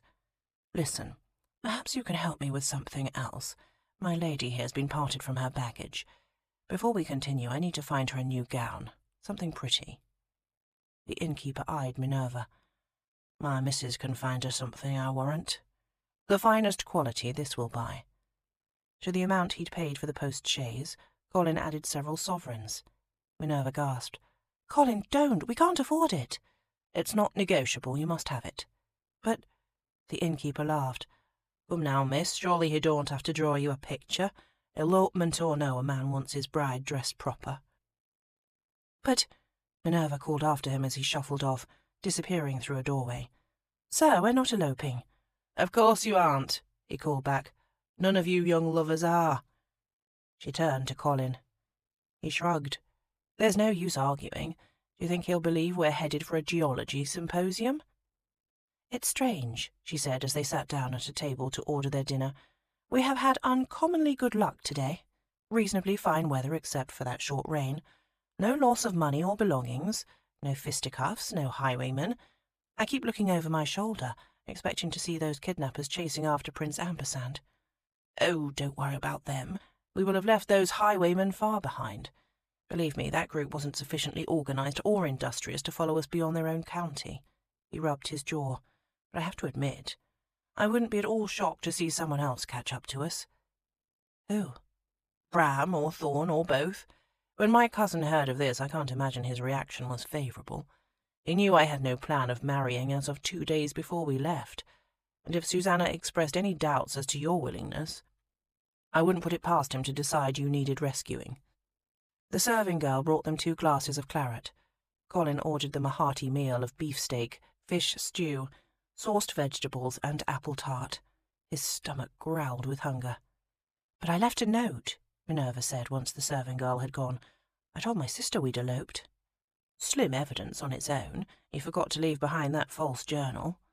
"That's true. And the real diary was less than complimentary to your character." She cast him a cautious glance over her wineglass. "But that wasn't all I left behind. There was something else." "Oh, really?" Intrigued, he leaned forward. "What?" "You, Blushing, she took a large gulp of wine. "You might have written me a letter." Chapter 25. "Corporal Thorne!" Samuel Thorne paused in the act of lifting his shovel. He'd know that voice anywhere. Damn it, not her, not now. "Corporal Thorne, Miss Taylor turned a corner and stopped short when she caught a glimpse of him. "Oh, there you are." Blast! Weren't gently bred ladies supposed to have some rules of decorum that prevented them from surprising half-dressed men at their labour? How the hell was he supposed to greet her with mud streaking his shirt and sweat matting his hair to his scalp? Throwing aside the shovel, he hastily wiped his face with a bit of sleeve. He jerked his collar closed. She didn't even have the good sense to avert her eyes. She just stared at him, wide-eyed and curious. He had half a mind to pull the shirt over his head, cast it aside and say, "Here, look your fill. This is what years of thieving, prison labour and battle do to a man." He almost chuckled at the thought. Oh, she'd run screaming then. She cleared her throat. "I'm sorry to interrupt your digging." "Why are you here, Miss Taylor? What can I do for you?" She waved a paper clutched in her hand. "I've come to prove it to you, the truth of the elopement. I have here a love letter, addressed to Minerva Highwood from Lord Payne himself. Miss Charlotte found it in Minerva's stocking drawer." Impossible. Thorn would swallow nails before he'd believe Payne to be in love with Miss Minerva Highwood. It still ate at him that he hadn't chased after the couple that very first night.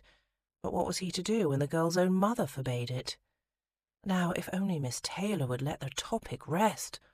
He suffered enough torment in her presence already without this added deviling. She approached and offered him the letter.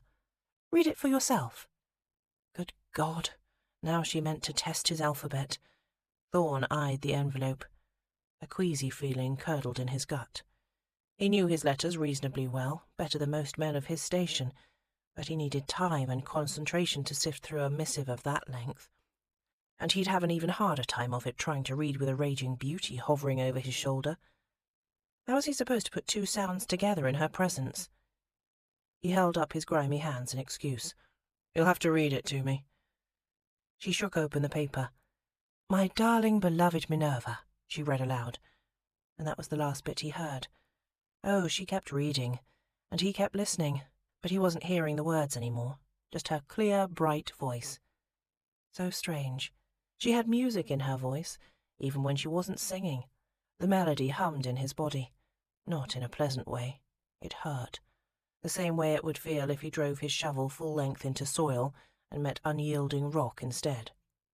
The shock of it reverberated all through his bones, his teeth, his heart. And now he hadn't a damned idea what the hell she was reading anyway. He would have had better luck staring stupidly at the paper himself. "Enough!" He held up a hand. "Payne did not write that." "He did. He signed his name." Thorn cocked his head and stared at the address on the paper's reverse. "That's not Payne's handwriting." That much he could discern without effort. "What?" She flipped the paper back and forth. "It's not his hand, I know it's not." Wiping his hands on his breeches, he strode over to the turret Payne had been using as his personal quarters. He unlocked and opened the door, proceeding straight to the small writing desk. He rifled through a stack of papers until he found one in the right penmanship. Then he handed it to her. "See?" She held up the two and compared them. "You're right. It is different penmanship. I told you so. He didn't write that letter. But I don't understand. Who else would write this, then sign it with Lord Payne's name?" He shrugged. "A cruel joke, perhaps, to build up her hopes, or maybe she wrote it herself." Poor Minerva. He watched as Miss Taylor's bottom lip folded beneath her teeth. Then he forced himself to look elsewhere. She said, "But somehow it seems to have worked out anyway. They did elope together." He snorted, resisting the urge to tell her everything he'd learned from Mrs. Ginny Watson the other day. When confronted, the young widow had told him all about Miss Minerva's midnight visit to Rycliffe Castle. Thorn knew the truth now, beyond all doubt. Payne and Miss Highwood had not eloped. They would, however, end up married. He would ensure that much. If Payne dared to come back from this jaunt a bachelor, he would not remain so long. He'd walk Miss Minerva down the aisle of St. Ursula's if Thorn had to prod him at knife point. Protecting the women of this village was his duty, and he took it seriously. Which was exactly why he kept his mouth shut now. Miss Taylor didn't need to know the particulars of all Mrs. Watson had told him. If it pleased this girl to believe in true love and tales that ended happily for all concerned, Thorn would carry all manner of unpleasant truths to his grave. After all, this secret was hardly the first, just one of many he'd vowed to keep, for her happiness's sake. She sifted through the papers. He crossed his arms. "What? Are you snooping now?" "No," she protested. "Well, maybe. Goodness, he writes a great many letters to his stewards." "Listen, I have a well to dig and—" "Wait!" She plucked a paper from the stack. "What's this?" She read aloud. "Millicent, Madeira, Michaela, Marilyn, and this is written in his hand. So, it's a list of names. Yes, a list of women's names, all of them beginning with M. A flush rose on her throat. The letter means nothing, but this is proof, don't you see? No, I don't. Not at all. Lord Payne always acted as though he couldn't remember Minerva's name, calling her Melissa and Miranda and every other M name under the sun. But he must have done it on purpose, don't you see? Just to tease her. He even went to the trouble of writing out this list. That proves him even more of a blackguard to my mind. She clucked her tongue impatiently. Corporal Thorne, you really don't understand a thing about romance. Thorne shrugged. She was right. He understood desire. He understood wanting. He understood loyalty and bone-deep devotion that stretched back to a time before this woman's earliest memories. But he didn't know a damn thing about romance. She ought to thank God for it. There she went, right now, flashing him a fearless smile. No one smiled like that at Thorne, but she'd always been this way. Cheerful, in the face of everything, singing like a little angel, even when she stood at the very gates of hell. Didn't you know, she said, apparent dislike often masks a hidden attraction. He felt his face go hot. Not in this case. Oh, yes. This list doesn't prove Lord Payne's a blackguard. She tapped the paper against Thorne's chest. It proves he was smitten. Chapter 26. I demand to know what was in this letter. Wearing a devilish grin, Colin chased her up the coaching-in staircase. Minerva cringed. She never should have mentioned it. Can we move past this, please? You plagued me all through dinner. I've told you I don't recall. And I told you I don't believe you. It doesn't matter whether or not you believe me. She opened the door to their chambers. While they'd been eating downstairs, a manservant had been dispatched to fetch a few gentlemen's necessities for Colin, and the finest second-hand gown £3 could purchase had been laid out by the maid. A surprisingly lovely muslin frock, ivory, block-printed with tiny pink sprigs. A banked fire smouldered in the hearth, and the bed, heaped with pillows and quilts. Oh, how Minerva's road-weary body yearned to sink into that bed and stay there for days. I'm going to change before our post-chaise is ready. She ducked behind a dressing screen in hopes of hiding from this conversation. Then I'll have a shave. She heard him cross to the washstand. But I'm going to keep on deviling you until you confess everything. Did I compose pages of description? Compare your eyes to Brighton diamonds? They're Bristol diamonds, and no, you did not. Aha, so you do remember the contents. She huffed out a breath. Very well, yes, I do remember. I remember that letter word for word. Water splashed in the basin, and she heard the scratch of his shaving brush against his stubbled jaw. The familiar scent of his shaving soap filled the air. It smelled of cloves. I'm listening, he prompted. Behind the screen she picked at a ragged fingernail. You wrote that you'd been studying me when I wasn't aware of it, stealing glances when I was lost in thought, or when my head was bent over a book, admiring the way my dark, wild hair always manages to escape its pins, tumbling down my neck, noting the warm glow of my skin where the sun has kissed it. You wrote that you're consumed by a savage, visceral passion for an enchantress with raven's wing hair and sultry lips, that you see in me a rare, wild beauty that's been overlooked by other men. Sound familiar? Oh, you didn't. He muttered a curse and tapped his razor on the wash-basin. You couldn't have remembered everything I said that night. Certainly I could. And what better words to fill a forged letter from you? They were all yours, after all. She sniffed. You wrote that I was the true reason you'd remained in Spindle Cove all those months, and the letter ended with the sweetest words. It's simply you, Minerva. It's always been you. He was quiet for a long time, for as long as it took her to undo 14 hooks at the back of her abused blue silk gown and pick loose the knots of her corset laces and unbutton all the tiny closures of her shift. For as long as it took for him to finish shaving and cross the room in slow, measured footfalls. She heard a creak as he flung himself on the bed. God, I was such an ass. She didn't offer any argument to the contrary. And do you know the most ironic thing about it, Min? What's that? I always liked you. Minerva paused in the act of tying her garter. She allowed herself one moment of absurd, heart-pinching hope before making a loud sound of disbelief. "Please." "Oh, really?" he insisted. "All right, perhaps I didn't always like you." "See?" She yanked her petticoat laces tight. He went on, "But you have to admit there was something between us from the first." "Something like antagonism, you mean?" She stepped into the new gown and bounced on her toes, tugging the fabric over her petticoats and stays. The fit was rather tight. "The hostility of two barn cats fighting in a sack?" "Something like that," he chuckled. "No, it's just—" His voice went thoughtful. "I always felt that you could see me somehow, in a way no one else did. That with those fetching little spectacles you could peer straight through me, and you made no secret of the fact that you despised what you saw, which marked you as far cleverer than most. I couldn't rid myself of this fascination with you. Your sharp gaze, your enticing mouth, your complete invulnerability to all my charms. If I treated you poorly, and I know I did, to my shame, it was because I always felt rather hopeless around you."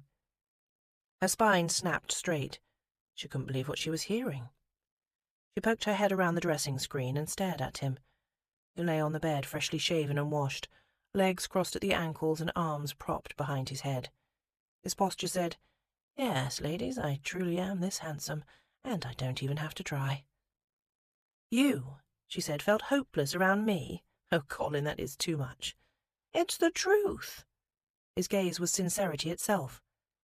Minerva took refuge behind the screen. She was surprised her pounding heartbeat hadn't knocked it over. "I never despised you," she said, "just so you know." It was his turn to make a sound of utter disbelief. "Very well. I may have despised you a little, but only because—" She sighed, unable to deny it any longer. "Only because I was so wretchedly infatuated with you. I didn't want to be, but I couldn't help it. All you had to do was glance my direction and my heart would go all fluttery. Every time I tried to say something witty in your presence, it came out shrewish or dull. I've always considered myself an intelligent person, but I vow, Colin, no one has ever made me feel so stupid." "Well, that's oddly gratifying." She laughed a little at the memories and at herself, "and all the while everyone in Spindle Cove would talk about what a perfect match you made for Diana. I heard it at the tea shop, at the All Things, around the fire of an evening, just underscoring again and again no one would ever pair you with a girl like me. And that much I could have lived with, but the prospect of being your sister-in-law—" She swiped at a welling tear with her wrist. "I love my sister. I've always tried not to envy Diana her sweetness or elegance or beauty, but I would have envied her you, and the thought made me ill. So, if we're vying for the crown of most hopeless, I do think I had it won." After a long silence, he clapped his hands together. "I hope you're ready to trade that crown for a 500 guinea prize. I see our post-chaise out the window. It's nearly ready." She emerged from behind the dressing screen. "How do I look?" She turned and fretted in the mirror. "Will the gown do?" He came to stand behind her, settling his strong hands on her shoulders and waiting until she went still. "The gown will do. You, on the other hand—" "She wouldn't?" Out of self-preservation she tried to twist away from their reflection. His hands tightened on her shoulders, forbidding her to move. She watched him carefully, cautiously in the mirror, as his gaze wandered her form. She couldn't take the suspense. "For God's sake, Colin, what's wrong?" "You're beautiful, Min," he said in a tone of wonderment, as if his own words took him by surprise. "Lord above, you're stunning." She huffed a protest. "I'm not, you know I'm not." "What makes you so sure?" "No one's ever called me so before. I'm 21 years old. If I were beautiful, surely someone would have noticed by now." He seemed to think on this for a moment, dropping one hand to straighten the trim on her sleeve. "It is hard to imagine anyone overlooking beauty on this magnitude. Perhaps you weren't beautiful until very recently." A nervous laugh rose in her throat. "I'm sure I haven't undergone any dramatic transformation." She searched her own reflection just to make sure. The same wide brown eyes stared back at her, encircled by brass wire rims. They anchored the same rounded face and funny heart-shaped mouth. Her skin had freckled and tanned over recent days, But other than that, I'm the same as I ever was. Well, I'm not, he said simply, still drinking in her reflection. I'm altered, destroyed, utterly laid waste. Don't tease me. I can't bear to be hurt like that again. I'm not teasing you, I'm complimenting you. That's just it. I don't want compliments. I'm not fanciful that way. Not fanciful? He laughed. I mean, you have the wildest imagination of anyone I know. You can look at a queer-shaped hole in the ground and see a vast primeval landscape overrun with giant lizards. But it's too much to believe you're beautiful. She didn't know what to say. He mused. Maybe beautiful isn't the proper word. It's too common, and the way you look is rare. You deserve a rare compliment, one sincerely meant and crafted just for you, so there will be no doubt. Really, you needn't. Hush. I'm going to compliment you, honestly. No raven's wing nonsense. You needn't say a word in return, but I will insist you stand there and take it. She watched him in the mirror as his brows drew into a frown of concentration. Once, he said, years ago, I heard this fellow speak at the Adventurers' Club. He talked about his journeys into the Amazonian jungles. Minerva didn't like where this excursion was headed. She had the dreadful feeling he was going to compare her to some strange carnivorous plant, one that lured its prey with garish red flowers and the scent of decaying meat. He was an entomologist, this fellow. Oh, God, worse, insects. He was going to compare her to some giant hairy-legged jungle insect, one that spat venom or ate small rodents. Calm down, she told herself. It might be a butterfly, but butterflies were pretty, even beautiful depending on the variety. She heard they came big as dinner plates in the Amazon. Anyhow, this fellow had spent all this time with the natives in the thick of the jungles, hunting down hard-shelled beetles. Beetles. The word came out as a whimper. Can't remember, to be honest. I slept through much of his talk. But what I recall is this. This native people he lived with deep in the jungle, their language had dozens of words for rain, because it was so common to them, you see. Where they lived it rained almost constantly, several times a day. So they had words for light rain and heavy rain and pounding rain, something like 18 different terms for storms, and a whole classification system for mist. Why are you telling me this? His touch skimmed idly down her arm. Because I'm standing here, wanting to give you a fitting compliment, but my paltry vocabulary fails me. I think what I need is a scientific excursion. I need to venture deep into some jungle where beauty takes the place of rain, where loveliness itself falls from the sky at regular intervals, dots every surface, saturates the ground, hangs like vapour in the air. Because the way you look right now, his gaze caught hers in the reflection, they'd have a word for it there. Entranced by his touch and his warm, melting tone, she watched her own eyes go glassy in the mirror. She leaned back a fraction, resting against his chest. His heartbeat pounded against her spine, echoing through her chest like some distant drum. There'd be so many words for beauty there, he went on, bringing his lips close to her ear and dropping his voice to a murmur. Words for everyday showers of prettiness, and the kind of misty loveliness that disappears whenever you try to grasp it. Beauty that's heralded by impressive thunder, but turns out to be all flash. And beyond all these there'd be this word, a word that even the most grizzled, wizened elders might have uttered twice in their lifetimes, and in hushed, fearful tones at that. A word for a sudden cataclysmic torrent of beauty with the power to change landscapes, make plains out of valleys and alter the course of rivers and leave people clinging to trees alive and resentful, shaking their fists at the heavens. A hint of sensual frustration roughened his voice. And I will curse the gods along with the men. Some wild monsoon raged through me as I looked at you just now. It's left me rearranged inside, and I don't have a map. They stared into the mirror, at each other, at themselves. I've fallen in love with you, she said with quiet resignation. If I appear changed somehow, I can only imagine that's why. She watched him carefully for his reaction. His face became a mask, frozen in time, eternally handsome and emotionless. And then, finally, a hint of a roguish grin cracked at the corner of his mouth. "Oh, Min." "Stop." She stood tall, putting distance between them. She just knew he was going to make some jesting remark to dispel the tension. "Oh, Min, don't fret, you'll get over it soon." Or, "Oh, Min, think of poor Sir Alasdair." "Don't you do that." She turned away from the mirror toward him. "Don't you dare make a joke. It took a great deal of courage to say what I did, and you don't have to speak a word in return, but I will insist you be man enough to take it. I won't have you making light of my feelings or making light of yourself, as if you're not worthy of them. Because you are worthy, Colin. You're a generous, good-hearted person, and you deserve to be loved. Deeply, truly, well and often." He looked utterly bewildered. Well, what did he expect after the power he'd given her? He couldn't compare a woman to a torrentially beautiful monsoon and then look surprised if he'd gotten wet.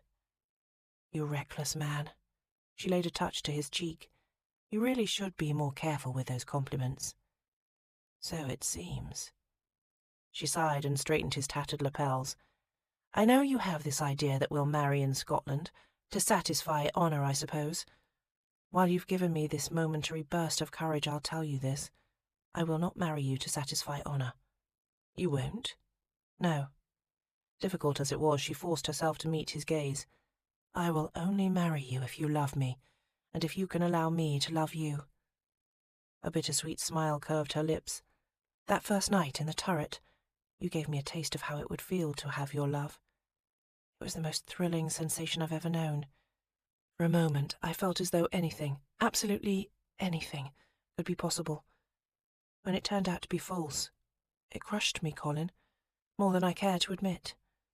I would rather die a spinster, poor, ruined, scorned and alone, than suffer the heartbreak daily." Regret creased his eyes at the corners. "That's just it, pet. I start with good intentions, but the people around me get hurt." So there it was. Her emotion-swelled heart was beating on borrowed time. Seeking consolation from the man who'd soon break it seemed stupid indeed, but she did so anyway. She let her forehead lean against his shoulder. He put his hands on her arms, rubbing lightly up and down. His chin rested square and heavy on her head. "I will get you and Francine to Edinburgh in one piece." He pressed a firm kiss to the top of her head. "If I can promise you nothing else, I promise you that." Chapter 27. For the love of tits! Colin considered himself a patriot and a devoted servant of the Crown, but by God, right now he hated England. This damnable country plagued with endless rain and cursed with muddy, rutted, barely passable roads. Their first day out from York had gone well, smooth transitions when they changed horses. He passed a few brief stints inside the coach, but spent most of the journey riding next to the postilion. The roads and weather had stayed fair. His hopes had run high. Then, today, the rain had started, and it had kept on and on. At one coaching stop they had waited an hour before a fresh team was available. The road conditions were so poor in stretches their pace slowed to a crawl. And all along, a clock ticked down inside Colin's mind. Every hour of slow, inching progress set them further and further behind schedule. The delay was making him wild inside. He had to get Minerva to her symposium on time. He'd promised. If he couldn't see this journey through, how could he ask her to trust him with the rest of her life? Good intentions and pretty compliments weren't enough. He had to prove this to her and to himself. All was not yet lost. They still had enough time to reach Edinburgh, but their cushion was dwindling. There was no more room for error. When they'd taken luncheon a few hours ago, Colin had told himself, from here on out, everything needed to go right. Some 15 miles after that, they were stuck. The crisis had started at the last coaching inn. There were no horses to be hired, and, due to the rains and mud, no horses expected to come available. Colin had used all his powers of persuasion and a significant sum of money to convince the postilion to forge ahead with the same team, promising him if he turned onto a side road, Colin knew of a place some miles distant where strong, fresh horses could be had. And that would have worked brilliantly if they hadn't lurched into a rut halfway there, burying 2 of the wheels spoke-deep in mud. Colin tried to lighten the weight. It didn't help. He went round the back of the coach and pushed with all his might as the postilion whipped the horses. It didn't help. Now, soaked with rain and covered in mud, he struggled to hold despair at bay. This could be accomplished. It wasn't too late. They might have been able to pull free with a fresh team, but these poor beasts were simply exhausted. After discussing matters with the postilion, he helped the man unhitch the team and return to Minerva. "What's going on?" she asked, opening the door to speak with him. "Is he walking away with the horses?" "Yes, they're too tired to pull out of this mire, so he's going to switch them for new. I told him of a place nearby. We'll just wait here until he returns." She eyed him closely. "Wait here." He nodded. "In the rain." He tilted his face to the sky. "I think it's clearing a bit." "In that case," she opened the door and stepped out from the post-chaise, immediately sinking ankle-deep in mud. "I'll wait outside with you." "No, no," he urged. "Get back in the coach. The rain's not really clearing at all." Raindrops dotted her spectacles. So even that was a lie. Bloody hell. I was trying to sound optimistic. Why bother? Staring down the road, she shook her head. "Colin, you have to admit it's—" "Don't!" He knew what words were coming, and those words would have destroyed him. "Don't say it. I'm merely stating facts. Even if the postilion returns, we'll still be hours behind schedule, and with this rain—" "Don't say it!" He grabbed her by the upper arms, turning her to face him. The rain had plastered little wisps of hair to her cheeks. "It's not over, Min. I made you a promise. I will get you and Francine to Edinburgh in one piece." He slid his hands up and down her arms, chafing them over the fabric. This scrap of cloth the innkeeper had sold them was much too thin for this weather. "Now get back in the coach before you catch your death." She started to reply, but the distant slap of hooves against mud interrupted her. Colin turned in surprise. A carriage was approaching, drawn by an impressive team of 4. "See?" he said, releasing her. "I told you. Look, here comes our salvation now." As the coach drew closer, Colin stood to the side of the road, waving his arms. The driver slowed the team. One glass window swung open and a face peered out. A kind-faced woman with greying hair and a lace cap. Wonderful. Colin was a wild success with silver-haired ladies. This particular one narrowed her eyes and said, "You? Damnation. Really, what were the chances?" "Why, Mrs. Fontley," he said, forcing a grin. "How lovely to see you again, and fortunate, too. As you can see, we're in a bit of a muddle." "You ought to be in prison, you villain." "I say," Mr. Fontley's face squeezed into the frame, "you have quite a lot of nerve, Sand, if that is your real name." "It's not, actually. I lied to you in London, and that was wrong. But I'll tell you the truth now. I'm a rather useless insomniac viscount. But," he gestured at Minerva, "my companion here is a brilliant geologist. There's a symposium, you see. We need to get to Edinburgh by tomorrow so she can present her findings about giant lizards and possibly alter our understanding of the world's natural history." Mrs. Fontley squawked in disbelief. "Lizards? First cobras, now lizards. No, no, this is nothing like the cobras, I swear on my life. This time I'm telling you the absolute truth." Mr. Fontley signalled the driver with a knock on the roof. "Onward!" "Please, you can't leave us here." Colin grabbed the door latch. Through the window, Mrs. Fontley beat at his fingers with a folded parasol. "Get away from our carriage, you vile people." "Gilbert!" Minerva rapped at the coach's front window. "Gilbert, please. Can't you convince them to help us?" The youth pressed his fingertips to the glass and gave her a sorrowful look. "I'll pray for you." The driver whipped the team into motion, and Colin had to pull Minerva away lest she be caught under the wheels. As the coach departed, the footman tossed down 2 rectangular objects. They landed in the centre of the road with a sick thud, spattering them both with mud. Minerva's trunks. Colin stared at them, trying to laugh. He couldn't. None of this was amusing any more. Pushing rain off his face, he turned to Minerva and found her watching him. "Don't bother," he told her. "I know what you're going to say." "You do?" He nodded.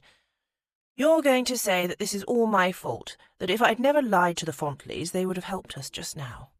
She didn't say anything, just crossed her arms and looked at her boots encased in mud. "But then I would say to you," he went on, "that if I hadn't lied to the Fontleys, we would have never come this far at all." She frowned at him. "Do you often have arguments with yourself?" "And then you'll say, 'But Colin,'" he raised his voice in a lilting imitation of hers, "if only we had taken the mail coach, we'd already be in Edinburgh." And on that score you would be right. Please don't put words in my mouth. He waved her off. "You're shivering. Did you have a cloak in one of those trunks?" She shook her head. "I'm fine." "Damn it, don't tell me you're fine." The rain picked up strength, and he had to raise his voice to shout through it. "You're wet, and getting wetter. You're here and not in Scotland. You're with me, and not some better man. So don't tell me you're fine, Min." "Very well," she finally shouted back, balling her hands into fists. "I'm not fine. I'm disappointed and heartbroken and miserably cold. You happy now?" God damn it. He pushed both hands through his hair and stared down the road. Such a simple thing, a road. Just a strip of dirt running from one place to another. And everyone else in the civilized world, when they wanted to travel from one place to another, would simply get inside a blasted carriage and ride there. Any other man in England could have already delivered her to Edinburgh. Any other man would be waiting out this downpour with her in a safe, dry place. He strode to the post-chaise door and held it open. "Get inside." Minerva gave up arguing and got inside. Colin joined her, shutting the door behind them. It was a tight fit, what with 3 occupants. Francine had been riding inside the cab ever since the rain began. Once he'd wrestled out of his wet coat and draped it over her lap, Colin unknotted his neckcloth. He slid the length of fabric free, using the dryer bits to swab his face and neck. She watched him with concern. "I'm fine," he said. "It won't be long. I gave the postilion explicit directions. He'll return soon and we'll be on our way. Everything will be fine." "Then what are you doing with the pistol?" As she looked on, he retrieved the gun from under the seat and began to load it with ball and powder. "Simple precaution," he said. "Stuck like this, we're a sitting target for thieves." She didn't know how to interpret his dark mood. This was more than just the closeness of the carriage. He seemed to be blaming himself for everything, the weather included, and she was angry with herself for letting him goad her into heaping yet more recriminations. None of this was his fault. "Colin, this entire journey was my idea. I'm sorry to have put you—" "We don't need to discuss it." He recapped the powder horn. She tried to respect his wish for silence, but it wasn't easy. After a minute he said lightly, "It's just a shame it's not better weather." His fingers drummed against the window pane. "All sorts of impressive crags and boulders in this area. You'd be in heaven." She flicked a glance at the window and the square of grey downpour it held. "So you've journeyed this way before?" "Oh, countless times." Countless times? That made no sense. She thought he'd avoided the country ever since. Oh dear. The chilling realization sank into her bones. She reached for his hand. "Colin, we're not close to your home." The silence confirmed what he couldn't say. Her heart pinched. So this was why he knew where the postilion could find fresh horses. He'd simply sent the man to his own estate. "Was it very near here?" she asked. "The accident?"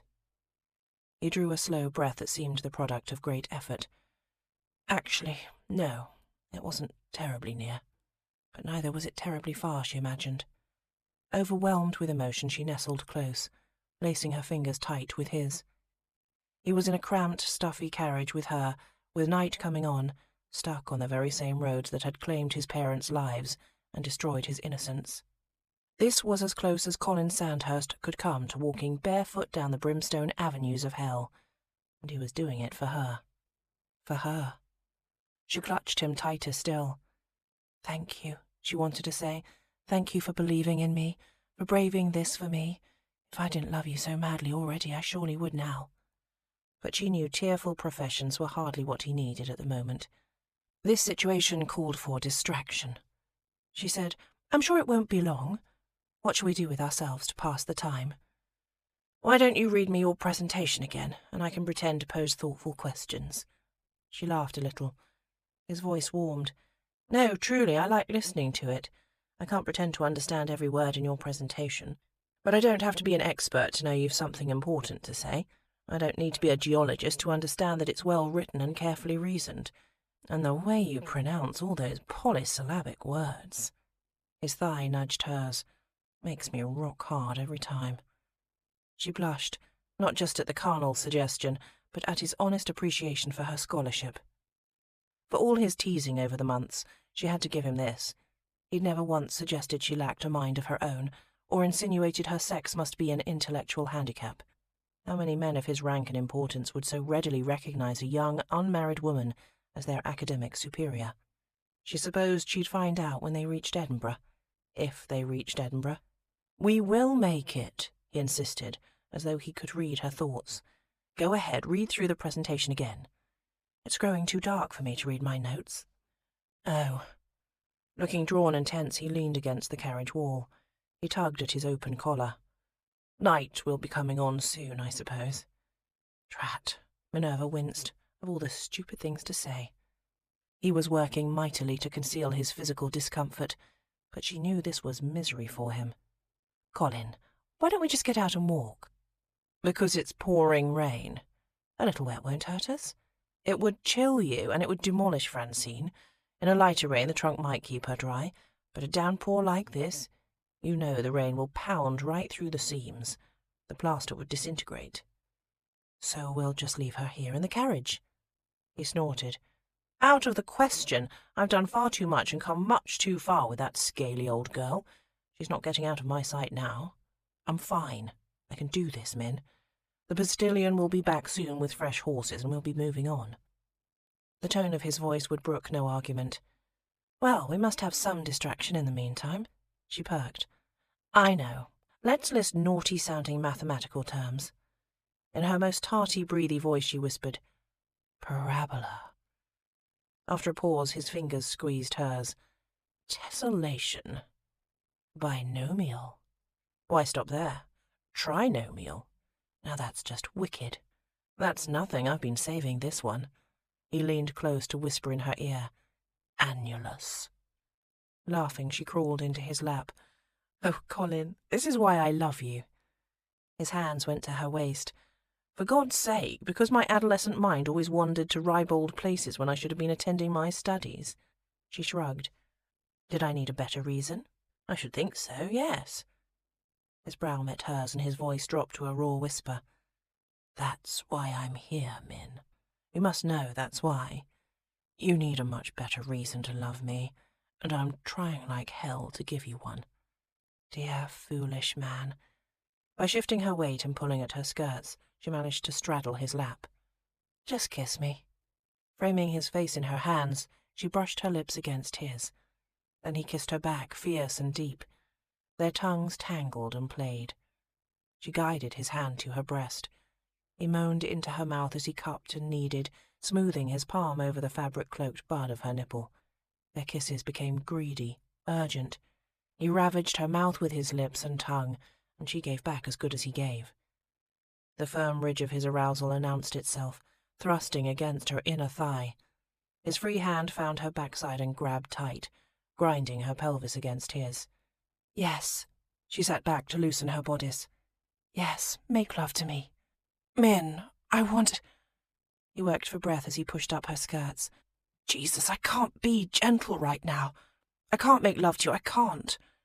She whimpered with disappointment, pressing her body to his.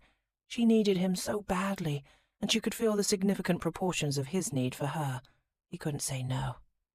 His sweaty brow pressed against her neck. He licked, then nipped the top of her breast. "You deserve sweet, tender love. A man who'll give you anything you desire. But right now what I want is to take you hard and fast and wild enough to light up the whole damn night." His fingers delved under her petticoats and found her sex, plunging deep without preliminary. She gasped. She was so ready for him, his fingers slipped right in. "Can I?" He pushed deeper, grunting. "Will you?" "Yes," she managed. "Yes." He withdrew his fingers and began fumbling with the buttons of his breeches falls. "Say it. I need to know you understand, that you're fully willing." She wasn't merely willing. She was wanting, desperately. "Yes," she whispered. "Take me." Arousal rushed through her. She actually felt herself go damp and pink. "Take me," she said louder, this time owning the words, owning the wildness that was a part of her too. "Take me, now." He positioned himself and entered her on a hard, almost painful thrust. She cried out with the joy of it. With fierce digs of his hips he worked deeper still. Her pelvis banged his, and the entire post-chaise jounced and rattled on its springs. "Oh, God, Minerva, I don't deserve you. You're so good, so hot and so wet and so very, very good to me. Clever, foolish, lovely thing." Good Lord, did the man never stop talking? Minerva didn't want to converse right now. She just wanted deeper, harder, more. She caught his earlobe between her teeth and growled, spreading her legs to draw him closer still. He clutched her hips and pumped wildly, guiding her up and down his length. She rode his thrusts with abandon, bracing one arm against the carriage roof for better leverage. They clung to each other with teeth and nails, making harsh, snarling animal sounds.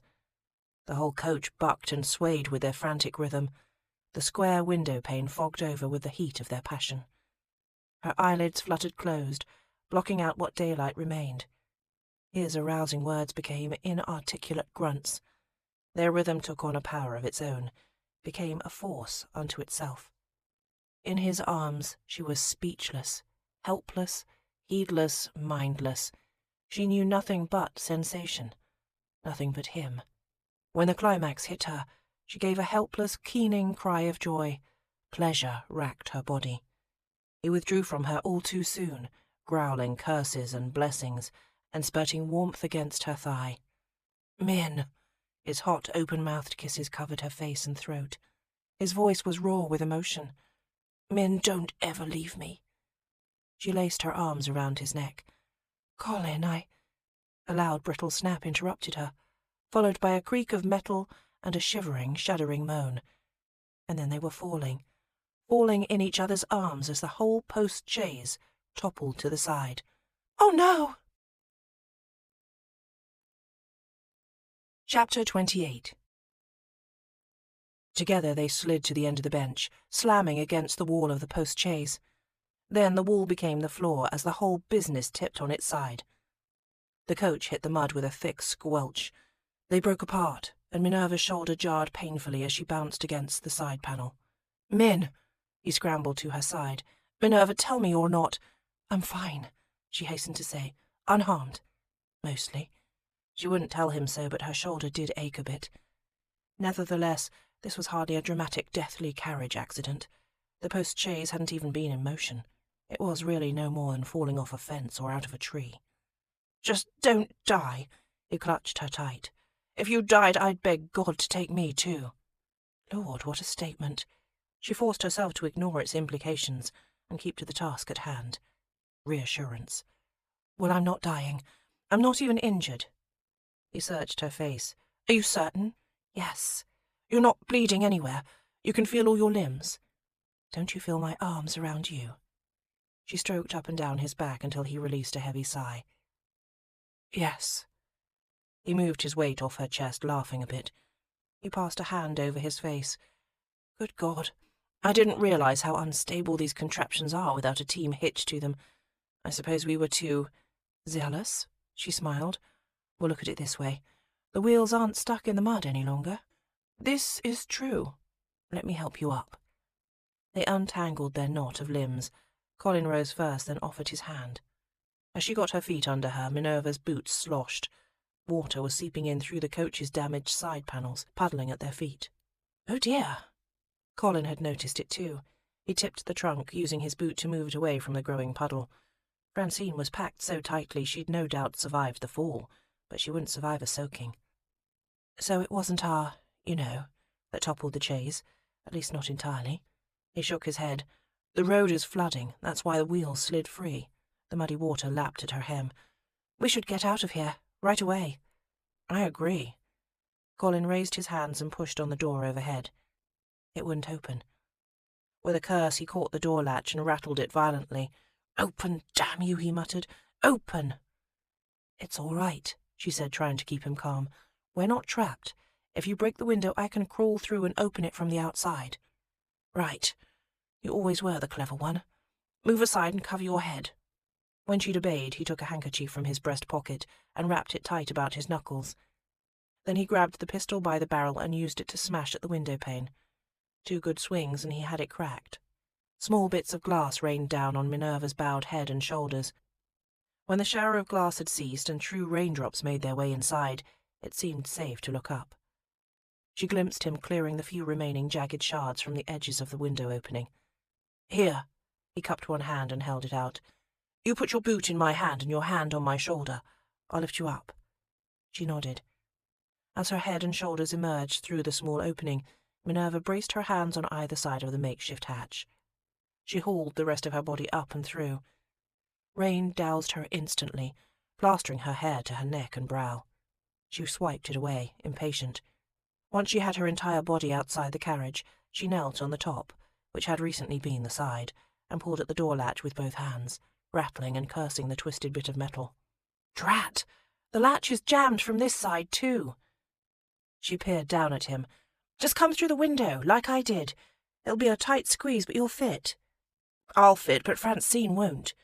He hefted the trunk with both hands, lifting it above the water. It was far too big to fit through the window. "Go on, take shelter under some trees. I'll keep her dry until the rain lets up." "You want me to leave you here, alone?" A flicker of some emotion passed over his features, but he squelched it. "I'll be fine. We'll stay within shouting distance. You know our system, Em. Tally-ho and all that." She shook her head. Impossible man. Not 5 minutes ago he'd clutched her in his arms and begged her to never leave him, pledged to follow her to the grave if it came to that. He honestly thought she would abandon him now, leave him trapped in a darkened carriage alone on these same roads that had claimed his parents' lives. He truly was cracked.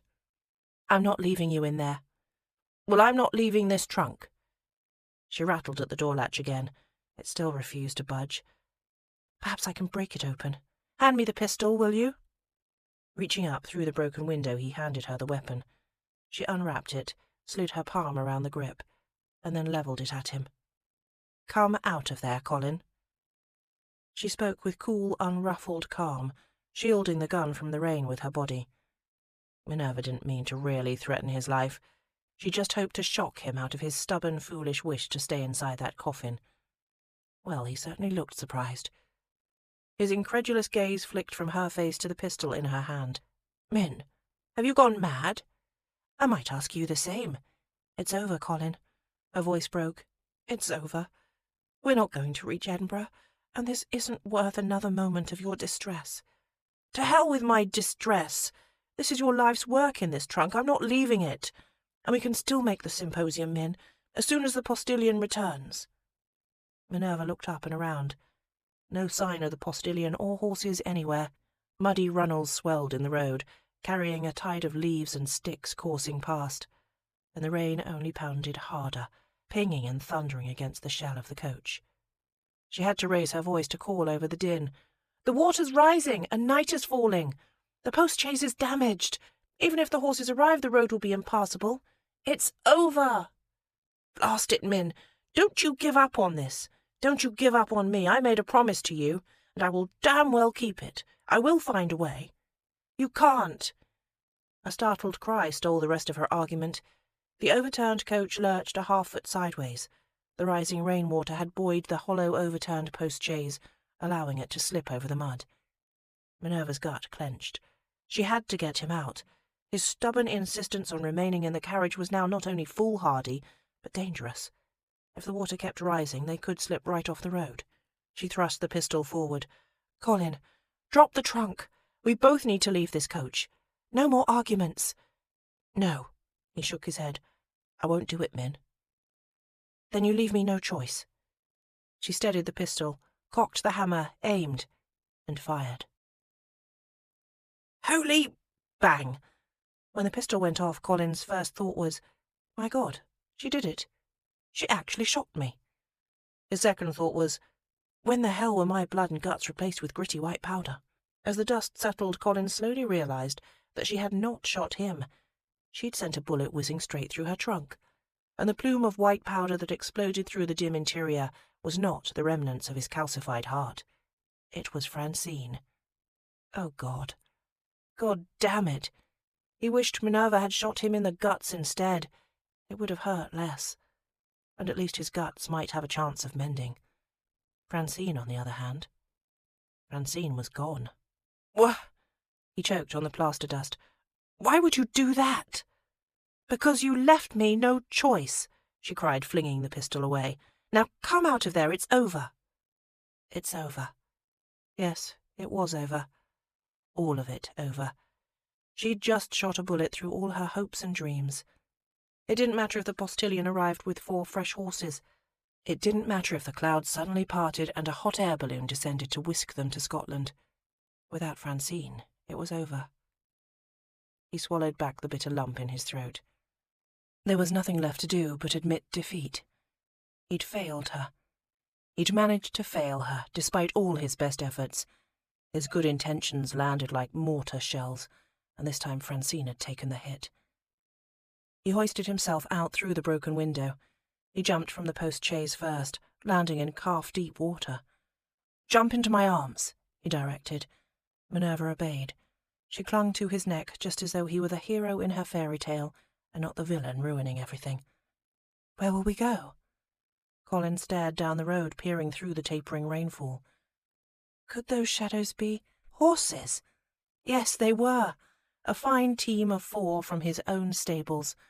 At last, here came the postilion, accompanied by 2 of Colin's own grooms from Riverchase. He released his breath and told her, "Home. We go home."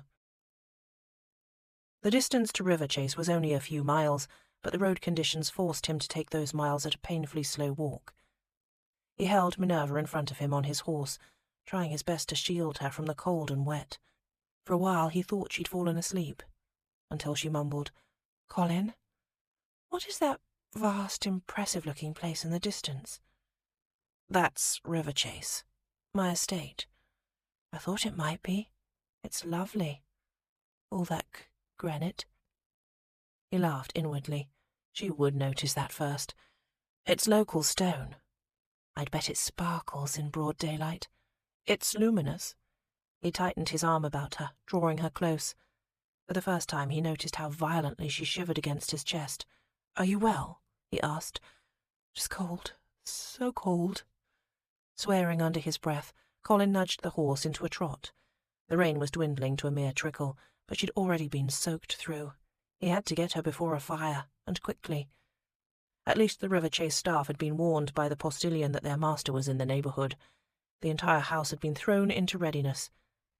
When Colin rode up in the drive, the front door opened and a bevy of servants sallied forth. Colin slid from the horse first, then helped Minerva drop into his arms. Sliding one arm about her back and lashing the other beneath her thighs, he carried her up the 14 granite stairs and through the main entry. The old familiar housekeeper, Mrs. Hammond, hurried to greet him. It must have been almost 2 years since he'd seen her, but he cut the salutations short. "Have you laid a fire?" he asked. "In the drawing-room, my lord." Shifting Minerva's weight in his arms, he strode past the housekeeper and turned directly into the drawing-room. He laid Minerva's sodden, shivering form on a plush divan and pushed the entire thing, furniture and woman, forward until it sat a few feet from the hearth. The fire was young and blazing. Scorching flames leapt and danced. "This is a lovely room," Minerva said weakly. "I'm so glad to—" Her teeth chattered. "Have this chance to see your home." "Shh. Don't try to talk. You can have the grand tour later." "All right." A thin, quivering attempt at a smile made him want to howl with anguish. It should not be this way. He slipped the spectacles from her face, wiped them dry and replaced them on her nose. Mrs. Hammond stood in the doorway. "Bring blankets," he ordered. "A clean shift, I don't care whose. Hot tea immediately and other refreshment as you're able." "Yes, my lord." Once the woman disappeared, Colin set about the work of removing Minerva's soaked clothing. She tried to help him, but her fingers were shaking too hard. "Be still, pet. Allow me." In the end he gave up on the buttons and hooks and drew the folding knife from his boot, using it to slice her gown at the seams. He peeled the drenched fabric from her body, tossing her garments into a heap by the fire. As he hacked away at the sweet, gauzy muslin, he wanted to weep.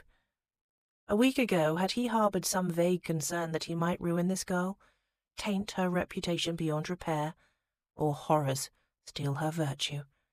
She should have been so lucky. Look at her now, curled up, shivering uncontrollably, skin pale, lips blue, gown in rags, dreams left shattered and strewn on a country road, and all her hopes for the future vanished. As he undressed her, he found a horrific bruise swelling on her shoulder. This went beyond social ruin. This was complete and total devastation he'd wrought upon her. The deep, eviscerating pain Colin felt at that moment told him two things, both equally tragic. He loved her beyond anything, and she was lost to him forever. Chapter 29. Amazing what an hour's rest, a warm fire and a spot of doctored tea could do for a girl's constitution. As she snuggled into her warm nest of blankets, Minerva decided fleecy quilts were her new favourite attire. And she'd yet to have the promised grand tour, but judging by what little she'd glimpsed thus far, River Chase was the finest home Minerva had ever dripped inside. If only Colin would abandon his post by the hearth and come sit next to her, she would feel completely restored. He looked so miserable. She started to rise and go to him, but he stayed her with an outstretched hand and a single harsh word. "Don't." His voice and his eyes were so cold. Minerva shrank back into the divan. He stared into the fire. "I'm sending you back to London. Tomorrow." "You're—" Her breath caught painfully. "You're sending me to London? Not taking me?" Now that Scotland was no longer their destination, she supposed it made sense that they would turn back. "But tomorrow? Separately?" He nodded. "It's safer that way, and more expedient. Naturally, you'll have outriders for your security. Mrs. Hammond, my housekeeper, will travel as your companion." "What about you?" "I'll ride ahead to warn Bram, so he'll be expecting you." "Lord Rycliffe? But what will you tell him?" "The truth." He gestured vaguely. "Some version of it. That we left Spindle Cove with plans to go to Scotland, but it didn't work out. And that I'm asking his and Susanna's help in salvaging your reputation. We'll tell everyone you never travelled past London, that you fell ill that first night and you've been staying with them the whole week." The prospect of so much deceit made Minerva's stomach churn. "Susanna is my friend. I don't want her to lie for me." "Such things are done all the time." Minerva knew this much was true. More than one of the young ladies she'd met in Spindle Cove had been sent there to weather a scandal or indiscretion. As the village's erstwhile patroness, Susanna kept a great many secrets, and society at large owed her a great many favours of discretion, no doubt.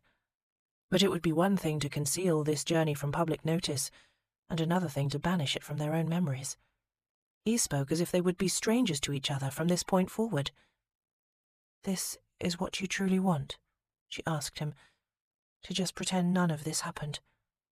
"No matter what occurs, you will never lack for anything. Once I gain control of my accounts, I'll quietly settle some money on you, enough that you'll be able to live as you desire. Set up house in any place you wish. Devote your life to your scholarship. You and your sisters will always have my protection." "Your protection? Am I to be your mistress, then?" "God, no." "Oh." She swallowed a sob. "Not even that?" With a muttered curse, he crossed the room and sat beside her. "Minerva, I would never degrade you that way. After all the pain I've caused you, I wouldn't blame you if you banished me from your sight." He dropped his head to his hands. "Don't make me list all the ways I've failed you." "Then I'll list everything you've given me. Hot tea and blankets, a day at the fair, an apple, an orange, peaches, cherries, the chance to win £20 in a shooting contest, the courage to sing at a tavern, my first honest compliments, breathless passion, and enough adventure to last a lifetime. Just think, in this 1 week alone I've been a missionary, an assassin, a long-lost princess, and, we can't forget, a sword-swallower." "Believe me," looking up, he gave her a half-smile, "so long as I live I will never, ever Forget that. Her heart warmed to see that flash of his familiar good nature. This was the Colin she knew and loved. She shrugged. After all that adventure, perhaps being a simple geologist would have come as a disappointment. Don't lie to me, Minerva. His hand went to her cheek. I know how much it meant to you. You can't tell me you're not disappointed. No, she couldn't. And she couldn't hold back the tears any longer. He held her in his arms while she had a good little cry for poor, pulverized Francine and all those smashed scientific ambitions. After a few minutes, she wiped her eyes. I just wanted to leave a footprint, make my own lasting mark on this earth, the same way Francine left hers. To post a little sign that will survive for generations to come. Minerva Highwood was here, and the world is just a little different for her presence. I just wanted to make an impression. Yes, and you should have done. He rose from the divan and strode to the hearth, where he tapped the mantel with his fist. You would have done. Your only mistake was joining up with me. That wasn't a mistake. Of course it was. Haven't you noticed, Min? I leave impressions everywhere. Except in my case, they're not footprints, they're more like craters. With a single finger he nudged a porcelain shepherdess toward the edge of the mantel, and then, smash, it went on the hearthstone. Oh, look, he said dryly. Colin Sandhurst was here. He sent another figurine careening to its doom. And here. A third crash. Here as well. As the melody of destruction trailed off into silence, Minerva took a deep breath and forced herself to be calm. Colin, do you... She stilled her nerve. Could you love me? He stared at her. For God's sake, don't ask me that. Why not? Because I can't answer you. Because no matter what I say, I'll make a hash of it somehow. I can't even get your plaster lizard footprint to Scotland. How could I ever be trusted with something so precious as your heart? Drawing a blanket about her shoulders, she pushed to her feet. She crossed the room and moved to stand at the opposite corner of the hearth. Colin, if you could love me, nothing else would matter. You're worth so much more than a science prize of 500 guineas. Oh, do you think? He cast a pointed glance around the magnificently furnished drawing room. Yes, I'm worth a great deal more. That's not what I mean, and you know it. But this was never about the money. I know how much it meant to you. You were so driven to attend that symposium. You risked everything, Min. Security, reputation, your very life. And I destroyed those dreams. She touched his wrist and waited until he met her gaze. You didn't destroy my dreams. You broke me out of my shell. There was bound to be a bit of a mess. He brushed a light caress against her cheek and whispered, Min. She smiled and wiped a lingering tear. Despite everything, this has been the most exciting, magical week of my life. I'm only sad that it's ending this way. I know. It's just wrong, isn't it? He took up the poker and stirred the fire with agitated motions. I had this idea, you see, more of a foolish hope, I suppose, that all through this mad, tumultuous journey, we'd been writing the story of our future. She laughed a little. Do you mean we were actually going to become missionaries in Ceylon, or join up with a circus? No, I don't mean that we'd been foretelling our future. I meant, I hoped we'd been writing the story of our future, the tale we would tell and retell over goblets of wine at dinner parties and on dreary spring days when it's too muddy for lawn bowls. Do you know what I mean? That it would be our story, Min, one we'd remember and laugh over for years to come, even tell some bits to our... His voice trailed off as he replaced the poker in the andiron. To our what? Her heart missed a beat. To our children? Had he been dreaming of a life with her? Minerva, you're the most clever person I know. You can look at a queer-shaped hole in the ground and see a rich, vibrant, ancient world. Look at me now. Looking him in those fiery Bristol diamond eyes was never a trial. Tell me the truth, he said. Do you see a pleasant future with me? She reached for him, teasing her fingers through his hair. Honestly? Honestly. When I look at you, my thoughts are something like this. God only knows what trials lie down that path. Smiling, she slipped her arms around his neck. But take heart, Colin. Some women like to be surprised. He was silent for a long, breathless moment. Well then, he said darkly. He caught her up in one swift motion. Surprise. Chapter 30. Colin flattened her to the wall, greedily clutching her everywhere he could reach, pressing fervent kisses to her brow, her cheek, her lips. He needed this, needed her, needed it now. He yanked the buttons of her shift loose, unfastening some, simply popping others from their threads. Soon the frail linen garment lay discarded at her feet. Minerva! With a resonant sigh, he pressed the full length of his clothed body to her nakedness. Bracing his hands against the wall, he nudged her thighs apart with his knee. Bending his head, he kissed and licked her neck, all the while grinding his desperate erection against her heat. A groan welled in his chest. I need you, Min. Need you so much. I'm here, she breathed, her arms draped over his shoulders. I'm yours. I'm yours. A sweet pang of emotion wrenched his heart. Still he kept his hands braced on the wallpaper, not trusting himself to touch her yet. He backed up a bit, wanting to see, to admire. She reached for him. Colin. Wait. His voice shook with desire. Let me look at you.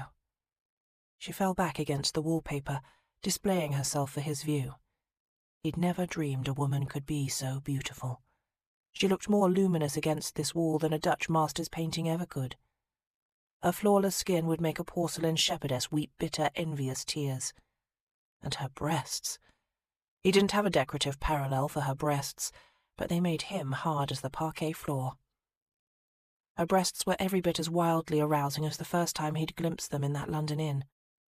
He kissed his way down her elegant throat, pausing to suckle each of those luscious nipples as he sank to his knees. When his knees met the floor, he made himself comfortable there, resting on his haunches, pressing light kisses to her navel, nuzzling her thigh, settling in for a nice long visit. God! He nudged her legs apart and sifted through her dark curls. I've been wanting this forever. She laughed nervously. We've been travelling a week. It's been forever. He parted her with his fingers, exploring her folds and circling his thumb over her swollen pearl. You can't know, Min. You can't know how long I've been waiting for you. He pressed a single chaste kiss to her sex, just a prelude, so she wouldn't be too shocked. Then he slid one arm under her knee, hooking it over his shoulder. With his hands he bracketed her hips, reaching toward her sex with both thumbs to spread her wide to his view, to his kiss. She made a strangled noise. Colin! Shh! He blew the word over her delicate flesh. You had your chance to explore every bit of me. Now it's my turn. And explore he did, most thoroughly. He ran his tongue, just lightly, over every flushed, dewy petal of her sex, down one side, up the other, until he centered on that swollen bud at the crest, again teasing lightly, just lightly, until her breath went ragged and she arched her hips, digging her heel into his back to pull him close. Yes, that's it. Hold me close and tight. Claim me. Make me a slave to your pleasure. But something wicked in him wouldn't give her what she craved. Not yet. He kept up his light, teasing attentions, until she rocked against his mouth in an urgent rhythm, and needy whimpers eased from her throat. Oh, Colin, oh, God! So blasphemous, but he loved being classed above the divine in her universe, even if only for a brief, wanton second. Yes, darling, he murmured between slow, languid strokes of his tongue. I need something. This? He dipped his tongue inside her. She gasped and bucked. More. Her grip twisted in his hair. Her heady taste lingered on his tongue. He needed more too, and he couldn't wait a moment longer. Lowering her leg to the ground, Colin pushed to his feet and hastily stepped out of his unfastened trousers. He pulled his shirt over his head and cast it aside. Clutching her backside in both hands, he lifted her against the wall. He pinned her with a fierce gaze, determined to read her every emotion. Do you want me, Min? Yes. Need me? Yes. She writhed against him, wild and slick and hot. Love me? His voice was so hoarse with yearning, the words got lost in his throat. He slid into her, pushing his hard length into her tight body. "Love me," he grunted, driving the words home on a thrust. "Love me." "Yes," she gasped with pleasure, canting her pelvis to take him deep. "Yes." He pumped her steadily, driving into her at just the angle he knew she craved. "Love me. Don't ever stop. You hear me? It won't be this good with anyone else. Only me, Min. Only me." "Colin." She dug her nails into his shoulders and pulled herself off the wall, confronting him face to face. Her tongue made a quick, hungry swipe at his. "I love you. Stop talking." Fair enough. He pressed her back against the wall. No more discussion, only joining and clasping and thrusting, and kissing, hot and wet and deep. Only this desperate, visceral need to get closer in every possible way. Without warning, her body bowed and tensed. She clung to him as the crisis hit, crying out against his ear. Her intimate muscles tightened, sending pulsing waves of friction down his cock. This time he didn't hold back, couldn't even if he tried. He rode the crest of her pleasure, thrusting frenzied as her climax pulled him straight into his own. When he came inside her, the sheer blinding joy of it was like nothing he'd ever known. It took him outside himself, sent him spinning into a strange, dark place. He was lost there for a moment, stranded in bliss. But soon her soothing caress led him back. She would always lead him back from the darkness. How could she not? She held his heart. "Minerva." Spent and trembling, he buried his face in her neck. "I need to ask you something." "You do?" "Yes. This is a very important question, one I've never posed to any woman before. I want you to think carefully about your answer." She nodded. "After all this madness is over, and I see you safely back home, do you think you could see fit to—" He swallowed hard and lifted his gaze to hers. "To let me court you?" Her lips fell apart. "Court me? You want to court me?" "Yes, very much so. More than anything." "Colin, you do realize you're currently inside me?" "I'm exquisitely aware of that, yes." Her fingers sifted through the hair at his temples. "Then the horse is through the gate, isn't it? Don't you think formal courting would be an unnecessary bother at this point?" "Not a bother at all." He kissed the confused twist from her lips. "And I think it's necessary indeed. You deserve to be courted, Min. Flowers, picnics, walks in the park, and all the rest of it. And if I do say it myself, I have a suspicion I'll be rather brilliant at courting once I apply myself." "I'm very sure you will be, but the season will be in full swing soon." He gently withdrew from her, then set her back on her toes. "I'll convince your mother to send you to London, so I can lavish attention on you in front of the entire ton." "How on earth would we manage that, after we've returned unwed from this scandalous journey? Even with your cousin's help, the gossip will be vicious." He tusked. "Even if there is some scandal and we're denied vouchers at fusty old Almack's, what of it? We'll be welcome any number of other places. Balls, opera, the theatre, Vauxhall will be the talk of London. Yes, I can imagine. They'll all be wondering what that awkward little bluestocking slipped in your wine to make you go so addled." "No, don't speak that way." He propped a finger under her chin. "I hate it when you speak ill of yourself, Min. I'd visit bodily harm on anyone who dared insult you, but I don't know how to guard you from yourself. So kindly, do me a favour and just don't, all right?" "All right." Her bottom lip trembled. He traced it fondly.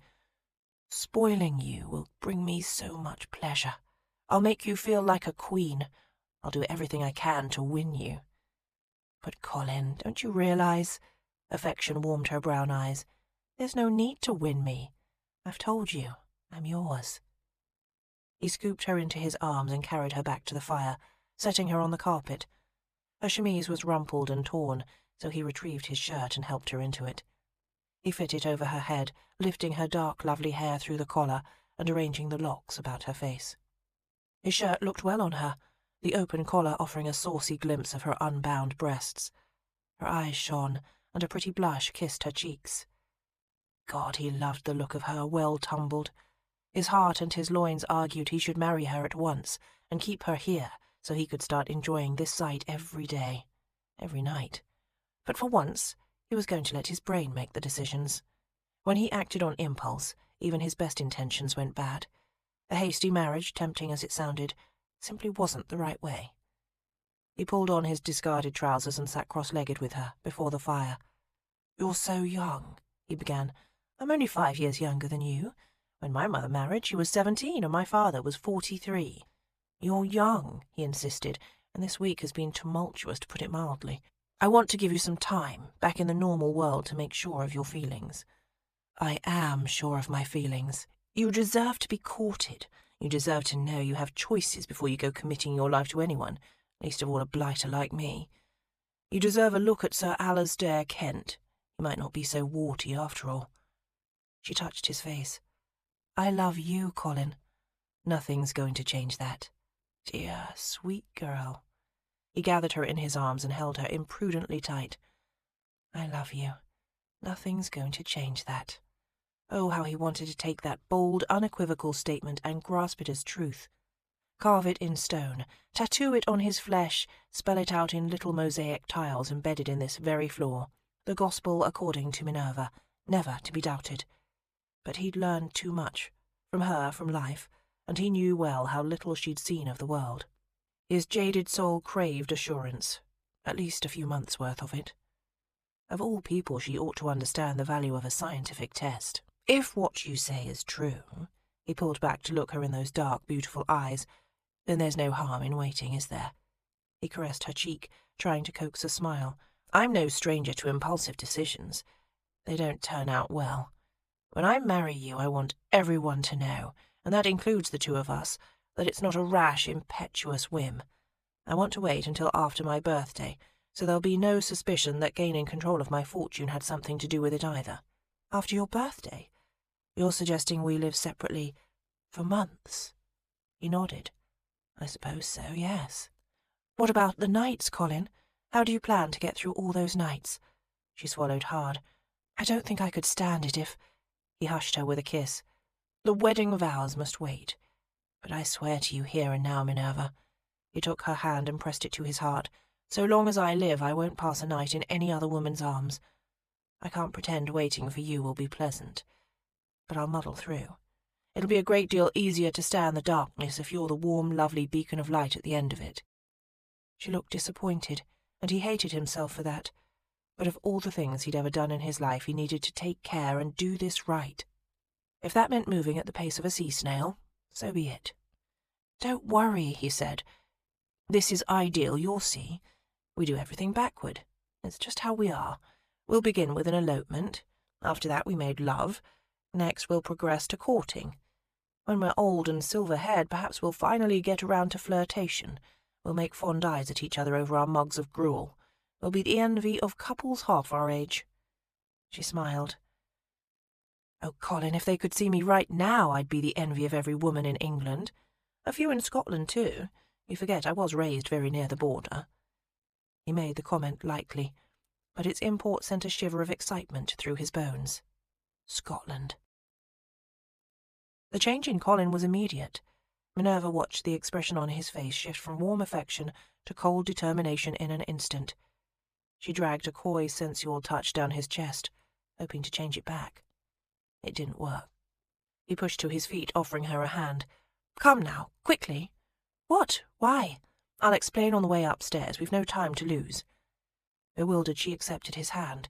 He helped her up, then gathered all their discarded clothes. "By now your rooms will be prepared. They'll have fetched your trunks from the road. I'll see you to your suite, then send a maid to help you bathe and dress." "In the middle of the night?" He glanced out the open window. "Dawn will be coming on soon." He put a hand to the small of her back and gathered her close, leading her out of the room and to a grand sweeping staircase.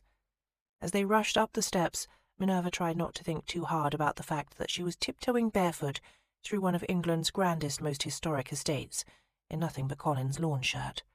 Scandal personified. But then, some day she would be this house's mistress. Perhaps, assuming the courtship went smoothly. Lord, she was so confused. "And while I'm bathing and dressing, where will you be?" "I'll be doing likewise," he said. "Bathing, dressing, and then seeing to the horses." "Horses?" "Yes, we'll need to leave as soon as possible." He stopped.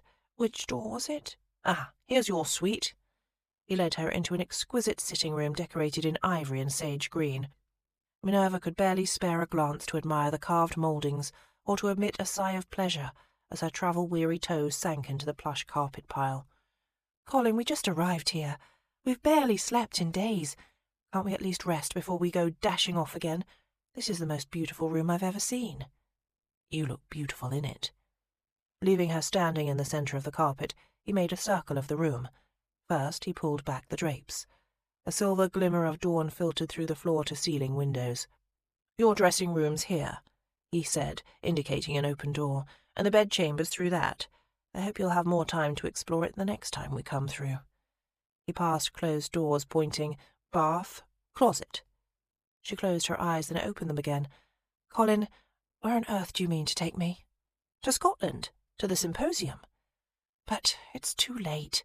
The symposium is today." "I know. That's why we must hurry. We'll arrive late. It can't be helped." "How would we even arrive at all? No more coaches, Colin. We can't." She knew how miserable he'd been in the post-chaise last night. She wouldn't put him through that again ever. "I have a plan," he said. "You'll see." "But Francine still exists, plaster cast or no plaster cast. Her footprint exists. She left her mark on the world." He approached and took her hands in his. "And so will you, Min. Perhaps you won't be assured the prize without the evidence in hand, but you'll be there and you'll make your impression." She didn't know what to say. A maid appeared in the bathing-room doorway. She cleared her throat and bobbed in a curtsy. "Well, lady, your bath is prepared." Colin dismissed the servant with a nod. He squeezed Minerva's hands. "We've come this far. We're not giving up now. This is the story of our future, the one we're going to tell our friends and dinner guests, and children and grandchildren.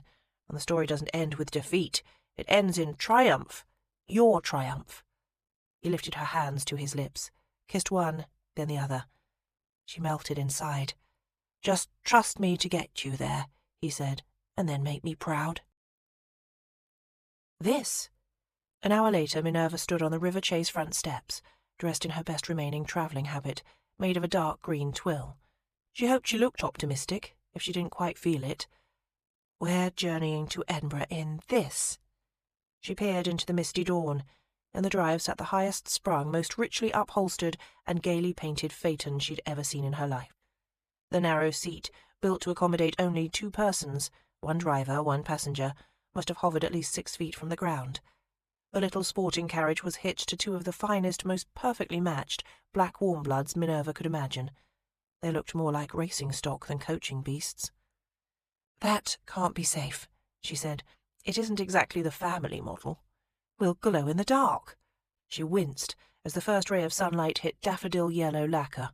"It's garish and flashy and reckless, yes." Colin tugged on a bit of leather tack, testing its strength.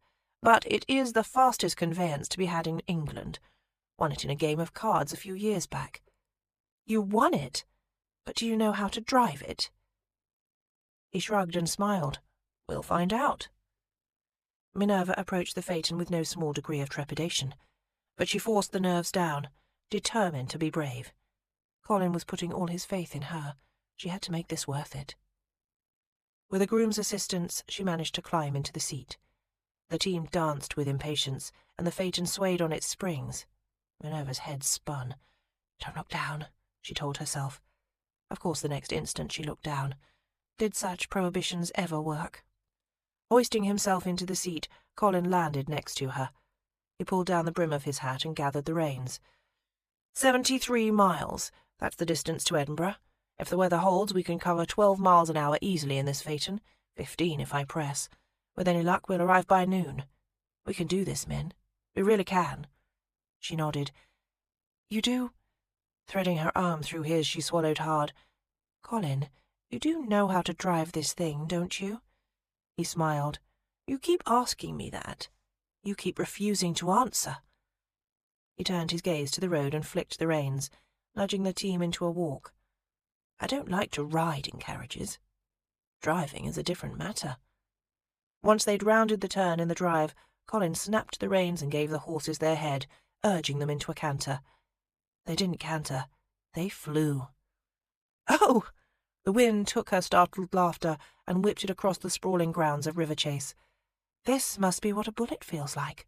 Powered by those two majestic, elegant animals, the phaeton rocketed down the straight gravel drive like the angel's divine chariot.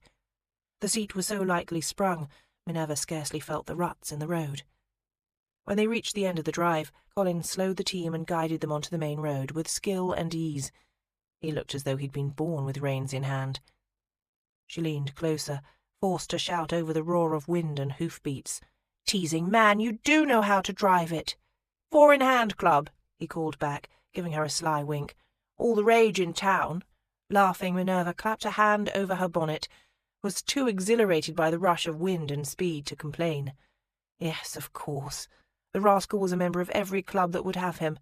Gentlemen's clubs, boxing club, gambling clubs, adventurers' club. Why not a driving club, too? That was his life in London. All those clubs, all those friends, all those glittering, opulent amusements. All those women. As they raced northward, her mind spun faster than the phaeton wheels. His suggestion of a public courtship thrilled her, to be sure. Attending balls and operas on the arm of the dashing, handsome Lord Payne, the thought alone made her heart skip beats. And she believed him when he said he cared for her. He wouldn't lie about that. "He's driving breakneck to Scotland for you," she told herself.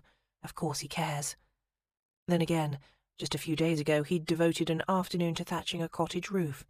He'd thrown himself into the menial labour with strength and enthusiasm and good humour, but he hadn't pledged to spend the rest of his life doing it.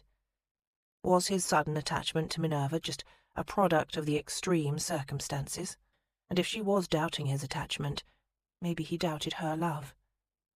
Or maybe he simply doubted her. Perhaps he doubted she could make a proper viscountess, and who could blame him?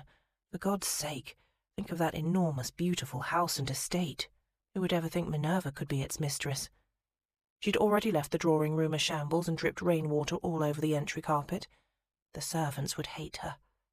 She couldn't help but worry over 100 separate things. Colin must be worried too. He'd admitted his uncertainty. That's why he wanted to wait. Waiting was wise, she reasoned. Delaying an engagement was the sensible, prudent course of action. So why did it terrify her? They stopped thrice to change horses and take refreshment, always hurrying back to the road at the first possible moment. The landscape rolling by was green and lushly curved, a recumbent goddess awakening from her winter sleep.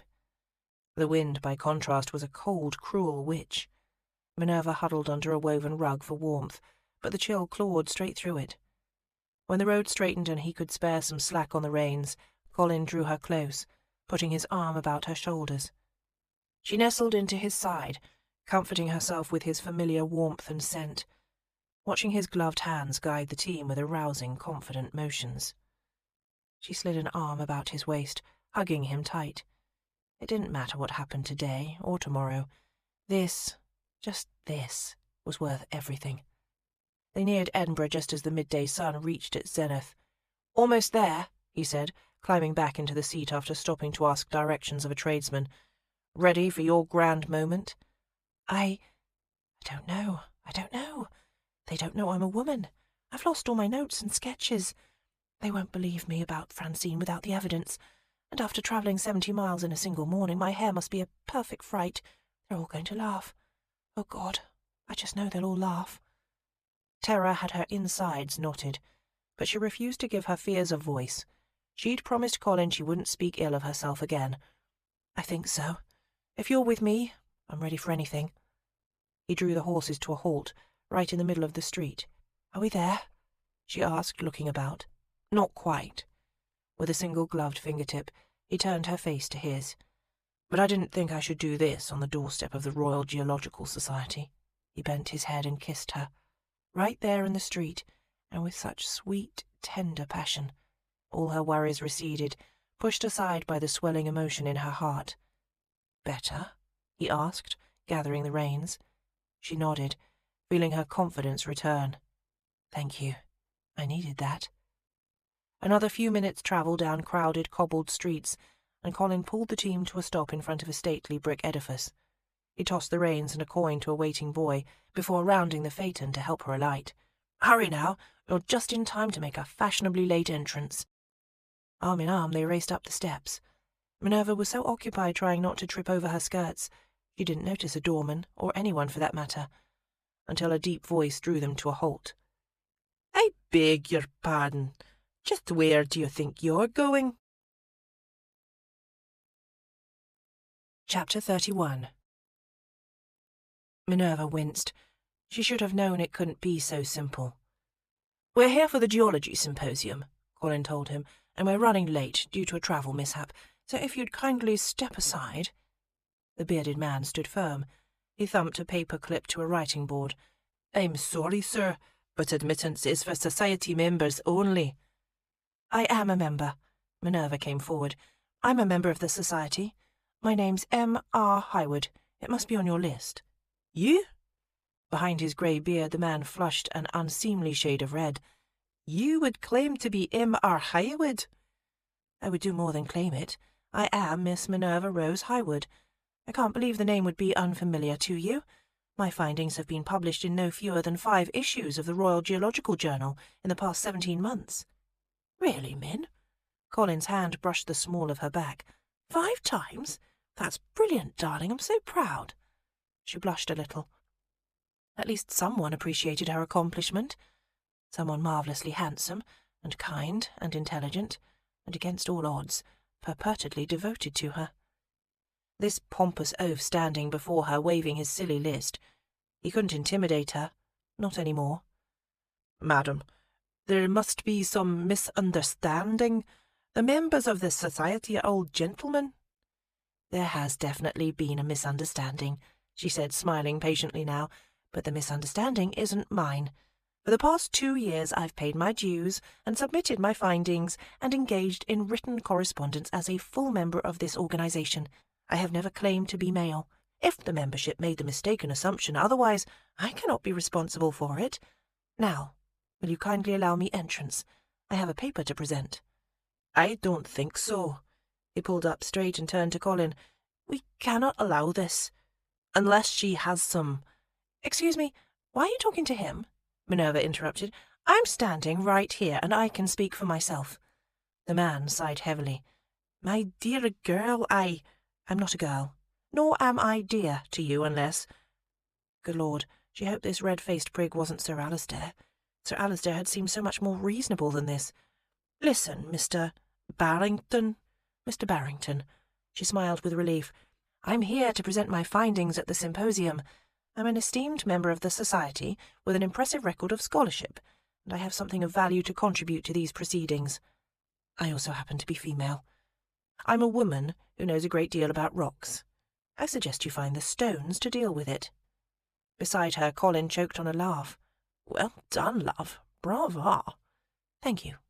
Mr. Barrington looked decidedly less amused.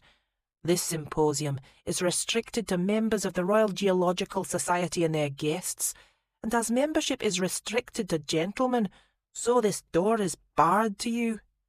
"Come now," Colin intervened. She recognised him bringing forth his most commanding, lordly tone. "We can settle this some other way, surely. I happen to be rather fond of joining clubs. Now, what must a man do to become a member of your society?" "There's a lengthy application process. A letter of inquiry must be made, including a personal statement of research interests and any relevant publications. References must be provided, 3 at the minimum, and no more than— Yes, here's my application, if you'd be so good as to take dictation. I'm Colin Frederick Sandhurst, Viscount Payne. As for geological interests, I'm told my estate sits atop the largest vein of usable granite in all Northumberland. For references, I name my cousin, Lord General Victor Bramwell, the Earl of Rycliffe.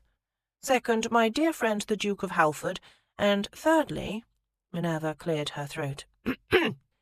"Thirdly, M.R. Highwood," Colin finished. "Sir, Colin raised a finger. "I believe that's my lord to you." "My lord, I'm sure the society is honoured by your lordship's interest. However—" "Did I mention that in lieu of the regular dues, and as a concession to my expedited application process, I'm willing to pledge an annual sustaining subscription of, say, £1,000? Mr. Barrington seized. "Oh, very well. You drive a hard bargain, Barrington. Make it 3. He smiled broadly in the face of silence. "Well, now that that's all settled, I'll be entering the symposium. Miss Highwood will come as my guest." "But, my lord, unmarried women cannot attend as guests. It's not proper."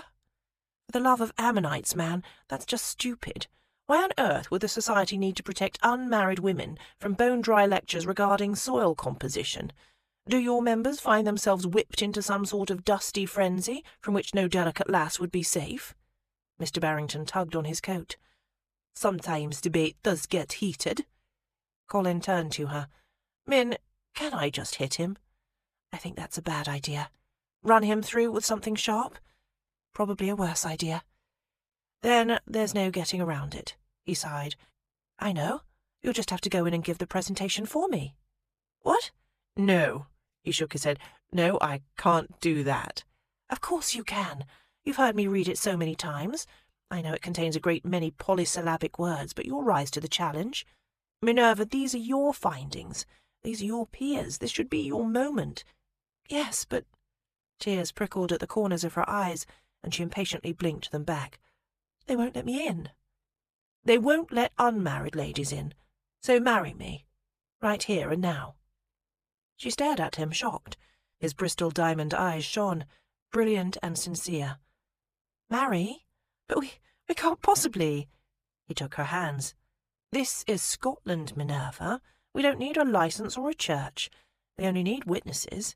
Barrington here can serve as one, and—" He turned, just as another man opened the door and joined them on the stoop.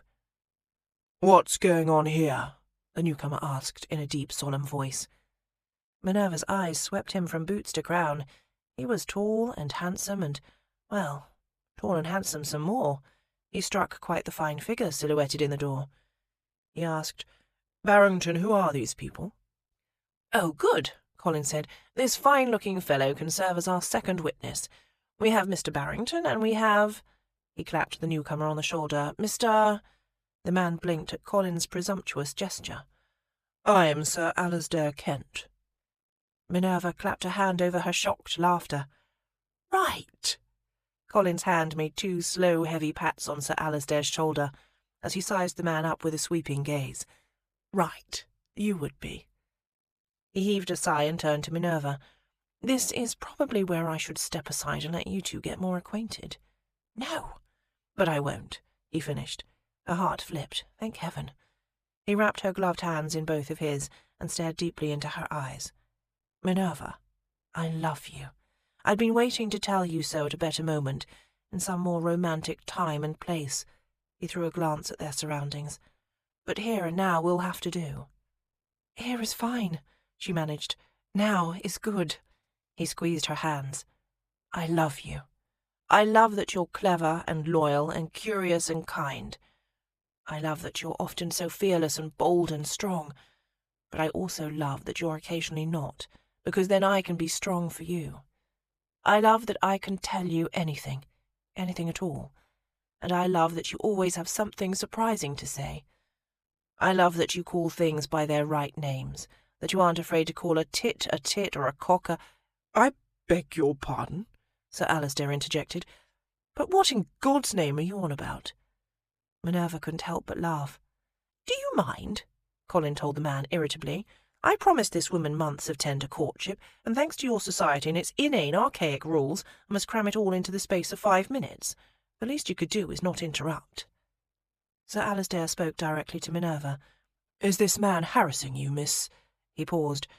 "It is Miss Highwood." "Yes," she said gently. "Yes, it is Miss Highwood. I apologize for the confusion, and I'm so sorry if I've caused you any disappointment." His mouth quirked as he looked her up and down. "Merely surprise, Miss Highwood. Merely surprise." Yes, she's a very surprising woman." Colin cleared his throat. "Once again, man, do you mind?" Smiling, Minerva pulled Colin a few steps away. "Never mind him. Carry on." Once they had a bit of privacy, his eyes gentled.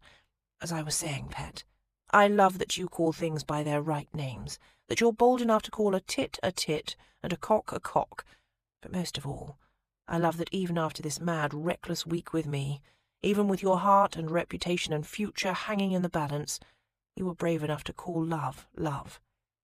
His hands framed her face, because that's exactly what this is. I love you, Minerva. A look of exultant joy lit his eyes, as though he'd just unearthed the scientific discovery of a lifetime. We love each other. A knot rose in her throat. Yes, we do. I want to be with you for the rest of our lives. I want that too. Then here. He released her hands. Catching his glove between his teeth, he tugged it loose, and then discarded the thing entirely. His fingers went to the signet ring on his little finger, and he twisted it back and forth. And back and forth. He grimaced. This may take a moment. Colin, really, you don't have to. Almost have it, he said through gritted teeth. His face was red and contorted with effort. Wait! Wait! He turned away and crouched, still tugging at the ring. Minerva began to grow worried for him. There! Panting for breath and wearing an expression of triumph, he held up the ring for her inspection. I haven't removed this ring since I was a boy. It was my father's, of course, and it came to me after his death. It started out on my thumb, then made its way down every finger. It's been on that last finger so long it almost became a part of me. But now I want you to wear it. Oh, I couldn't. No, you must. He turned her hand palm up and dropped the ring in it. It's my most cherished possession, Min. You must wear it. That way I'll always know the two things dearest to me are in the same place.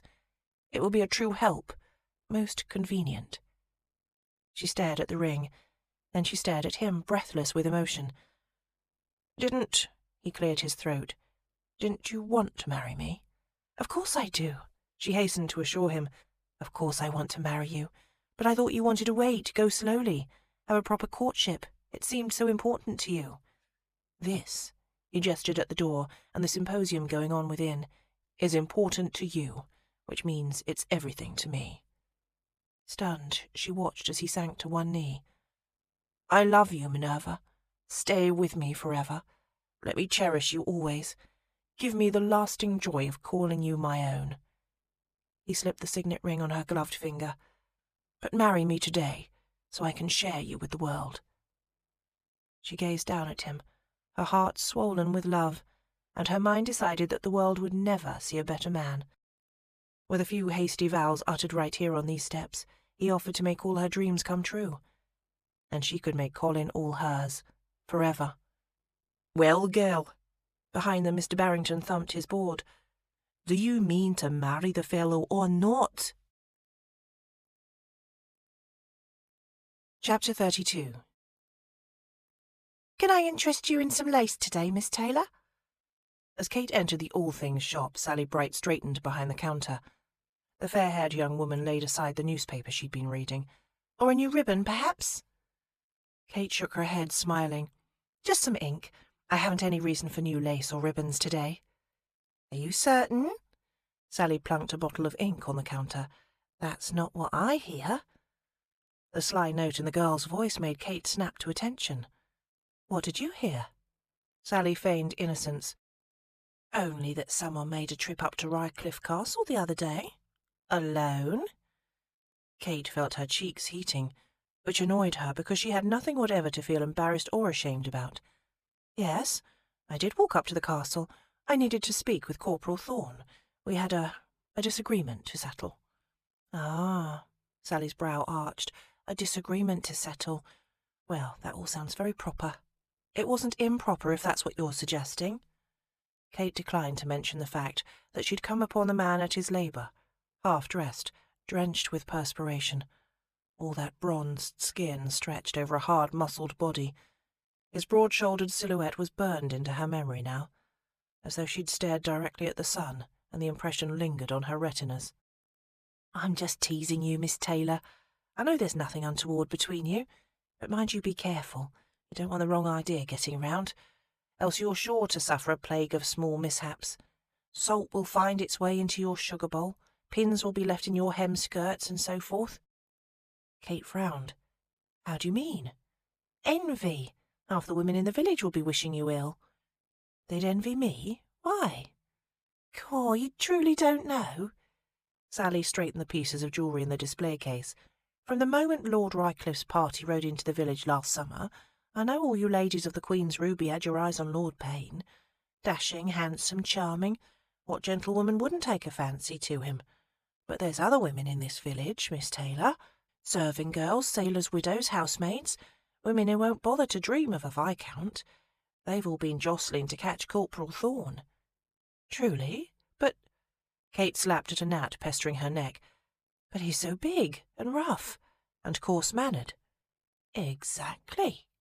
Sally gave her a knowing smile. Kate wondered at it. So far it's all come to naught. Traps have been laid for him all over this village, but he's evaded every one. Rumour is he's got himself an arrangement with a widow next town over.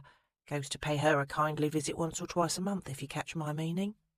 Kate did catch Sally's meaning, and it made her suddenly, unaccountably nauseous. Naturally, Corporal Thorne had the right to do whatever he pleased with whomever he pleased. She just didn't like knowing about it, much less picturing it. She gave herself a brisk mental shake.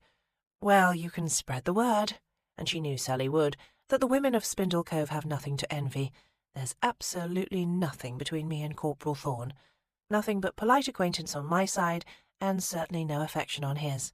The man barely tolerates my existence. Thorne had been only too eager to see Kate leave that day. She recalled the terse impatience in his motions as he'd shown her to the castle gate, once their conversation was concluded. Evidently digging a well was more entertaining. Sally shrugged, wiping a dusting-cloth over the shelves behind the counter. You never know, Miss Taylor. No one thought there was anything between Miss Minerva and Lord Payne, either, and look at them. That's entirely different. How? It just is. Kate was saved by the clip-clop of hoofbeats and a rumble of approaching carriage wheels. In an acrobatic manoeuvre, Sally clutched the shelf with one hand and leaned her weight to the other side, craning her neck to peek out the shop's front window. Glimpse achieved, she dropped her dusting-cloth. Just a moment, Miss Taylor.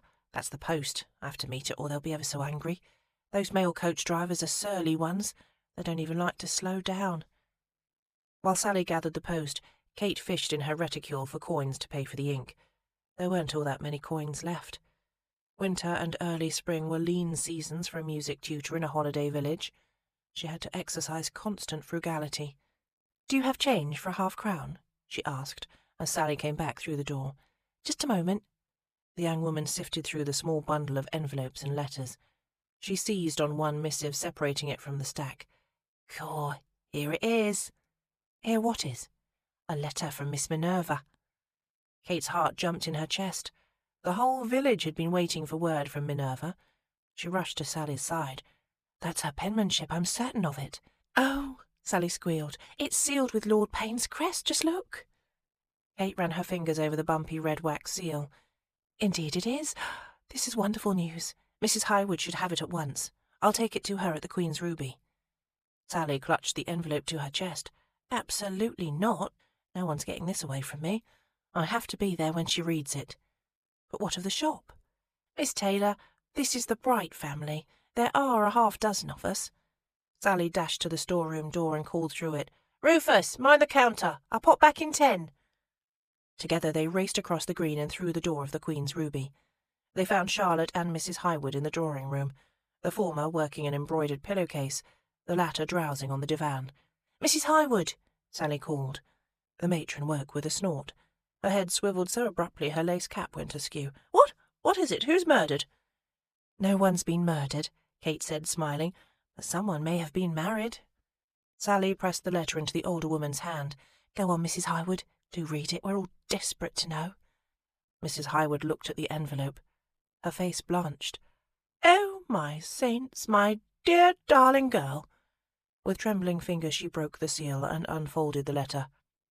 Charlotte put aside her embroidery and huddled near. The older woman thrust the letter at her youngest daughter. "Here, you read it. My eyes are too bad, and my nerves." Sally clutched Kate's arm, and they all waited in breathless anticipation. "Aloud, Miss Charlotte," Sally urged. "Do read it aloud." "My dear mother," Charlotte began, "I know you must be wondering what has become of your wayward daughter. I must admit, the past week has not unfolded quite as I'd planned." "Oh dear," Kate murmured. "She's ruined," Mrs. Highwood said weakly. "We're all ruined. Someone fetch my fan and some wine." Charlotte went on reading. "Despite the travails of the road, we—" "We?" Sally echoed. "Take heart, Mrs. Highwood. She wrote we." We are settled in Northumberland at present. Northumberland! The colour returned to Mrs. Highwood's cheeks. She sat straight on the divan. His estate is there, he told me so once. Oh, what was the name of it? And it's with great pleasure, Charlotte continued, that I write to you from... She lowered the paper and smiled. From the beautiful library at Riverchase. Chapter 33. 2 weeks later. My dear daughter, the Viscountess Payne. The bells are ringing in St. Ursula's today. I told the vicar they must, no matter that you're all the way in Northumberland. How happy we were to receive your letter. As my friends always tell me, my intuition is unparalleled. I always knew that rascal Payne would be my son one day, but who could have guessed his Viscountess? You have done your mother proud, dear. Of course you must take time for your honeymoon, but do think of returning to town for the celebrations of the glorious peace. Diana must be next, you know. She will be well placed to take advantage of your new connections. I have higher hopes for her prospects than ever. If you can catch Payne, surely Diana can snare a duke. Yours, etc., Mamma. With an amused smile, Minerva refolded the letter and placed it in her pocket. She paused in the middle of the path, drawing a lungful of the warm, fragrant late-spring air and loosening her bonnet strings to let the straw bonnet slip down her back. Then, with a light step, she continued on the country path that led from the village to Riverchase. Bluebells waved drunkenly on their slender stalks, begging to be plucked. As she went, she stopped to gather them, along with primrose and a few remaining daffodils. She had quite a posy accumulated by the time she climbed the hill. As she neared the ridge's apex, a smile bloomed across her face. She warmed with joy, just anticipating the sight of the familiar granite facade. But it wasn't Riverchase she first glimpsed as she crested the hill. It was Colin, walking down the same path, toward her. "Hello," he called, drawing near. "I was just on my way to the village." "What for?" "To see you, naturally." "Oh, well, I was on my way to see you." She gave him a shy smile, feeling that familiar touch of giddiness. He gestured at her bouquet of wild flowers. "Collecting flowers today, not rocks?" "I like flowers sometimes." "I'm glad to hear it. Vases of flowers are much easier to send round to the cottage." His gloved fingertip caressed her cheek. "Miss Minerva, may I—" "A kiss?" He nodded. She offered her cheek to him, leaning in to accept the tender, courtly gesture. But at the last moment he turned her face to his and kissed her on the lips instead. Oh, he was ever the scoundrel, and she was glad of it. Their kiss was brief but warm and sweet as the afternoon sun. After a moment he straightened. His gaze wandered her form. "You look—" He shook his head, smiling a little. "Cataclysmic with beauty today." She swallowed, taking a moment to recover from his masculine splendour. "You rather devastate me, too. I'd like to think my kiss can take all the credit for that lovely blush, but I doubt it's the truth. What has you so self-satisfied?" "The kiss has a great deal to do with it, but the post came through this morning." She fished a pair of envelopes from her pocket. "I had 2 rather interesting letters. The first is from my mother. She extends her felicitations on our marriage." She handed him the letter from Spindle Cove. He unfolded the page and scanned its contents. As he read, the corner of his mouth curled in amusement. "I'm sorry," Minerva said. "I know she's dreadful." "She's not. She's a mother who wants the best for her daughters." "She's mistaken is what she is. I didn't tell her we'd married. I only said we'd stopped at your estate and she shouldn't expect me back for a month or more. But she's obviously assumed. They've all assumed. I had a letter from Bram just the other day. He wanted to know why I hadn't sent the solicitors written proof of our marriage yet. "Don't I want my money?" he asked. Together they turned to walk toward Riverchase. "They'll learn the truth eventually," she mused. "Yes, they will. You said you had 2 interesting letters. Who sent the other?" "Sir Alasdair Kent." She noted a slight hitch in his step. The subtle hint of jealousy thrilled her more than it ought. "Oh, truly?" he said in a purposely off-hand tone. "And what did the good Sir Alasdair have to say?" "Not much. Only that the Royal Geological Journal has declined to publish my paper about Francine." "What?" He stopped dead and turned to her. The affectionate sparkle in his eyes became a flash of something irate, verging on murderous. "Oh, Min, that's bollocks. They can't have done that to you." She shrugged. Sir Alasdair said he tried to argue on my behalf, but the other journal editors would not be convinced. My evidence was spacious, they said. My conclusions were too great of a reach. Cod's wallop. His jaw tightened. Cowardly bastards. They just won't be outdone by a woman, that's all. Perhaps. He shook his head ruefully. I'm sorry, Min. We should have gone into the symposium that day. You could have presented your findings in person. If only they'd all heard you speak, you could have convinced them. No, don't be sorry. She reached for his hand and squeezed it. Don't ever be sorry, Colin. I never will be. They stood there for a long moment, smiling a little and gazing into each other's eyes. Lately they could spend hours like this, a palpable happiness and love welling in the space between them. Minerva couldn't wait to be his wife, but she would never regret refusing to marry him that day in Edinburgh, at the threshold of the Royal Geological Society.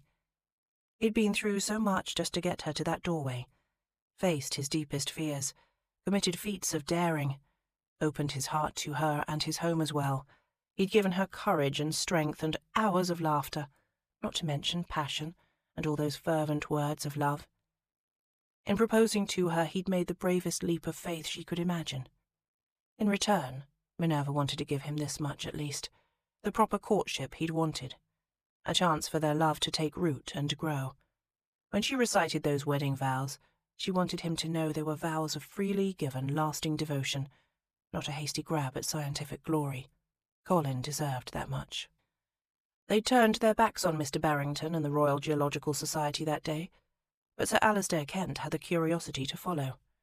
He invited them for a meal at the nearby inn, where they spent several hours engaged in scholarly debate with his friends.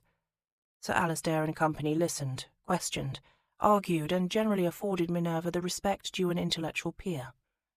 Colin saw that the wine-glasses never went empty, and kept his arm draped casually, possessively, over the back of her chair.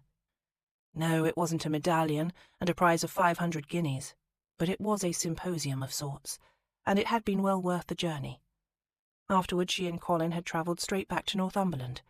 Colin installed her in a lovely cottage in the village, with his housekeeper Mrs. Hammond as chaperone, and then he'd gone about living up to all his promises of a tender, attentive courtship.